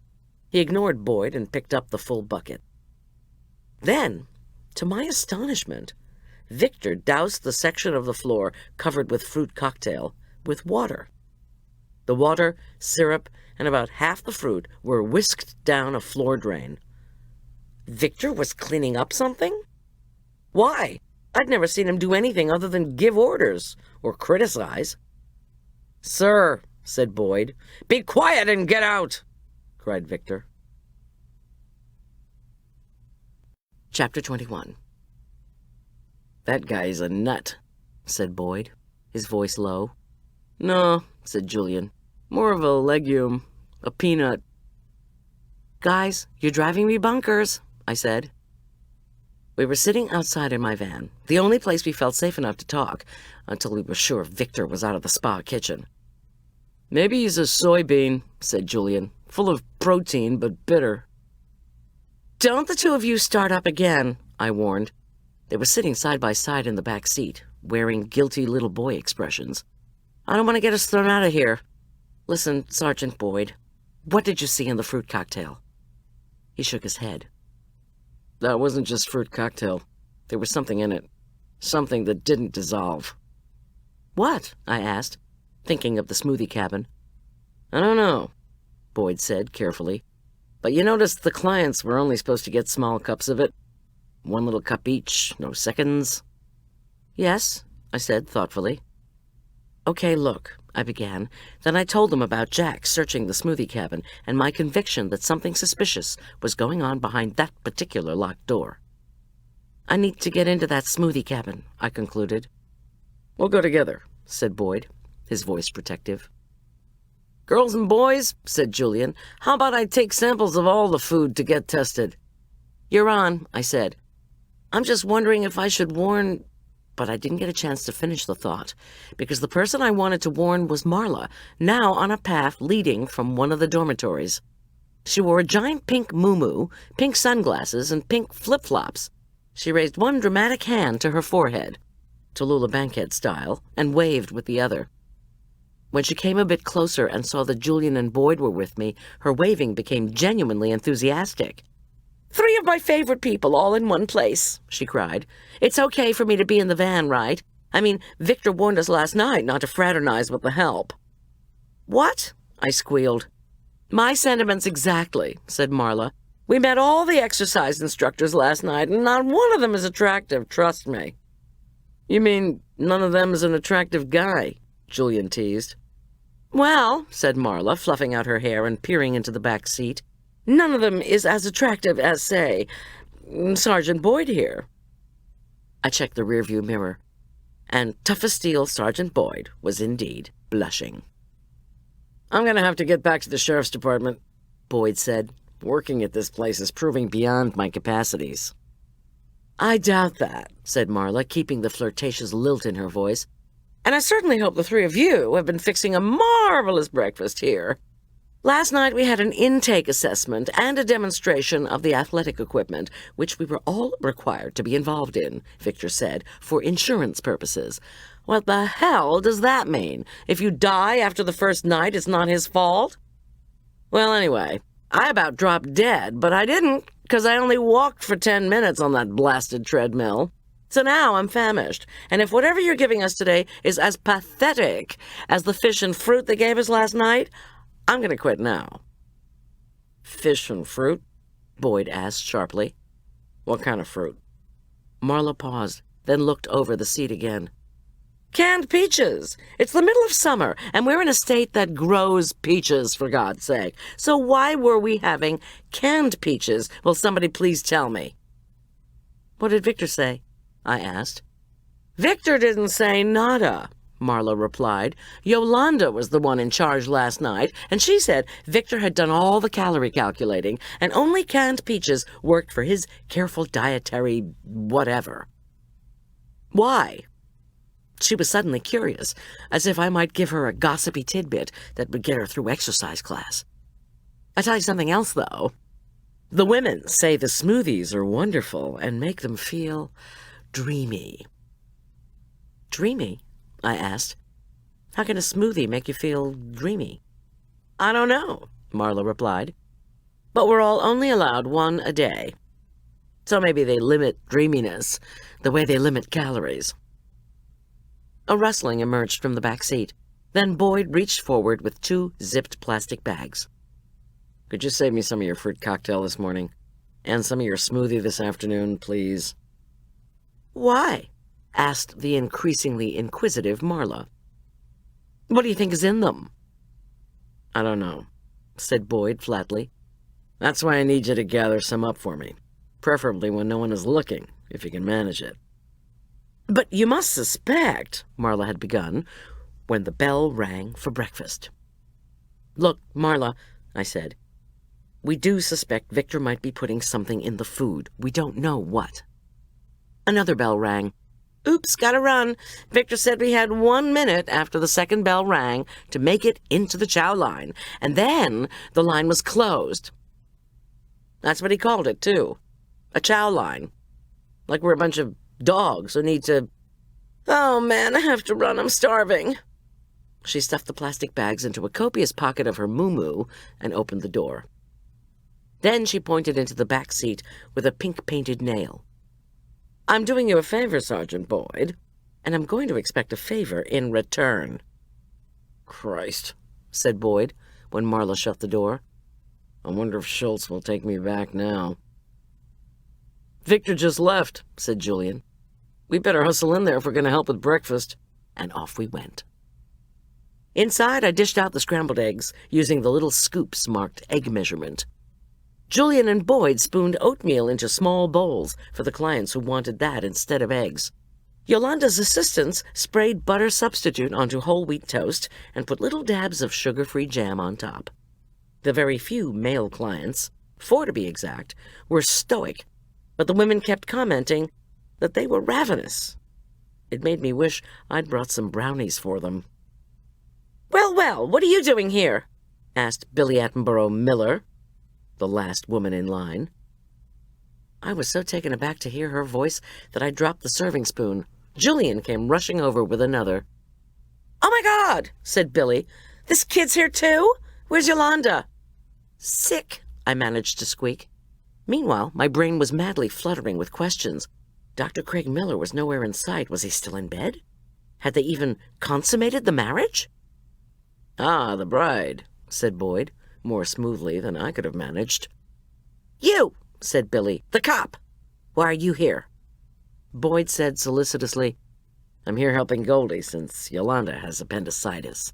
Your tax dollars at work, Billy sang. Is someone going to use a new spoon to give me some eggs, or am I going to be standing here all day? Julian obligingly lifted a new, clean spoon and gave Billy a heaping spoonful of eggs. She eyed it warily. If she complained he'd given her too much, he could take some off her plate. If she complained he'd given her too little, he might say that was all she got, if she expected to lose weight. And why haven't you left for your honeymoon? Boyd persisted. My husband wanted to stay here a few days before we leave for our honeymoon, Billy replied, huffily. Not that it's any of your business. With this, she picked up her plate and strode off. In the kitchen, the presence of the other workers made conversation among Julian, Boyd, and me impossible. But when the two worker bees announced it was time for them to help the two servers clear the tables, Boyd and I lifted our eyebrows at each other. I said, Billy drove me crazy for months.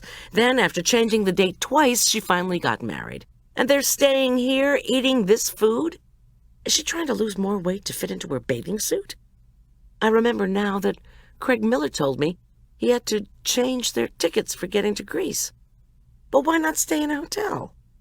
Boyd rubbed his forehead. I don't know. It's a good thing I'm helping you, though. I don't like that woman. Whenever we get somebody who's real belligerent, we think he or she might have had something to do with the crime.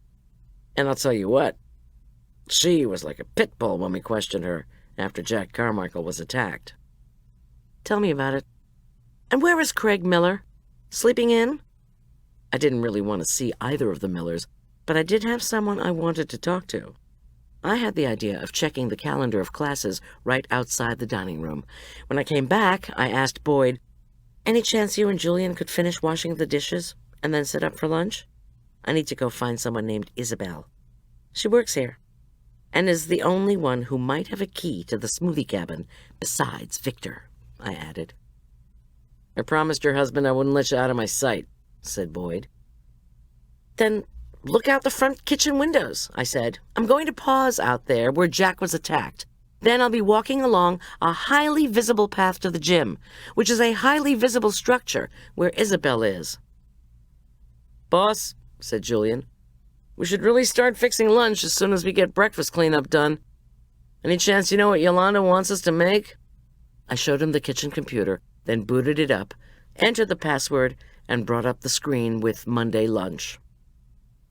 Thanks, guys, I said. I removed my apron and walked quietly outside, while behind me, Julian shrieked, That's it? That's disgusting. The area where Jack had been hit was surrounded by tattered yellow police ribbons. Since I'd already picked up my godfather's Rolex and been bawled out for it by Tom, I knew better than to go into the cordoned-off section of lawn and garden, even though the absence of police probably meant they'd finished investigating this place. But had they found anything out? I wondered if Tom would tell me. I took off for the gym. Isabel was more energetic than I expected. She was not attractive. Her freckled complexion was blotchy. Her brown hair was pulled back in a low ponytail, and her too thin ankles and wrists all canceled out any femininity quotient.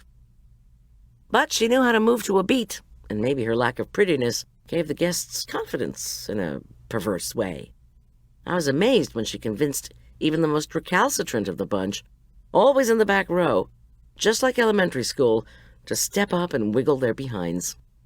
Billy Miller was right in front of the room's big mirror, so I ducked behind an exercise bike to avoid being seen by her. What are you doing here? Victor bellowed from in back of me. I was so startled, I crashed over into the exercise bike, toppling it noisily to the floor. I tried to ride it, but was too weak. Victor did it one-handed, all the while giving me a scalding look. I had to wonder, did this guy have an invisibility cloak that prevented me from seeing when he was sneaking up on me? I need to talk to Isabel, I proffered, scuttling around to put the newly upright exercise bike between the spa owner and myself. If Boyd was bothered by Billy's bellicosity, I was giving the hostility prize to Victor. If you have so much time on your hands, away from the kitchen, that you need to sneak around my spa, I'm not sneaking around, I protested. I was waiting for Isabel. She was practically the last person to see my godfather alive. Victor smirked. Then get into her class, Goldy. Look, there's an empty spot right there in the front row. The hell you say, I retorted. Victor pointed. You want to talk to Isabel? Go exercise with her. Oh my God, why was this spa so popular? It just had to be one of those cases where the owner was nice to the clients, but hell on the help. Still, I was in no position to argue because, truth to tell, I had been sneaking around. Problem was, wherever it was I was intent on sneaking, Victor always seemed to be a step ahead of me. Isabel gave me a very sympathetic look. The class wasn't half bad, moving as it did from the cha-cha to a kind of rock and roll step that I managed to keep up with. Of course, I looked ridiculous in my black catering pants and white shirt, which stood out painfully against all the brilliant hues spandex had to offer.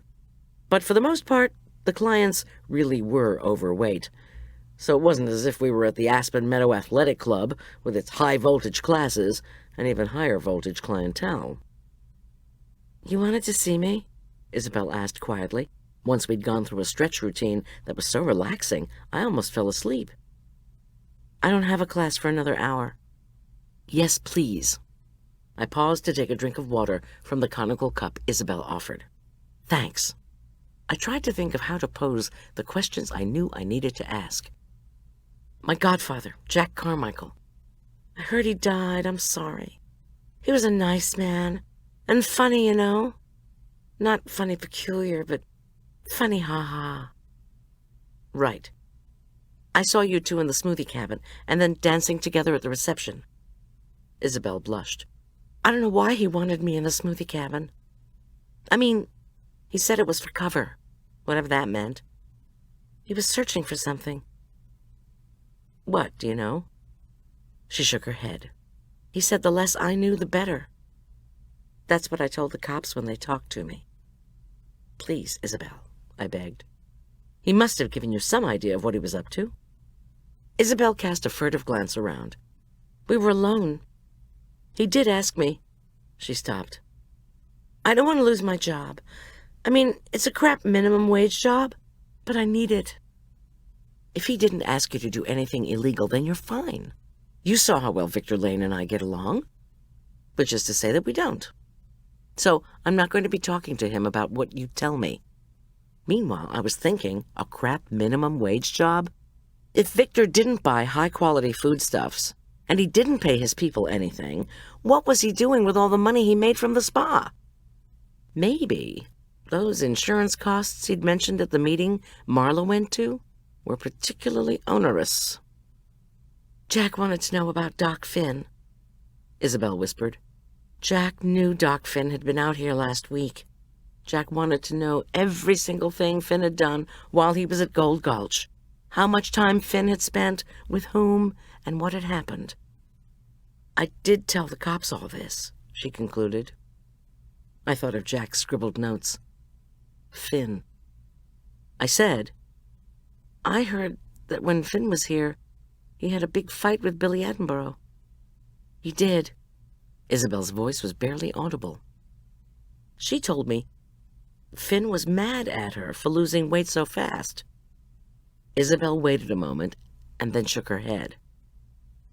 "Their argument," she whispered, "had nothing to do with weight." "What did it have to do with?" "Her wedding." "Losing weight for her wedding?" Isabel shook her head. "I don't know, because at that point, they went into her room. That's what I told Jack, and that's what I told the cops. Jack asked me if Billy, in one of her many visits to the spa, had been seeing anyone else. Like a guy," she added, embarrassed. "I told him Billy had been here once when Lucas, Jack's son, was here." Jack shook his head, but I wasn't sure if he was disappointed in Lucas or in Billy.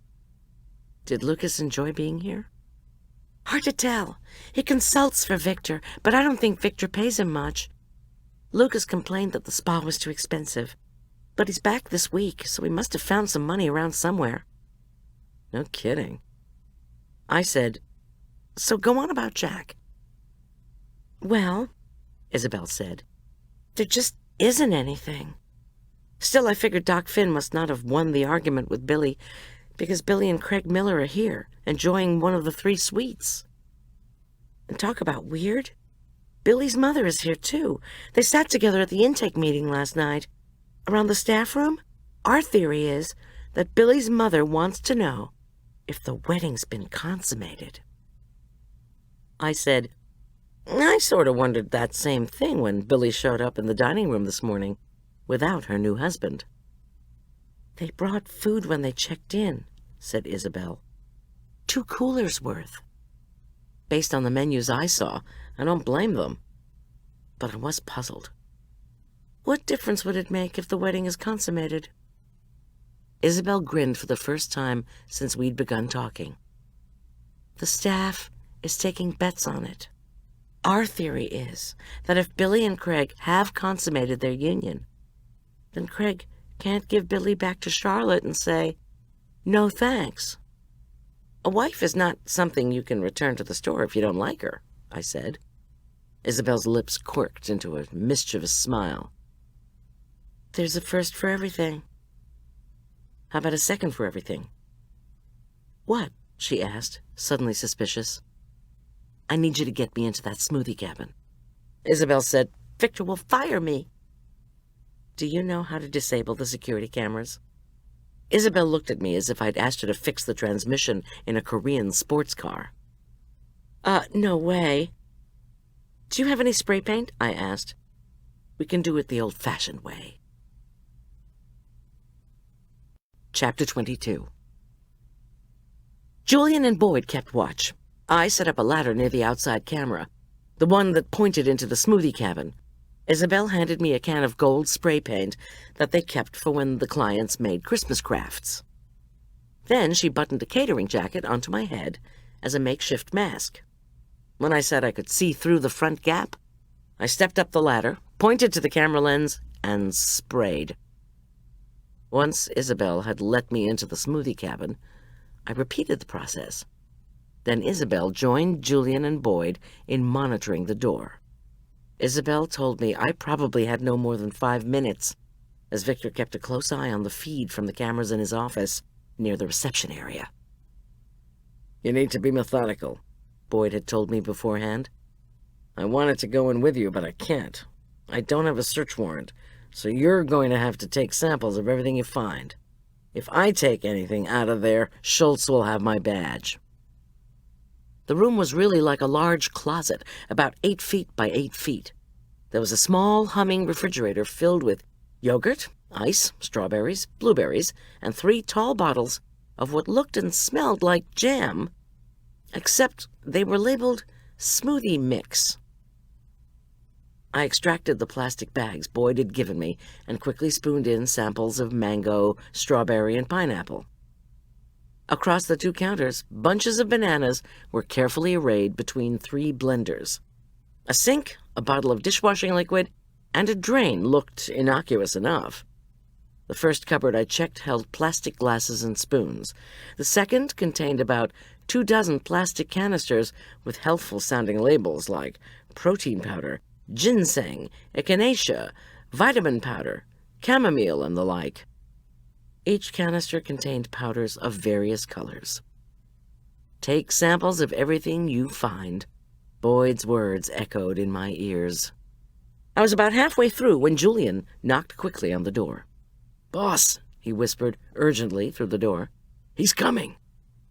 "Have Isabel waylay him," I whispered back. "Give me the samples," Boyd ordered me through the door. "I'll make my way to the van out the back door of the kitchen. Meet me there." I did as directed. I'd stuffed the bags into a large grocery bag I'd brought expressly for this purpose and handed them to Boyd. Then I walked quickly through the cabin door, raced across the kitchen, and hauled myself out the kitchen's back door. There, I scooted around a half-full cart of dirty table linens and towels and ran to where we had parked the van. Thank God Boyd had insisted we put the vehicle behind the spa's garage, where it could not be seen. Boyd was already there. He'd placed the grocery bag in the back. He told me to walk calmly around the corner and start toward the dining room. He'd be right behind me. In front of the smoothie cabin door, Isabel was explaining to Victor that she had no idea who could have picked the lock to the smoothie cabin and vandalized the cameras. When Victor saw me, he held up his hand for Isabel to stop talking. He narrowed his eyes at me and said, "I don't suppose you know anything about this." I said, "Anything about what?" "If I find spray paint in that kitchen, you're done here." I said, "Spray paint? For what?" "Isabel," Victor said loudly, "give me back that key I gave you to the smoothie cabin." When she sheepishly handed it over, Victor said she was done helping him with smoothies. Now, he concluded, He was on his way to the hardware store to get a padlock for the smoothie cabin door. Somehow we got through the rest of the day. I didn't discover anything else, and none of the food seemed to have anything odd about it. When Victor returned from the hardware store, he went straight to the smoothie cabin. I prayed that the cleanup job I'd done would convince Victor not to destroy any evidence, if indeed there was evidence to be had there. I hadn't found any vials, which wasn't encouraging. What was encouraging was that Victor hadn't fired Isabel on the spot, or thrown me out of the spa altogether. He must be desperate for cooks and aerobics instructors, I thought. I saw Lucas only briefly at lunch, and Charlotte, Billy, and Craig Miller for a moment. It didn't have a chance to speak of them, which was probably just as well. Boyd, meanwhile, hovered over me, which made me feel crowded. But I'd agreed to his being there, so I was compliant. Plus, I simply could not wait for him to get those samples analyzed. The one time I saw Marla, Boyd instructed Julian to watch over me. Then Boyd sauntered off to go talk to Marla.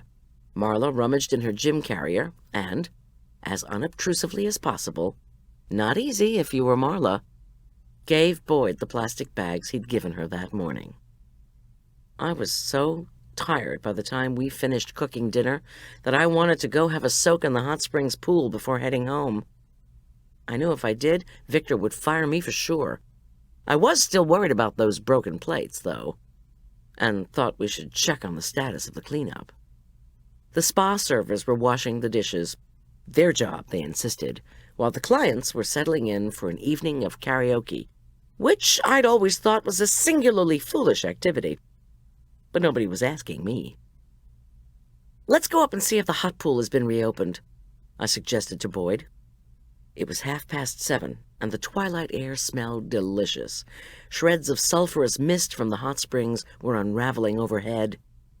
There was a hint of fall in the breeze. Boyd, who was still tagging along beside me, lifted an expressive eyebrow. "I'm not propositioning you," I insisted. "Don't give me that look.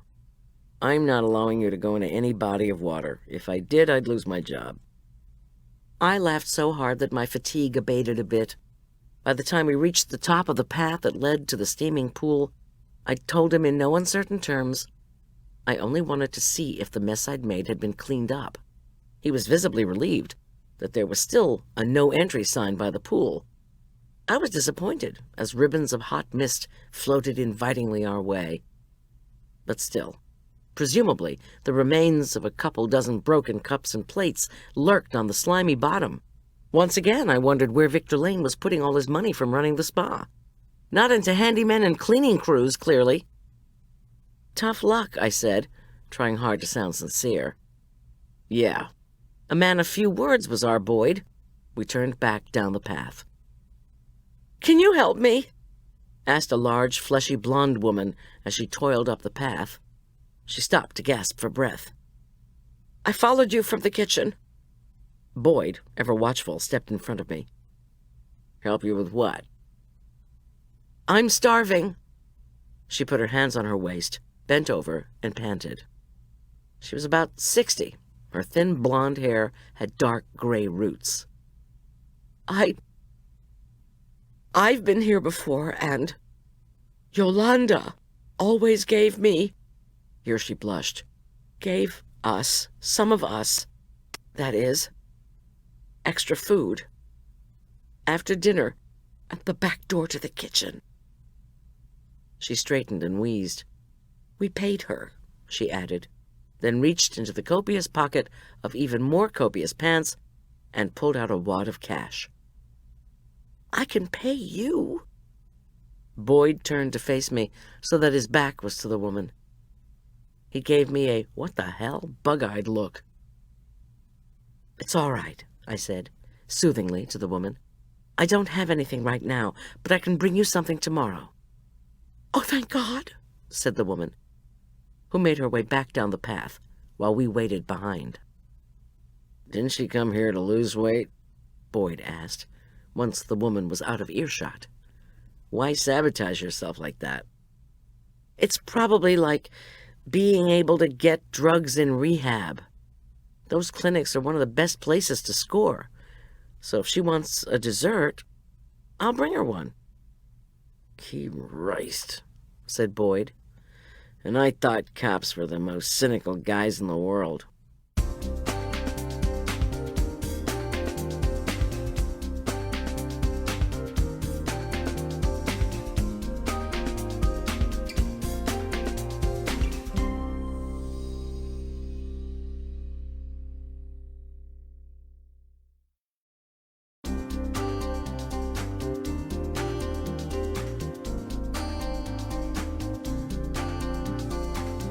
At home, Tom was upstairs taking a shower.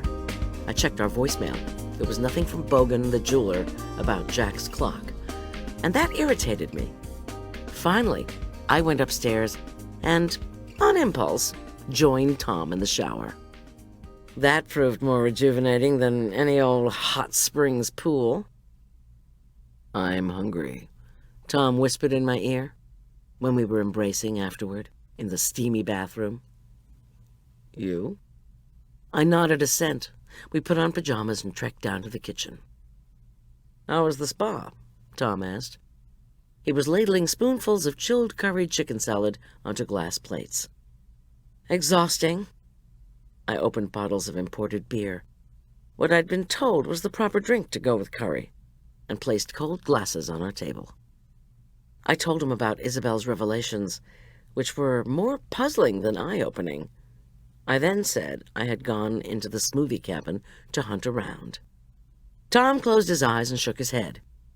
"Yeah, Boyd confessed to me. Did you find anything?" "Don't get mad at Boyd, okay?" I told him about Boyd suspecting that he saw something in the fruit cocktail, and how I'd taken samples from jars of preserved fruit and powdered supplements.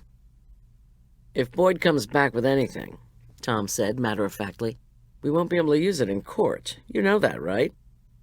I know, I said, although I wasn't convinced.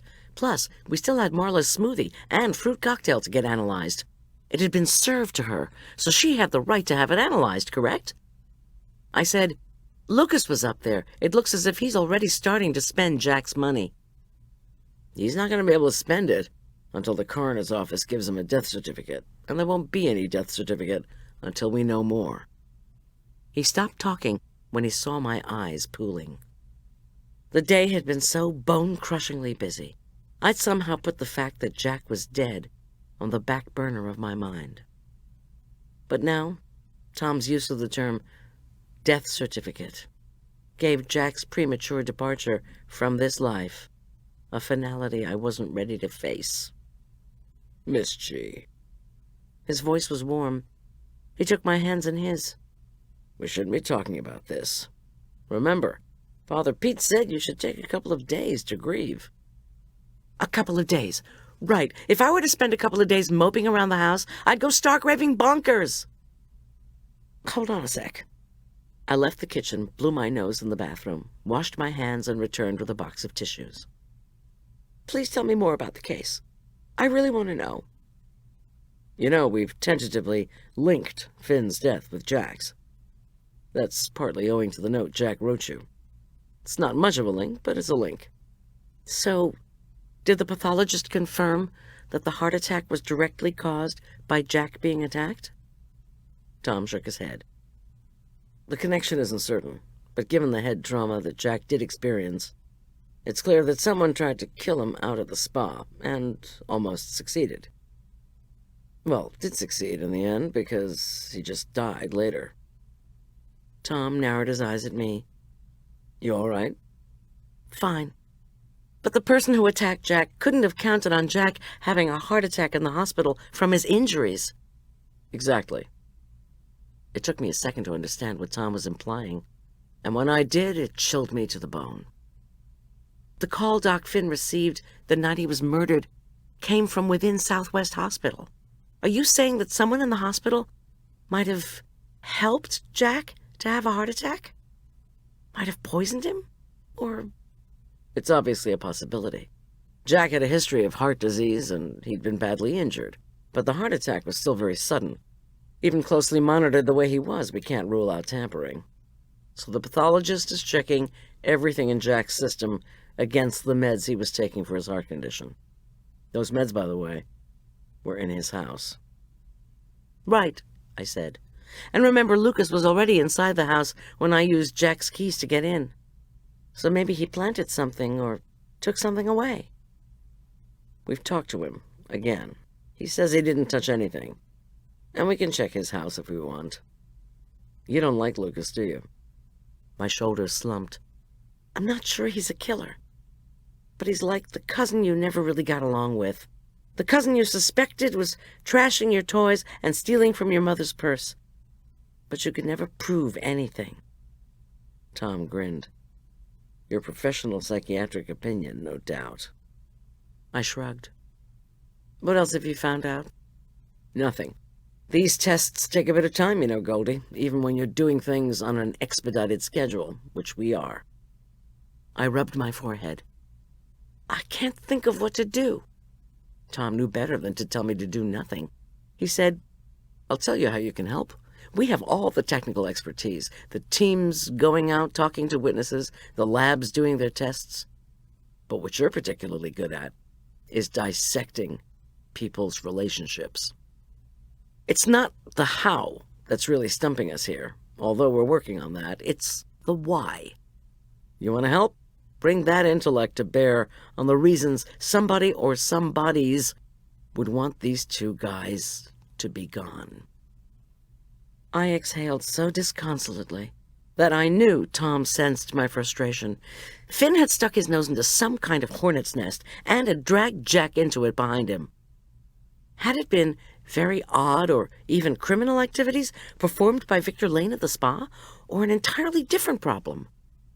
I felt no closer to an answer than I'd been when I woke up Monday morning and learned of Jack's death. Tom looked around the kitchen with a thoughtful gaze. You want to cook? I was so startled by his suggestion that I actually laughed. It was already after 10, and I had to get up at 5. But Tom knew what would make me feel better. Apart from shenanigans in the shower, that is. 30 minutes later, Tom had finished the dishes, and I'd made the same chocolate cookies I'd made the other day. They were so flaky. The first one I made broke off in my mouth. While Tom was putting the dishes away, I decided not to spoon ice cream into the middle. Instead, I whipped together a buttery, extra creamy vanilla frosting and spread it between 2 of the cookies. Yum, Tom agreed. I would give, not sell, the resulting cookie sandwiches to any person who presented herself at the spa kitchen's back door the next evening. I can't believe you're making those for these spa guests who are trying to lose weight, Tom commented. Boyd was right beside me, I said defensively, when the lady wanting the treats approached us on the path. Sort of like getting drugs in rehab.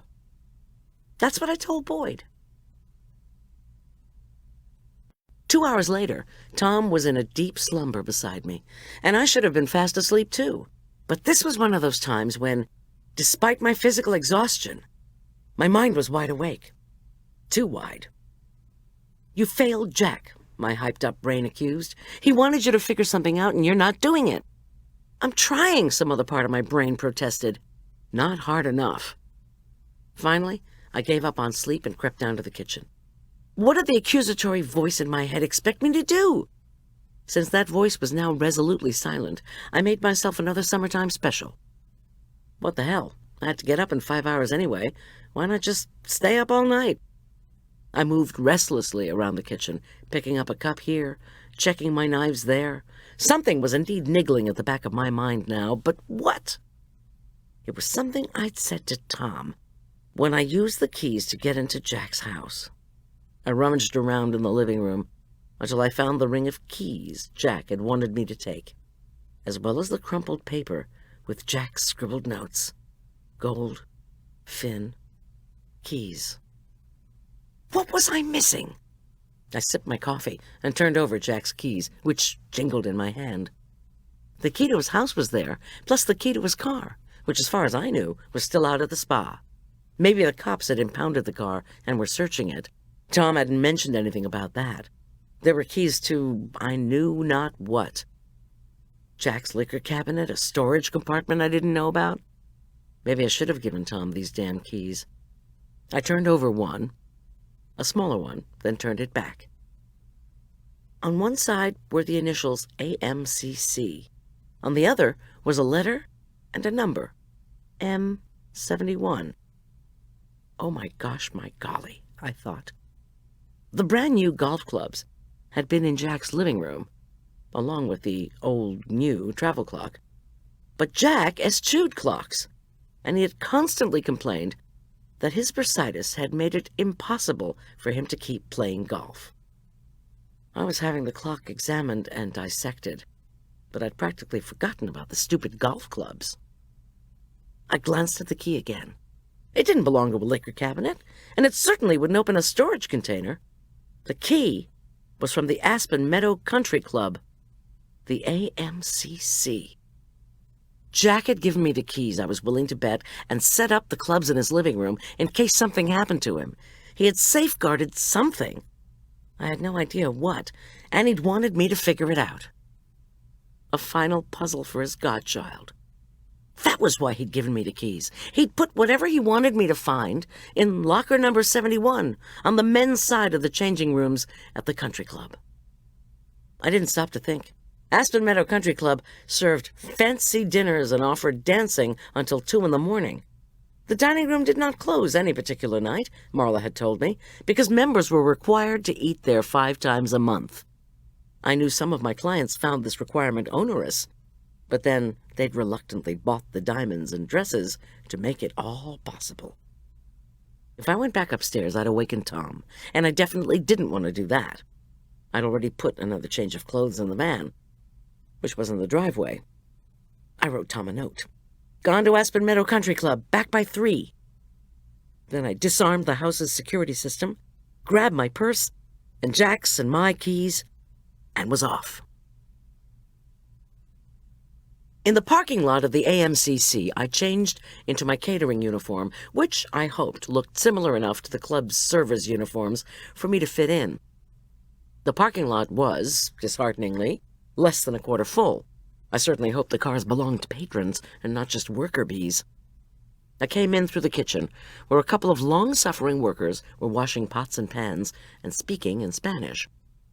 I said, "Busco los clientes," which I hoped meant that I was looking for the clients, and not, I'm searching for my long-lost parents. I'd once asked the male manager of a Spanish grocery store, "Tiene huevos?" which I thought meant, "You have eggs?" but instead meant, "Do you have balls?" and not the kind you bounce around on the playground. I never went back. But one of the dishwashers nodded and said merely, "Allah." He pointed in the direction of the dining room, the location of which I knew very well. I nodded my thanks and took off through the kitchen doors. But instead of heading upstairs toward the dining room, from which some waltz music was playing too loudly, I headed downstairs to the darkened locker rooms. When I got to the side marked Men, I opened the door, which creaked ominously. I called, "Hello? Maid service?" When no one answered, I turned on the overhead lights, which flickered gray and then finally came on. I made my way cautiously inside. I was gripping Jack's keys so hard that my palms were beginning to sweat. The locker numbers danced in front of my eyes, a function, no doubt, of my extreme fatigue. I told myself to relax. I'd be in bed soon enough, and I'd have the satisfaction of knowing what Jack and Doc Finn had been up to. That thought gave me a pop of energy, and I slowly began to peruse the lockers until I found number 71. No sooner had I put the key in the lock than I heard the locker room door creak open. I cursed silently, and for once wished that I had Boyd back by my side to protect me. "Maid service," I called loudly. "We'll be done cleaning in here in 15 minutes. Can you come back, please?" To my very great relief, the door creaked back closed. Probably some inebriated fart had wandered away from his wife. He'd gotten confused and figured it was time to play golf. I tried to downplay paranoid thoughts that I had been followed. No way, I told myself. What, was someone parked outside our house ready to follow my van in the middle of the night? I certainly hope not. I swallowed hard and turned the key in the lock. Just get whatever it is and get out, I told myself. Go back through the kitchen, where the dishwashing staff will still be at work. I'd ask one of them to accompany me back to my car. Would my crappy Spanish yield me the right phrases? Well, one problem at a time. I opened locker M71. I don't know what I was expecting, but a single piece of paper was not it. The writing was old-fashioned, not Jack's. O'Neill, dehydration. Parker, thyroid.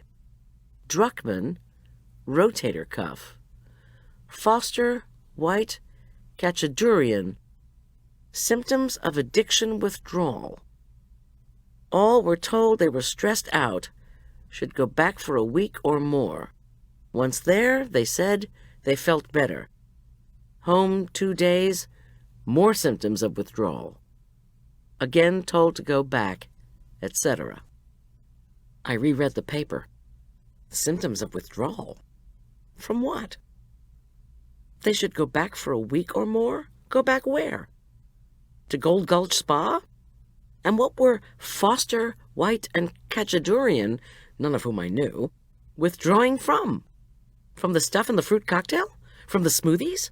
From something I had taken out of the smoothie cabin? I wanted to scream at heaven. The next time you leave me a puzzle, Jack, make the solution clearer, won't you? I heard nothing but silence. Chapter 23. I tucked Jack's keys and the paper into my pocket and walked quickly, watchfully, back to the kitchen. I saw no one, and the band in the dining room was playing Good Night Ladies, the cue that the dancers' evening was winding down. One of the workers kindly accompanied me to my van. My spotty memory of Spanish yielded up the phrase, tengo miedo, I'm afraid, which I was. Alone in the men's locker room, in a country club I didn't belong to, in the middle of the night, trying to figure out why someone had killed a kindly doctor and attacked my godfather so brutally he died of a heart attack? You bet your bippy I was full of miedo. With the wiry Hispanic man there to protect me, I looked cautiously around the parking lot. Were any of these cars new since my arrival? I couldn't tell. I thanked the worker, then offered him $10 as a tip, which he proudly declined. I thanked him again and hoped I hadn't offended him. Some cultural walls take time to hurdle, and my brain was too mushy to learn whatever lesson was being offered. I jumped into the van and raced home. There were some cars out on the road, but it was hard to tell if anyone was following me. I didn't think so, and no one turned up our narrow road off Main Street. Still, I was massively relieved when I slouched into our kitchen. I guess I shouldn't have been too surprised to find Tom at our table, a glass of scotch in front of him. You needed to play 9 holes of golf in the middle of the night? I just didn't want to wake you. You could have at least taken your cell phone, he said mildly, turning his green eyes in my direction. Turned it on, too, in case your nervous husband woke up, didn't find you, but found this cryptic note about you waking up with a sudden desire to mix with the country club set. I wasn't mixing with anyone. I was getting this. I handed him the paper and explained its provenance. I didn't tell him about my fear that someone might have followed me, then come into the locker room while I was there. I want you to give me Jack's keys right now. Tom held out his hand. No excuses and no more late-night ideas for investigating. You're not rational. Oh, don't pull that logical argument, I began. Tom held up his hand. Enough, Miss G. I also need that paper. I'll make a copy for you. And off he went to the basement where he kept his office equipment. So, at just after 3 in the morning, Tom wordlessly handed me a duplicate of the scrawled note from the golf club locker. When we finally climbed into bed, I was grateful Tom hadn't bawled me out more than he had. When the alarm went off at 5, I thought I was going to die, or maybe I was already dead. I slapped it, reset it for 7 for Tom, and then went slowly through my yoga routine.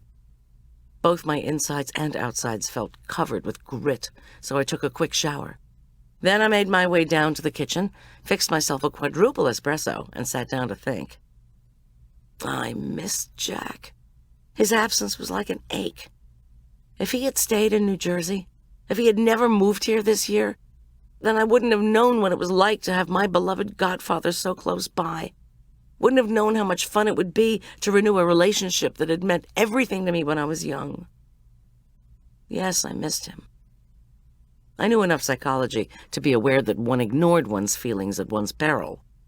But beyond acknowledging that, yeah, okay, I was sad, what was I supposed to do? This wasn't the first time I'd reflected that academic psychology departments were long on analysis and short on advice. And in the long run, what did people need?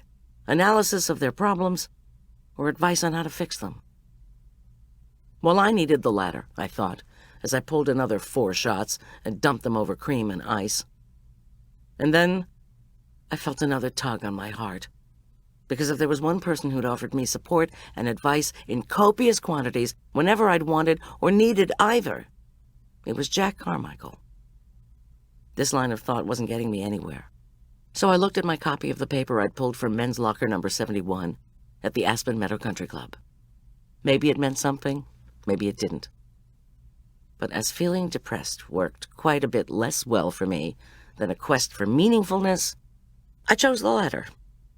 This note did mean something. Jack had left it for me.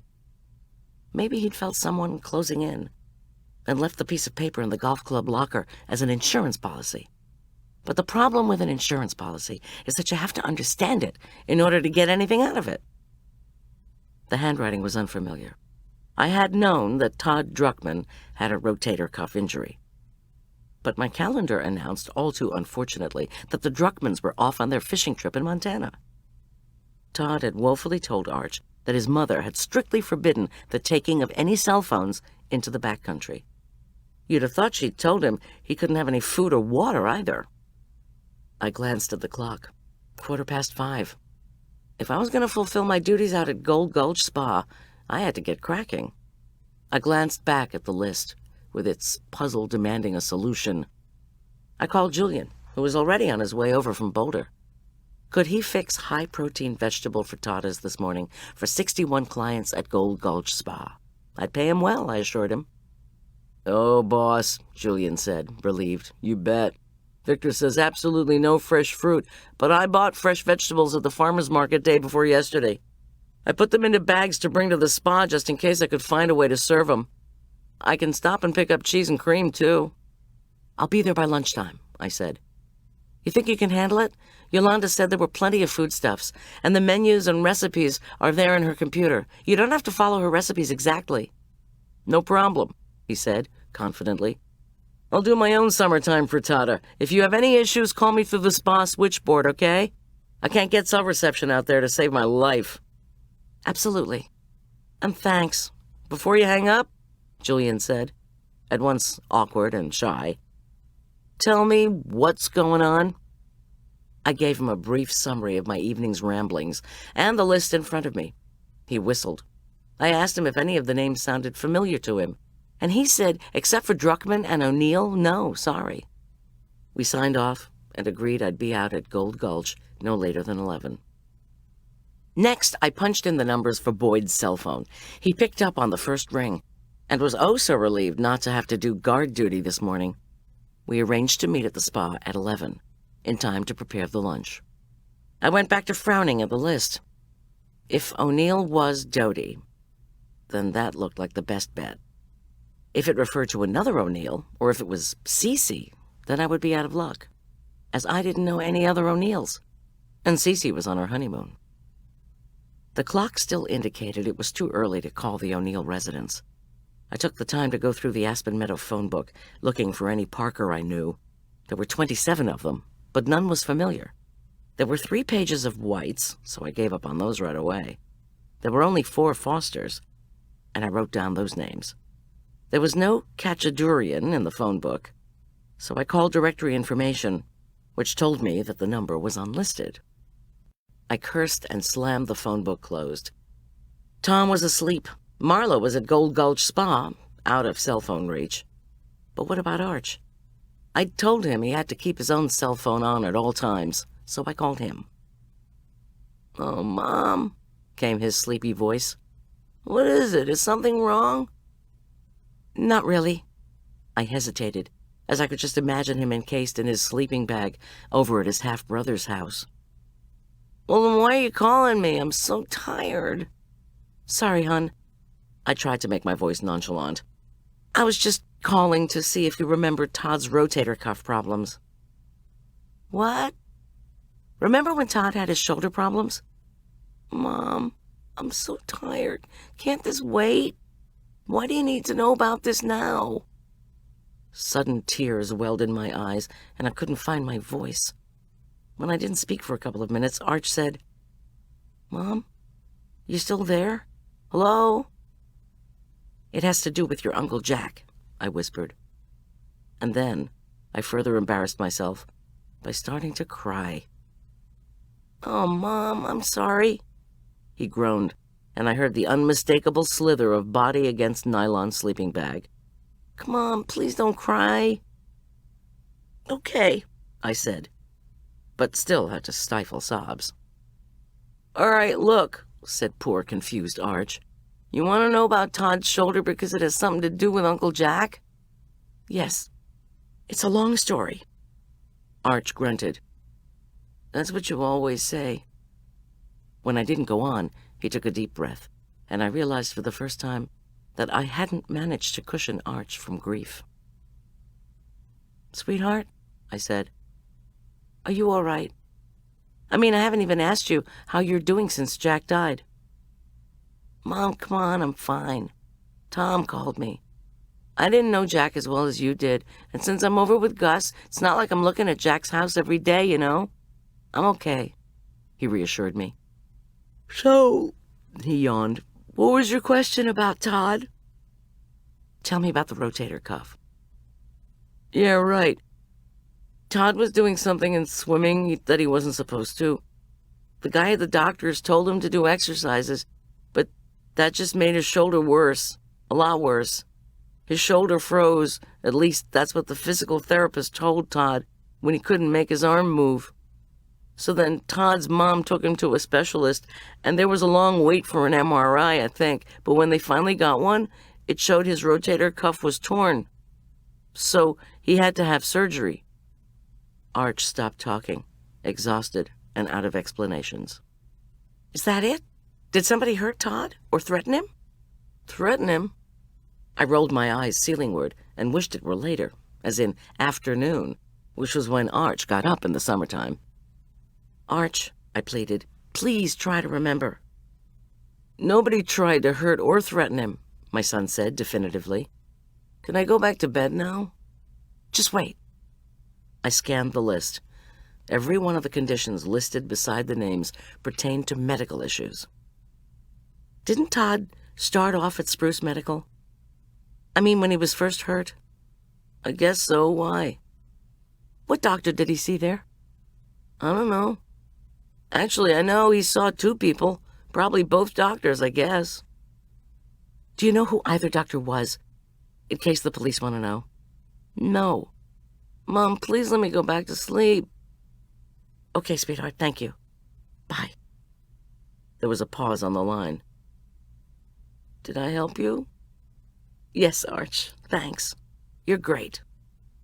He groaned and signed off, and I went back to staring at the list. I don't know how long I'd been trying to make sense of it when Tom shuffled into the kitchen. He wore a blue terry cloth robe and white terry slippers, and his cider-colored hair was rumpled. "Miss G." His arms encircled my waist. "You're starting to worry me." "I'm okay." "Yeah, right." Tom opened the walk-in, peered in, and removed eggs and vegetables. "What are you doing?" "Making breakfast," he said. "It is morning, right?" He ran water over the vegetables. "So, I assume you've thrown in the towel on cooking at the spa." "No, Julian's doing breakfast. I'm going out there later. Don't worry, I called Boyd and told him about the change." "Chop this onion for me then, will you?" He handed me a red onion, cutting board, and sharp knife. You're squinting at that piece of paper as if it could tell you all you need to know. Was it the onion that was making my eyes water, or was it Tom's comment? I just feel as if the person who attacked Jack attacked me too. They did, Tom said simply.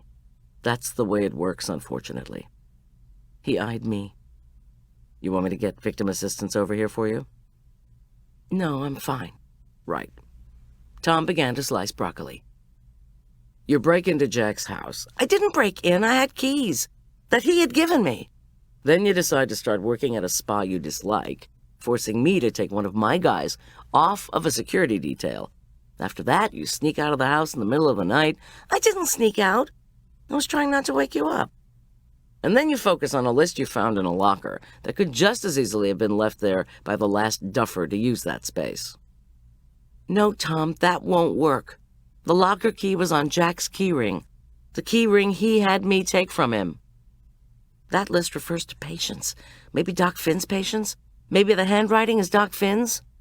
We'll check on that, trust me. I already called Arch, I confessed, handing Tom the board with the onion, to ask him why Todd's name is on the list. Tom peered down at the list. What did he say? He clarified what Todd told us about it last week. Todd had a messed up shoulder from swimming. The first person to see him at Spruce Medical told him to do some weightlifting exercises, which only made it worse. Todd saw somebody else next. But then a physical therapist told Todd his shoulder was frozen and his mother took him to a specialist. He had an MRI and then surgery. Tom slid a baking sheet with the vegetables into the oven. Then he handed me a hunk of Havarti and asked me to grate a cup. Next, he broke eggs into a mixing bowl. He said, "You know that to make a straight line, you need 2 points? Investigation is like that. To make a straight line, you need 2 points to get context. Knowing about Todd gives you 1 point. You need 1 more." I watched as he poured a cup of whipping cream into the beaten eggs. I suspected Tom was using Julian's recipe for summertime frittata. Oh well. You see this, where he writes, "All were told they were stressed out, should go back for a week or more?" I asked. And apparently 3 people had symptoms of addiction withdrawal? Tom gave me an inscrutable look. Well, that sounds as if Finn was maybe talking about clients of the spa. If you found a drug in a container in Doc Finn's trash, and a note that said he needed to get it analyzed, and you found a towel in his car from Gold Gulch, and you knew he'd been out there recently, couldn't you maybe make a leap that he suspected Victor Lane was feeding those Gold Gulch clients addictive drugs? I mean, without their knowledge? That would lead to symptoms of withdrawal. That's a big leap, Tom said. He plopped a chunk of butter into our sauté pan and turned the heat to low. Listen, you can't mention this list to anyone. I groaned and told him I'd already told Julian about it. Tom said, "Julian knows better than to talk about it. Listen, Miss G, we know something is going on out there because Jack was attacked at Billy's wedding, but we're not completely sure what the issues, crimes, whatever are. That's why I wanted Boyd to stick to you like epoxy while you were working in the kitchen, which I still think is a half-assed idea." I know you disapprove. I promise to keep being careful, I said, watching Tom pour the egg mixture into the pan. For my part, I pulled a loaf of Cuban bread out of the freezer. Yolanda had taught me how to make it a dozen years earlier, and it had been one of our family's favorites ever since. Tom shoveled the vegetables into the pan, sprinkled the Havarti on top, and slid his concoction into the oven. He watched me trying to cut the bread. "Here," he said, "let me slice that for you." Thanks. I watched him saw expertly at the frozen loaf. When he popped 2 pieces into the toaster, I asked, "Any word yet on Lucas's inheritance?" "Sorry, I forgot to tell you what we found out about Jack's will. Lucas stands to inherit $4 million from Jack. And Lucas is the sole beneficiary of Jack's will, I'm sorry to say. Or, sorry, anyway, if you were expecting something." I hugged Tom. The memories Jack left me are more valuable than that. But listen, wouldn't 4 million smackers be motive to kill someone? Especially if you were having money problems? You bet it would be. He took out 2 plates, then slathered the toast with butter. I shook my head. That worthless Lucas? Tom shrugged as he took the frittata out of the oven. You need 2 points to make a line, Miss G. Remember that. As I was groaning, Tom's cell rang. He listened for a moment, then said, You sure? When he heard that whoever had called was indeed certain, he signed off. He picked up his fork to dig into the frittata, then put it down. Finally, he said, The traces in the vial in Finn's trash? Valium. Good Lord! But not enough to make a line to Gold Gulch. Not yet. I insisted Tom go to work. He took the paper I'd found in the golf club locker and promised he would have his handwriting people on it ASAP. I gave him the main number of the switchboard out at Gold Gulch Spa, if he couldn't reach me on my cell. He promised to call if he had anything, he said, that was earth-shattering. Speaking of calling, I still hadn't heard back from Hans Bogen, Aspen Meadow's premier jeweler and clock repairer. By the time I'd finished the dishes, it was 9 o'clock, so I dialed the Bogen household. Hannah answered on the first ring. She said, I know he's working on your clock, Goldie, and that he has the machinery spread out all over his workstation at the store, but so far he hasn't found anything. I gave her, too, the numbers of both my cell and the main switchboard out at Gold Gulch. I told her the clock situation was one of some urgency. Why don't you just buy a new travel clock? She asked. It's not a gift for someone. It just is of great importance to me. Let me tell you, said Hannah. Clock repair is like marriage. There will always be vexations. Oh, my God, more Jane Austen. I gritted my teeth, but thanked Hannah and told her I hoped to hear from Hans soon. Next on the list was O'Neill. If this was the O'Neill I knew, then finding the answer to the dehydration question should be fairly easy. But Dodie had left a message on her voicemail saying she and her granddaughter would be out of the country for the next week. Great. Norman O'Neill was not in the office, the receptionist crisply told me, but she would certainly put my name on his desk when he came back. Sorry, I said. This is a very pressing matter. It's quite urgent. Actually, the only urgency was mine, in that I didn't want to face a lot more emotional emptiness, the kind bred from grief. Better to keep moving, I told myself, and to get others to move along with me, if possible. All matters that Mr. O'Neill deals with are of some urgency, she said, as if I were speaking about the need to go to the bathroom. Oh, yeah? I replied. Ordinarily, I'm not rude, but the combination of lack of sleep and this woman's hostility was breaking down my hold on civility. This is Goldy Schulz, and Norman himself called me from the hospital a few nights ago. He was desperate for me to help him be reconciled with his daughter. I am able to do that now, I lied. So why don't we skip the baloney here, and you just tell me where he is right now, okay? 1 moment, please, was her chilly response. Within 20 seconds, she was back on the line. He's at the Grizzly, she said, a faint, very faint whiff of apology in her tone. He's having an early breakfast. Do you know where the Grizzly is? Yes, thanks, I hung up, and reflected that the only kind of breakfast they served at the Grizzly was the liquid variety, and I didn't mean smoothies. Inside the Grizzly's saloon, it was fairly easy to pick out Norman O'Neill. He was the only one at the bar not wearing a cowboy hat. In front of him were a shot and a beer chaser. So much for deciding to go to rehab. Gee, Norman, I said cheerfully. Thought I'd never find you. Who are you? He narrowed his watery eyes at me. I'm Goldie, the caterer from Cece's wedding. The wedding you ruined by getting plastered and then coming in and knocking out the priest. His facial muscles quirked. I did that? I don't remember. You called me from the hospital and asked if I could help you become reconciled with Cece. Norman's unshaven jaw dropped slightly. Yeah, I want that. I lifted my chin in the direction of the booze. Why don't you leave that and come up to our house for some coffee? We only live half a block away. I'm coming, he said, before downing the shot and taking a long pull on the beer. Great. When I had Norman O'Neill in my kitchen, I brewed a pot of coffee. I also toasted him a couple of pieces of Yolanda's Cuban bread, which I liberally slathered with butter. "You got any peanuts?" Norman asked. We did, of course, but I said, no.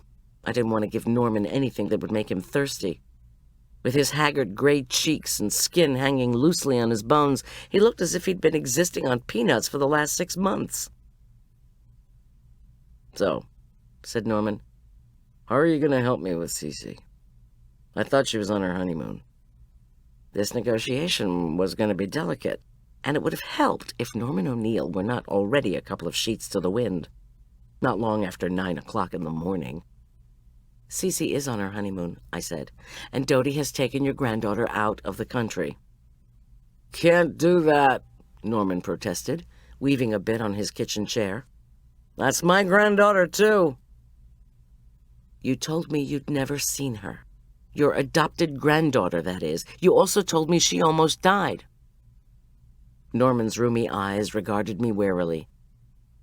"What does this have to do with my being reconciled with Cece?" "It has everything to do with it, Norman," I said coolly, "because I need to know what your granddaughter almost died of.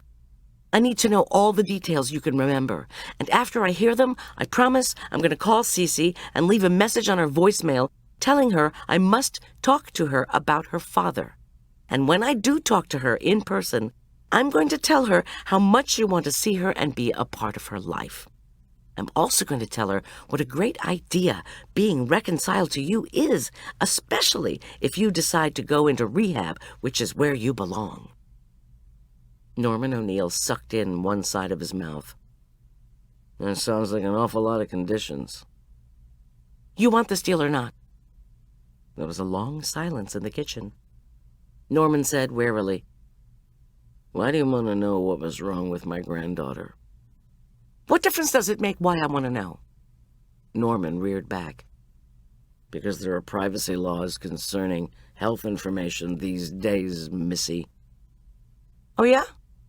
Well, when you called me from the hospital after ruining Cece's wedding, you didn't care about privacy laws. You were too busy crying about being reconciled with your daughter and being a grandfather to her adopted daughter. That was before you puked your guts out, though." Norman winced, then slammed down some coffee. "The baby almost died of dehydration." "Dehydration?" "Yeah." He took a long pull of coffee, then went on.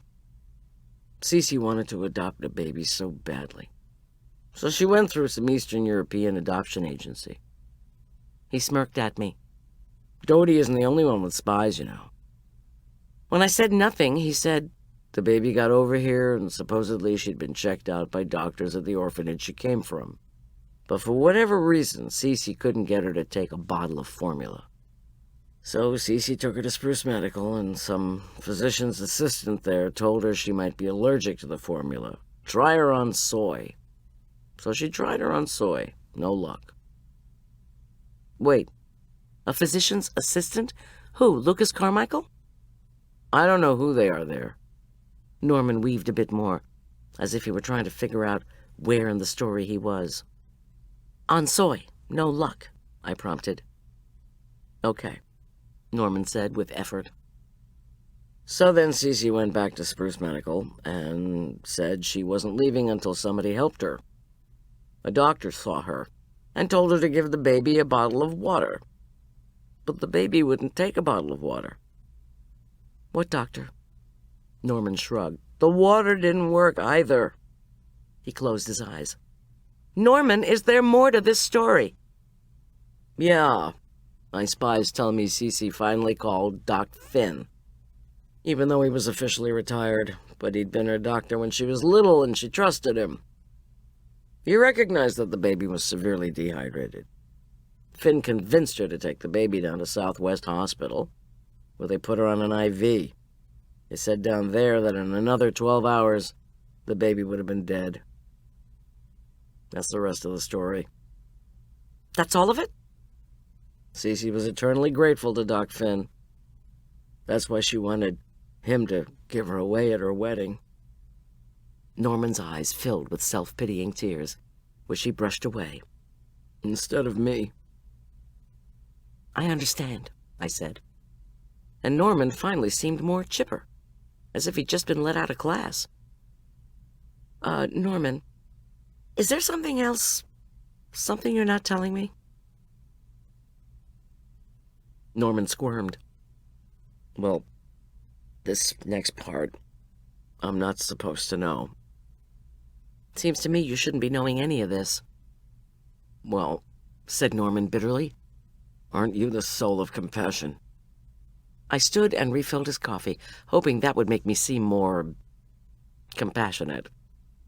Alcoholics are always saying no one understands them. Tom had told me often enough. Dodie began malpractice proceedings against Spruce Medical. Against a physician's assistant or doctor in particular? Norman shook his head. Don't know that. All I do know is that somebody came along, claiming to represent the practice, and told Dodie if she dropped her suit, he'd give her $300,000. That's a huge amount. Given that the doctors in Romania, or wherever it was, had given the little girl a clean bill of health. I don't think anyone in the entire country of Romania has 300 grand. Dodie must have known she was on slippery ground with the suit, so she took the money. It paid for Cece's wedding and a down payment on a large house for Cece and her husband. Wow. It seemed to me that Norman O'Neill might be estranged from his ex-wife and daughter, but that he was doing a pretty good job of keeping up with their doings. So will you help me with Cece? He asked, his voice pathetic with desire. Absolutely, I replied. I'm sure you'll be a great grandfather. I'm a drunk, he said, with doleful insight.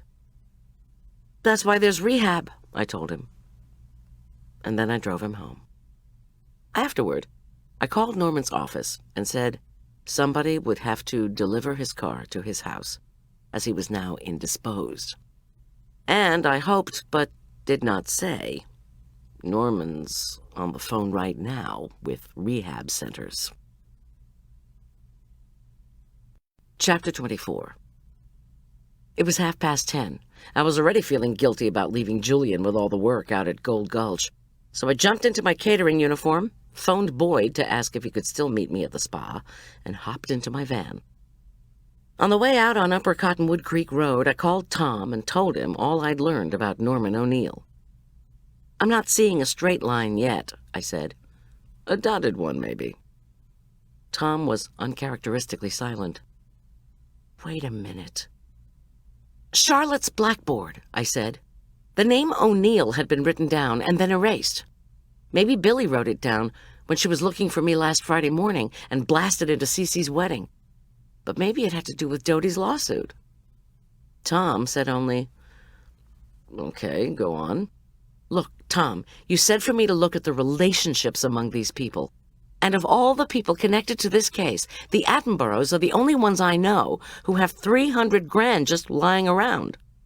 They also would have the motivation to try to save Spruce Medical, because they didn't want anything to sully the name and reputation of their dear Craig Miller. Tom said, Big leap. What about the piece of paper I got at the golf club?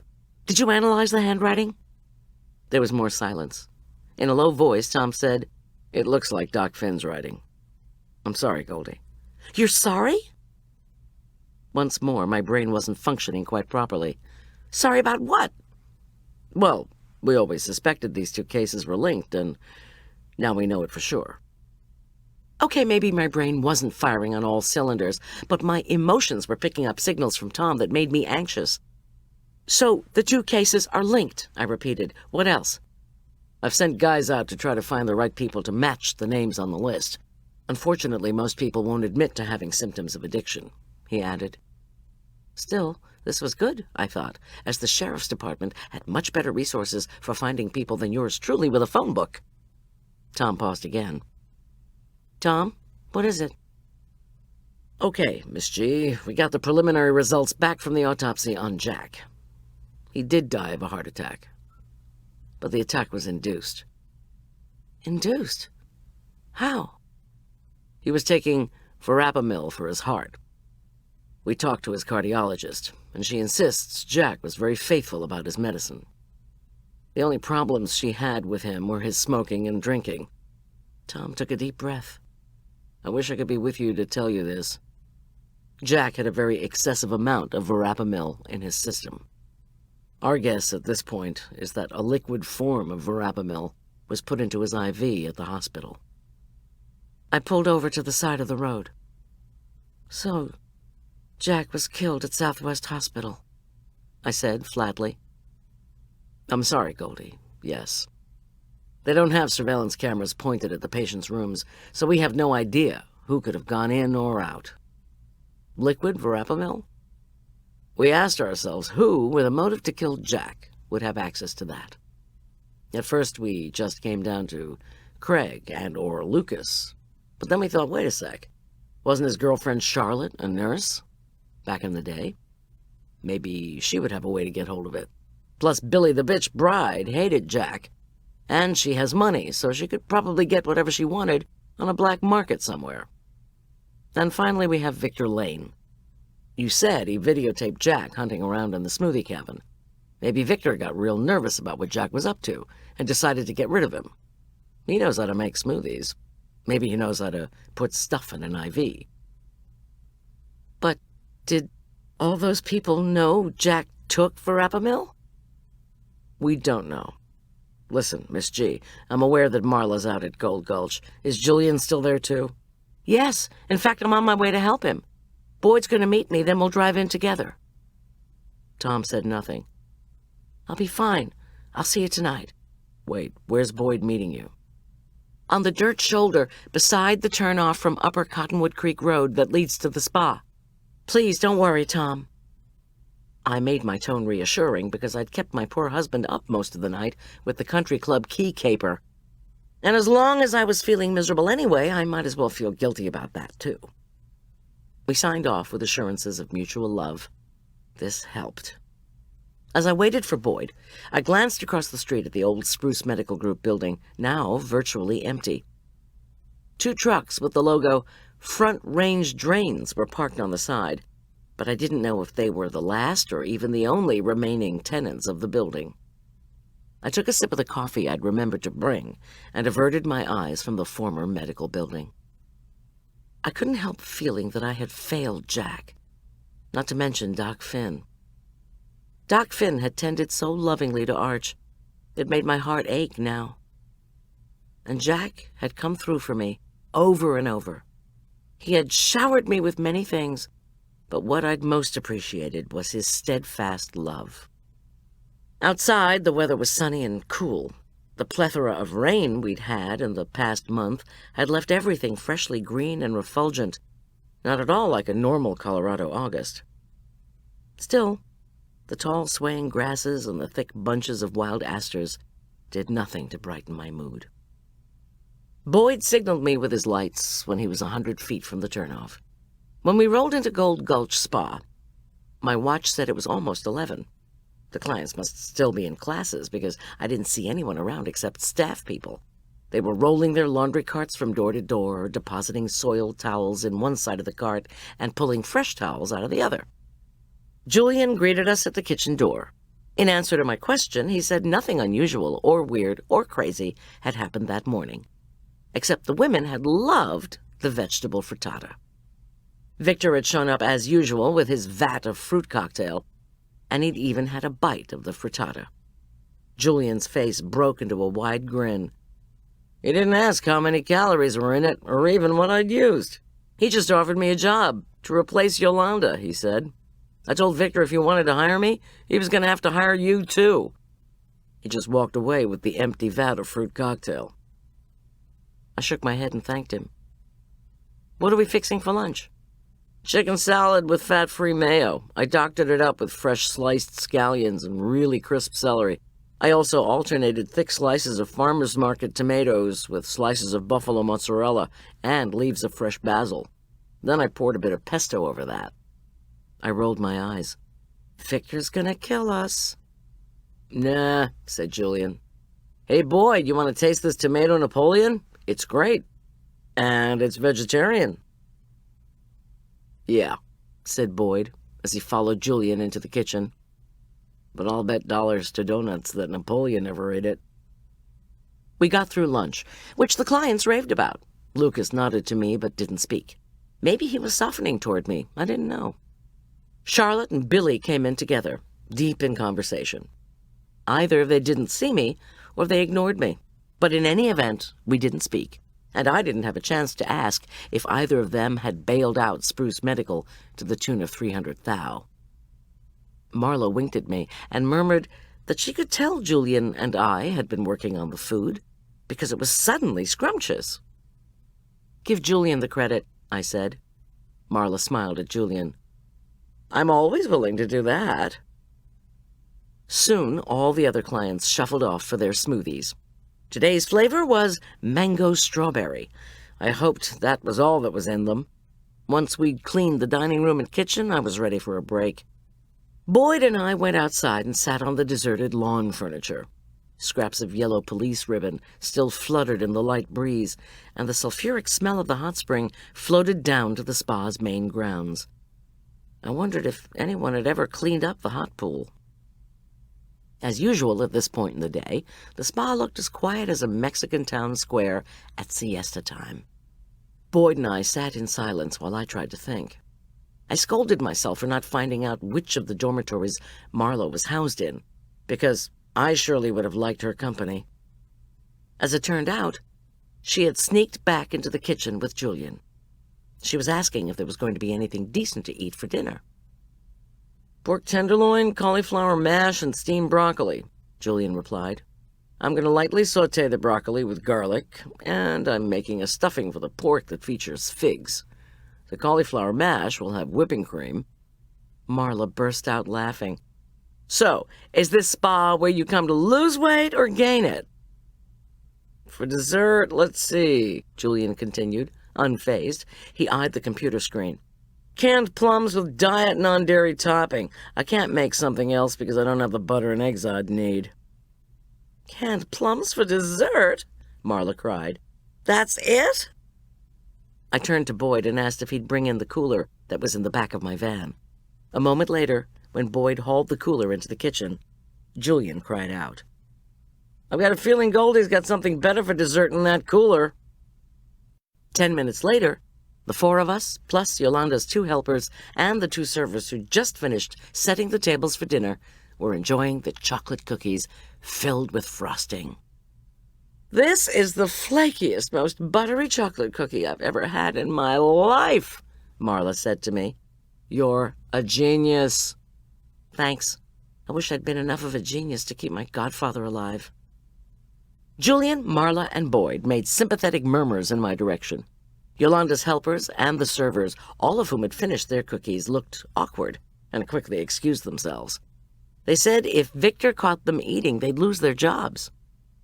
"That guy Victor is a maniac," said Marla, her voice lowered. "We all cringe when he goes by." I exhaled. I'd been cringing in Victor's presence for many a year. Boyd asked Marla, "Where is everybody? You'd think you'd see the guests walking around or something. The place looks as deserted as a beach after a hurricane." Marla looked furtively around, then drew a plastic shampoo bottle out of her pocket. It didn't look as if it was full of shampoo, though, as the liquid had separated. "I had to improvise," she said. "Yesterday we had strawberry, but today it's mango strawberry. I thought you might want to test it, too." I dumped out my shampoo and saved my smoothie. Have to say, Victor watches us pretty carefully to make sure we're finishing them. But when I saw him sucking up to Charlotte Attenborough, I put my smoothie cup in my pocket and held on to it all the way back to my room. "Listen," Marla said confidently as she reached for a second cookie. "I know my drugs. Or what I should say," she amended, batting her eyes at Boyd, "is I know the effects of drugs. I know I shouldn't have tasted the smoothie, but I did. This is not just fruit and whatever else they say is in it. Something else is in this drink." She handed it across to Boyd. "Yesterday, even a little taste zoned me out, and I'm not talking chamomile either. My best guess is that it's a prescription tranquilizer." Once again, I couldn't affirm her report, but I knew in my heart that it was true. I just prayed that the samples we'd taken yesterday would show up what we suspected. Everyone else at Gold Gulch took a nap in the afternoon, but Marla had been wary, and with good reason. "Can you arrest Victor Lane?" I asked Boyd. Not yet, he said. We took samples of the fruit cocktail and smoothies, which are being analyzed. But the analysis has to come back before we can get a warrant for the smoothie cabin, Victor's office and house, and any place else. Then our guys can look for the drugs themselves. I closed my eyes and tilted my head back, thinking of the list that Doc Finn had compiled, and that Jack had put in the locker at Aspen Meadow Country Club. What if you had a bunch of people who had withdrawal symptoms when they got home from here, and the only way for them to feel better would be to come back to the spa? You're asking me? Said Boyd. I'm telling you, we can't arrest somebody unless we have evidence that will make the arrest stick. Sorry, he added. Maybe we should get going on dinner, said Julian. I've already ladled the plums into little bowls, but we need to make the fig filling for the pork and pound the tenderloins so we can put them together with the filling in the middle. Marla said, I'd better get back to my bed and pretend to be asleep. But before she left, she came over and gave me a warm hug. You look like hell, she whispered in my ear. Why don't you get Yolanda back here? What can you do that the police can't? I thought of Tom and his insistence on having dots that connected.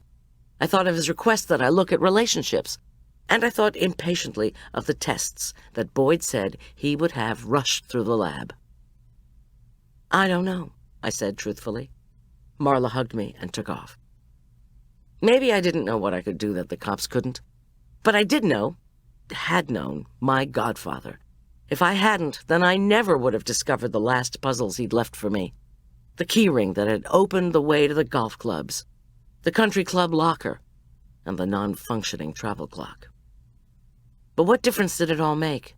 I wondered, as I seared and stuffed pork tenderloins, while Julian steamed and mashed the cauliflower and Boyd trimmed the broccoli. Jack was still dead, murdered. Doc Finn was dead, murdered. There were lots of suspects, but no clear lines. I think I'm going to go over to the office and make a phone call, I announced to Boyd. I'll be fine. If you don't want Victor popping up and overhearing you, Boyd replied, you can use your cell over in the trees by the pathways. I could come with you. When Jack was hit, we found we could get more reliable reception over there. I forgot my cell. Plus, I think it might look suspicious if I took yours and went up the path for just a quick call. Look. I pointed at the path to the log cabin office. The door to a regular telephone is just 20 yards away. You can watch me all the way there and back. Nope, said Boyd resolutely. I'm going with you. I sighed hugely, but it made no difference. Isabel was on the phone, ordering supplies for the following week. When she saw me, she quickly finished her business, then handed the phone over to me. Thanks, I said. Don't mention it, she replied. Just, if Victor fires me at some point, would you think about hiring me? Of course. Thing is, I don't really have regular staff. But if he does let you go, I'll see if I can find someone who needs a staff person with your particular gifts. You mean like breaking and entering? Well, I said, we didn't do any breaking. We just entered. Isabel giggled and took off. I sat down and dialed Aspen Meadow Jewelers. To my surprise, Hans Bogen answered the phone himself. He said Hannah was on her way out to the spa to give me what he had found inside the clock. Inside the workings? No, Goldie. I didn't need to take it apart after all. When there was nothing wrong with the mechanism, I began to take apart the clock case. I think I found what you might have been looking for underneath the fabric of the case. It is a thin piece of paper, along with a small key. My shoulders slumped. More keys. Terrific. I thanked Hans and said I would pay him for his efforts. The first bell for dinner rang, so Boyd and I hustled back to the spa kitchen, where Julian had filled all the hot tables with boiling water. Despite the fact that we'd departed from the spa's recipes a bit, well, a lot, we had to pile each client's plate to identical measurements. As every caterer worth her hand-harvested sea salt knew, a buffet was an invitation to disastrous overeating. The 2 extra kitchen helpers were in charge of keeping a cold buffet filled with non-fattening salad ingredients, so they bustled around doing that. I sliced the filled, sautéed, and roasted pork. Boyd, bless his heart, was bending seriously over the bubbling pots that he was using as a base for steaming the broccoli. Victor Lane came into the kitchen while we were hustling back and forth with trays of loaded plates. He said nothing, but cast a judgmental eye around everywhere. I didn't know whether he suspected the big cardboard box in the kitchen island was filled with chocolate cookies and vanilla frosting, and I determinedly ignored both the box and Victor. On one of my return trips to the kitchen, he had left, but Hannah Bogan was waiting at the back door. "Here you are, Goldy." She handed me a small key, much smaller than the ones that had been on Jack's key ring. "I must get back. There was a small, thin piece of paper in there, too." She put the paper in my hand. "It looks like a note." She paused as I stared at the 2 items in the palm of my hand. "Are you all right?" "No, but please thank Hans for me." I opened the note first. It was in Jack's handwriting. "Gertie girl, if you're reading this, then I'm gone. Finn left me this key," he said, "as an insurance policy, in case something happened to him. But I don't know what it goes to, and I couldn't figure it out. Maybe you can. I've had a good run, and you were a big part of it. Wherever God sends me, I want you to know that I'll be thinking of you. Love, Jack." Hannah was still standing at the back door. "Goldy?" At first I couldn't speak. Finally I said, "I don't know what this is a key to." Hannah shook her head. "It didn't have anything to do with the clock," Hans said. "No kidding." I thanked Hannah, and she left. I slipped Jack's note and the key into my pocket. Somehow we got through dinner, and the many complaints that canned plums were not enough for dessert. While the servers were clearing the tables, a small line of women appeared at the back door. "We heard you were bringing sweets," the first one, a brunette, said. "Where's Victor?" I asked. "On the phone in his office," the second one, who had long auburn hair and a protruding jaw, replied. "Hurry, how much are you charging?" "I'm not," I said. I asked Julian to help me form an assembly line. First he slathered the flat side of one cookie with the creamy vanilla frosting, then I topped the frosting with another cookie. I placed the cookie sandwiches on paper towels and began handing them, one per client, to the women. "Just enjoy them quickly. Don't tell Victor where you got them, and don't blame me if you don't lose weight." When all the sandwiches were gone, I began to wonder how well Yolanda was able to supplement the meager salary she got from Victor. At $5 a pop, I could have made over $100 tonight. Not bad. But how many of those women were addicted to Valium, and who knew what other drugs that Victor was giving them? Really, it was a miracle that all they had shown was signs of withdrawal. Someone could have died. If Valium was in the smoothies, what else was Victor doing? No wonder this place cost so much, but people always returned because the addiction monster was eating them alive. What a sorry state of affairs.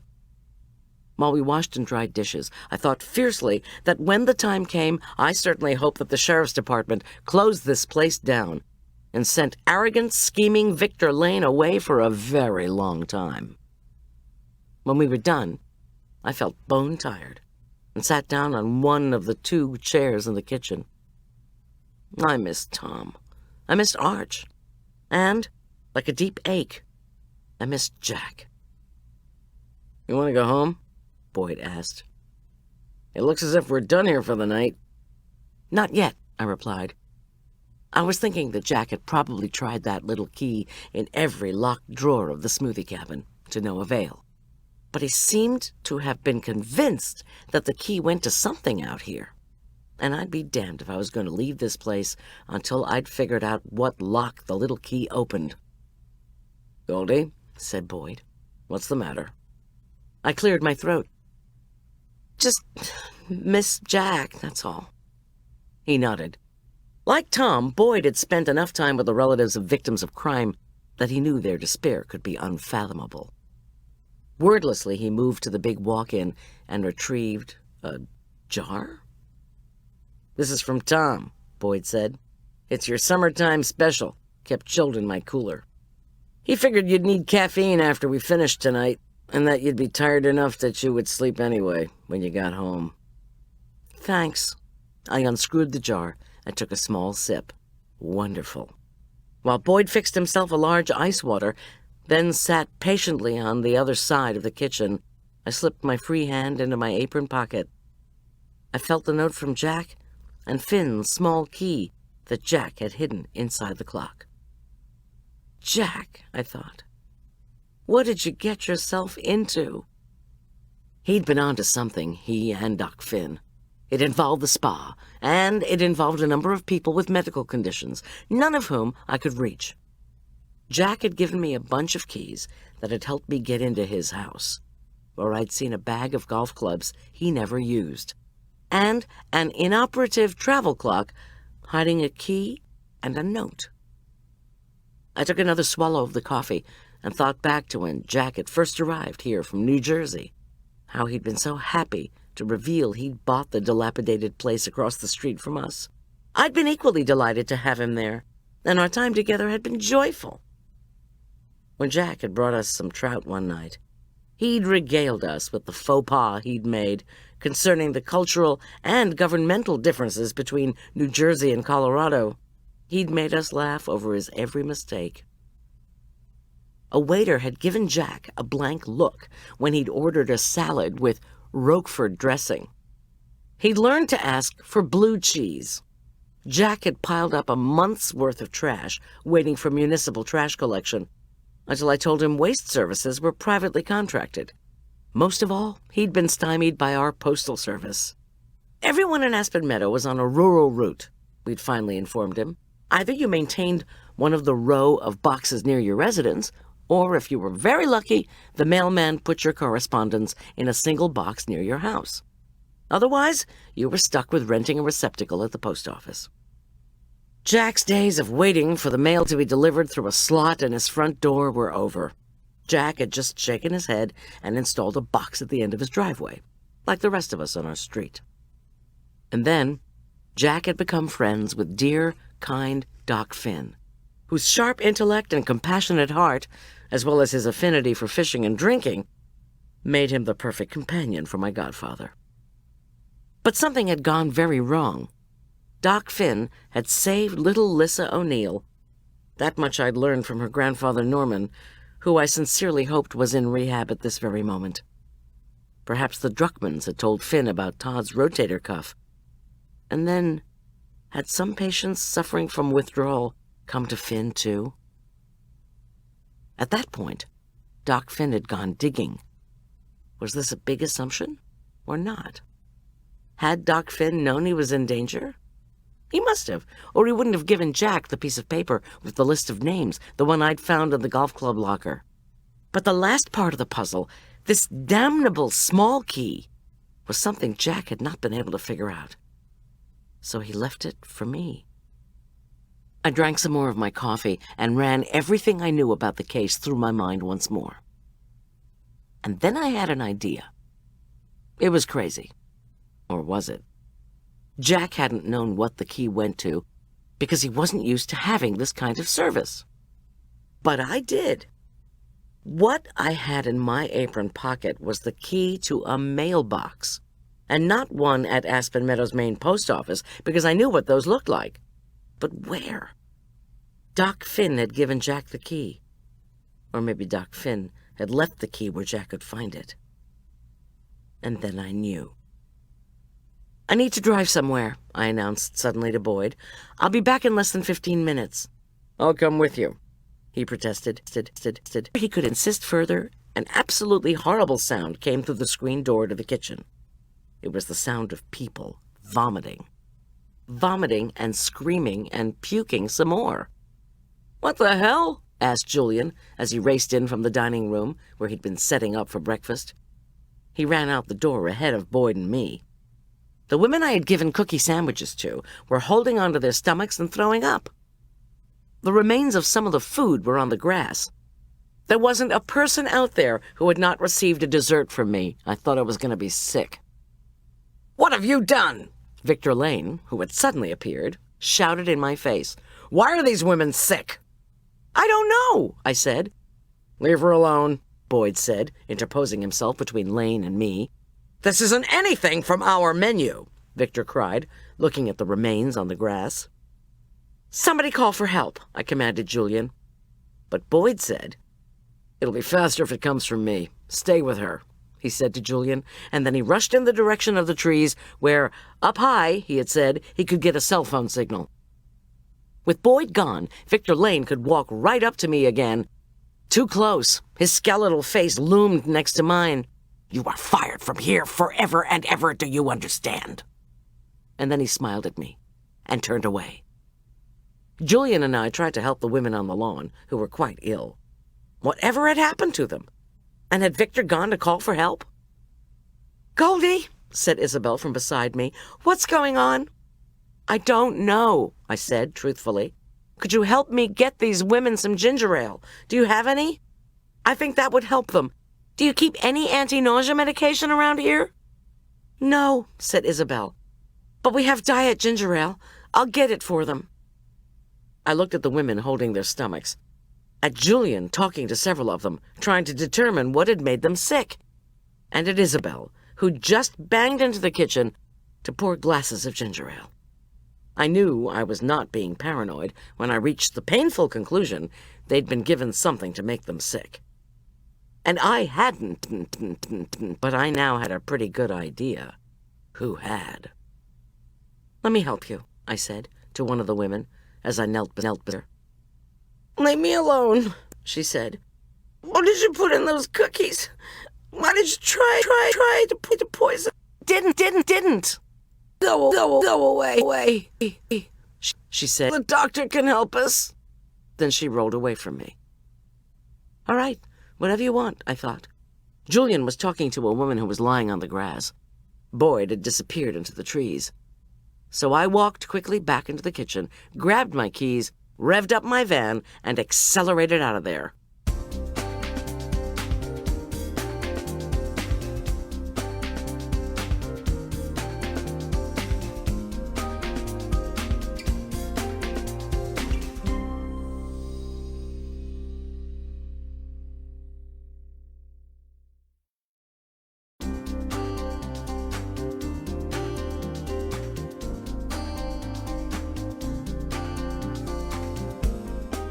Chapter 25.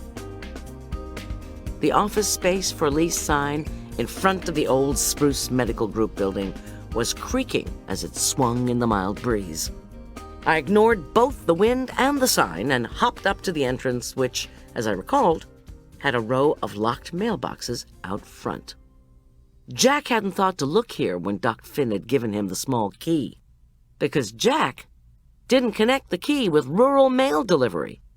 But I had that knowledge, and I prayed it was going to help me. I certainly hoped I wasn't chasing a wild hare, but I had to know. Only 2 of the mailboxes seemed to be in use. Front range drains and a lawyer's office. Still, there was an old battered sign over the boxes that read, "Thieves want your mail. Remove everything every night." Well, I certainly hoped a killer, I still had only an inkling of who it could be, would not have thought to come out here to try to steal mail. Or whatever. It suddenly occurred to me that in my haste, I hadn't checked to see if I'd been followed. I peered into the parking lot, but saw only my van and the ones belonging to front range drains. I took the key out of my apron pocket and gingerly began trying it in the locked boxes. There were a dozen of them, most of which were unmarked. The little key went into the first 7 just fine. It just didn't move. And then on the 8th, success. A pile of wet circulars fell at my feet when the door creaked open, proving that retirement, and even death, couldn't keep the junk mail away. Who was still paying rent for this box, a year after Doc Finn had retired from Spruce Medical? Maybe Doc Finn had been paying it. I went through every ad for roof repair, every credit card offer, every discount card for oil changes. Nothing, I sighed. But something had made Finn give Jack this key as a kind of insurance policy, in case something happened to him. What? I felt inside the mailbox, the top, the bottom, and then the sides. Wait. There was something small and rectangular taped on one side of the mailbox. With infinite care, I peeled the sticky stuff away and then stared, with only dawning comprehension, at a flash drive? Doc Finn, tech boy? I groaned. I was 25 minutes away from home, and I had a load of women getting sick from food I had given them, but had not put anything bad into, back at Gold Gulch Spa. I'd left Julian wrestling with the problem, and Boyd in the woods trying to get a cell signal. Once the cops and ambulances arrived, I was going to be at the spa all night, answering questions and allowing food to be packed up and taken for analysis. I couldn't abandon Julian and Boyd. I had to go back. After all, I told myself, Yolanda kept a computer in the spa kitchen, and I could plug the flash drive in there. Plenty of people were milling around, like rubberneckers, trying to get a look at an accident. And then the cops would be here again. And so I went back. The scene hadn't changed much. Victor Lane was yelling at Julian, who was ignoring him as he passed out glasses of ginger ale. When Julian saw me, he stood up and handed the tray of glasses to Isabel. Victor was still hollering at Julian, who walked away. "What do you think made him sick?" Julian asked me, once he was close to the kitchen doors. Of course, I had been thinking about this ever since I'd driven out of the spa. "My guess," I said, "ipecac. Stirred into the frosting while we were busy serving dinner." Julian screwed his face into incomprehension. "But who would do that?" "My money's on Victor," I said. "He wanted an excuse to get me out of the spa, and maybe to discredit me with the police. But it could have been someone else." "One of the women here brought anti-nausea medication," Julian said. "She has to take it when she gets a migraine. And when she heard about the crisis, she came racing out here with her bottle. She and Isabel and Marla are giving it to the sick women." Julian shook his head. "I don't think there's anything more we can do to help them until the ambulance arrives." Boyd wasn't back from the woods yet, so Julian told me he was going to wash up, then pour out some more ginger ale. He sternly warned me not to leave the kitchen, and I agreed that I would stay put. As soon as he was gone, I booted up Yolanda's computer on the far side of the sink. While the machine was humming and dinging, I added some more ice cubes to my summertime special. It was going to be a long night, and I figured I'd need extra caffeine. After a few moments of tapping my foot, slugging down the creamy coffee, and cursing technology, I was able to bring up the contents of the flash drive. I sat down on one of the stools Yolanda's people used when they weren't rushing around and tried to figure out what Doc Finn had left on his flash drive. There were 5 files. The first was text. It said, "Medical University of Trinidad, top student. He died in a climbing accident. Peru, where he'd gone with Tim Anderson, a close friend who had flunked out of MUT. Residency, Grady Memorial, Atlanta. Terminated. Stealing drugs. Record sealed." But who was this person? The file gave no clue. Next came the second file, also text. "Victor Landheugel. Became Lane, former pharmacy tech. Terminated. Fraudulent billing to Medicare. Prosecutor. Woman. whom he'd vowed to get back at. She later had fatal car accident. I took another swig of coffee. Victor Lane. It had been my experience that if a person acted like a jerk, he had stuff to hide. And sure enough, Victor Lane had all kinds of stuff to hide. The third, fourth, and fifth files were photographs. The first photograph I didn't recognize.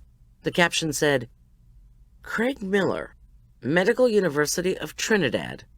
He was much younger then, but as I stared at the photo, I thought, no, this guy, this Craig Miller in the photograph, had a chubby, unattractive face, freckles, and blonde hair. The Craig Miller I knew had blonde hair and a thin face, and was much better looking than the homely fellow in the photograph. The second photo's caption also read, Craig Miller. It had the subtitle, Atlanta. Here was the handsome, easygoing doctor who had just married Billy Attenborough. The fifth and final file was a photograph with the caption, Tim Anderson, Medical University of Trinidad. And although he'd been much younger then, this was the person I knew as Craig Miller. So, right here, this was that final point, the one that would make a straight line.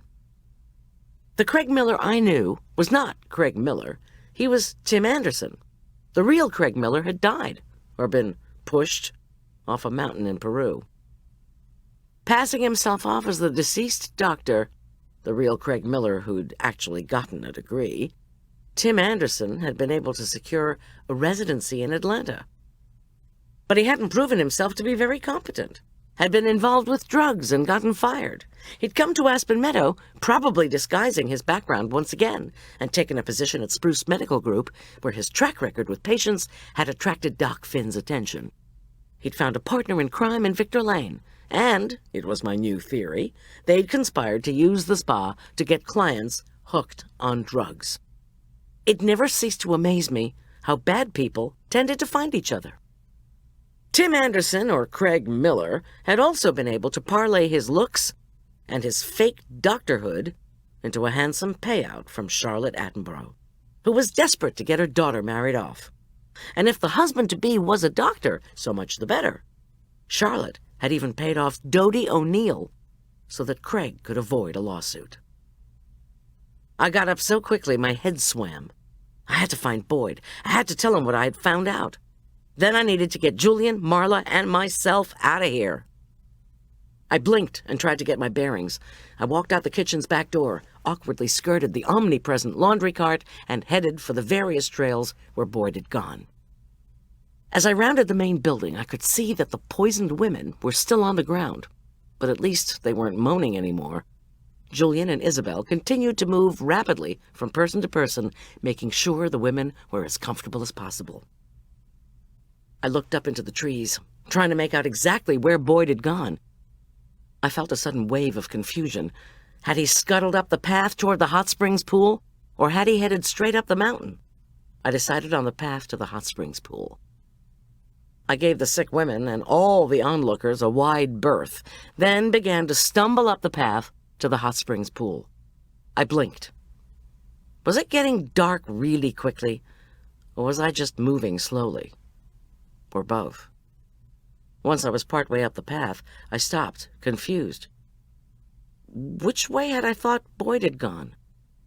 Why wasn't my mind working? I looked down. Where had the path gone? My shoulder was tapped from behind, and I turned, thinking someone was there to help me. But it was Craig Miller, or the person I thought was Craig Miller, pushing one of the spa's ubiquitous laundry carts. "How's that drug working for you?" he asked, with such coolness that my skin prickled with goose flesh. "That's the problem with Valium, you know. Especially in large quantities, stirred into your iced coffee. You never know how it's going to affect the patient." "You," I said. "You." But now my mouth wasn't working either. I also didn't seem to have much control over my limbs, so when Craig Tim pushed me into the cart. I fell into it with a painful awkwardness. "Don't," was all I managed to say before he threw a pile of dirty towels on top of me and began to push the cart up the hill. "Just in case you're wondering," he said, "I took that flash drive that Doc Finn left." His voice sounded muffled. "Oh, yes, here we go. Up to death," he said merrily, as the cart rattled and bumped over the trail. I tried to say stop, tried to struggle, but an overwhelming lethargy was making that impossible. I clawed at the sides of the cart and managed only to knock the towels off my face. I was being pushed somewhere, and no one was noticing. "Want to talk?" Tim Craig asked merrily. "Oh, wait, you can't talk. Or not much." I groaned. I had enough presence of mind, though, to know that I had to try to make myself puke, to get rid of as much of the heavy-duty dose of tranquilizer as I possibly could. The person pushing the cart had killed both Doc Finn and Jack, and since I'd become an obstacle, I was sure to be next. When the cart went over a bump, I allowed myself to fall on my side. Even that was an effort, as was the attempt to put fingers down my throat. "You'll be my fourth victim," said Craig. "I did too much partying in Trinidad, too many drugs, didn't get my medical degree. But old Craig Miller, the real Craig Miller, he didn't care. That nerd was so happy to have a cool, popular friend. So when we were in Peru, it was easy enough to push him off a cliff. By the time I'd hiked out, then returned with help, Craig's body was swollen, darkened, unrecognizable. I said it was my dear friend, Tim Anderson. All I had to do was fix his ID to look more like me, steal his diploma, and I was on my way." I stuck my fingers down my throat and pushed. Nothing. At least I made a retching sound, which fake Craig found funny. Everything was going just fine until Doc Finn came sniffing around. He continued jovially. He just couldn't leave well enough alone. Couldn't stay in retirement. Couldn't keep his trap shut. Yeah, that was the worst part. He told my dear fiancée that she shouldn't marry me. Lucky for me, he didn't give her a reason. The argument out at the spa. Isabel had been partially right. Doc Finn and Billy had been fighting not about the wedding, but about the marriage, period. But Billy, fake Craig went on, felt duty-bound to tell me all about it. Billy likes having someone take care of her, someone who isn't her mother. And I liked the idea of having all of Charlotte's money sooner rather than later. So I stole a pair of Charlotte's shoes to plant in Finn's car to attract the police's attention. Charlotte hated Doc Finn, too, because he was always taking Jack away on expeditions that didn't include her.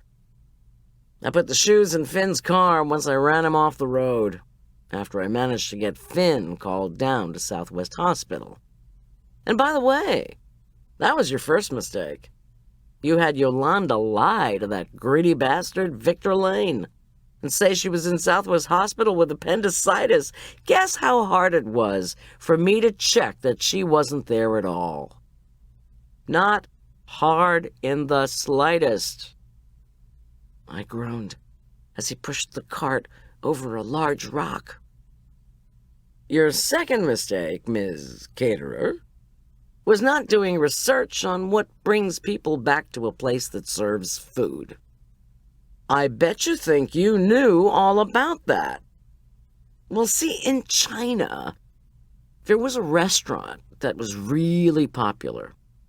Really, really popular, with lines of customers stretching down the street. Everyone said the food made them feel so good. No wonder, either. The food was laced with opium.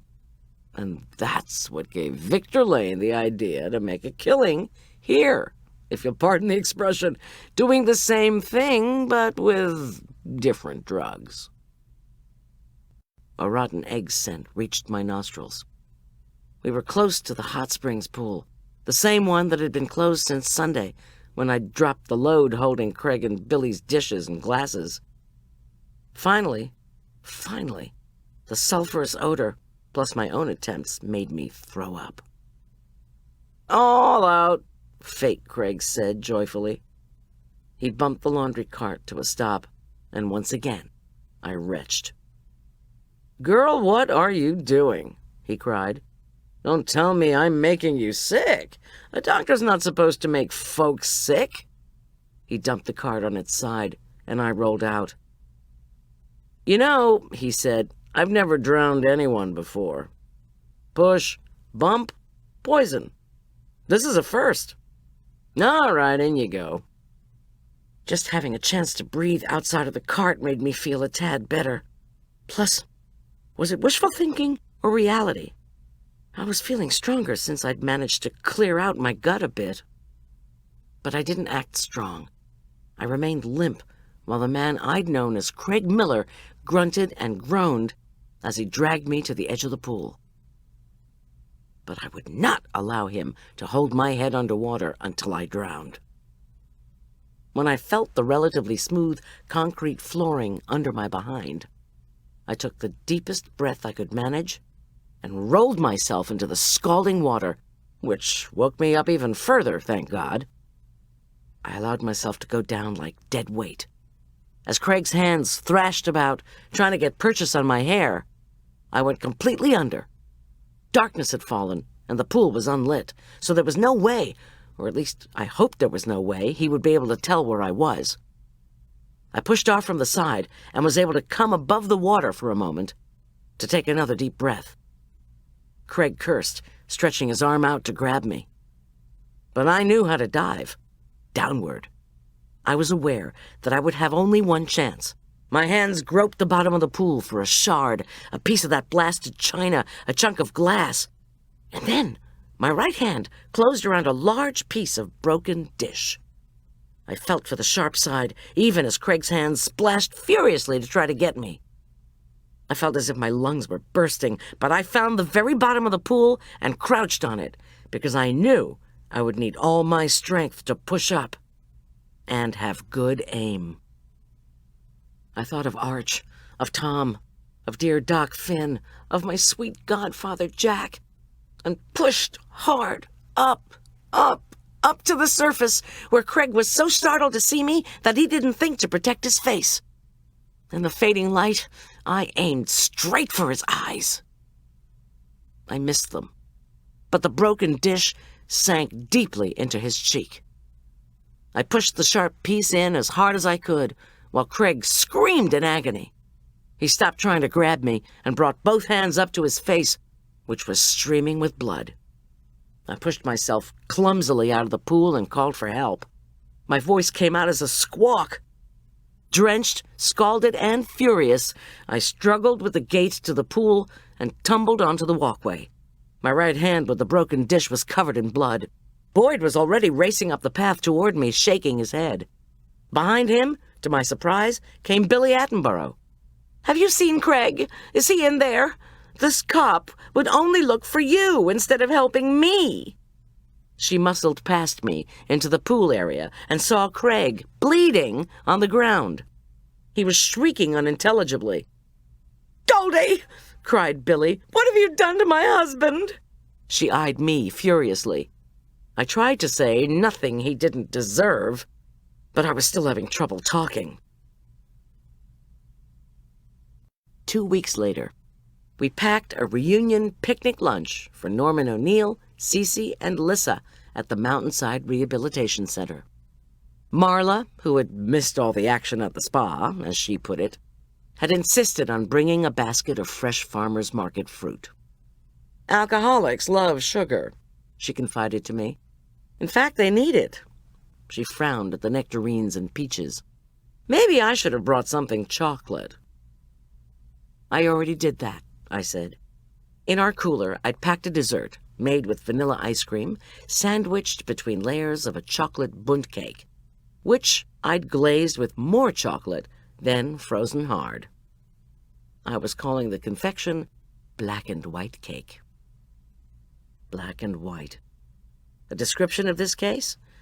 Yes, if you thought only of the greed that had led Craig Miller or Tim Anderson to kill and kill and kill again. Billy had been greedy to be married to a doctor, and she'd been sufficiently flaky, temperamental, and spoiled not to notice that her groom didn't really love her. She'd already filed for divorce, and the last I heard, she had signed up for an internet dating service. After the memorial service for Doc Finn, Father Pete told me when the service for Jack would be. I had thought my grieving was over, but I cried anyway. When my godfather died, I'd believed that staying home and doing nothing but cry was not the way to mourn. I'd gotten out there in the world to figure out what had happened. Craig Miller wasn't a real doctor, and he'd been incorrect in his diagnoses of patients, some of whom, like Todd's mother and Dodie O'Neill, had gone straight to old reliable Doc Finn for help. They'd brought tales of other patients being misdiagnosed, friends who were exhibiting signs of drug withdrawal after visiting Gold Gulch Spa. Doc Finn had decided to investigate, and that had put him on a collision course with Craig Miller and Victor Lane. Of course, it was easy enough for Craig Miller to make that anonymous emergency call from Southwest Hospital to Doc Finn, then hightail it up the canyon until he saw Finn's Cayenne coming in the opposite direction. He'd made a U-turn and hit Finn's car so hard from behind that it had catapulted into a ravine. The cops found Craig's banged-up vehicle where he'd hidden it away. Once Miller had bashed in the doctor's head with a rock, he'd taken the shoes he'd swiped from Charlotte's voluminous closet and planted them in Finn's Cayenne, to point the cops toward her and away from him, as part of his plan to get her sent to prison, leaving her new son-in-law free to take her money. Of course, getting Craig Miller indicted for murder, and Victor Lane, his partner in crime, indicted for the illegal distribution of Valium and cocaine, had provided some satisfaction for me. Yes, cocaine, the lab determined. That was what Victor had used to get the spa clients moving in their morning exercise classes. That was what was in the fruit cocktail that he had insisted on cleaning up all by himself. The Furman County Sheriff's Department had discovered the drugs in the smoothie cabin, once they'd finally gotten the analysis back on the drugs Marla and I swiped. Armed with a search warrant, they'd found what they needed zipped into those packets that read chamomile for the crushed Valium and protein powder for the cocaine. Blech. In the spa trash, investigators found the bottle of Ipecac that Victor Lane had mixed into my lovely butter icing when he was alone in the kitchen. He caught me not once but twice trying to figure out what he kept hidden in the smoothie cabin. Victor Lane had been willing to make his own clients sick just because he sensed I was getting close to figuring out what he was up to. Brother. Gold, Finn, Key. Those were the words Jack had written for me in the hospital, shortly before he was killed. He had wanted me to go to Gold Gulch Spa. He'd hoped I'd find out what Finn had discovered. And that was why he'd left the key Finn had given him inside his house, to which he'd also given me the key. My godfather had been addled and sick, but he'd been determined to give me enough to go on that I could figure out his last puzzle.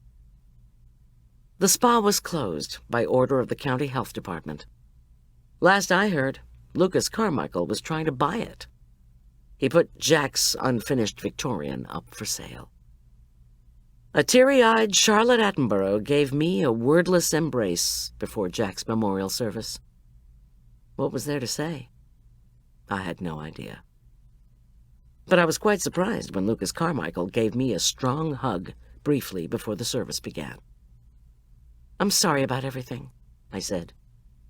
It's okay, he said, Then leaned into my shoulder and sobbed. Oh, God, I feel so awful. I gave his back a gentle pat, but he tore away and rushed into the church. As we processed slowly into St. Luke's, Tom murmured to me that we were on our way to getting justice for Jack and Doc Finn.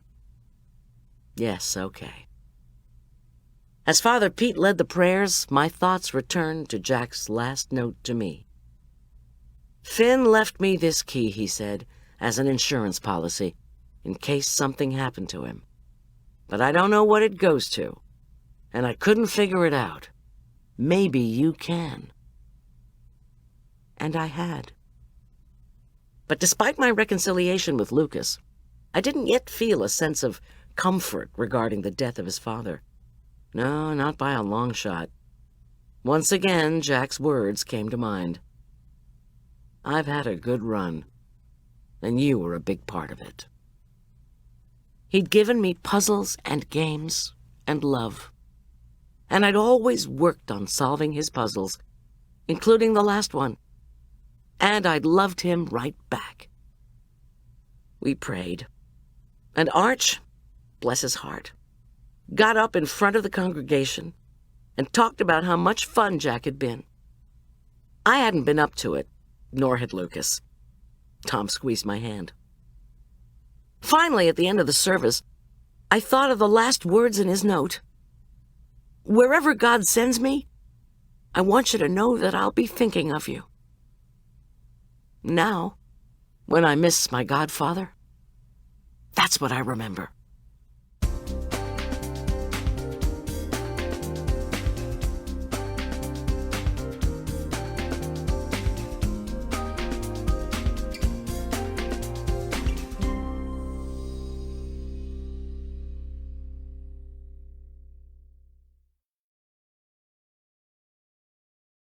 Hi, this is Barbara Rosenblat. If you've enjoyed this latest Diane, Mott, Davidson Goldy Bear mystery, here are the recipes contained in the book.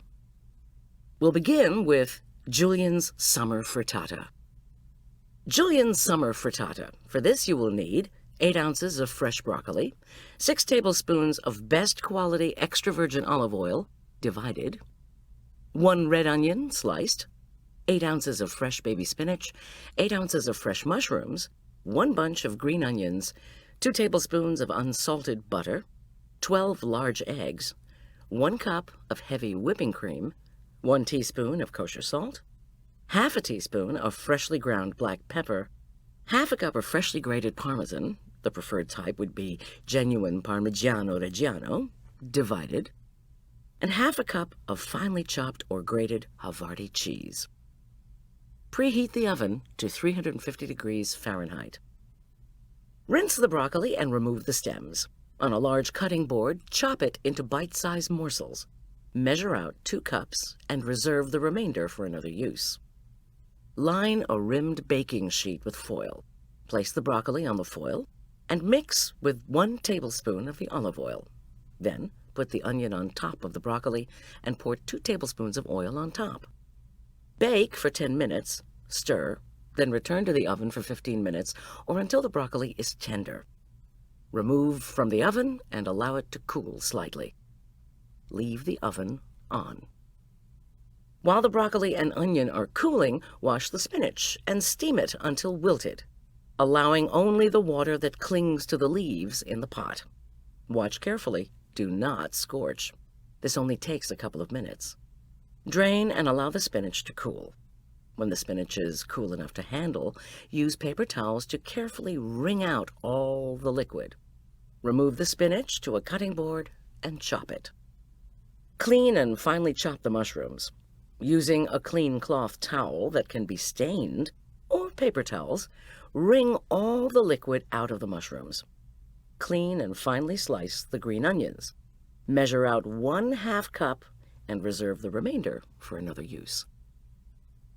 In a large oven-proof sauté pan, melt the butter over medium-low heat and sauté the 1/2 cup of green onions and mushroom pieces until the mushrooms begin to separate.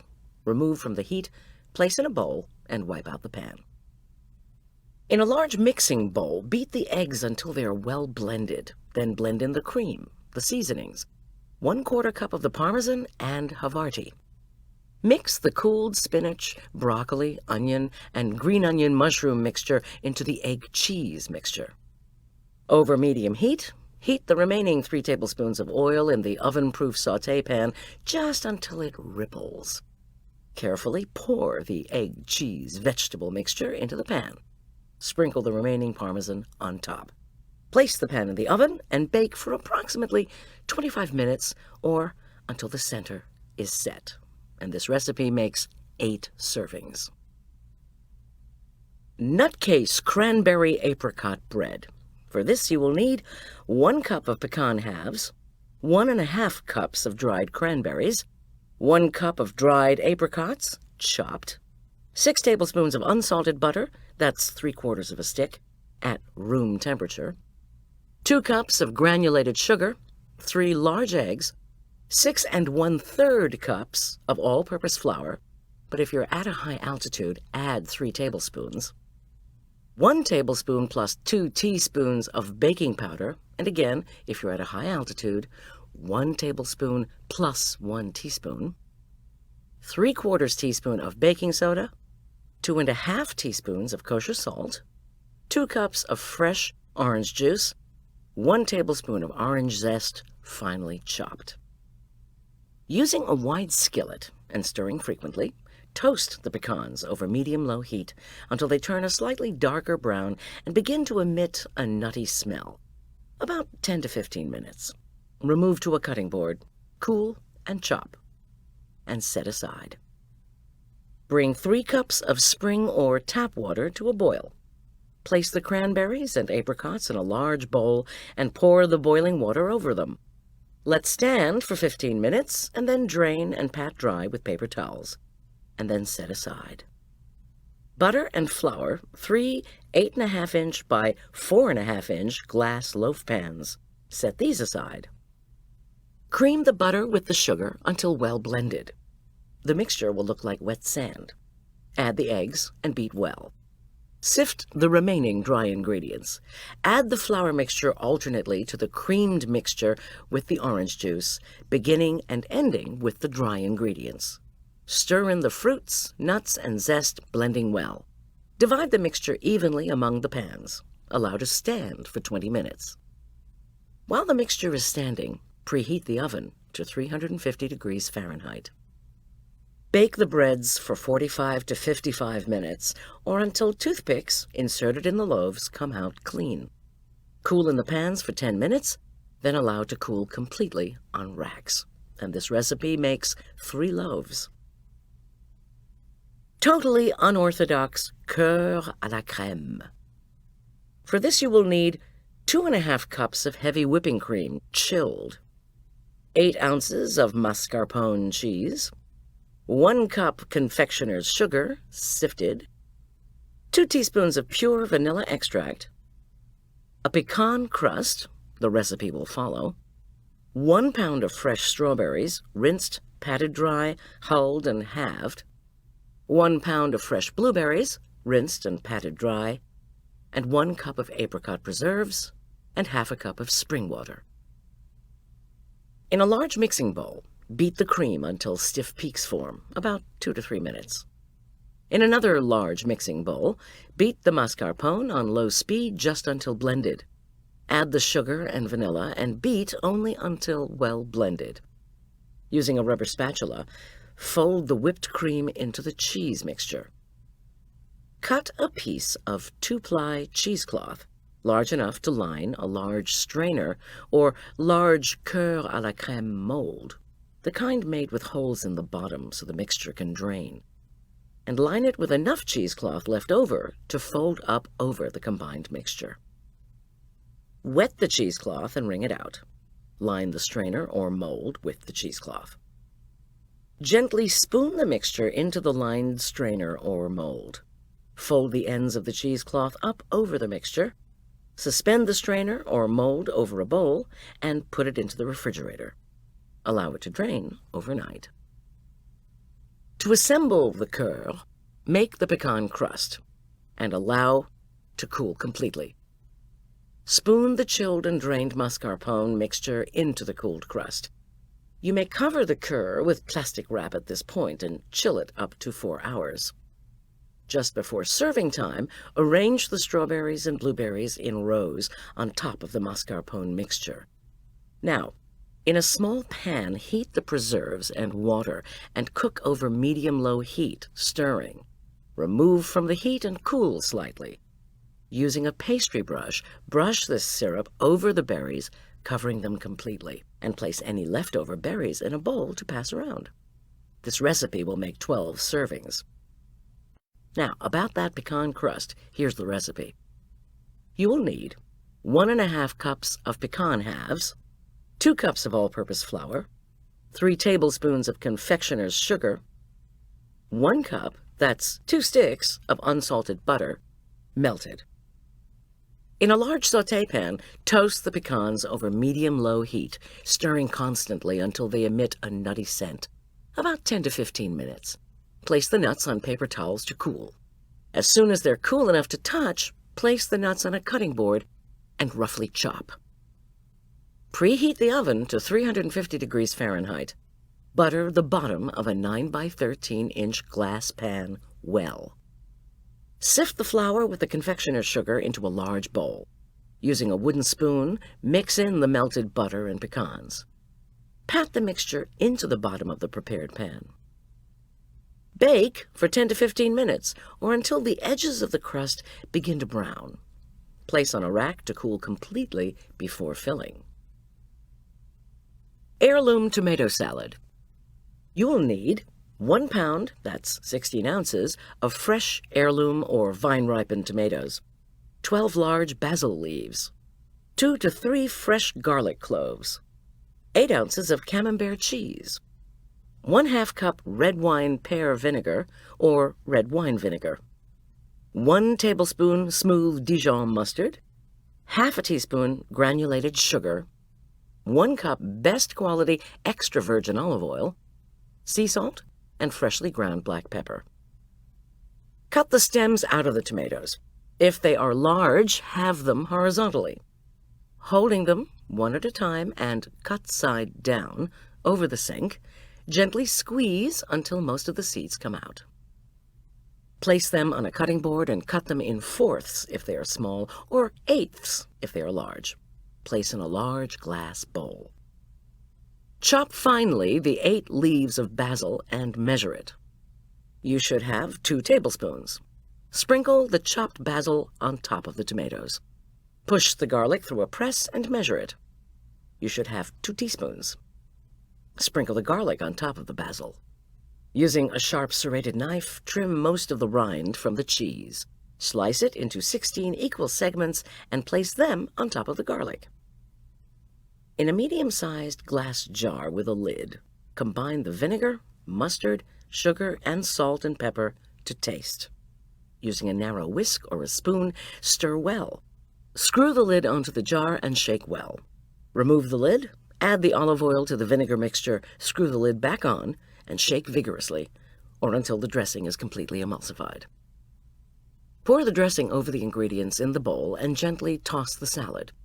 Cover the bowl with plastic wrap and chill the salad at least 4 hours or up to 24 hours before you serve it. When you're ready to serve the salad, place it in a pretty bowl. Sprinkle it lightly with a bit more salt and a grating of black pepper and arrange the remaining whole basil leaves on top as a garnish. This recipe makes 8 servings. Arches flapjacks. For this you will need 1/4 cup of small-curd cottage cheese, 1 large egg, 1 cup of buttermilk, 2 tablespoons of vegetable oil, preferably safflower or canola, 1½ cups of all-purpose flour, 2 teaspoons baking powder, 1/2 teaspoon of baking soda, 1/2 teaspoon of salt, 1 tablespoon of granulated sugar, but that's optional. Additional vegetable oil or clarified butter, maple syrup, and or fruit preserves. Whirl the cottage cheese in a blender. In a large bowl, beat together the egg, buttermilk, and oil. Stir in the cottage cheese and set aside. Sift together the flour, baking powder, baking soda, salt, and sugar, if you're using sugar. If mixture is too thick, add 2 to 3 tablespoons more of buttermilk. Add to the egg mixture and stir with a large wooden spoon just until combined. Heat a tablespoon of oil or clarified butter on a griddle or in a skillet over medium heat until the oil ripples. For each flapjack, pour in a bit less than a 1/4 cup of batter. Cook the flapjack until it is covered with bubbles and dry around the edges. Turn and cook the other side until it is golden brown. Serve immediately with butter and toppings, and this recipe makes 9 4-inch flapjacks. Figgy Piggy. This recipe will require 2 1-pound pork tenderloins marinated overnight in Dijon marinade, and that recipe will follow. And also figgy stuffing. That recipe will follow too. But to start with, you will need 2 teaspoons of kosher salt, 2 teaspoons of freshly ground black pepper, 1/3 pound of prosciutto cut in strips, 2 tablespoons of best quality extra virgin olive oil, and 1/2 cup of dry white wine. Now here's the marinade. For the Dijon marinade, you'll need 1/2 cup of smooth Dijon mustard, 2 tablespoons of pressed or minced garlic, 1/2 cup of dry red wine, 2 tablespoons of dried thyme leaves crushed, 1 teaspoon of freshly ground black pepper, 1 teaspoon of granulated sugar, 1/2 cup of best quality extra virgin olive oil, and 1 bay leaf. Using a wire whisk, mix together the mustard, the garlic, the wine, the thyme, the pepper, and sugar in a 9 by 13-inch glass pan.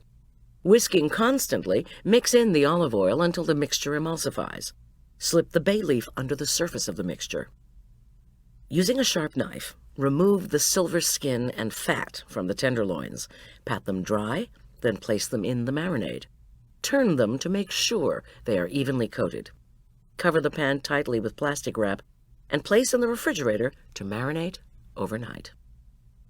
Here's what you'll need for the figgy stuffing. 2 shallots, peeled, trimmed, and chopped, 1 tablespoon of best quality extra virgin olive oil, 1/2 pound of dried figs, stems removed, chopped, 1/4 cup of homemade or canned chicken stock, 2 tablespoons of chopped fresh sage. To prepare the stuffing, using a large oven-proof skillet, sauté the shallots in the olive oil for about 5 minutes over medium-low heat, or until they are limp and translucent. Add the figs, the stock, and sage. Raise the heat and bring the mixture to a boil. Reduce the heat to low, cover the pan, and simmer until the figs are tender and the liquid is absorbed, about 5 to 10 minutes. Set the mixture aside in a bowl to cool slightly while you prepare the tenderloins. When you're ready to prepare the dish, preheat the oven to 375 degrees Fahrenheit. Place one of the oven racks in the middle of the oven. Remove the tenderloins from the marinade, wipe them dry with paper towels, and place them side by side on a cutting board with the thick end of one next to the thin end of the other. Using the flat side of a mallet or the palm of your hand, pound the tenderloins until they are an even 1-inch thickness. This will make them able to hold the stuffing. Sprinkle them with salt and pepper. Spread the figgy stuffing mixture down the length of one of the tenderloins. Carefully place the other tenderloin on top. Place the prosciutto strips crosswise down the length of the tenderloin sandwich. Cut 4 feet of kitchen twine into 4 12-inch lengths. Carefully slide the pieces of kitchen twine crosswise at even widths underneath the tenderloin sandwich. Tie the pieces of twine and cut off any excess. Wipe out the oven-proof sauté pan and heat 2 tablespoons of olive oil over medium-high heat, just until the oil ripples. Add the tenderloin sandwich, curving it to fit the pan. Sauté for 3 minutes. Then, Using tongs, very carefully turn the tenderloin sandwich over to sauté for another 3 minutes. Remove the skillet from the stove and add the wine to the skillet. Insert a digital meat thermometer into the pork and place it in the oven. Roast the pork until the thermometer indicates the internal temperature has reached 140 degrees Fahrenheit. That should take about 15 minutes. Carefully remove the tenderloin sandwich to a platter and cover it with aluminum foil and allow the pork to rest for 10 minutes. Remove the foil and the pieces of twine, slice crosswise in 3/4-inch slices, and serve. You can pass a bowl with the pan drippings, if there are any. This recipe makes about 8 servings. Yolanda's Cuban bread. For this you will need 2 cups of spring water, 2 tablespoons of dark brown sugar, 4½ teaspoons of dry active yeast. That would be the contents of 2 1/4-ounce packages, 2 tablespoons of bread dough enhancer, and that recipe will follow, 5½ cups of bread flour, 1/4 cup of soy flour, 1/4 cup of non-fat dry milk, 2 tablespoons of wheat germ, 1 tablespoon of sea salt, and 2 tablespoons or more of poppy seeds.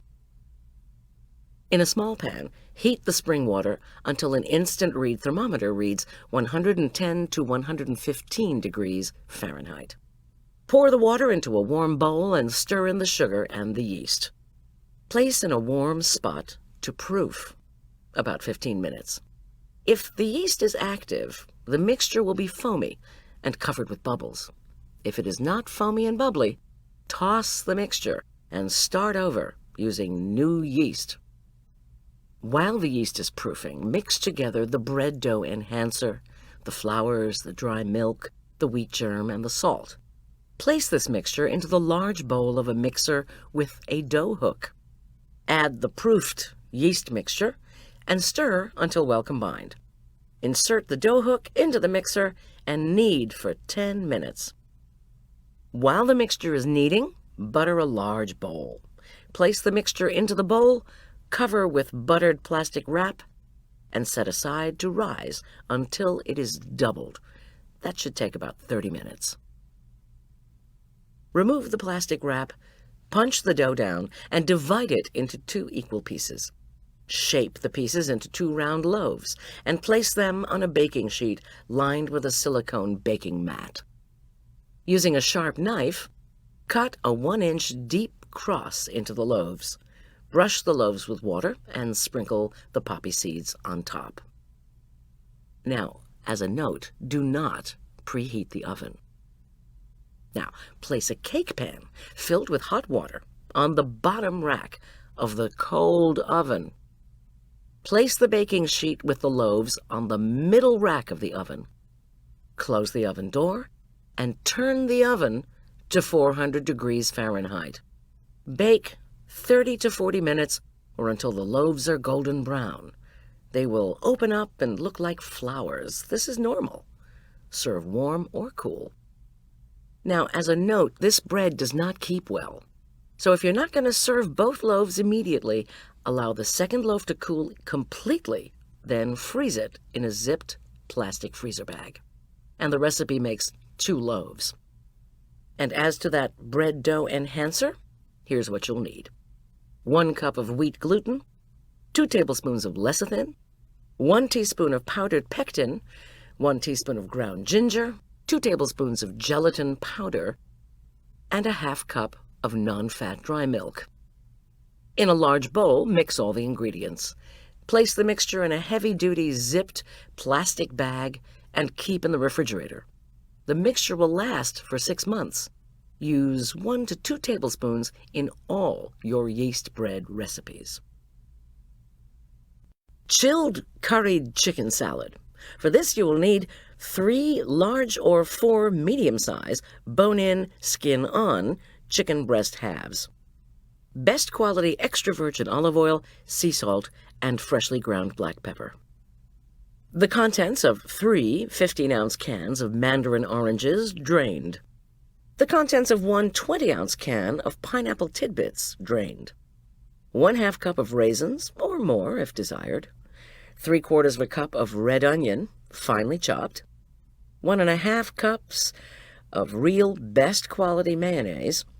1 tablespoon of curry powder, or more if desired. 2 tablespoons of chutney, or more if desired. 3/4 of a teaspoon of salt. 2 tablespoons of sour cream.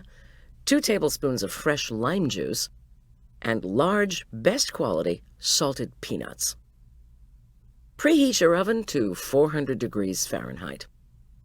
Place the chicken breasts on a large rimmed baking pan covered with a silicone baking sheet. Rub the oil onto the pieces and sprinkle them with salt and pepper. Bake the chicken for 25 to 40 minutes or until thoroughly cooked. Check by slicing into one of the pieces all the way to the bone. All the meat should have turned completely white, with no trace of pink. Remove the pan from the oven and allow the chicken to cool completely. When the chicken is cool, remove the skin and bones and tear the meat into bite-sized pieces. Measure it. You should have 4 cups. Reserve any remainder for another use. In a large glass serving bowl, place the chicken, drained oranges, pineapple, raisins, and red onion. To make the dressing, place the mayonnaise, curry powder, chutney, salt, sour cream, and lime juice in the bowl of a food processor fitted with the steel blade. Blend all the ingredients on high or until almost completely smooth. You may have to turn the processor off and remove the top 1 or 2 times to scrape down the sides with a rubber spatula. This shouldn't take more than 2 minutes.